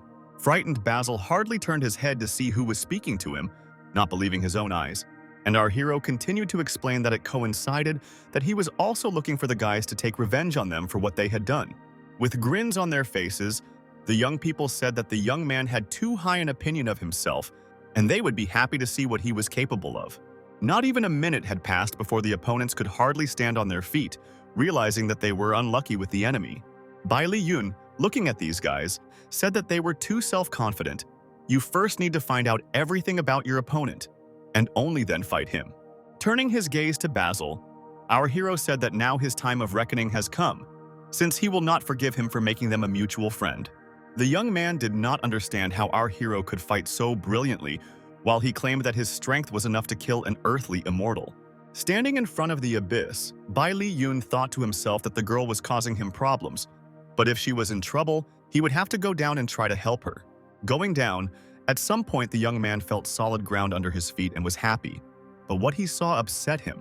In front of him was a river, near which Angel lay unconscious, and some unknown girl said that the mouth of the river could help the unfortunate woman recover, and she should not be touched. The guy understood that this stranger looked strange and asked her if she really was a spirit. The girl admitted that she is the spirit of the practice place and feels that our hero has the breath of the Dragon Clan, and since he is her master, she can open the door. Then Bai Li Yun asked his new friend if this meant that they came here at her request to transfer them to this place. Smiling, the spirit admitted that this was true. She felt the breath of the owner and decided to do so, since she had been alone in this place for a long time. Addressing our hero, The girl asked to enter into a contract with him because this is the only way she can leave this place. The guy thought that the place for practice has a lot in common with the Dragon Clan. The spirit understands this, and concluding a contract will help him a lot, so he agreed. When concluding the agreement, Bai Li Yun realized that he did not even imagine that he would be able to use the practice space at his discretion, and this would help him break through to the next level. Having completed the process, the young man asked the spirit to open a way out for him, noting that his friend should recover a little more. And after a little hesitation, he added that it would be best if no one disturbed Angel. The next minute, the young man was transported to the estate of the Roland family, but what he saw plunged him into real shock. Peering at the ruins, our hero thought about what could happen in such a short time in this place, because nothing foreshadowed trouble. But a moment later, an even more terrible event occurred as some unfamiliar voice called out to Bai Li Yun, and a shell immediately flew at him. While the guy asked who his opponents were and what they did to the Roland family, the spirit noted that the power of this attack was comparable to the attack of immortals. The robot then stated that the mechanical police, on the orders of the Pope, had come to arrest the person who had disturbed the Advent ceremony. With a smile on his face, our hero noted that he sees no point in resurrecting a god who needs human lives as a sacrifice. Taking off the mask, the man, who until recently looked like a robot, told the young man to kill himself, and then his body would be handed over to his relatives. Our hero heard threats of a powerful attack. Moreover, the spirit standing nearby said that this could be dangerous. But Bai Li Yun explained to his friend that she did not have to participate in this, and told his opponents that if they wanted to fight, they could attack. The young man began to scream and note that he did not care about the villains, and they were simply wasting his precious time. Inflicting a crushing blow, the guy saw how his opponent flew several meters away, which was noted even by his subordinates. As he stood up, the man said that the Roland family was in prison with the Pope, and moreover, 2 of his acquaintances were also imprisoned there. Therefore, if the young man surrenders, the Pope will most likely take pity on all these people and let them go. With a stern look, assessing his opponent, Bai Li Yun asked if he really dared to threaten him.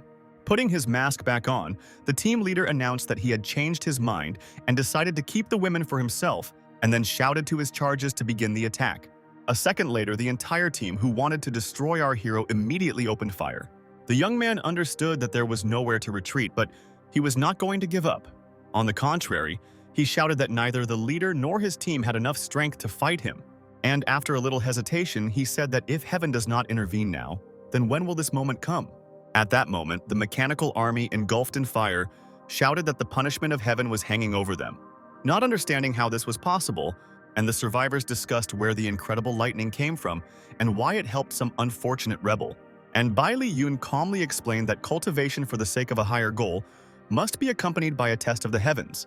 And in this case, the heavens will certainly rain down lightning. Grabbing the leader by the hand, the guy shouted that now it was finally his turn to pay. Realizing that he did not want to be defeated by lightning, looking carefully at the leader, our hero explained to him that he should be grateful that Bai Li Yun gives him death in this way. Having dealt with his opponents, the young man said that the immortal kingdom is completely stable, and if so, then he is ready to go and fight with the Pope. But the next minute, the spirit grabbed the young man and said that the Pope had already established a heavenly net and was even rejoicing when the young man fell into a trap. Hugging the girl, Bai Li Yun wanted to calm her down, realizing that she was very worried about him, but did not know how. He understood that the celestial network was something serious, but he assured his new acquaintance that he still had to go and save his friends. At this time, something was happening in the Vatican that the guy had to stop by any means. The Pope sat majestically on the throne, demonstrating his absolute power, while the unfortunates were imprisoned in traps. Grabbing Isabella by the face, the man said that she was polluting the soul of his lord, and that after he killed Bai Li Yun, he would perform a purification ritual. At the same time, Dad noted that the guy is very cunning. He even managed to cope with the mechanical police, but he is unlikely to defeat him. With a grin on his face, he added that as soon as the guy sets foot on the threshold of this church, he will immediately die. The man was about to say something else, but the next second he heard someone's heavy steps and saw a figure standing in the doorway. Walking fearlessly inside, Bai Li Yun said under his breath that his meeting with the enemy was about to take place again. But less than a minute later, the young man stopped because his attention was attracted by a circle drawn on the ground. Laughing, the male voice proudly declared that he had prepared a special gift for our hero, And this was something that Bai Li Yun did not expect. He began to shout, turning to someone, asking why he could not use spiritual power. Dad at that moment explained that a mortal, like the guy, cannot escape the shackles of the deicide array. The man then asked Isabella what kind of death she would prepare for the young man who helped desecrate the soul of his lord. Killing him would be too easy. The girl sobbed and promised that if the Pope let Bai Li Yun go, then she was ready to sacrifice her soul for the sake of the Lord. The old man said that it sounded wonderful, and if so, then the blonde should start right now to end this once and for all. With horror in her eyes, the blonde said that she would do everything, while our hero asked her if she really didn't believe in him. Standing with his back to the enemy, the young man called him an idiot who is unable to distinguish a fake from an original, although he calls himself great and powerful. Looking towards Isabella, but at the same time hearing Bai Li Yun's voice, Dad didn't understand how he could end up here, so he struck the next moment. The guy didn't stand still either. He reached maximum speed to take cover and prepare for battle. And a moment later, the old man was thrown back by a powerful energy flow to the opposite side of the hall, which he did not expect. The fiery projection of our hero's hand squeezed the Pope's neck while Bai Li Yun told him that he was not worthy of life. First, this man dared to harm Isabella, and then he also kidnapped his acquaintances Zhao Zhu and Eve.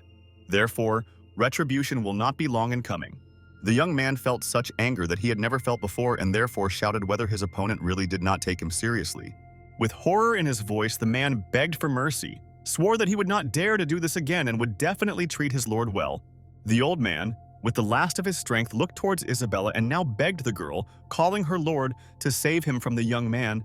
But the next second, with a powerful energy blow, the young man sent the Pope and a piece of the wall far beyond the church, saying that they did not need his cheap loyalty. With a smile on his face, our hero turned to his friend and told her to come back and not be afraid of anything, because everything was already over. The guy thanked the girl for doing a great job and helping him, and heard her say that she wanted to get some rest. Turning his attention to Isabella, Bai Li Yun asked how she was feeling and what was happening to her after everything that had happened. Without looking up, the blonde noted that if the guy had not come to save her, her soul would have been destroyed forever by the Son of Light. Then she said that the old man's staff, which contained great power, remained in the church, and she was happy to hear how the guy allowed her to take this thing. Not understanding what was happening to Eve, Zhao Zhu explained that she had been restored under the influence of the Pope, effectively awakening her devilish bloodline. The next minute, our hero informed his friend that he would send her to a place for practice so that she could fully recover. The beauty said that she would happily rest and wait until Bai Li Yun called her or until he needed her help. Holding the artifact in his hands, our hero asked Isabella if she had taken the staff and what she could say about this element. The blonde tried to explain something, but the very next moment the artifact began to glow with a golden light. And then something very strange began, as Eve and Isabella began to float above the ground. But the most amazing thing was not this, but the transformation of the blonde, who suddenly grew large white wings. Looking at his flying acquaintances, Bai Li Yun's eyes widened. Firstly, he did not understand what was happening, and secondly, he did not know what to do, and observing the changes in the glow and all the changes, the young man said out loud that this power does not belong to heavenly law.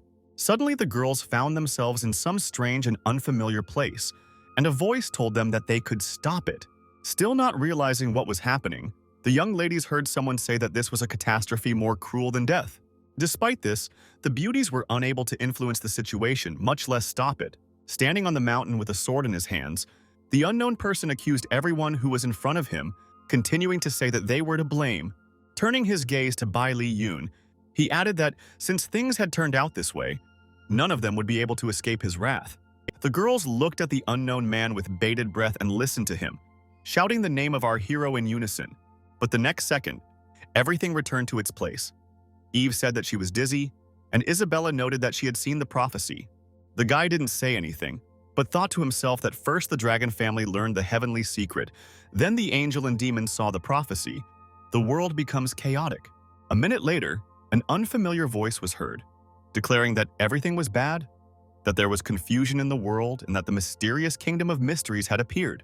Bai Li Yun didn't have time to answer because when he answered the phone, he said that he would return as soon as possible. The guy explained that Daxia had found a new place for cultivation, so he must visit the mysterious kingdom to look for a place for his cultivation. He later noted that the girl's cultivation level was too low, so they should control the Vatican and the vampire family by staying here. With a smile on his face, the guy added that beauties should train hard, because when the world's sorrow comes, they will meet again. 3 days later, our hero was already standing in front of the entrance to the mysterious kingdom on the coast of the Eastern and Thai Seas in Daxia. The Lord told all those gathered that the world's sorrow was approaching, and that what would happen next was unclear. But the military should not go inside for their own safety. Bai Li Yun's comrade said that the 3 large hidden clans knew about the threat of destroying the world, but never told the military about it. And if it is better for them, then they should explain themselves. The Lord added that the other party does not have the powers of an immortal, and knowing this secret, it is a waste of the resources of the mysterious realm, because everything is preoccupied with the hidden gates. A minute later, Bai Li Yun spoke, and with a calm voice inquired who told the marshal that there were no immortals among the military. Fei Bai was clearly not happy to see the young man and was immediately confused, not knowing what to answer. Landing, the young man said that the man has intuition, but does he really consider himself so strong? And after a little hesitation, he added that when the military is protecting people, he is never even around. Fei Bai finally spoke, noting that the youth's current strength had silenced him, and asked if he was thinking of entering the mysterious realm. Shenlong said out loud that Bai Li Yun should not act like a hero, but thought to herself that she did not feel any new hesitation from the young man. The marshal, addressing Secretary Wu, noted that they temporarily could not afford to offend the Lord of People. But our hero did not hear this, so he told Fei Bai that firstly, he should shut up, and secondly, that the mysterious kingdom should already be open. Realizing that the young man was heading towards the entrance, the Lord followed him and ordered him to stop immediately. Turning around, Bai Li Yun asked the enemy if he really wanted our hero to stop and listen to him. Not wanting to talk to this man or explain himself to him, the young man knocked Fei Bai down with one powerful movement. Those gathered watched what was happening, but did not understand how this was possible and why the guy was so impudent. Bai Li Yun's friends only heard the surprise of his ill-wishers at how the young man had become so strong in such a short time. Moving further and further, the guy with a grin asked everyone present if he could now claim to visit the mysterious kingdom. With calm in her voice, Shenlong replied that she did not expect such rapid changes in the young man and such stunning abilities, so the entrance is open. Sitting on the ground, Fei Bai was indignant, while one girl said that previously military personnel were prohibited from entering because of their weakness and possible losses in case of problems. Simply ignoring the cold attitude towards himself, the Lord stated that he would tell Mu Xiang about today's incident. The brunette replied that she didn't care. The most important thing was that they no longer had any reason to stop the guy.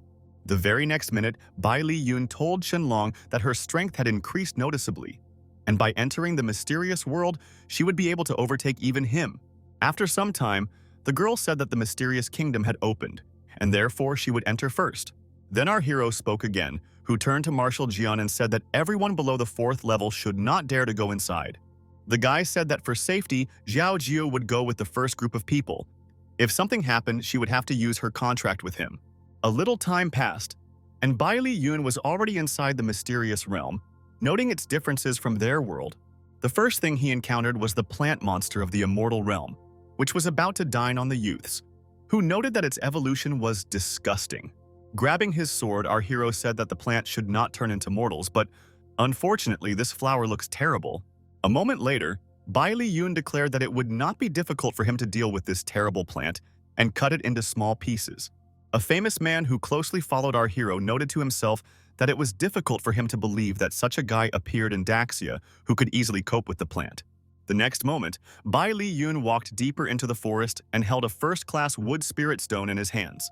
The young man wanted to get better acquainted with the value of the find, but he heard a strange rustling coming from the bushes. The guy asked out loud who was there and thought to himself that he really heard something, but for some reason he did not feel breathing. But not even a few minutes had passed when a girl came out to the young man and began to ask Bai Li Yun to save the small hidden clan. With tears in her eyes, she explained that they got inside and mistakenly wandered into the lair of a monster who was now chasing the guys. There were only 2 or 3 of them left. Hearing a terrible roar, the brunette said that soon the young man himself would be able to see this beast. And it happened. The guy saw not only the monster, but also several people who, trying to escape from it, screamed very loudly. After a little hesitation, our hero tried to understand whether these were really spiritual fire herbs, but did not specify what he meant. At the same time, with rage in her voice, the stranger pushed the guy to not waste a minute and attack the beast. But the young man did not have time to say or do anything, because a moment later he heard a voice that said something about a sonic attack and confusion. And a minute later, one of the young people shouted with joy in his voice that they had found someone who would get even with the monster instead of them. The guys hoped that in our hero they had found a fool who would now be hunted by a predator. Not the first time he found himself in such a situation, Bai Li Yun instantly summoned an aura of protection to his aid. Realizing that he should not only defend himself but also solve the problem radically, the young man, looking at his evil opponent, decided to turn to the Emperor of the Flame. While he was trying to do something, the strangers, realizing the danger of the situation, decided to run away, hoping that the beast and the guy would kill each other. Once again, concentrating on the animal, Bai Li Yun shouted for the Flame Emperor to immediately burn the heavens. Then something terrible began to happen. In addition to the fire, a wind arose which fanned the flames even more. The strangers, who had fled a moment ago, were now overtaken by the fire and complained that the forest had become unbearably hot and their bodies were burning. The same thing happened with the predator, but he was clearly not going to give up so easily. Although the very next second, with one powerful energy flow, the young man managed to get rid of his formidable opponent. Looking carefully at the girl, our hero said that now is the time to get even with this deceiver. Realizing that the game was over, the stranger began to cry and beg the guy for mercy in exchange for the truth about the warlike kingdom in which he found himself. After thinking for a while, Bai Li Yun realized that he really didn't know much about this place other than rumors and gossip. But suddenly, our hero's thoughts were interrupted by his familiar spirit, who said that they were trapped by the Lord in the inheritance of the kingdom. On the lawn, Bai Li Yun's assistant said that the Lord had many treasures, and he used one of them to leave the barrier and take over the inheritance. And after a little hesitation, she added that when heaven and earth changed, the techniques and arrays of heritage and mortals became important to ordinary warriors. Looking into the distance, Xiao Jiao noted that they may not be able to destroy the array, but the owner has already arrived. All those gathered looked at what was happening in surprise and did not believe their eyes. People did not understand how the array could break, while the young man said that there was no need to fuss because nothing terrible had happened. After a short silence, he turned to his assistants and declared that the time had come to take back his inheritance.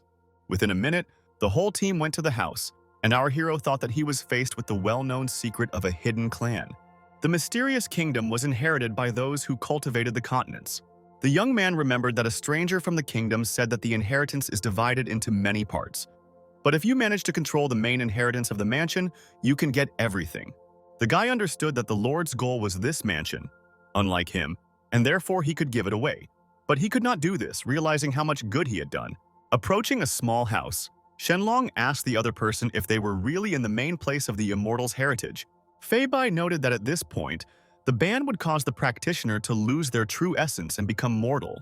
The next second, the Lord grabbed the girl's hand and began to reproach her for flirting with Bai Li Yun and even breaking off her engagement with Fei Bai. Not wanting to listen to insults from his rival, the man menacingly declared that she belonged to him by right from the moment of birth. Perhaps this would have ended badly, but the very next second a familiar voice was heard behind the guys, who said that the Lord wanted a lot. Seeing the young man, Shenlong happily stated the fact that he had come. Still holding the brunette's hand, the Lord continued to assert that the guy's arrival did not mean anything, since he could not use true qi in this place. The man talked about using only physical abilities, hinting that our hero is a weakling. And a second later, Fei Bai began to insult the Empress again. And so Bai Li Yun's blow did not take long to arrive.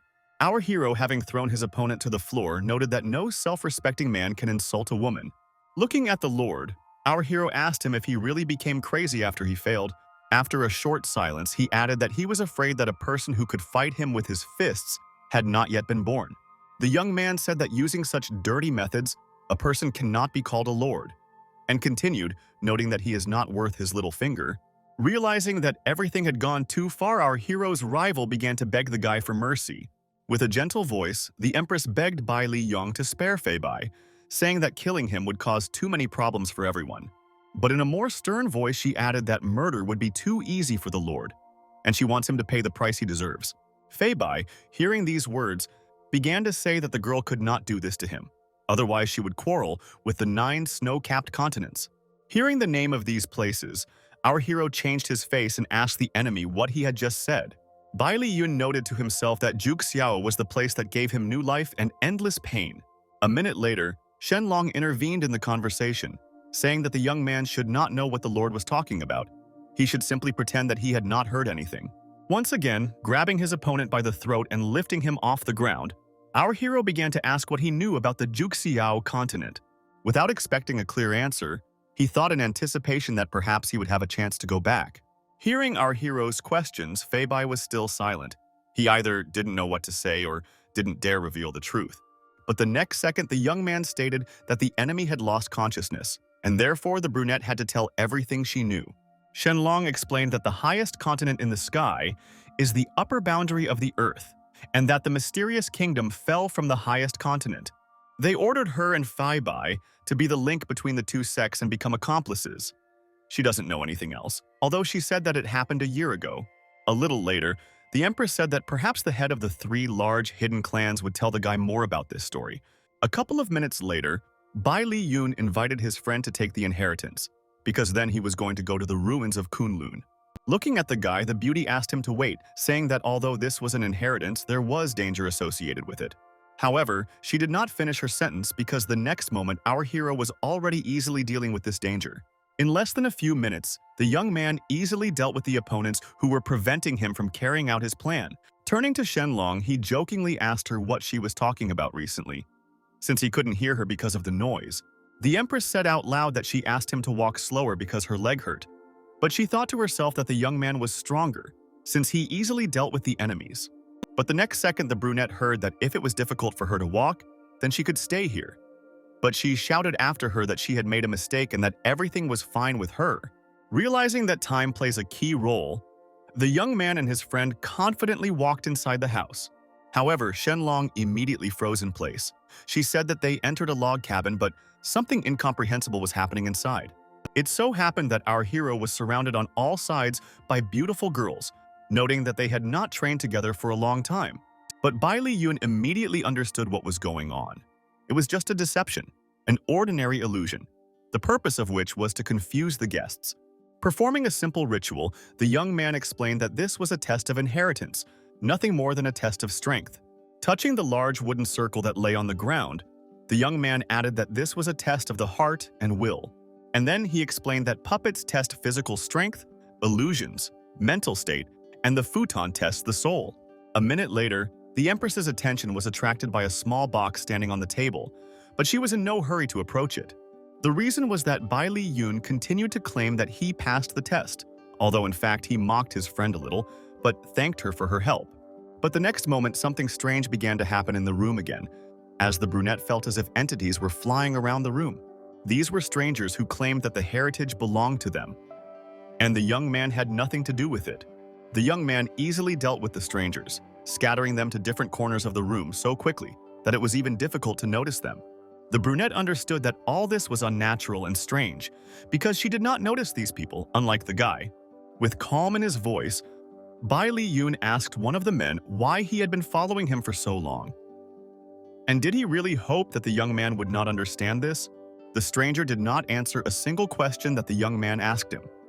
He only stated that the guy's death was already close, and this was the only thing he should know. Having dealt with this man, our hero noted that this man seemed familiar to him.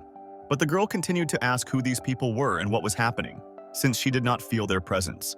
The young man replied that he did not remember anything, but regardless of whether these people came for the inheritance or for him personally, others would surely follow them. Holding the ring in his hands, Bai Li Yun stated that they would have to deal with anyone who decided to appear in this place. A minute later, the young man handed his companion a jewelry box and said that he would exchange it for information about the location of the Kunlun ruins. Delightedly looking at the contents of the box, Shenlong said that this is an inheritance that everyone wants to get, and that the guy should give it to her. But the young man said with a smile that he was not interested in the inheritance, he only needed resources for cultivation. Pausing, he added that the main reason was that he himself was the legacy. The brunette sincerely thanked him, and promised that she would later tell him about the location of the ruins. And the next second, something strange happened. The spirit of the murdered man began to claim that he could not be dealt with so easily, and that he intended to penetrate the young man's sword. At this time, two unfamiliar elders were sitting at a large table and discussing the merits and demerits of Bai Li Yun. The men noted that he was brave and smart, although he had a quick temper. In general, he was a good person and exactly the one they were waiting for. Looking at the gate, one of the elders noticed that the guest they had just talked about had come to them. Bowing to the sages, the young man introduced himself and stated that he decided to pay tribute to the two masters, heaven and earth. The men happily greeted the guy and told him not to stand at the entrance, where it was very cold, but to go inside. Bai Li Yun was delighted at such a warm welcome, noting to himself that this was a good start. Listening to strange sounds, one of the elders turned to the second master and said that he felt abnormal vibrations, so he asked who the young man had brought with him. Our hero assumed that it was the spirit of his weapon. At the same time, the spirit of the dead man was glad that he had faked his death and deceived everyone. Handing the young man a small object, the elder said that it was the Kunlun celestial net, and after a moment asked the guy to show his weapon. Holding the blade tightly in his hands, Bai Li Yun honestly admitted that this sword had often helped him, so he never parted with it. Suddenly, the spirit of the ill-wisher felt something was wrong and noted to himself that this should not have happened. At that very moment, the sage, having completed the ritual, ordered the heavenly network to absorb the essence and close. Our hero watched in horror as his beloved sword moved into a cocoon from the net and began to shimmer with golden light. The guy understood that he was far from the sages, so he simply stood and carefully watched what would happen next. And then, the entity came out of the sword and began to complain that the young man and the old men had united to defeat him. The spirit demanded that he be released immediately. Otherwise, according to him, the Heavenly Taoist League would not leave them alone. The sages fell silent for a while, but Bai Li Yun was interested in what the spirit was talking about, so he began to ask questions. The unknown person said that the lowest cultivator in their alliance was a celestial being, and he was not looking for them to cause harm. Kindling a fiery stream and directing it towards the spirit, one of the masters noticed that he was talking too much. The elder explained that he had made it so that now they could not hear what the stranger was saying, and at the same time he could not hear their conversation. Looking at the cocoon, the man began to say that recently too many traitors and leaks from large families have been noticed. So he sent someone to investigate, and they found out that all these people had joined the Heavenly Taoist League. Over time, the representatives of the families the man spoke about changed so much that they seemed to be possessed by evil spirits. Answering the young man's question about the reasons for these changes, the master admitted that they knew little, since they could not catch anyone alive. And looking again towards the captive in the cocoon, the elder said that this was the only exception. After listening to the elder, Bai Li Yun asked the masters if he could look at the eye of Kunlun.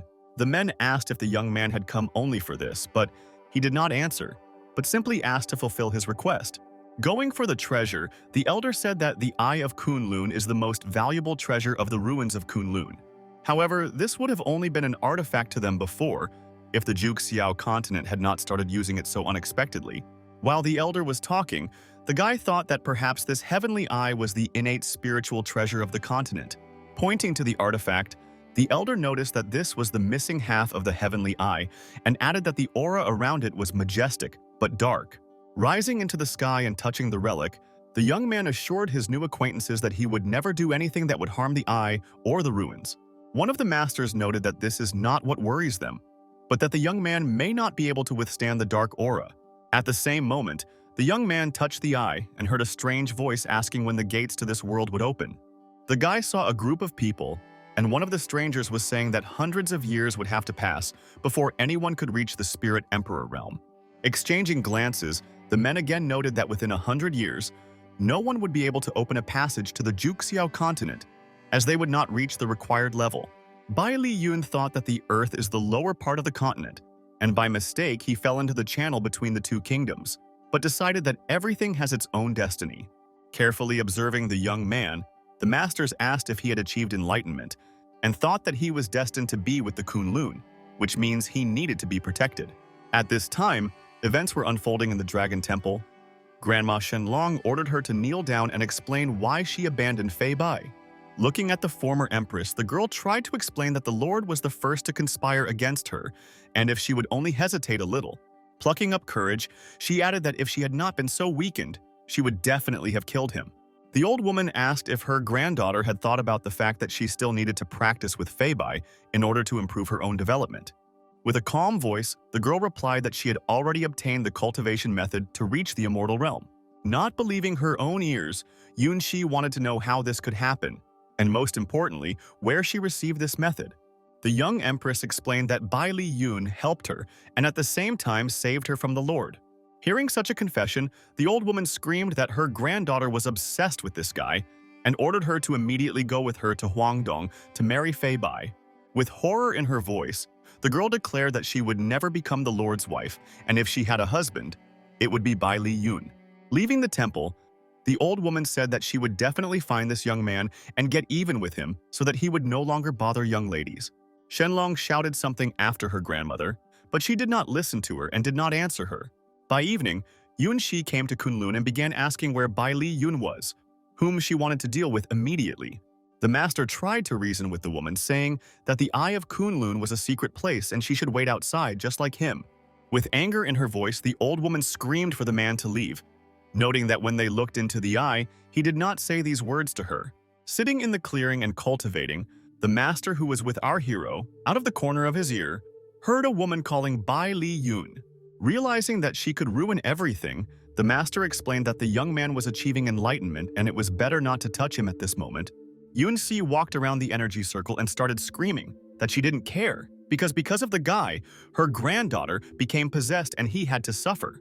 The master did not listen to the woman and again told her that Bai Li Yun should not be distracted from his studies, otherwise he would either lose his development or die. Not understanding what was going on outside, our hero sharply opened his eyes to understand what was happening. A minute later, the old man noticed a huge pillar of flame coming from the guy and said that he was so young, but was able to break through the third level of the immortal realm. Yunxi didn't care. She stated that despite the elder's warnings, she would still teach this guy a lesson in order to save Long Zhao's reputation. Realizing that the woman was seeking revenge, the master shouted at the young man to be careful as the former empress had reached the 7th level of the immortal realm. Looking at how the old woman was trying to punish the young man, the man noted that he was not her opponent, and it was better for him to give up his idea. Bai Li Yun looked somewhere to the side and said that it was too late, and then, turning to the master, added that he did not know how he could offend this lady. In turn, the woman shouted for the guy to stop talking nonsense and feel the power of her snake dragon rod. The young man looked at his opponent and thought that he did not want to have a bad relationship with Shenlong, but this woman did not try to negotiate with him. The masters carefully watched their old friend, but it seemed that they were waiting for something and did not enter into conflict. One of the masters noted that although the guy's foundation was still unstable, he could control his life chi better than himself.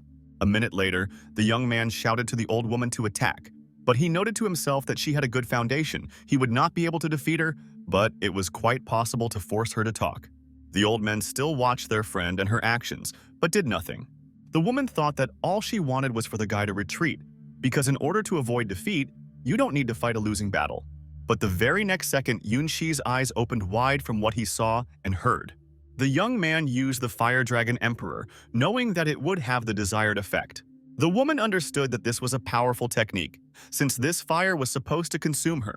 A minute later, with a smile on her face, the opponent accepted the fire that was intended for her. But this turn of events came as a surprise to Bai Li Yong, who believed that the old woman should have acted completely differently. But a moment later, an even more unpredictable event happened. A frightened Shenlong ran up to the guy. Looking into his eyes, the brunette stated that she felt like she had treated him well enough. Despite this, Bai Li Yun turned out to be merciless to her poor and weak grandmother, who was only protecting her granddaughter. While Shenlong continued to reproach the guy, the old woman thought to herself that family is important for a girl, and if so, then now she will never communicate with the young man. The young man looked sternly at his friend and asked if she really believed that he was capable of harming her grandmother, given the woman's strength. The empress was silent, but noted to herself that watching her friend's last attack, he did not use all his strength. At this time, the old woman continued to feign, claiming that her hour of death was near, hinting to her granddaughter that she should break off relations with Bai Li Yun. Confused, Shenlong did not know what to do in this situation and asked her grandmother to give her time to think. At the same time, Bai Li Yun also became lost in thought, deciding that he needed to break through the immortal realm as quickly as possible. Looking carefully at Yunxi, the young man said that he knew a way to prolong a woman's life, despite the fact that she continued to insult him. He insisted that he knew how to perfect the life extension elixir, and what's more, he could do it. The young man stated that one life extension elixir could increase longevity by 10 years. But instead of approval, Yun-shi began to shout again, claiming that since the owner of the valley died, no one knows how to refine this elixir. Confused, Shen Long reflected that the young man was suddenly willing to perfect the medicine for her sake. The guy then said that he would arrange for the herbs to be prepared and the potion would be ready when they returned to the island. He added that if the woman believed him, then she should follow him to Longding.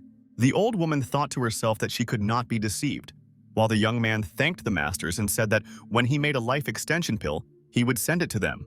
Only half a day had passed since Bai Li Yun arrived on the island, where he was met by an ally who reported that all the necessary medicinal herbs had been stolen.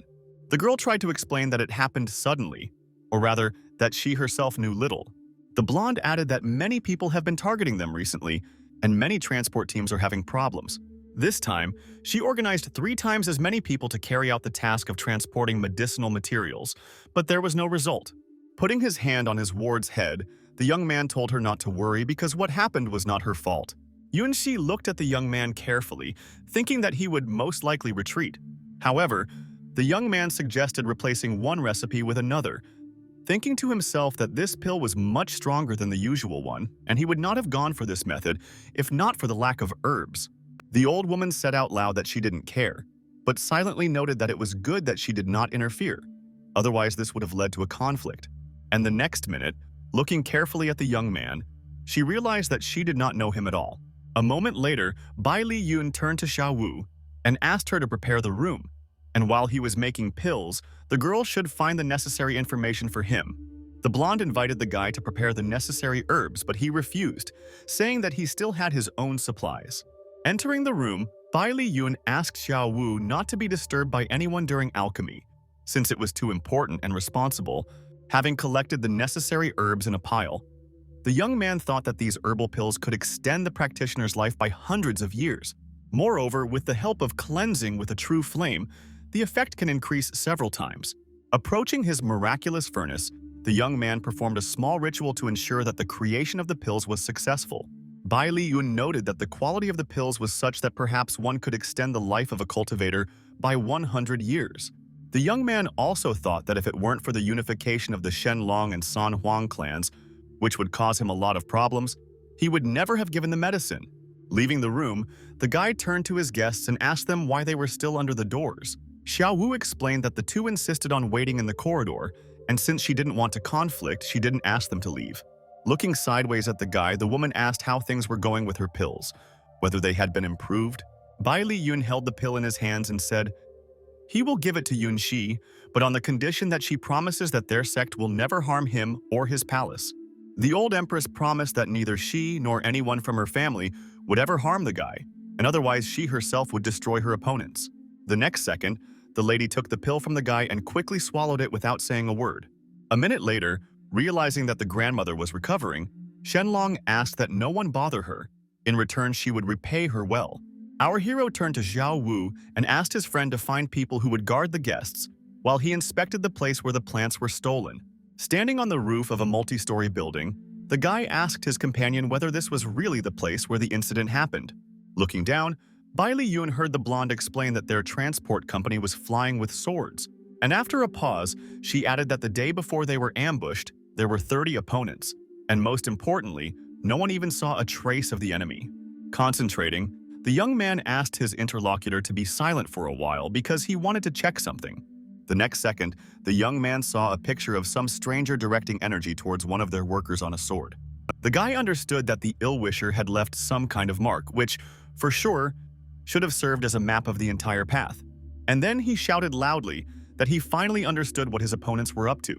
The young man explained that living metal, an alien, is able to control the minds of people. They use separated body parts to penetrate the brain. After hearing the whole story, Xiao Wu began to develop the idea that the people who are now recovering on the island did not finish speaking. Our hero interrupted the blonde and declared that everyone on Longding should be protected, and then added that the former people from the hidden gate penetrated them that way. Bai Li Yun remembered how the master said that they were flesh and blood, and therefore there were no anomalies in their souls. While Xiao Wu was asking our hero if he wanted to talk to his assistant, the guy, walking away, noted that he would meet her soon. But a minute later, the guy noticed some unknown people on the sword, who were shouting that they were about to fall. The young man looked attentively at this spectacle, but was not going to do anything, since it was he who helped these strangers lose their balance. Bai Li Yun especially watched the sword as it flew down at great speed, and there would be nothing terrible in this if at that very moment there were not people below who looked with horror at the approaching weapon. The frightened girl clung closer to her mother, who herself did not understand what would happen next. Realizing that something inevitable was approaching, the woman closed her eyes harder and froze in place. And when she opened them, she was surprised to find our hero, who easily cut the falling sword into two parts and quickly moved away. Turning around, the young man turned to the woman and told her to leave as soon as possible. And the very next second, Bai Li Yun noticed a stranger in front of him who happily said that they had finally met. The stranger said that she was a silver girl and one of the 3 ambassadors of the heavenly Tao. With irritation in his voice, our hero said that they seemed to be pursuing him, and then asked what these people were trying to achieve. Still smiling, the silver girl stated that their leader was very interested in the guy, and therefore offered to join the Heavenly Tao League. Hearing how the beauty talked about how if he joined, he would control the entire East, the young man said that this was another trap. While spreading the fire, Bai Li Yun stated that they would first gain his trust, and then penetrate his mind to make a puppet out of him. The next second, the girl flew forcefully down the alley, thrown back by the energy flow of our hero. Smiling, the opponent noted that she had met a unique guy who knew and felt everything in advance. And this means that such a person has no place on Earth and therefore he must die. And without waiting for an answer, she rushed towards the young man. Bai Li Yun took the blow and noted to himself that he had never met such fast opponents before, which was very unusual for him.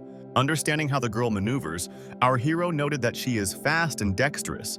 If she dodges the sword, he will be in a bad position. And if so, then the only option left is the use of brute force. The silver girl quickly pounced on Bai Li Yun and grabbed his hand tightly, but it seemed that the guy was just waiting for this.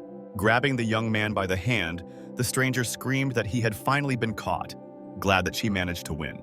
Having wrapped an energy ribbon around the young man, the girl screamed for the guy to give up and agree to join the Heavenly Tao League. The very next second the plans were disrupted, the stranger looked at Bai Li Yun with wide eyes because she felt discomfort. The young man, in turn, declared that since the beauty started such a dishonest game, then she would have to taste his imperial fire. Grabbing her elbow, the silver girl began to scream and squirm, but was in no hurry to do anything. At the same time, our hero was not going to give up. He realized that his own life depended on it, and therefore it was necessary to act proactively.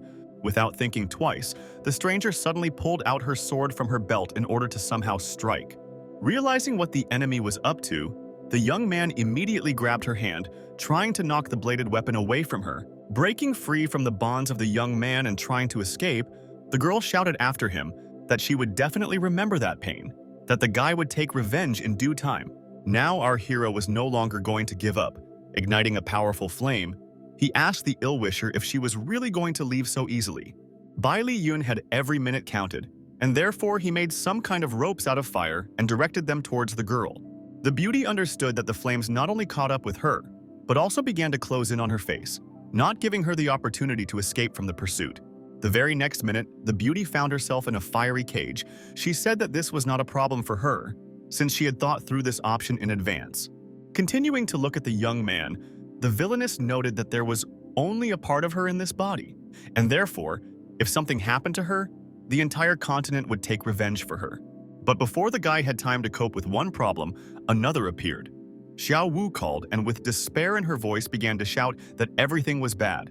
A friend of our hero explained that the citizens had gone crazy and began knocking on doors in a desperate attempt to save their lives. Having overheard the conversation, the silver girl said that the lives of millions of people depend on the guy. If he decides to kill her, these unfortunate people will die. Looking at her opponent in amazement, Bai Li Yun asked if she would be able to take a risk and do something very serious just to harm him personally. After some time, the girl again began to ask our hero if he would let her go, if he had considered the offer. If not, then people, and fell silent. And she fell silent only because the young man freed her and noticed that the struggle between cultivators should not affect people. Bai Li Yun noted that he couldn't call himself a great guy, but he wouldn't watch the deaths of the residents either, and ordered his opponent to take the metal of life from these people. As she left, the silver girl said that she would definitely do this, but only after she left the city because she did not trust the guy. After a short silence, the young man asked if she really thought that he could not do anything about it, although he did not specify what he was talking about. Looking somewhere ahead in horror, the beauty did not understand what was happening to her. Barely breathing, she wondered what he had done, how he dared to do such a thing, because this body was simply her double. Bai Li Yun said that this attack affects the soul itself, even if it is not one's own physical body. One cannot simply escape. Looking at our hero, the enemy said for the last time that this meant a spell. Our hero thought to himself that he did not want to use this forbidden art, but at the same time he could not let the tiger go back to the mountains. The very next second, there was no trace left of the silver girl, but the young man became interested in the ashes remaining on the ground. A minute later, this ash turned into some semblance of a person, or rather, it was a puppet created by someone. The young man noted to himself that before the girl was a human, and even reached the 5th level, but at the same time she was also a puppet. The young man realized that the enemy was connected with the spiritual art and did not even try to resist, although now the doll was asking her to be released.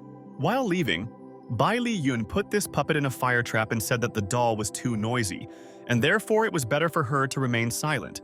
Going out into the street, the young man saw dozens of tortured and wounded people there, who were waiting for something or someone, but behaved very quietly. The guy didn't know whether he should say something or not, so he just stood and looked at the crowd. The next second, the young man walked towards the door. He heard the crowd discussing him, saying that it was Bai Li Yun who saved them. Suddenly, a little girl approached the guy, whom the young man and his mother had recently saved from a sword flying from the sky. She asked if it was true that our hero would protect them. Looking carefully at the baby, Bai Li Yun declared without a shadow of a doubt that he would not only protect people, but also would not allow them to be offended in the future. Yun Xiao, when she saw her comrade, began to cry and say that she was useless because she could not help people and they died. Trying to calm the girl down, the young man assured her that she could not somehow influence the situation, and therefore must leave everything to him. Addressing people, our hero asked for their forgiveness. He said that everyone who suffered in the disaster can receive compensation. People need to contact the Lingxiao group, which, based on the damage, will provide financial assistance ranging from 3 to 10 million.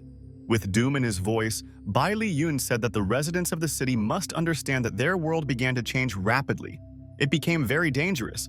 Holding a fiery cage in his hands, the young man noted that this alien controlled them, but this would not happen again because our hero would create a protective formation.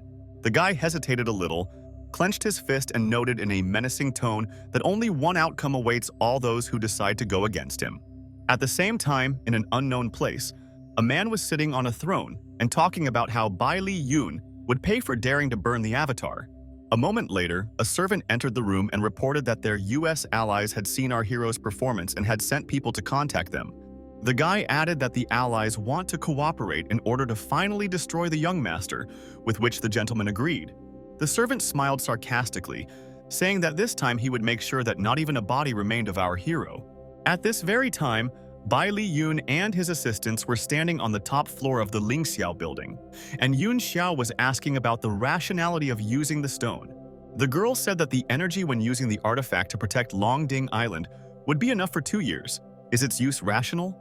The young man noted that the world would soon plunge into chaos, and when tsunamis and earthquakes hit them, humanity would suffer great losses.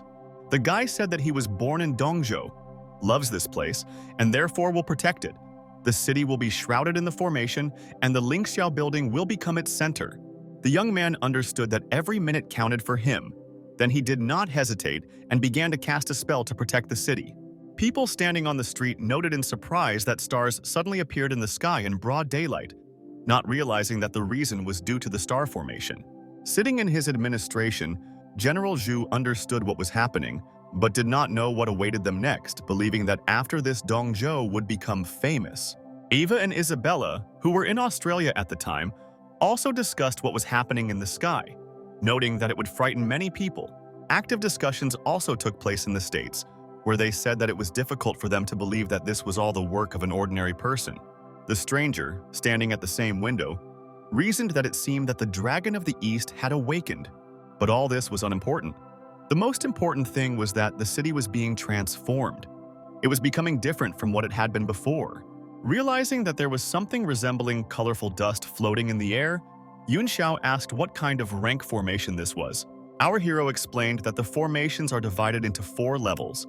These are yellow, black, earthly, and heavenly.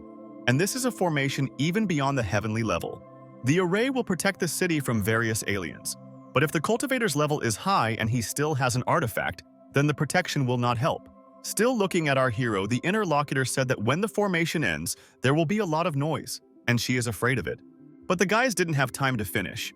A minute later, Shenlong appeared, who joyfully announced that the grandmother had broken through and returned to the dragon sect and ordered her to stay and help. The young man said that the Empress can help Yun Xiao, who is at the middle level, because if someone breaks through the array, it will be difficult for the girl. Having heard such great news, the brunette said that she had one more very important matter.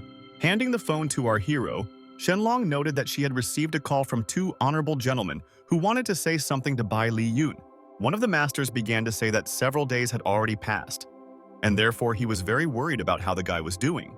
Snatching the phone from a friend, the second master said that the friend was talking nonsense, and they were calling because they learned a lot of interesting things about the Tao League from the spirit. Bai Li Yun understood that there was enmity between him and the League. If he found out what was driving them, then victory would be a matter of time. The old people said that the League has 3 apostles at the level of earthly immortals, but their leader is 1 step away from the last level of earthly immortal. The masters added, now their goal is to penetrate all the hidden gates and grab them. These people can use radical methods. You need to be careful.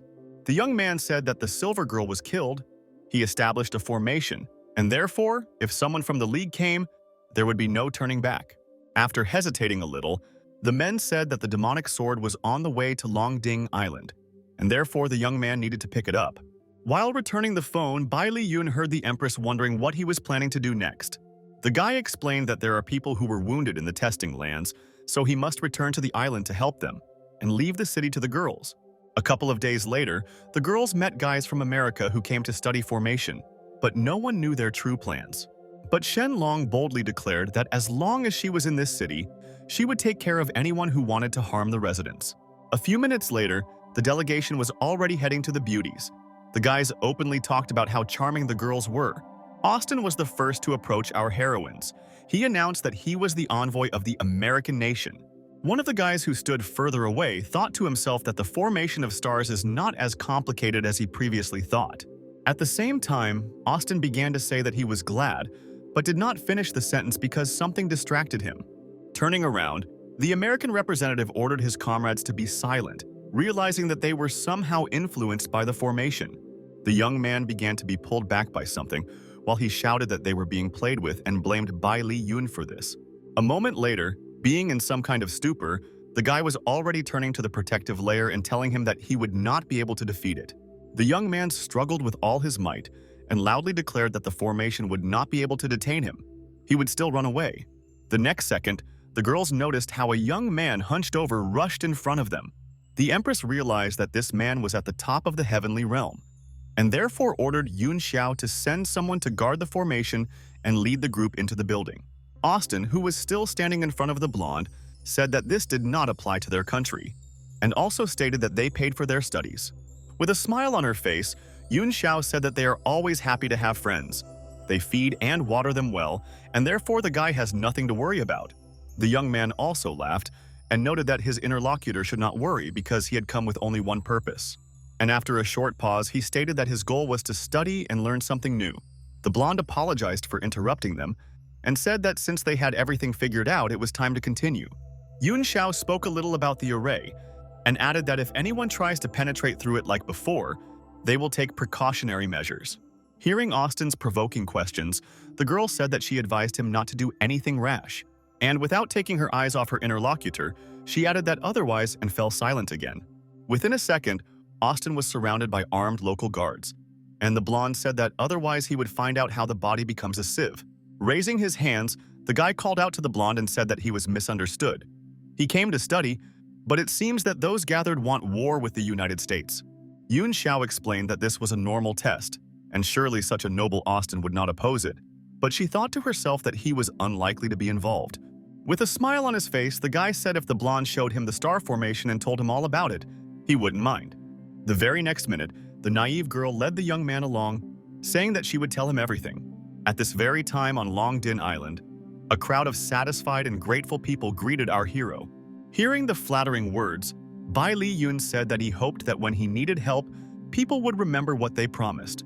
Once again, the crowd declared that they would not only remember this kindness, but also repay it in kind. Angel, who stood in front, proudly stated that the guy should know that dragons are the most loyal race. But it seemed that our hero did not hear these comments. He sensed that someone was trying to break into the array with the risk of serious injury. For some time, the guy stood thoughtfully, thinking about his further actions. And after a moment, he decided to use a paper crane, which was supposed to serve as a safe and alternative messenger. The next minute, the young man received a response from Tang Yao. The unknown person wrote that he had been deceived. They were trapped on the eastern island. People noticed the alarm of the guy who asked the young man to go with him, and noted that they were again dealing with the Heavenly League. And then he added that he had heard that dragons could cross cities in a matter of seconds, hinting that he would not be caught by surprise. While Bai Li Yun was solving his problems, Austin stood behind Yun Xiao and thanked her for the interesting conversation and excursion. The young man asked his interlocutor if she was afraid that he would do or break something, because they were in the very center of the formation. With arrogance in her voice, the blonde began to say that, firstly, great masters were watching them, and secondly, this was a place of power. The young man asked Yun Xiao if she really calls weaklings so strong and necessary, even though they are worthless. The girl looked in horror as their guards began to be twisted into a powerful energy whirlpool so that they became weak and weak-willed. The beauty screamed and began to ask Austin who he was and why he came to them, or rather, to their city. Whirling in place, the alien explained that he had come to destroy the array and take their lives. Austin stated that when the formation is destroyed, he will destroy those he must first and then return for Yun Xiao. At that very time, Bai Li Yun stood on his faithful dragon Io and carefully watched everything that was happening on the roof. Smiling, the young man told his new friend that he would really like to see who is capable of destroying his array. Io, even being in human form, did not know about all the nuances of the formation, and therefore looked closely at Bai Li Yun. Yun Xiao was about to stop Austin, but he just shouted that she was a teenager who had not even become a master, and therefore would not do anything. Breaking through the array, the villain did not understand why he was unable to do anything. He shouted for the defense to break, but instead, the very next minute, he was forcefully thrown back by the powerful energy of the formation. The young man did not understand what was happening and thought to himself about how some kind of defense would block his attack at full force. Smiling, the blonde noted to herself with satisfaction that everything was in order with the array, and this was the most important thing for her. Attacking Yun Xiao, the ill-wisher said that if he did not destroy the array, he would at least kill the girl, and her death would serve as a lesson for Bai Li Yun. But a minute later, a golden defy fence appeared in front of the blonde, and Austin was thrown back with even greater force. Lying on the ground, the young man looked carefully at the beauty and could not understand what had happened. Yun Xiao herself did not understand where she got such abilities, because before she could not resist any powerful master. But the next minute, she heard a voice behind her that said that she needed to stabilize her development. The blonde happily greeted her master, who noted in a gentle voice that he would take care of everything himself. Austin looked at our hero carefully and then asked him if he planned it all himself. And without waiting for an answer, he stated that he first planned it and then made everyone believe it, even lying to his own student. Bai Li Yun approached the villain and said that he didn't even want to plan anything against such low people. And after a pause, he added that the star array is not as simple as the guy thinks, how it can be destroyed by an ordinary earthly immortal. And then he said that Yun Xiao Wu's development was frozen, but thanks to Austin, who put pressure on her, she broke through. The villain, who was sitting on the floor, dared to tell our hero that he would destroy him anyway. Bai Li Yun knew that he had no time to waste, so he stepped on his opponent to show him who was who. The guy looked at Austin and said in a calm tone that people who want to kill him are everywhere. And in a more stern voice, he added that the young man would not be on their list. They would not be so lucky.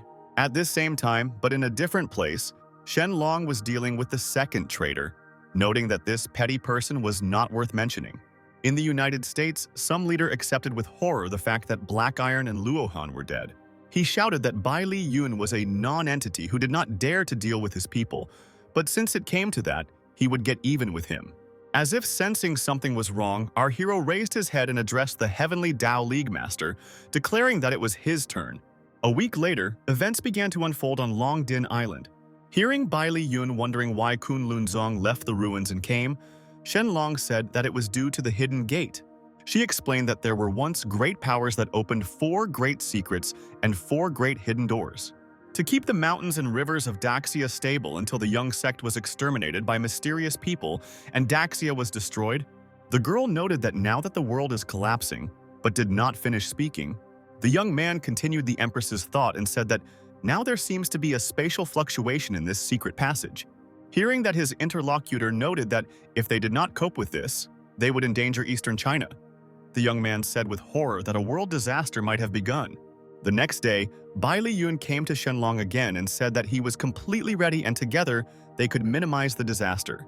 The Empress asked if the guy wanted to say that he placed the same array on Longding Island as in Dongzhou. With sadness and some kind of doom in his voice, our hero announced that he had done it, and a second later he heard someone's voice. Out of breath, Xiaoju explained that the group of 3 emperors wanted to form a martial arts alliance with the emperor himself as the leader, and after catching her breath a little, she added that they say that these people will fight against the Lingxiao group and the Jade Heavenly Palace. Our hero said that this bunch of ants without the participation of the Kunlun sect and the martial arts dragon, divine sect, and fell silent. And then he continued that without these sects that depend on the 3 imperial caves and other martial arts families in the world, they will not be able to have much influence. But a minute later, the young man turned to the girls and told them to go with him to Kunlun. Bai Li Yun came to the apartments of the Kunlun masters who arrived on the island and heard their question regarding spatial fluctuations. One of the elders explained that sooner or later the Earth would face a catastrophe, but he did not even expect that it would happen so soon. The young man looked at his assistants and asked them if there were any clues about the spatial channel. The guy thought to himself that according to his past life, a great disaster would lead to the other world invading the Earth. With a serious look, the master asked Bai Li Yun how much he knew about the Heavenly League. Our hero stated that he knew almost nothing about this. But why did the men start talking about it? Does it have anything to do with spatial fluctuation? The masters said that the ancestors said that 1,000 years ago, the leader of the Heavenly League Alliance appeared. All 4 secrets of the Daxia Kingdom define him as a mysterious person. Our hero listened to this in horror and did not believe what he heard. The guy asked again whether the Heavenly League was really thousands of years old.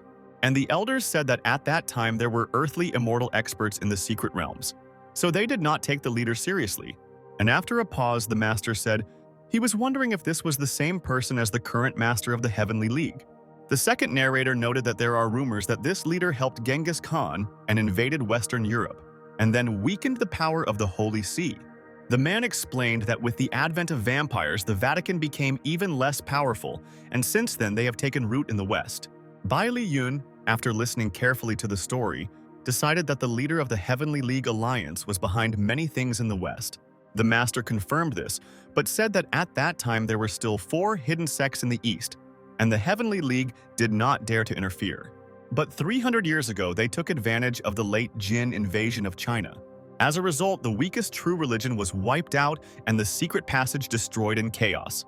The elder said that since then, out of the 4 sects, only 3 remained, and the main reason for the current variability of space channels was destroyed. Looking at his guests, the young man asked if they had contributed to the rise of Ho Jin. The master confirmed this and said that it could not be otherwise, since these sects could not become so powerful. The man explained that they later discovered that there was some kind of living metal in the armor that these people were wearing. Hearing about living metal, the young man noted with horror that he had already encountered this before, and he said out loud, "It seems to him that the leader of the Heavenly League is a metal life form and most likely an outsider." The masters listened carefully to the young man's thoughts, and then asked Bai Li Yong if he was confident in his own assumptions. The guy confidently stated that there could be no doubt, because he sent his clone after him, so this man, or rather the metal, was melted. The young man explained that he had killed the Silver Girl's soul and body, but as a robot she was now sealed in the Jade Emperor's palace formation. The masters said, now they understand why this man is so strong. Before they believed that he was practicing some special technique, but he is a machine. And Bai Li Yun admitted that he did not know that the Heavenly League had participated in the history of the Earth. Our hero stated that in this case, it is a spatial fluctuation, combined with the recent movements of the Heavenly League. With a worried look, one of the elders said, "He is afraid that the Heavenly League is only a trigger for disaster." At the same time, interesting events were unfolding in Fei Bai's house. Addressing a man, the Lord of Men asked him what had brought this stranger, and after hesitating a little, Fei Bai declared out loud that Tian Dao had personally come to him. Masters ran along the sea, one of whom said, "The mountain of sea creatures belongs to Penglai. The ancestor was Kunki. There is a secret kingdom on the mountain." Our hero followed before the elders and answered that, in addition to the hesitations that awaited them on the road, it would be better if they received tips from the Heavenly Alliance. Arriving at some deserted place, one master asked the second if he knew where the secret passage they needed was located. However, the very next moment, Bai Li Yun interrupted the conversation of his companions, saying that for some reason he did not feel anything. But the master reassured our hero and noted that this is the secret kingdom of the Kunka, and it is not the same as the other 3 secret kingdoms. That is why all sensations will appear only with the first rays of the sun. And within a minute, the elders suggested that the guy find some place to rest in the mountains, and tomorrow continue the conversation that had begun. The next day, our hero stood in front of the temple of the 3 purest Songking. Everything looked quite strange, because in front of the building there was a cart with lit candles, near which parishioners were praying. Looking at all this, our hero noted that this place was crowded, but he wondered whether the Songking inside were real or not. The masters looked at the guy carefully, but decided to remain silent. The very next moment, the guy crossed the threshold of the temple. Bai Li Yun immediately noticed the men who resembled monks. They were sitting and silently praying. Inside, as well as outside, it was also quite crowded. Some were sitting on the floor, and some were expressing their petitions while standing. Many parishioners repeated the phrase out loud regarding the deities manifesting themselves, but it was difficult for outsiders to understand what they meant. The masters looked at the immortal celestial being with surprised and at the same time delighted faces. But the very next moment, some unknown man approached our heroes and asked if they could be disturbed. Looking at this stranger, our hero tried to feel how great a master this man was. Realizing that it was not good to refuse, within a couple of minutes, Bai Li Yun and the masters stood in the backyard of the temple. The men watched as 2 young girls approached their stranger and greeted him as Mr. Guangzhu. However, the man, with sternness in his voice, asked the beauties to leave him and the guests. Suddenly, to the horror of our heroes, this mister fell at the feet of Bai Li Yun, began to cry, and asked everyone gathered to save their temple as well as to help him personally. The sage did not understand how Mr. Guangzhu could ask them for something, so they asked him if he knew them. Still wailing, the man noted that he was seeing the elders for the first time. But he knew the head of the palace, Yun Xiao. Well, he had heard a lot about him. Giving his hand to the gentleman, telling him to stand up, our hero asked him if there was anything he couldn't handle. The gentleman said that the 3 pure sect had been living in peace for many years, but a few days ago he became silent for a moment, and taking a breath, he explained that a week ago a group of people came to them and said that they were seizing the temple. The unknown people said that Mr. Guangzhu should free the temple from outsiders, and they gave only a few days for this. With horror in his voice, the young man asked how this was possible, whether it was likely that the monks had offended someone, and if not, then whether they reported it to the authorities. The man said that he didn't know anyone, but he could say for sure that there were a couple of martial artists there and what the authorities could do against them. The young man said out loud that it is not easy to raise 2 masters of mythical martial arts, but does Guangzhu know which school they all belong to? With a frightened look, the local resident said that he did not know.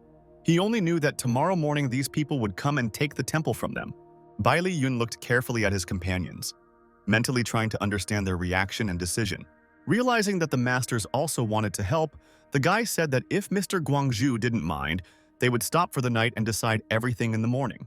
Getting ready to go to bed, our hero asked the sages what they thought the ill-wishers were up to and why they needed this temple. One of the elders suggested that perhaps these people were hunting for the secret of true religion.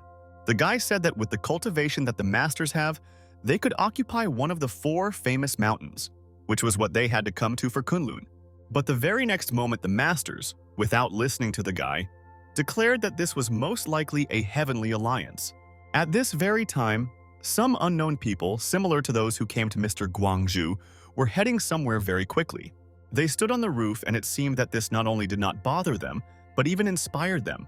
And this was true because the very next minute, the leader of this company, turning to Zhao Qianli, ordered the man to leave. Mr. Guangzhou opened the door and, seeing the uninvited guests, asked them if they didn't say that they would only come in a few days. The leader arrogantly declared that the time after midnight was already the next day, and therefore the old man had calculated something incorrectly, threatening Chao Chanli with a sword. The villain said that if the old man did not leave this place on his own, he would be helped to do so. A minute later, our hero appeared on the threshold of the house, stretching. He asked who couldn't sleep despite the late night. Making a displeased grimace, the ill-wisher turned around to see who lived in the old man's house. The assistant, who was on the roof all this time for backup, did the same. The uninvited guest, when he saw Bai Li Yun, said that he did not expect to meet such a person in this place, and then also expressed respect to him. But the young man did not pay much attention to all these greetings, because he was more interested in what sect the guys belonged to. One of the men, standing on the roof, said that he did not advise our hero to meddle in other people's affairs. The man continued to explain that the young man may be strong, but there are still people in this world that he can offend. Bai Li Yun, with a smile on his face and optimism in his voice, told the strangers that after such words he even more wanted to know who they were. One of the attackers paused for a short time and then sharply shouted that they were running. Within a second, there was no one on the roof, and those guys who were standing in the yard were almost out of sight. The young man, who did not expect such a development of events, shouted to the unknown people where they were running away, but there was no answer. Then the young man decided to use another method. He raised his hand and clenched it into a fist. A minute later, Bai Li Yun activated the seal activation, knowing that he would succeed. And it worked, because not even a minute had passed before the opponents began to be enveloped in energy ribbons, from which it was impossible to extricate themselves. After a short period of time, those caught said that they were a foreign Huaqing clan, based in the United States, but the states were now under the rule of the Heavenly Alliance. For this reason, they fled to Daxia, disguised as Taoist priests. The guys wanted to settle in a small temple to take refuge. The Heavenly Alliance blackmails the fugitives with their relatives in order to capture this temple and seal it from the outside world with formations. The masters, hearing that when the time came, the Alliance would send their masters here to work, they were surprised that these were the ones they were thinking about. And the next moment, our hero asked the elders what they thought was best to do with these two. The sages replied that stabilizing the males might take time, so why not take these guys to lure out the ones you need? The next day, pointing to the bright light, the master said that in front of them was the pond of 9 dragons. This was the gateway to the secret kingdom. And he continued to say that there was a terrifying chaotic storm there. This is not something that can be fought with ordinary willpower. The young man noted to himself that he feels that space is unstable. It even seems that time itself is chaotic, which means it's impossible to climb there. The sages confirmed the guy's thought, saying that there is chaos inside, they can't do anything. If you go in there, it will be difficult to get out back. Realizing that the danger was that the entrance could begin to collapse, Bai Li Yun said that he would send his clone there. At this moment, the sages decided that they too should change their appearance. This is necessary in order not to attract unnecessary attention, not to be recognized, and most importantly, to protect the young man while he is meditating in favor of the clone. Without wasting any time, our hero's clone went on reconnaissance. Making his way further and further, the guy noted to himself that there was a powerful cosmic force in this place. It was very difficult for him to get through. The clone began to say that time and space were shifted inside, but he discovered that the formation power remained inside the secret passage. Opening his eyes, Bai Li Yun continued to say that it was because of the formation that the entrance was not completely destroyed. Answering the question about what to do next, the guy confidently stated that the formation should be restored in order to stabilize the entrance. If the formation is destroyed, it can always be restored, and then the power of the formation can be directed inside the entrance. Our hero explained that time and space depend on each other. This secret passage is the reason why time is in chaos, space is unstable. If it can be brought back to normal, then time will stabilize, and the input will be restored by itself. With a smile on their faces, the masters praised the young man and asked how they could be useful. Bai Li Yun noted that if men are bored, then they can use captives to attract masters. One of the guys said that this was just in time because it was time to put an end to the arrogance of the Heavenly Alliance. While our hero's fellow travelers went about their business, the guy was preparing for the upcoming operation. Concentrating on the task ahead, the young man did not even hear the steps of an unknown person approaching him from behind. The stranger thought that since the founding of the Alliance, they had not lost a single battle, but in recent weeks they had become victims of Bai Li Yun. The man noted to himself that he was following two men, but had met his main rival. Suddenly, our hero turned to the uninvited guest and asked him if he had come for the secret of true religion. Answering a similar counter-question, the guy stated that he was a child of Daxia and had the right to this, unlike a stranger, which was unacceptable. A second later, the enemy began to threaten Bai Li Yun, noting that the entire alliance hated him, and left alone in this place signed his own death warrant. The man did not let up, continuing to say that he would easily deal with our hero. With a malicious smile, the young man asked the stranger if he was really so self-confident that he thought he could kill him. Feeling a powerful energy column behind him, Bai Li Yun pretended that he did not notice anything. Not wanting to endure humiliation, the stranger shouted that his name was Apollo, and the guy should remember this name forever. And after hesitating a little, he continued to note that our hero is not omnipotent, which means that today he will be defeated by a member of the Heavenly Alliance. Turning his head slightly, Bai Li Yun only grinned, not considering it necessary to communicate with a person like Apollo. Suddenly, the enemy, who had been so determined just a minute ago, flew to the side, thrown back by the energy flow. Looking at the guy in amazement, the Alliance representative noted to himself that something inexplicable was happening in this place.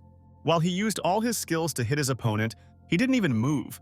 Taking a defensive stance, Apollo decided to play it safe in case Bai Li Yun attacked unexpectedly. At the same time, the guy sat motionless in the clearing and seemed to have already forgotten to think about his enemy. The enemy did not let up, holding his cheek. He was thinking about his further plan of action and trying to understand why the young man was so calm. And as soon as the ill-wisher thought that it was better for him to leave, since he was Bai Li Yun, anything could be expected. When he began to be dragged somewhere, the young man, looking into the distance with horror, tried to resist but understood that the otherworldly force was too great. Apollo tried to turn around to look at whose powerful hand appeared next to his face, but nothing happened. The very next second, the young man flew somewhere into the abyss, not realizing what had happened. It seemed that this whole story did not seem at all to Bai Li Yun, who was still sitting in his seat. Suddenly, a man appeared in front of Apollo.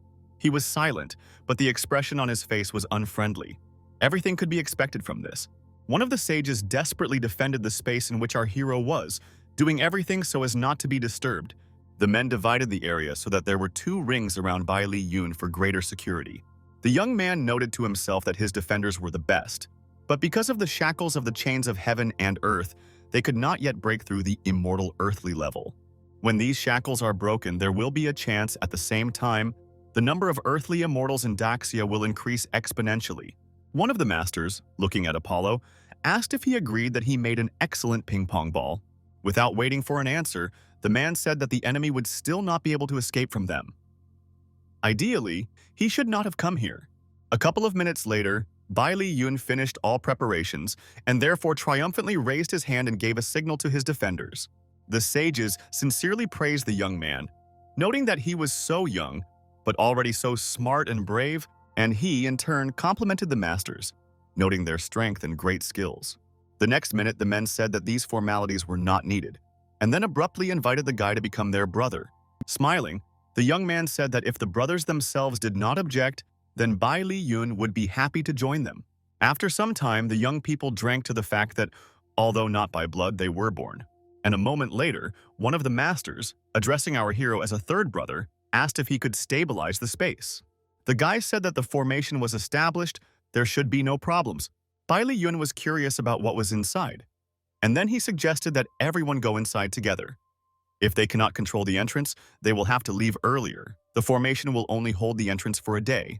The brothers themselves understood that first they should understand whether they could find a way to control the passage, and therefore agreed with the young man. The next day, our heroes hit the road again, realizing that they still had a lot to do. Seeing the dilapidated ancient temple in front of him, Bai Li Yun thought that, most likely, the sect of the true religion met its end in this place. The travelers understood that this whole place was imbued with power, but at times it looked terrifying. The main reason for this was due to the destroyed walls and broken statues. After thinking a little, our hero decided that someone fought in this place. There are traces of the battle, and they have not disappeared even after hundreds of years. Looking at the butterflies, the guy noted that life goes on in these parts, deciding that there must be spiritual veins here too. The very next moment, The attention of all three was attracted by some strange noise, and therefore they turned around. At the very top of the mountain sat a monkey, who screamed very loudly. It seemed that she did not like the guests. The animal looked fiercely at our heroes. It seemed that it was about to tear them apart. Bai Liyun stated out loud, what everyone already knew, that cute monkeys live in these parts. Hearing the voice of our hero, the animal screamed again, but this time the scream was so piercing that it seemed to be heard even in the guy's homeland. The young man, realizing that the situation was not unfolding in the best way, asked a local inhabitant if he was the guard of this place. But instead of answering, the beast spewed a powerful stream of flame towards the travelers. Avoiding, the young man said, he realized that a normal conversation would not work. And the next moment, what happened a minute earlier, the monkey again directed a powerful stream of fire at the guy. Angry, he decided that he had had enough, and therefore redirected the flame towards the sender. Finally, the beast calmed down and began to carefully examine everyone who had gathered in front of it. One of the masters said that this is a golden monkey, probably the head of a secret kingdom, and therefore it is probably not 100 years old. Our hero suggested that when the beast was small, it was tamed, and after the disappearance of the sect, it became a mountain dweller and guardian. At the same time, the sage was perplexed. If this is the guardian monkey, then why is it sitting on the mountain and not making the rounds in the surrounding area? Bai Liyun noted that it was probably the statues that were the key to the construction. By restoring them, it would be possible to stabilize the passage. Having climbed onto one of the statues, the guy said that there were no pupils in the eyes, only hollows. And a little later, he added that he would need a couple of jade talismans. Then he would quickly fix everything. Realizing that restoration work had already begun, the brothers said that in this case they would work on the limbs. A minute later, our hero inserted one stone, which ideally served as a pupil. Assessing his work, Bai Liyun simultaneously told his friends that this kingdom was enough to shelter tens of millions of people.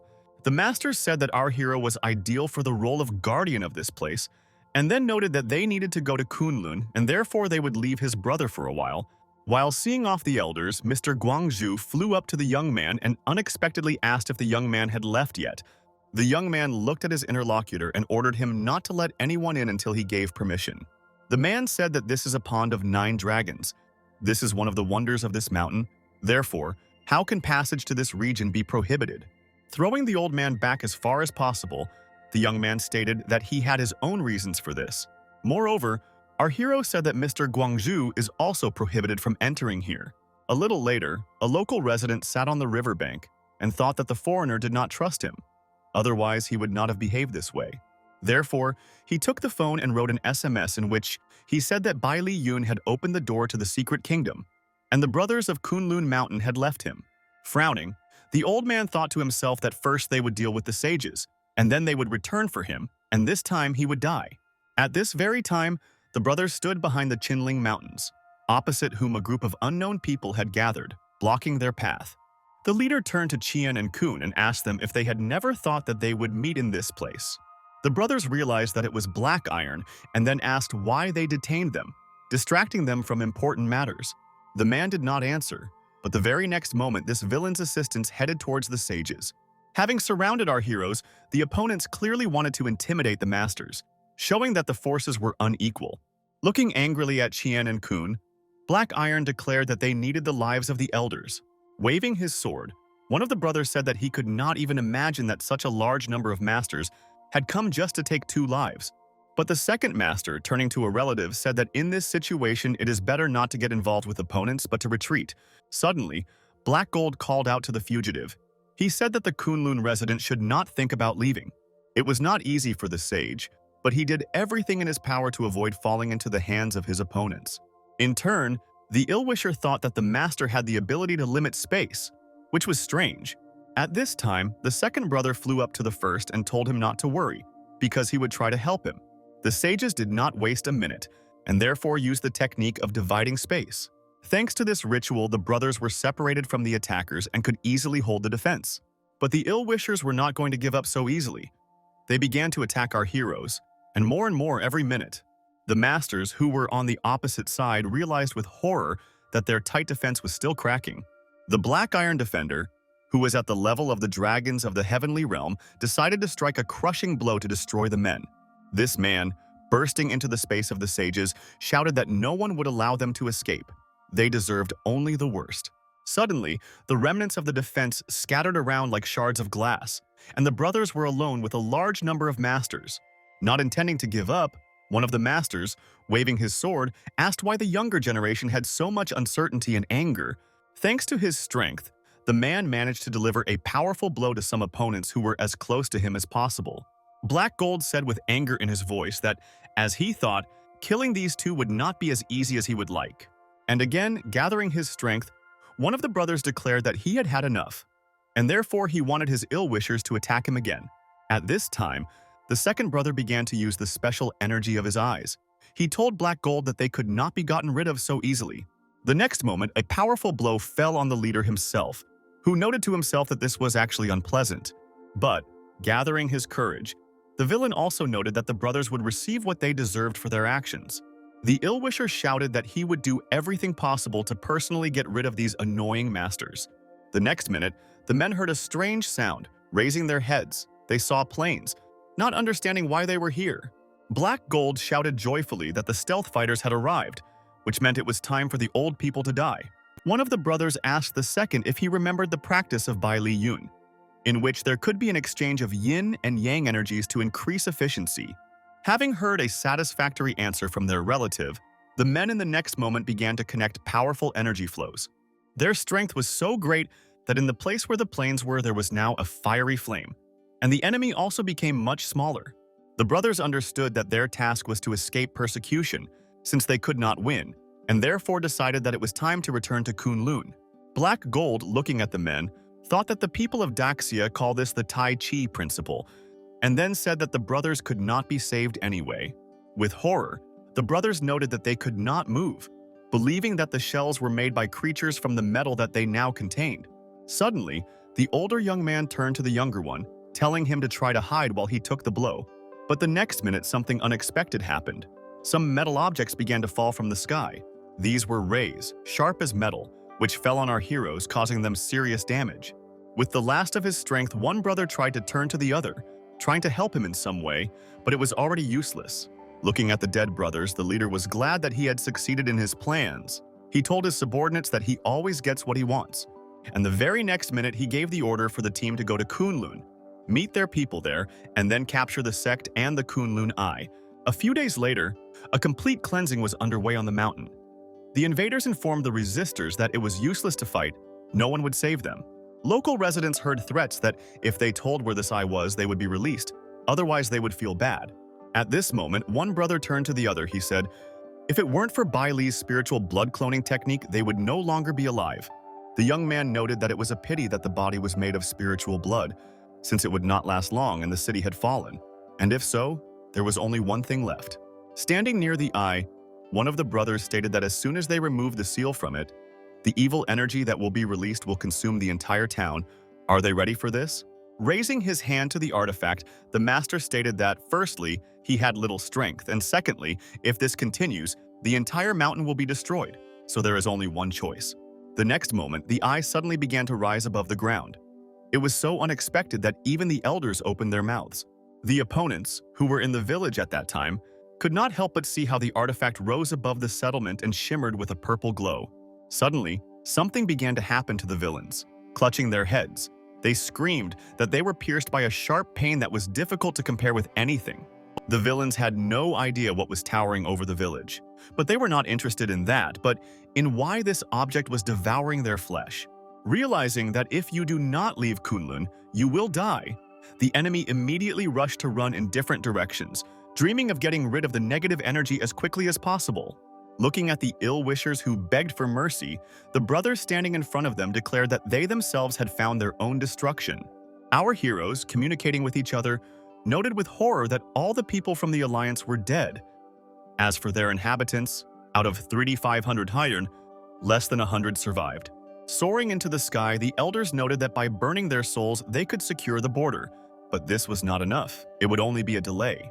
Turning to their friends, the sages asked them to notify Bai Li Yun about everything as soon as possible. Who must prevent a catastrophe? Saying goodbye to their comrades, the brothers shouted that they must remember that only this young man can save this mountain. At this very time, no less interesting events were unfolding on Longdin Island. Shenlong, with a voice of complete horror, ran to her grandmother and, as she walked, informed her that the two greatest Kunlun masters were dead. The girl quickly said that trusted sources reported that the Heavenly Alliance used laser weapons to kill the elders, but they returned in the form of spirits. Shenlong was asked to warn Bai Li Yun that the Alliance was preparing forces to first destroy the youth and then capture them all. And a minute later, Xiaojiu announced that she was taking Yun Xiaowu with her, and they were going with her to Qinlin Mountain to inform the guy about everything. Looking after her departing friends, the Empress shouted to them to be extremely careful, since an alliance might be waiting for them. But the very next moment, Shenlong's attention was attracted by the formation. The girl felt strange vibrations, deciding that the protection was sensing something. And a moment later, something terrible happened. All the inhabitants of the island looked into the distance in horror and shouted that the enemy was approaching them. The crowd carefully watched the large number of aircraft that were rapidly approaching Longding, about to break through the defenses. At that very moment, something unusual was happening in the secret kingdom. As the monkeys were chasing precious crystals, our hero was minding his own business. He was creating an array of wind and fire, which would be ideal for destroying immortals. But the very next minute, the young man felt the approach of his acquaintances, Yun Xiaowu and Xiao Zhu, not understanding why they came. Having made guards out of the statues, Bai Li Yun immediately ordered them to open the protection and let the guests through, running with all their strength. The out-of-breath girls vying with each other tried to tell something to our hero who could not understand anything. At that very moment, a powerful army led by Guangzhu, who himself planned this operation, had already gathered near the Pond of Nine Dragons. Suddenly, Black Gold turned to the old man and said that he was instrumental in making their grand plan work. The interlocutor began to flatter, noting that the man was so strong that even Kunlun masters were no rivals to him, and therefore they could easily deal with the guy. But the very next moment, the villains drew attention to the blue glow that flared up right in front of them. It was Bai Li Yun, who boldly walked towards the representatives of the Heavenly Alliance. Looking at our hero with surprise, Black Gold declared that he had been waiting for the young man for a long time and did not think that he would dare to come on his own. Looking around, the young man asked if this was all who had come to fight him. With hatred in his voice, the representative of the Heavenly Alliance noted that he forgot to cut off the heads of the two old men to bring them as a gift, and about to attack Bai Li Yuna, added that this is not a problem, because he can personally send the guy to them. The young man looked attentively at the villain, but was not going to argue with him or note anything, realizing that he had his own plan. And within a minute, Black Gold realized this himself as the young man disappeared behind the blue glow through which he had appeared. A minute later, the leader ordered to attack the guy, but the pilot said that His Majesty ordered the operation to be abandoned. And a moment later, he added that the government said that all those who went to Mount Kunlun died. Hearing such a statement, Black Gold was taken aback. He did not think that such a thing could happen at all. The man did not understand how it had come to this, because they killed the great masters, reasoning that perhaps the eye was the cause of everything. While carefully peering into the sky, Bai Li Yun said out loud that the enemies did not follow him, which means that the trap they set was in vain. The young man noted that since the Heavenly Alliance is here, how can he let them go so easily, realizing that the matter must be completed. At this very time, near the River of Dragons, an order was given from Black Gold to begin a planned retreat. Suddenly, a voice came from behind the commander and Mr. Guangzhu, asking why he decided, and fell silent for a moment. And then he continued talking. Why did Black Gold decide that he could just leave? And fell silent again. While showing up, Bai Li Yun finally finished his sentence, ending it with words "without my permission." And in order to show the seriousness of his intentions, our hero easily destroyed 2 combat aircraft. The commander fearlessly declared that the young man should not become arrogant, since he was not as strong as he thought, and then again gave the order to leave. For some time, the guy still looked after the retreating aircraft. It seemed that he was not going to do anything. But a moment later, turning to himself, but addressing this message to his opponents, he said, "Did they still not understand who they were dealing with and were trying to leave?" Suddenly, Bai Li Yun turned to his assistants. In an orderly tone, he told the girls to listen to him carefully, and in a softer tone, he asked the beauties to take the form of swords, which the wards gladly did. Waving a bladed weapon, our hero added to this the extermination technique, which helped fight airplanes even more effectively. A moment later, Bai Li Yun decided to use another blade unity trick, and uttering the word "cut," The young man fearlessly jumped onto the fighter in which the leader of the army of the Heavenly Alliance was located. The enemy looked at everything that was happening with horror, while our hero, turning to him, said that now it was his turn to act. Black Gold shouted that Bai Li Yun is not as omnipotent as he thinks. Moreover, no one is afraid of his blades. The very next second, the ill-wisher began to use an unusual technique, calling on fire to help himself.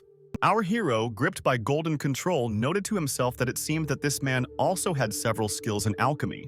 Easily breaking out of this captivity, looking at the amazed face of the enemy, the guy thought that he had always mastered the tempering of the spirit.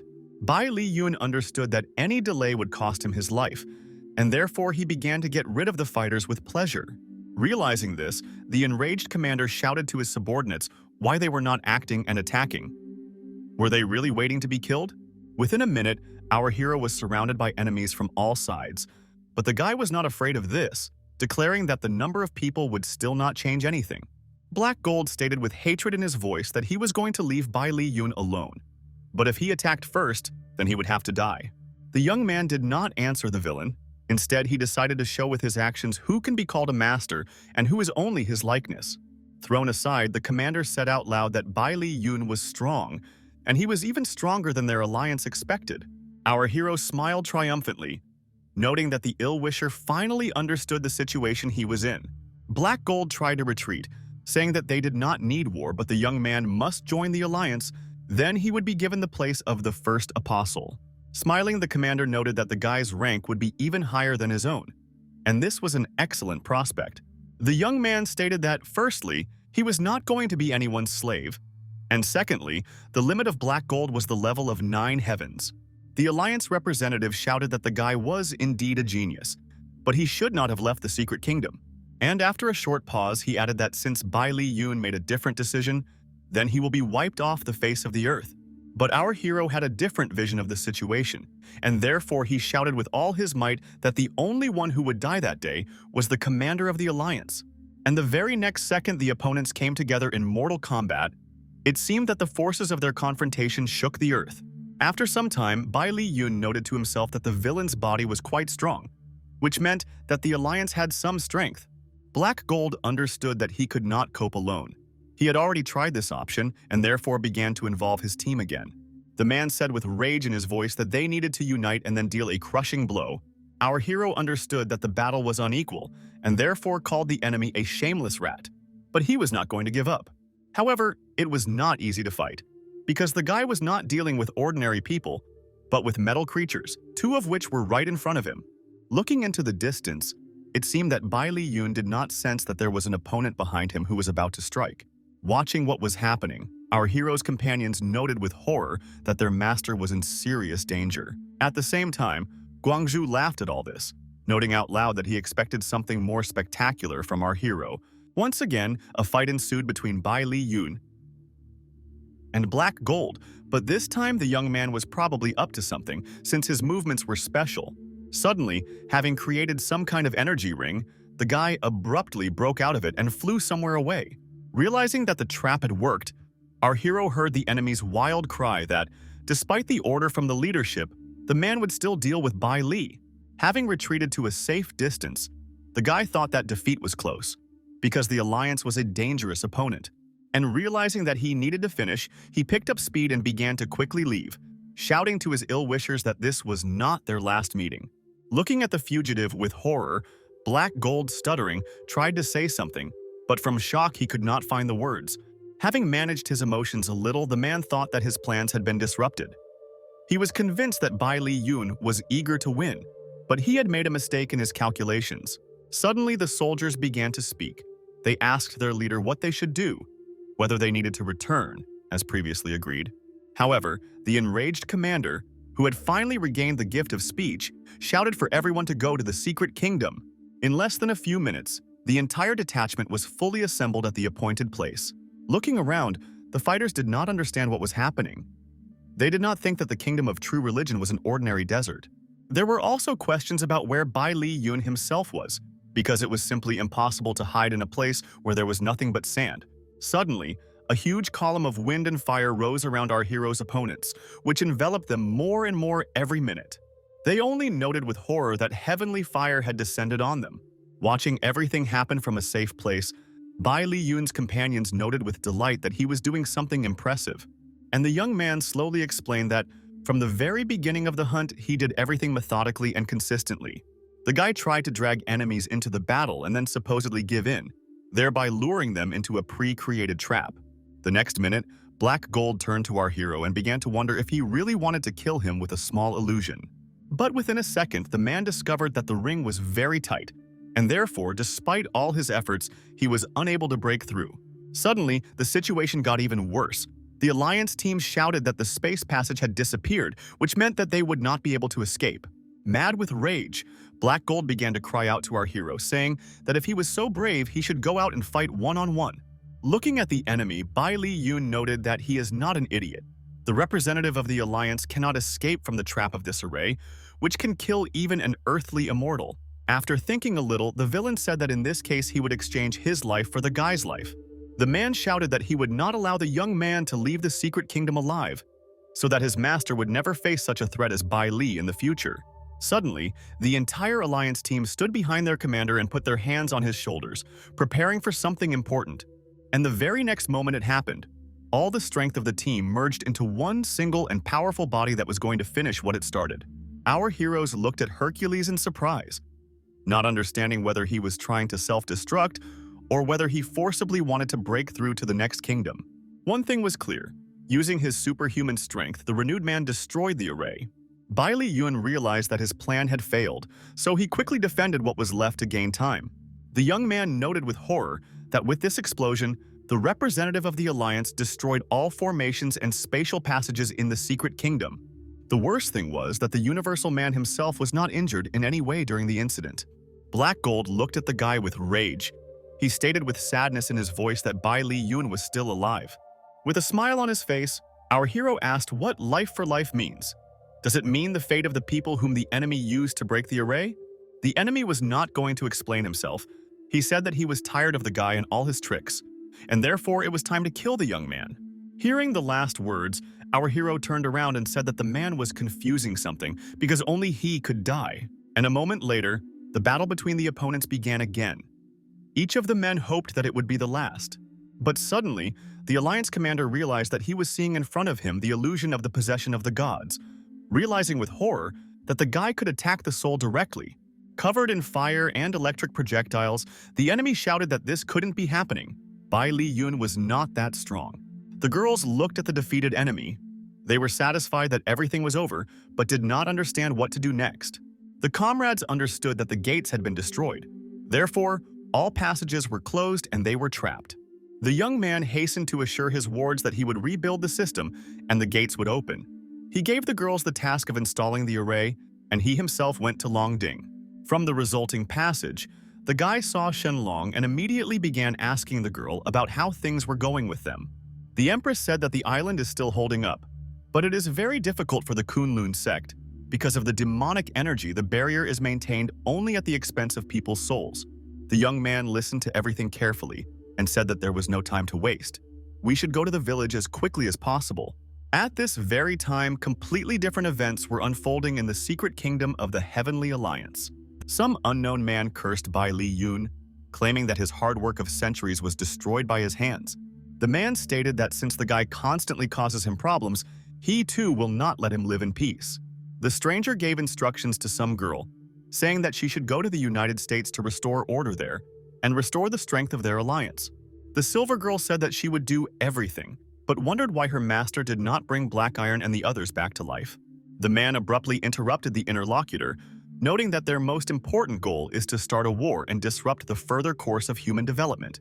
The stranger added that if they were unable to stop the battles, there would be a chance to destroy life on Earth with the help of the technological advantage of the Alliance. At this moment in Kunul, the two brothers were still holding the barrier, doing it with all their strength. They realized that they could not allow the evil to spread to the village. Arriving to the aid of his sworn brothers, Bai Li Yun began to apologize to them, hearing that it was not his fault, and therefore he should not devote time to it. One of the masters explained that the demonic energy of the eye was about to break through the barrier, and then a real disaster awaited the residents. The guy said so that the guys don't worry, He will open the road and send the Kunlun students to a safe place, and then deal with the eye. The next moment, our hero informed all the residents that they must leave the village and go to another place, since Kunlun is very dangerous. After this, the guy asked Shenlong to protect the brothers, realizing that they needed her help more than ever. A moment later, Bai Li Yun opened the passage for the students to leave the settlement as quickly as possible, trying to hurry them on, realizing that time was running out. As soon as the last of the villagers left this place, something strange began to happen to the eye. Realizing what was about to happen next, our hero forbade everyone to look at the sky. He explained that this is the fire of the devil, and anyone who sees it will die.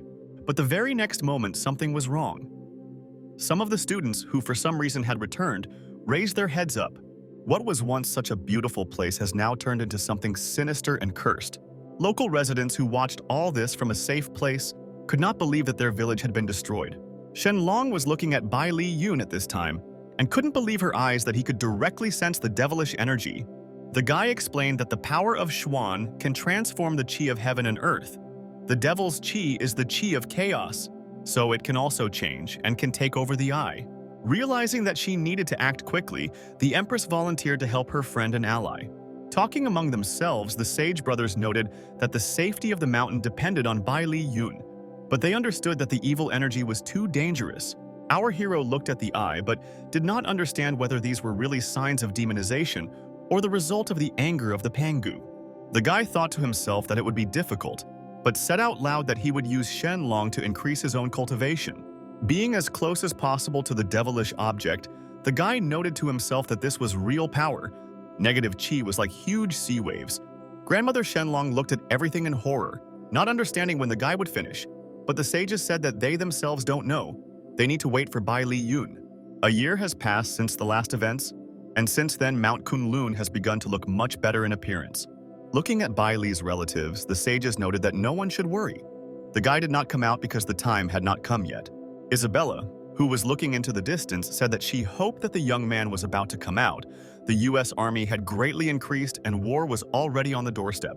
The parents and relatives of our hero, realizing that they could not do anything, decided that it was best for them to go home, which they did.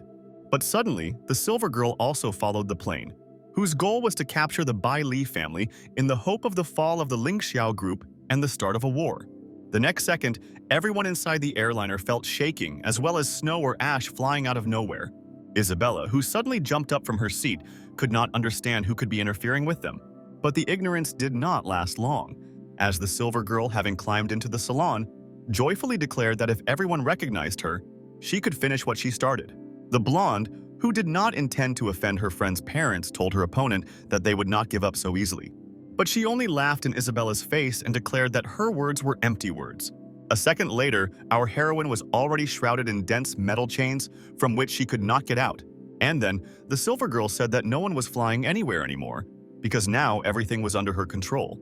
At this very time, He Chong summoned a bat, placed the master's parents on it, and ordered the beast to take the older generation to a safe place. The enemy, realizing that everything was not going according to her plan, began to shout that all the same, her relatives would not be able to leave, just like Bai Li Yun's acquaintances. The brunette saw that the Silver Girl was about to drop the bound Isabella down and called on the Spiral of 9 Shadows to help. But the opponent laughed loudly and said that it was a shame to even talk about such abilities. After that, He Chang once again directed her energy towards Isabella in order to at least free the blonde from her shackles. But a moment later, the irreparable happened. As the villainess wounded one of our heroines, shouting that no one dare stand in her way, Isabella, whom He Chang helped a lot, became angry and began to pour out her anger on her ill-wisher, who could not calm down. She in turn did not understand what to do, since Isabella, who was stronger than many of the girls, was freed, and the blonde, forgetting about her own safety, was already rushing towards her wounded friend, trying to help the unfortunate woman as soon as possible. But this was not for long. After a moment, she was unconscious in the hands of the Silver Girl, who noted that Isabella's cultivation was too weak. And she doesn't care who escaped. The most important thing is that she will provide her master with a blonde who will become an excellent trump card in his hands. The guy's parents, being in a safe place, noted that if it weren't for Yun Xiao's amulet, they would have fallen into the hands of the enemy. I don't know what happened to the girls themselves. While the man and woman were thinking about how to contact Xiao Jiu, She suddenly appeared herself with He Chang in her arms. The girl noted that only Bai Li Yun can cure her friend. She only supports her life, adding that Isabella was taken by the Silver Girl. Xiao Jiu said that the master was connecting them, and therefore she felt the blonde. And a moment later, she said that she would send the guy's parents to Longding, and she herself would go to help out her comrade.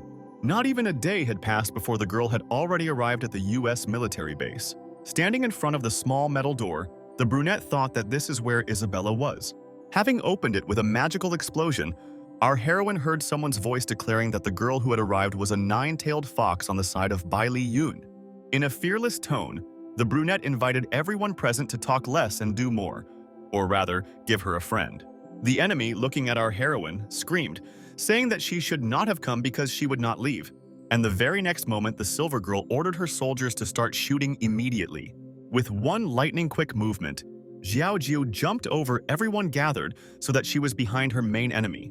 The girl stated that the strength of her soul cannot compare with the strength of the Silver Girl, and therefore there is no need to even try to resist. The next moment, our heroine called upon a powerful energy flow to help her, which was ready to destroy everything in its path. Easily dealing with the offenders, the brunette asked them how a bunch of newcomers to the Heavenly Kingdom were going to stop her.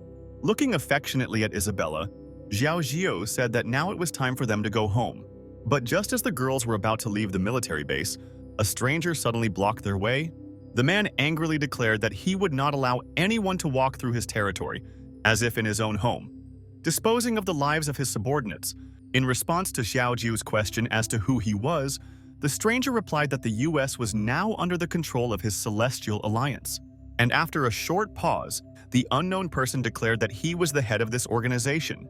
The villain looked at Xiao Jiu carefully and searchingly, noting that she can perfectly seal souls, which is the highest skill. Suddenly, our heroine tried to break free, but the man offered the girl a deal. If she leaves Bai Li Yun, he will make her queen of the earth. The brunette shouted to the head that he was crazy, so she would never accept his offer, and ordered Isabella to take the Silver Girl and leave. Realizing that again everything was not going according to plan, the man began to be indignant, but in response he heard a statement that his opponent was only Xiao Jiu. Our heroine understood that she had encountered a serious opponent, and therefore decided that she could temporarily increase her cultivation through a contract. Increasing his own strength, the villain noted, he realized that the girl had broken through to an earthly immortal, but this was not enough to fight him. The very next minute, the girl was captured by the powerful energy hand of her opponent, who laughed and rejoiced that he had won. The Alliance representative stated that even though Silver Girl was taken from him, capturing Xiao Jiu would be compensation for his loss of his group.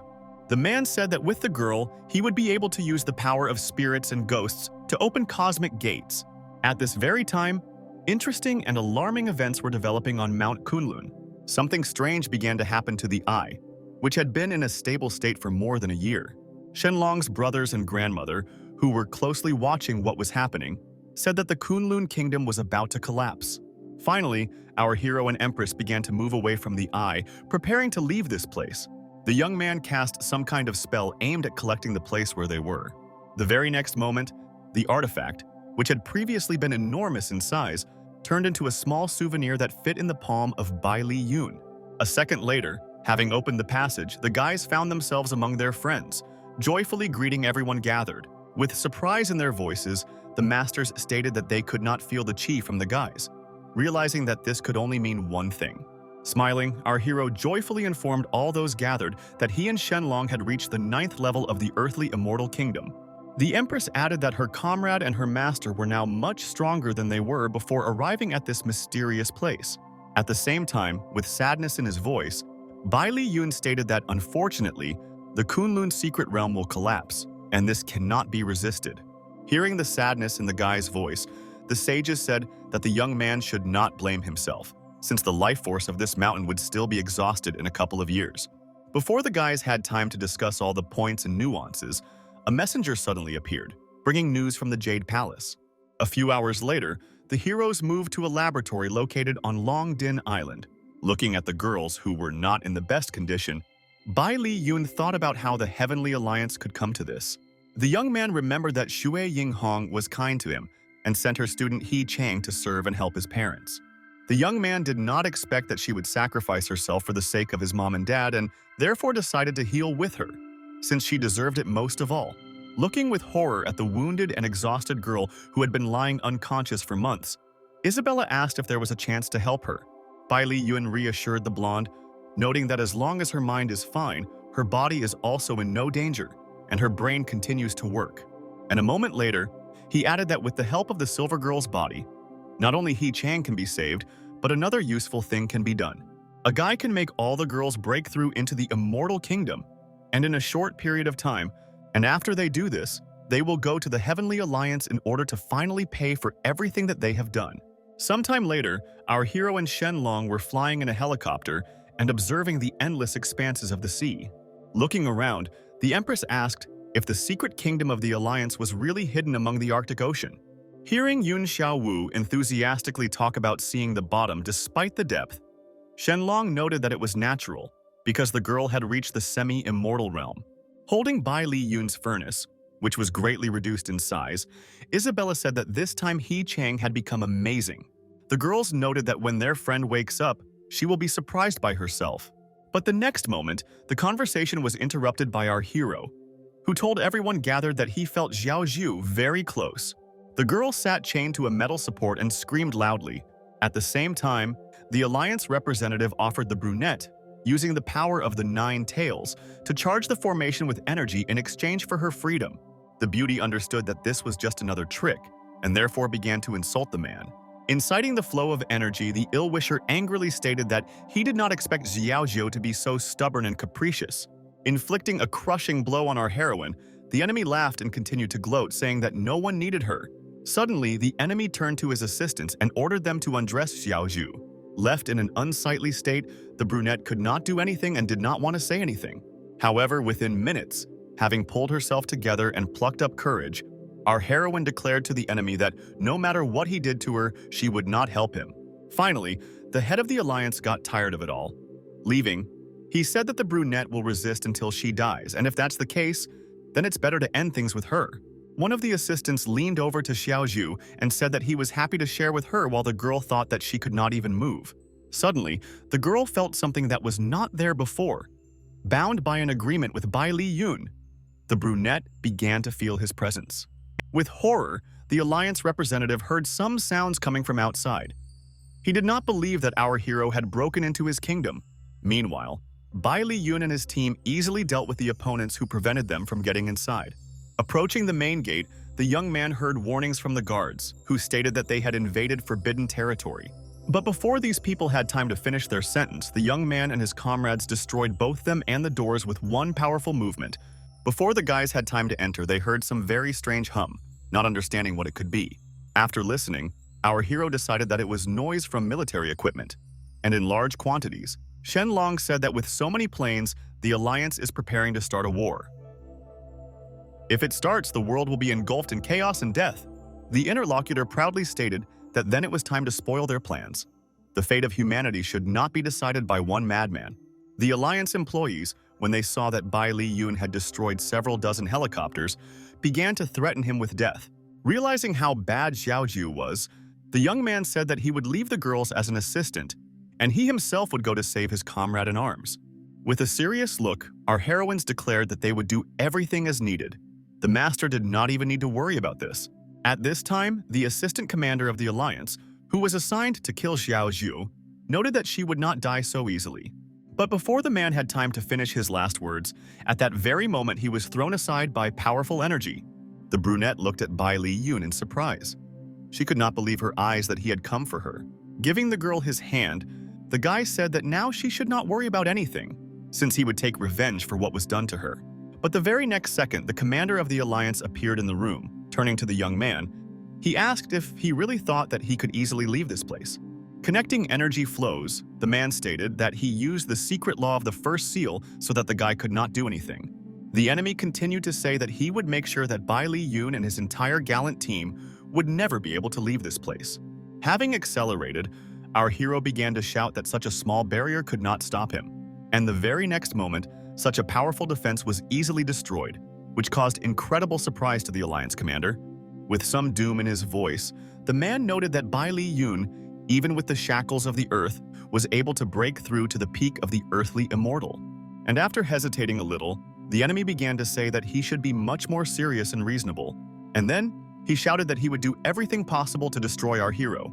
Realizing that the villain had created many clones of himself, Xiao Jiao invited the young man to borrow her energy to break the formation. The guy, who was connected with his ally, took advantage of her help and then invited the head of the alliance to take his life. Our hero understood that there was no point in fighting all the copies. He had to find the true commander and deal with him. Suddenly, the young man rushed into the crowd and pulled out only one person, to whom he said that he could try to take his life, but would he be able to do this? Taken by surprise, the enemy was not at a loss, but it seemed that he was stalling for time, as he again told Bai Li Yun that he was strong. Pulling out his sword, the guy also noted that he did not have the weakest opponent, and the very next second, Bai Li Yun embedded his blade in the chest of the alliance representative. But what happened was not what was expected. Instead of falling dead, it seemed that the opponent, on the contrary, was imbued with strength. Our hero looked at the man carefully, pondering his further plan of action. The enraged enemy shouted to the young man that he was in vain hoping for his death, because he was too weak to harm. And heading towards Xiao Jiu, he noted as he walked that first, he was going to cut off the blessing of this girl's power. But as soon as the ill-wisher approached the brunette, she immediately began to repeat to herself the spell of the power of the nine tails. The very next moment, a powerful energy flow captured the head of the alliance, who could not resist everything that was happening to him. A minute later, the man was already flying, engulfed in a bright stream of light, thinking to himself that Xiao Jiao could not have such strength. Bai Li Yun understood that his comrade in arms had helped him a lot, and now he just needed to finish what he started, which the guy was going to do. Our hero dealt a crushing blow to the enemy, who seemed to be unable to resist anything. After the dust had settled a little, the young man carefully looked at the ground, or rather, at the cracks in it formed as a result of his blow. The young man understood that the alliance commander was nowhere to be found, but liquid was visible in the cracks, which suggested that the man had turned into another substance. Despite the strange event, not a minute could be lost, so Bai Li Yun ordered the girls to return immediately. Gathering in a circle, the beauties heard what the master said about the disappearance of their opponent, and also asked their companions to create a protective formation in case of failure. The girls understood that their enemy did not like to play games, and therefore, lining up one after another, they quickly created the desired figure. But the guys didn't have time to finish. The very next second, someone's nasty voice called out to Bai Li Yun. It was still the same commander, declaring that it was foolish to stay in this place and adding that he was worried about the energy to open the space path.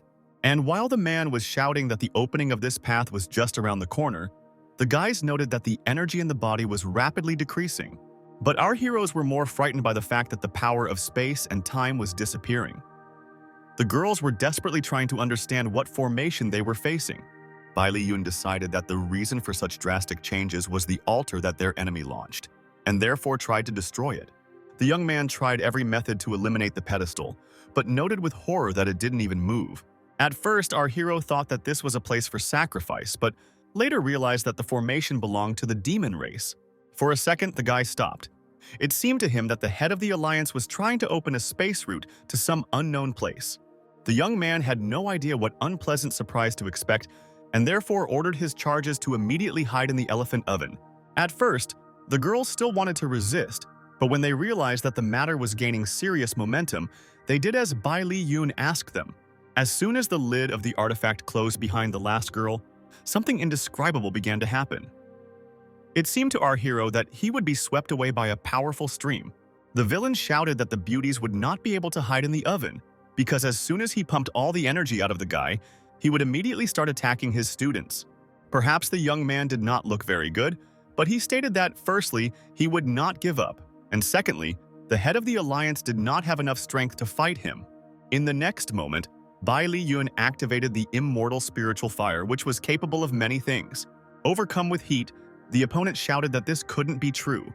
The guy was not able to beat him, but he beat him.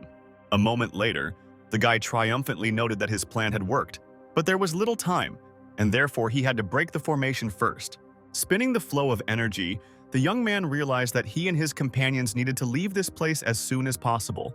The creator of the alliance carefully watched Bai Li Yun, but he did not believe his eyes, because the young man managed to break through the boundaries of the ritual formation. The man decided that he had miscalculated, since most likely his competitor could control the overall strength. In less than a few minutes, events began to develop on the surface of the Northern Sea. Our hero managed not only to break through the dense layer of protection, but also managed to leave the secret place of the Alliance. Unfortunately, he was followed by the head of this organization, who, having changed his rhetoric, now persuaded the guy to start collaborating together.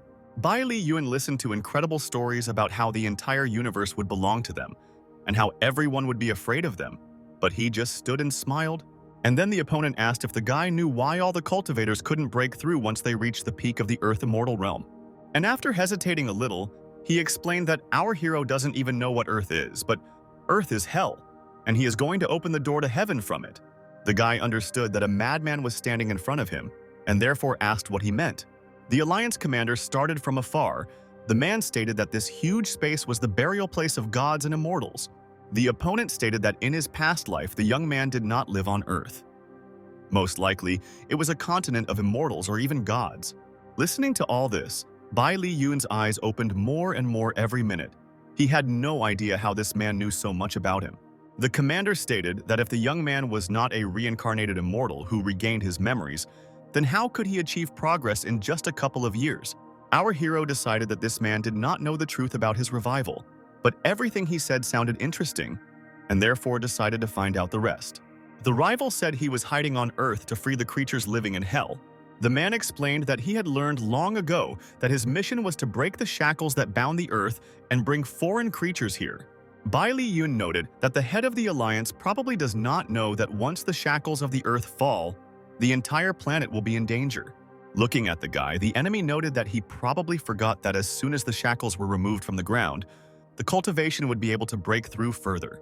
Our hero decided that he was definitely not on the same path with this man.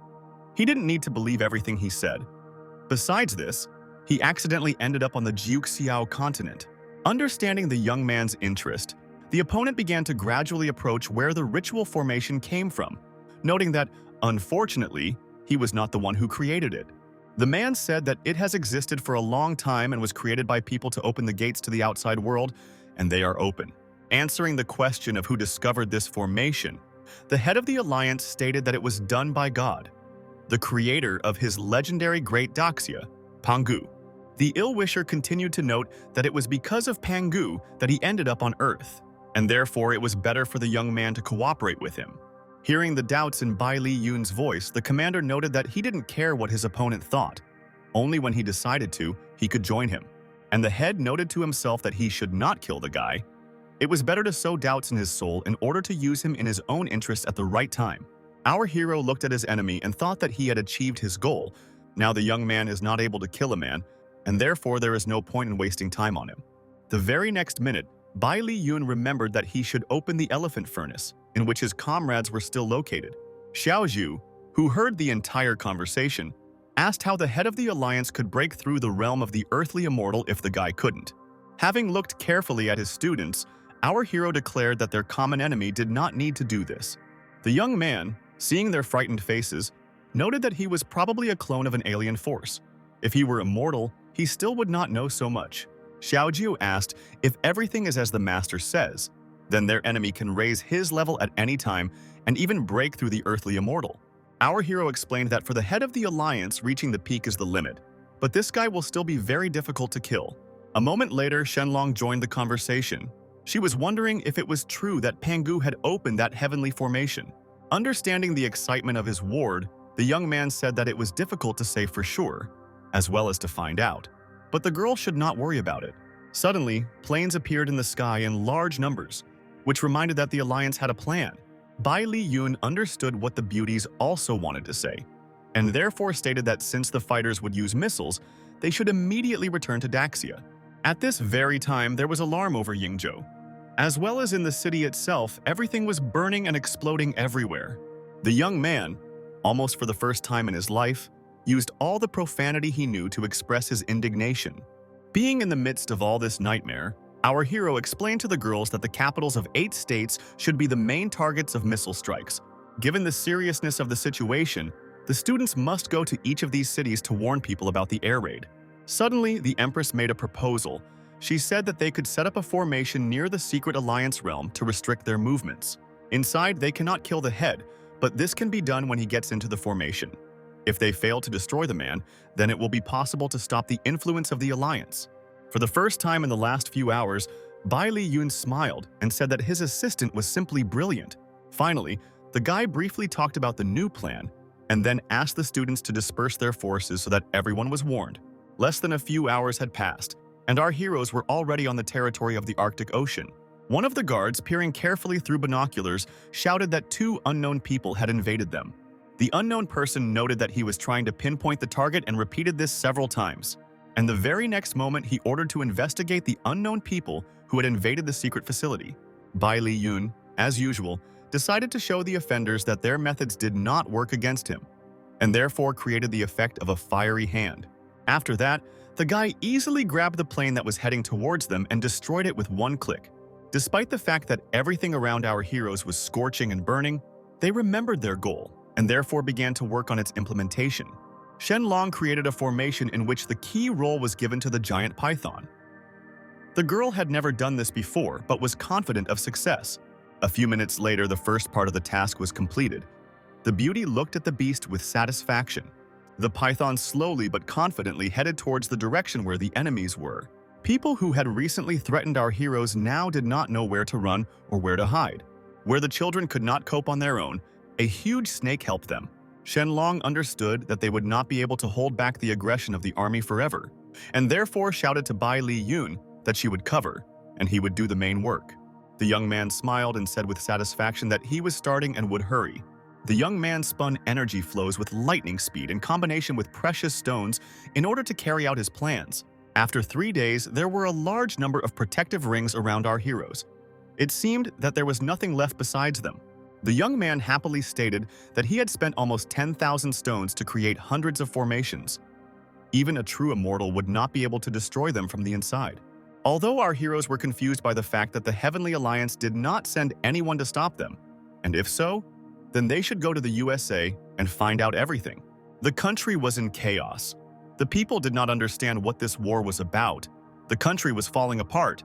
Our heroes also noted that military bases in various states were also counterattacked by Yang Xiao's palace. Shenlong was surprised that they did not meet any robo-policemen anywhere.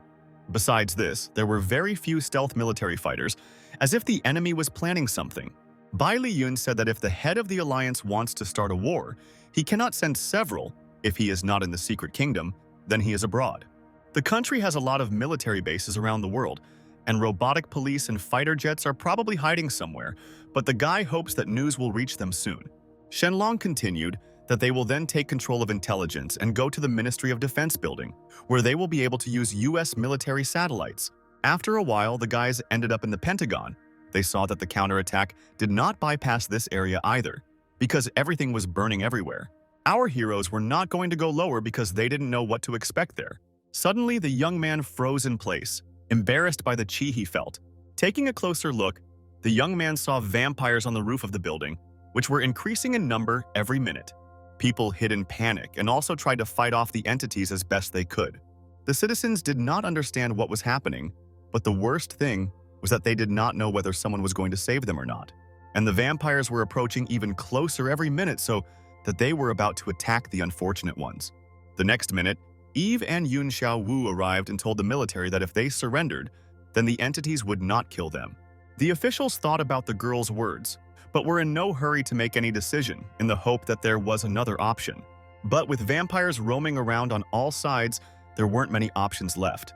Our heroes' assistants, realizing that there was no answer, introduced themselves and said that they came on behalf of the Yangxiao Palace. A few days later, Daxia TV reported that war had broken out all over the world. But, fortunately, vampires and dragons were able to suppress the Pentagon. Isabella from Australia and Miss Hei Huanzi from Japan performed excellently under the current conditions. Miss Angel from the Roland family, Dragon Riders, also stood out. Thanks to the fact that many masters from the Yangxiao Palace entered the battle, commanding military operations, it was possible to suppress the outbreak of war in less than 3 days. Bai Li Yun watched the news with great pleasure. He was happy that his charges were doing well and also that he had such excellent assistants. A minute later, our hero's assistant entered the room and announced that the meeting at the UN General Assembly was about to begin. At this time, quite a lot of people had gathered in the hall, waiting only for Bai Li Yun. The young man was not going to keep himself waiting, and therefore within a minute he approached the door. The very next second, everyone who was in the hall suddenly stood up from their seats and began to greet the guy. The young man immediately said that he knew everything why they had gathered, and added that he would not participate in the reorganization of the leadership, and everyone could express their proposals. The first to speak were our hero's comrades, who declared that they were at the complete disposal of Master Bai Li. The marshal was thinking that the palace was responsible for destroying the League. Daxia would not suffer from this in any way, and therefore it was inappropriate for him to take the initiative. Next, a representative of the US consortium spoke. He said, since our hero was not involved in the beginning of the war, they would not interfere. Another American representative noted that vampires and dragons must be controlled by someone, better if it is the only daughter of the Roland family, Angel. The girl listened to those gathered in surprise and did not believe what they were saying. It was so unexpected for her. Suddenly, Bai Li Yong spoke up, wondering if anyone had any comments about the American politician's proposal. Lan Sensen then joined the conversation and said that she would also like to lead the vampire clan and help Angel in management. Realizing that the young man was silent, the beauty turned to the young man and asked his permission, receiving approval. Our hero noted to himself that at the moment it was in his interest that Miss Sensen had the goodwill to help Angel. Getting up from his seat, Bai Li Yun said that Angel would take care of US affairs, she would choose the ruling group herself, and Lan Sensen would help her. Those gathered unanimously declared that this was a great idea, with which they agreed. A few minutes later, while in the waiting room, Eva told our hero that a year ago Lan Sensen found her and said that she wanted to become the guy's assistant. While the young man noted that she was a little stupid, the red-haired beauty continued to note that the girl was not a vampire. She had a body that could absorb their blood. The young man did not believe that it was all about her physique, and therefore asked about it again. Eve confirmed this and added that thanks to this, her power could grow rapidly and become a key figure at the turn of this war. Bai Li Yun released the girl and asked her to invite Lan to his place as he wanted to discuss something with her. In Eve's typical manner, when she left, she said that she would call a vampire, who was not one, so that the master would find out everything. A couple of minutes later, the beauty appeared on the threshold of the young man's office and declared in a languid voice that she had already arrived. Our hero did not know how best to start the conversation, because he did not intend to offend the girl, and then asked directly if she wanted to become the same as she had already been. Sensen honestly answered that she had once missed the chance to walk shoulder to shoulder with a guy, and therefore would not make such a mistake again. The young man explained to his interlocutor that now she is obsessed, if nothing changes, that in the future this craving will become even stronger. Taking Bai Li Yun's hand, the beauty explained that she understood everything, but did not want to be useless, wanting to help the young man, and then sharply asked him for a favor. Putting the guy's hand on her heart, Sensen said, if she suddenly becomes a demon, then he should, and fell silent. Our hero did not understand what the interlocutor wanted from him, but she was silent, and then sharply stated that she wanted, if this happened, that he would personally kill her. The girl continued to explain that if there might be peace in the future, she was willing to be sealed away by the boy. Our hero looked attentively at the blonde, but he could not say a word. She continued to say that she heard Angel say that Dracula III could turn the blood, perhaps he could undo her demonization. Finally, Bai Li Yun spoke. He said that he could find a way, even without Dracula, to preserve her power and reverse the demonization process. Sensen happily noted that the young man has the best luck in the world, but she doesn't understand why there are still dark clouds overhead. The girl said that she sees good luck in everyone, from a baby to the largest nation and even the entire human race. Answering a question from her interlocutor about what awaits the planet, the beauty said that there is a mixed blessing and curse, but there is still a glimmer of hope. After a short pause, the blonde added that if humanity can overcome the current crisis, then people on Earth will rise. Looking carefully at Sensen, the guy listened, as she said that over the past year she had been to many places, and even had her hands on the alchemy of the dead. The reason why zombies are zombies is because they have been deprived of their luck, which makes them look like walking corpses. The beauty explained that everything in the world depends on luck. In terms of survival, without luck, a person or other creature is like a lifeless puppet.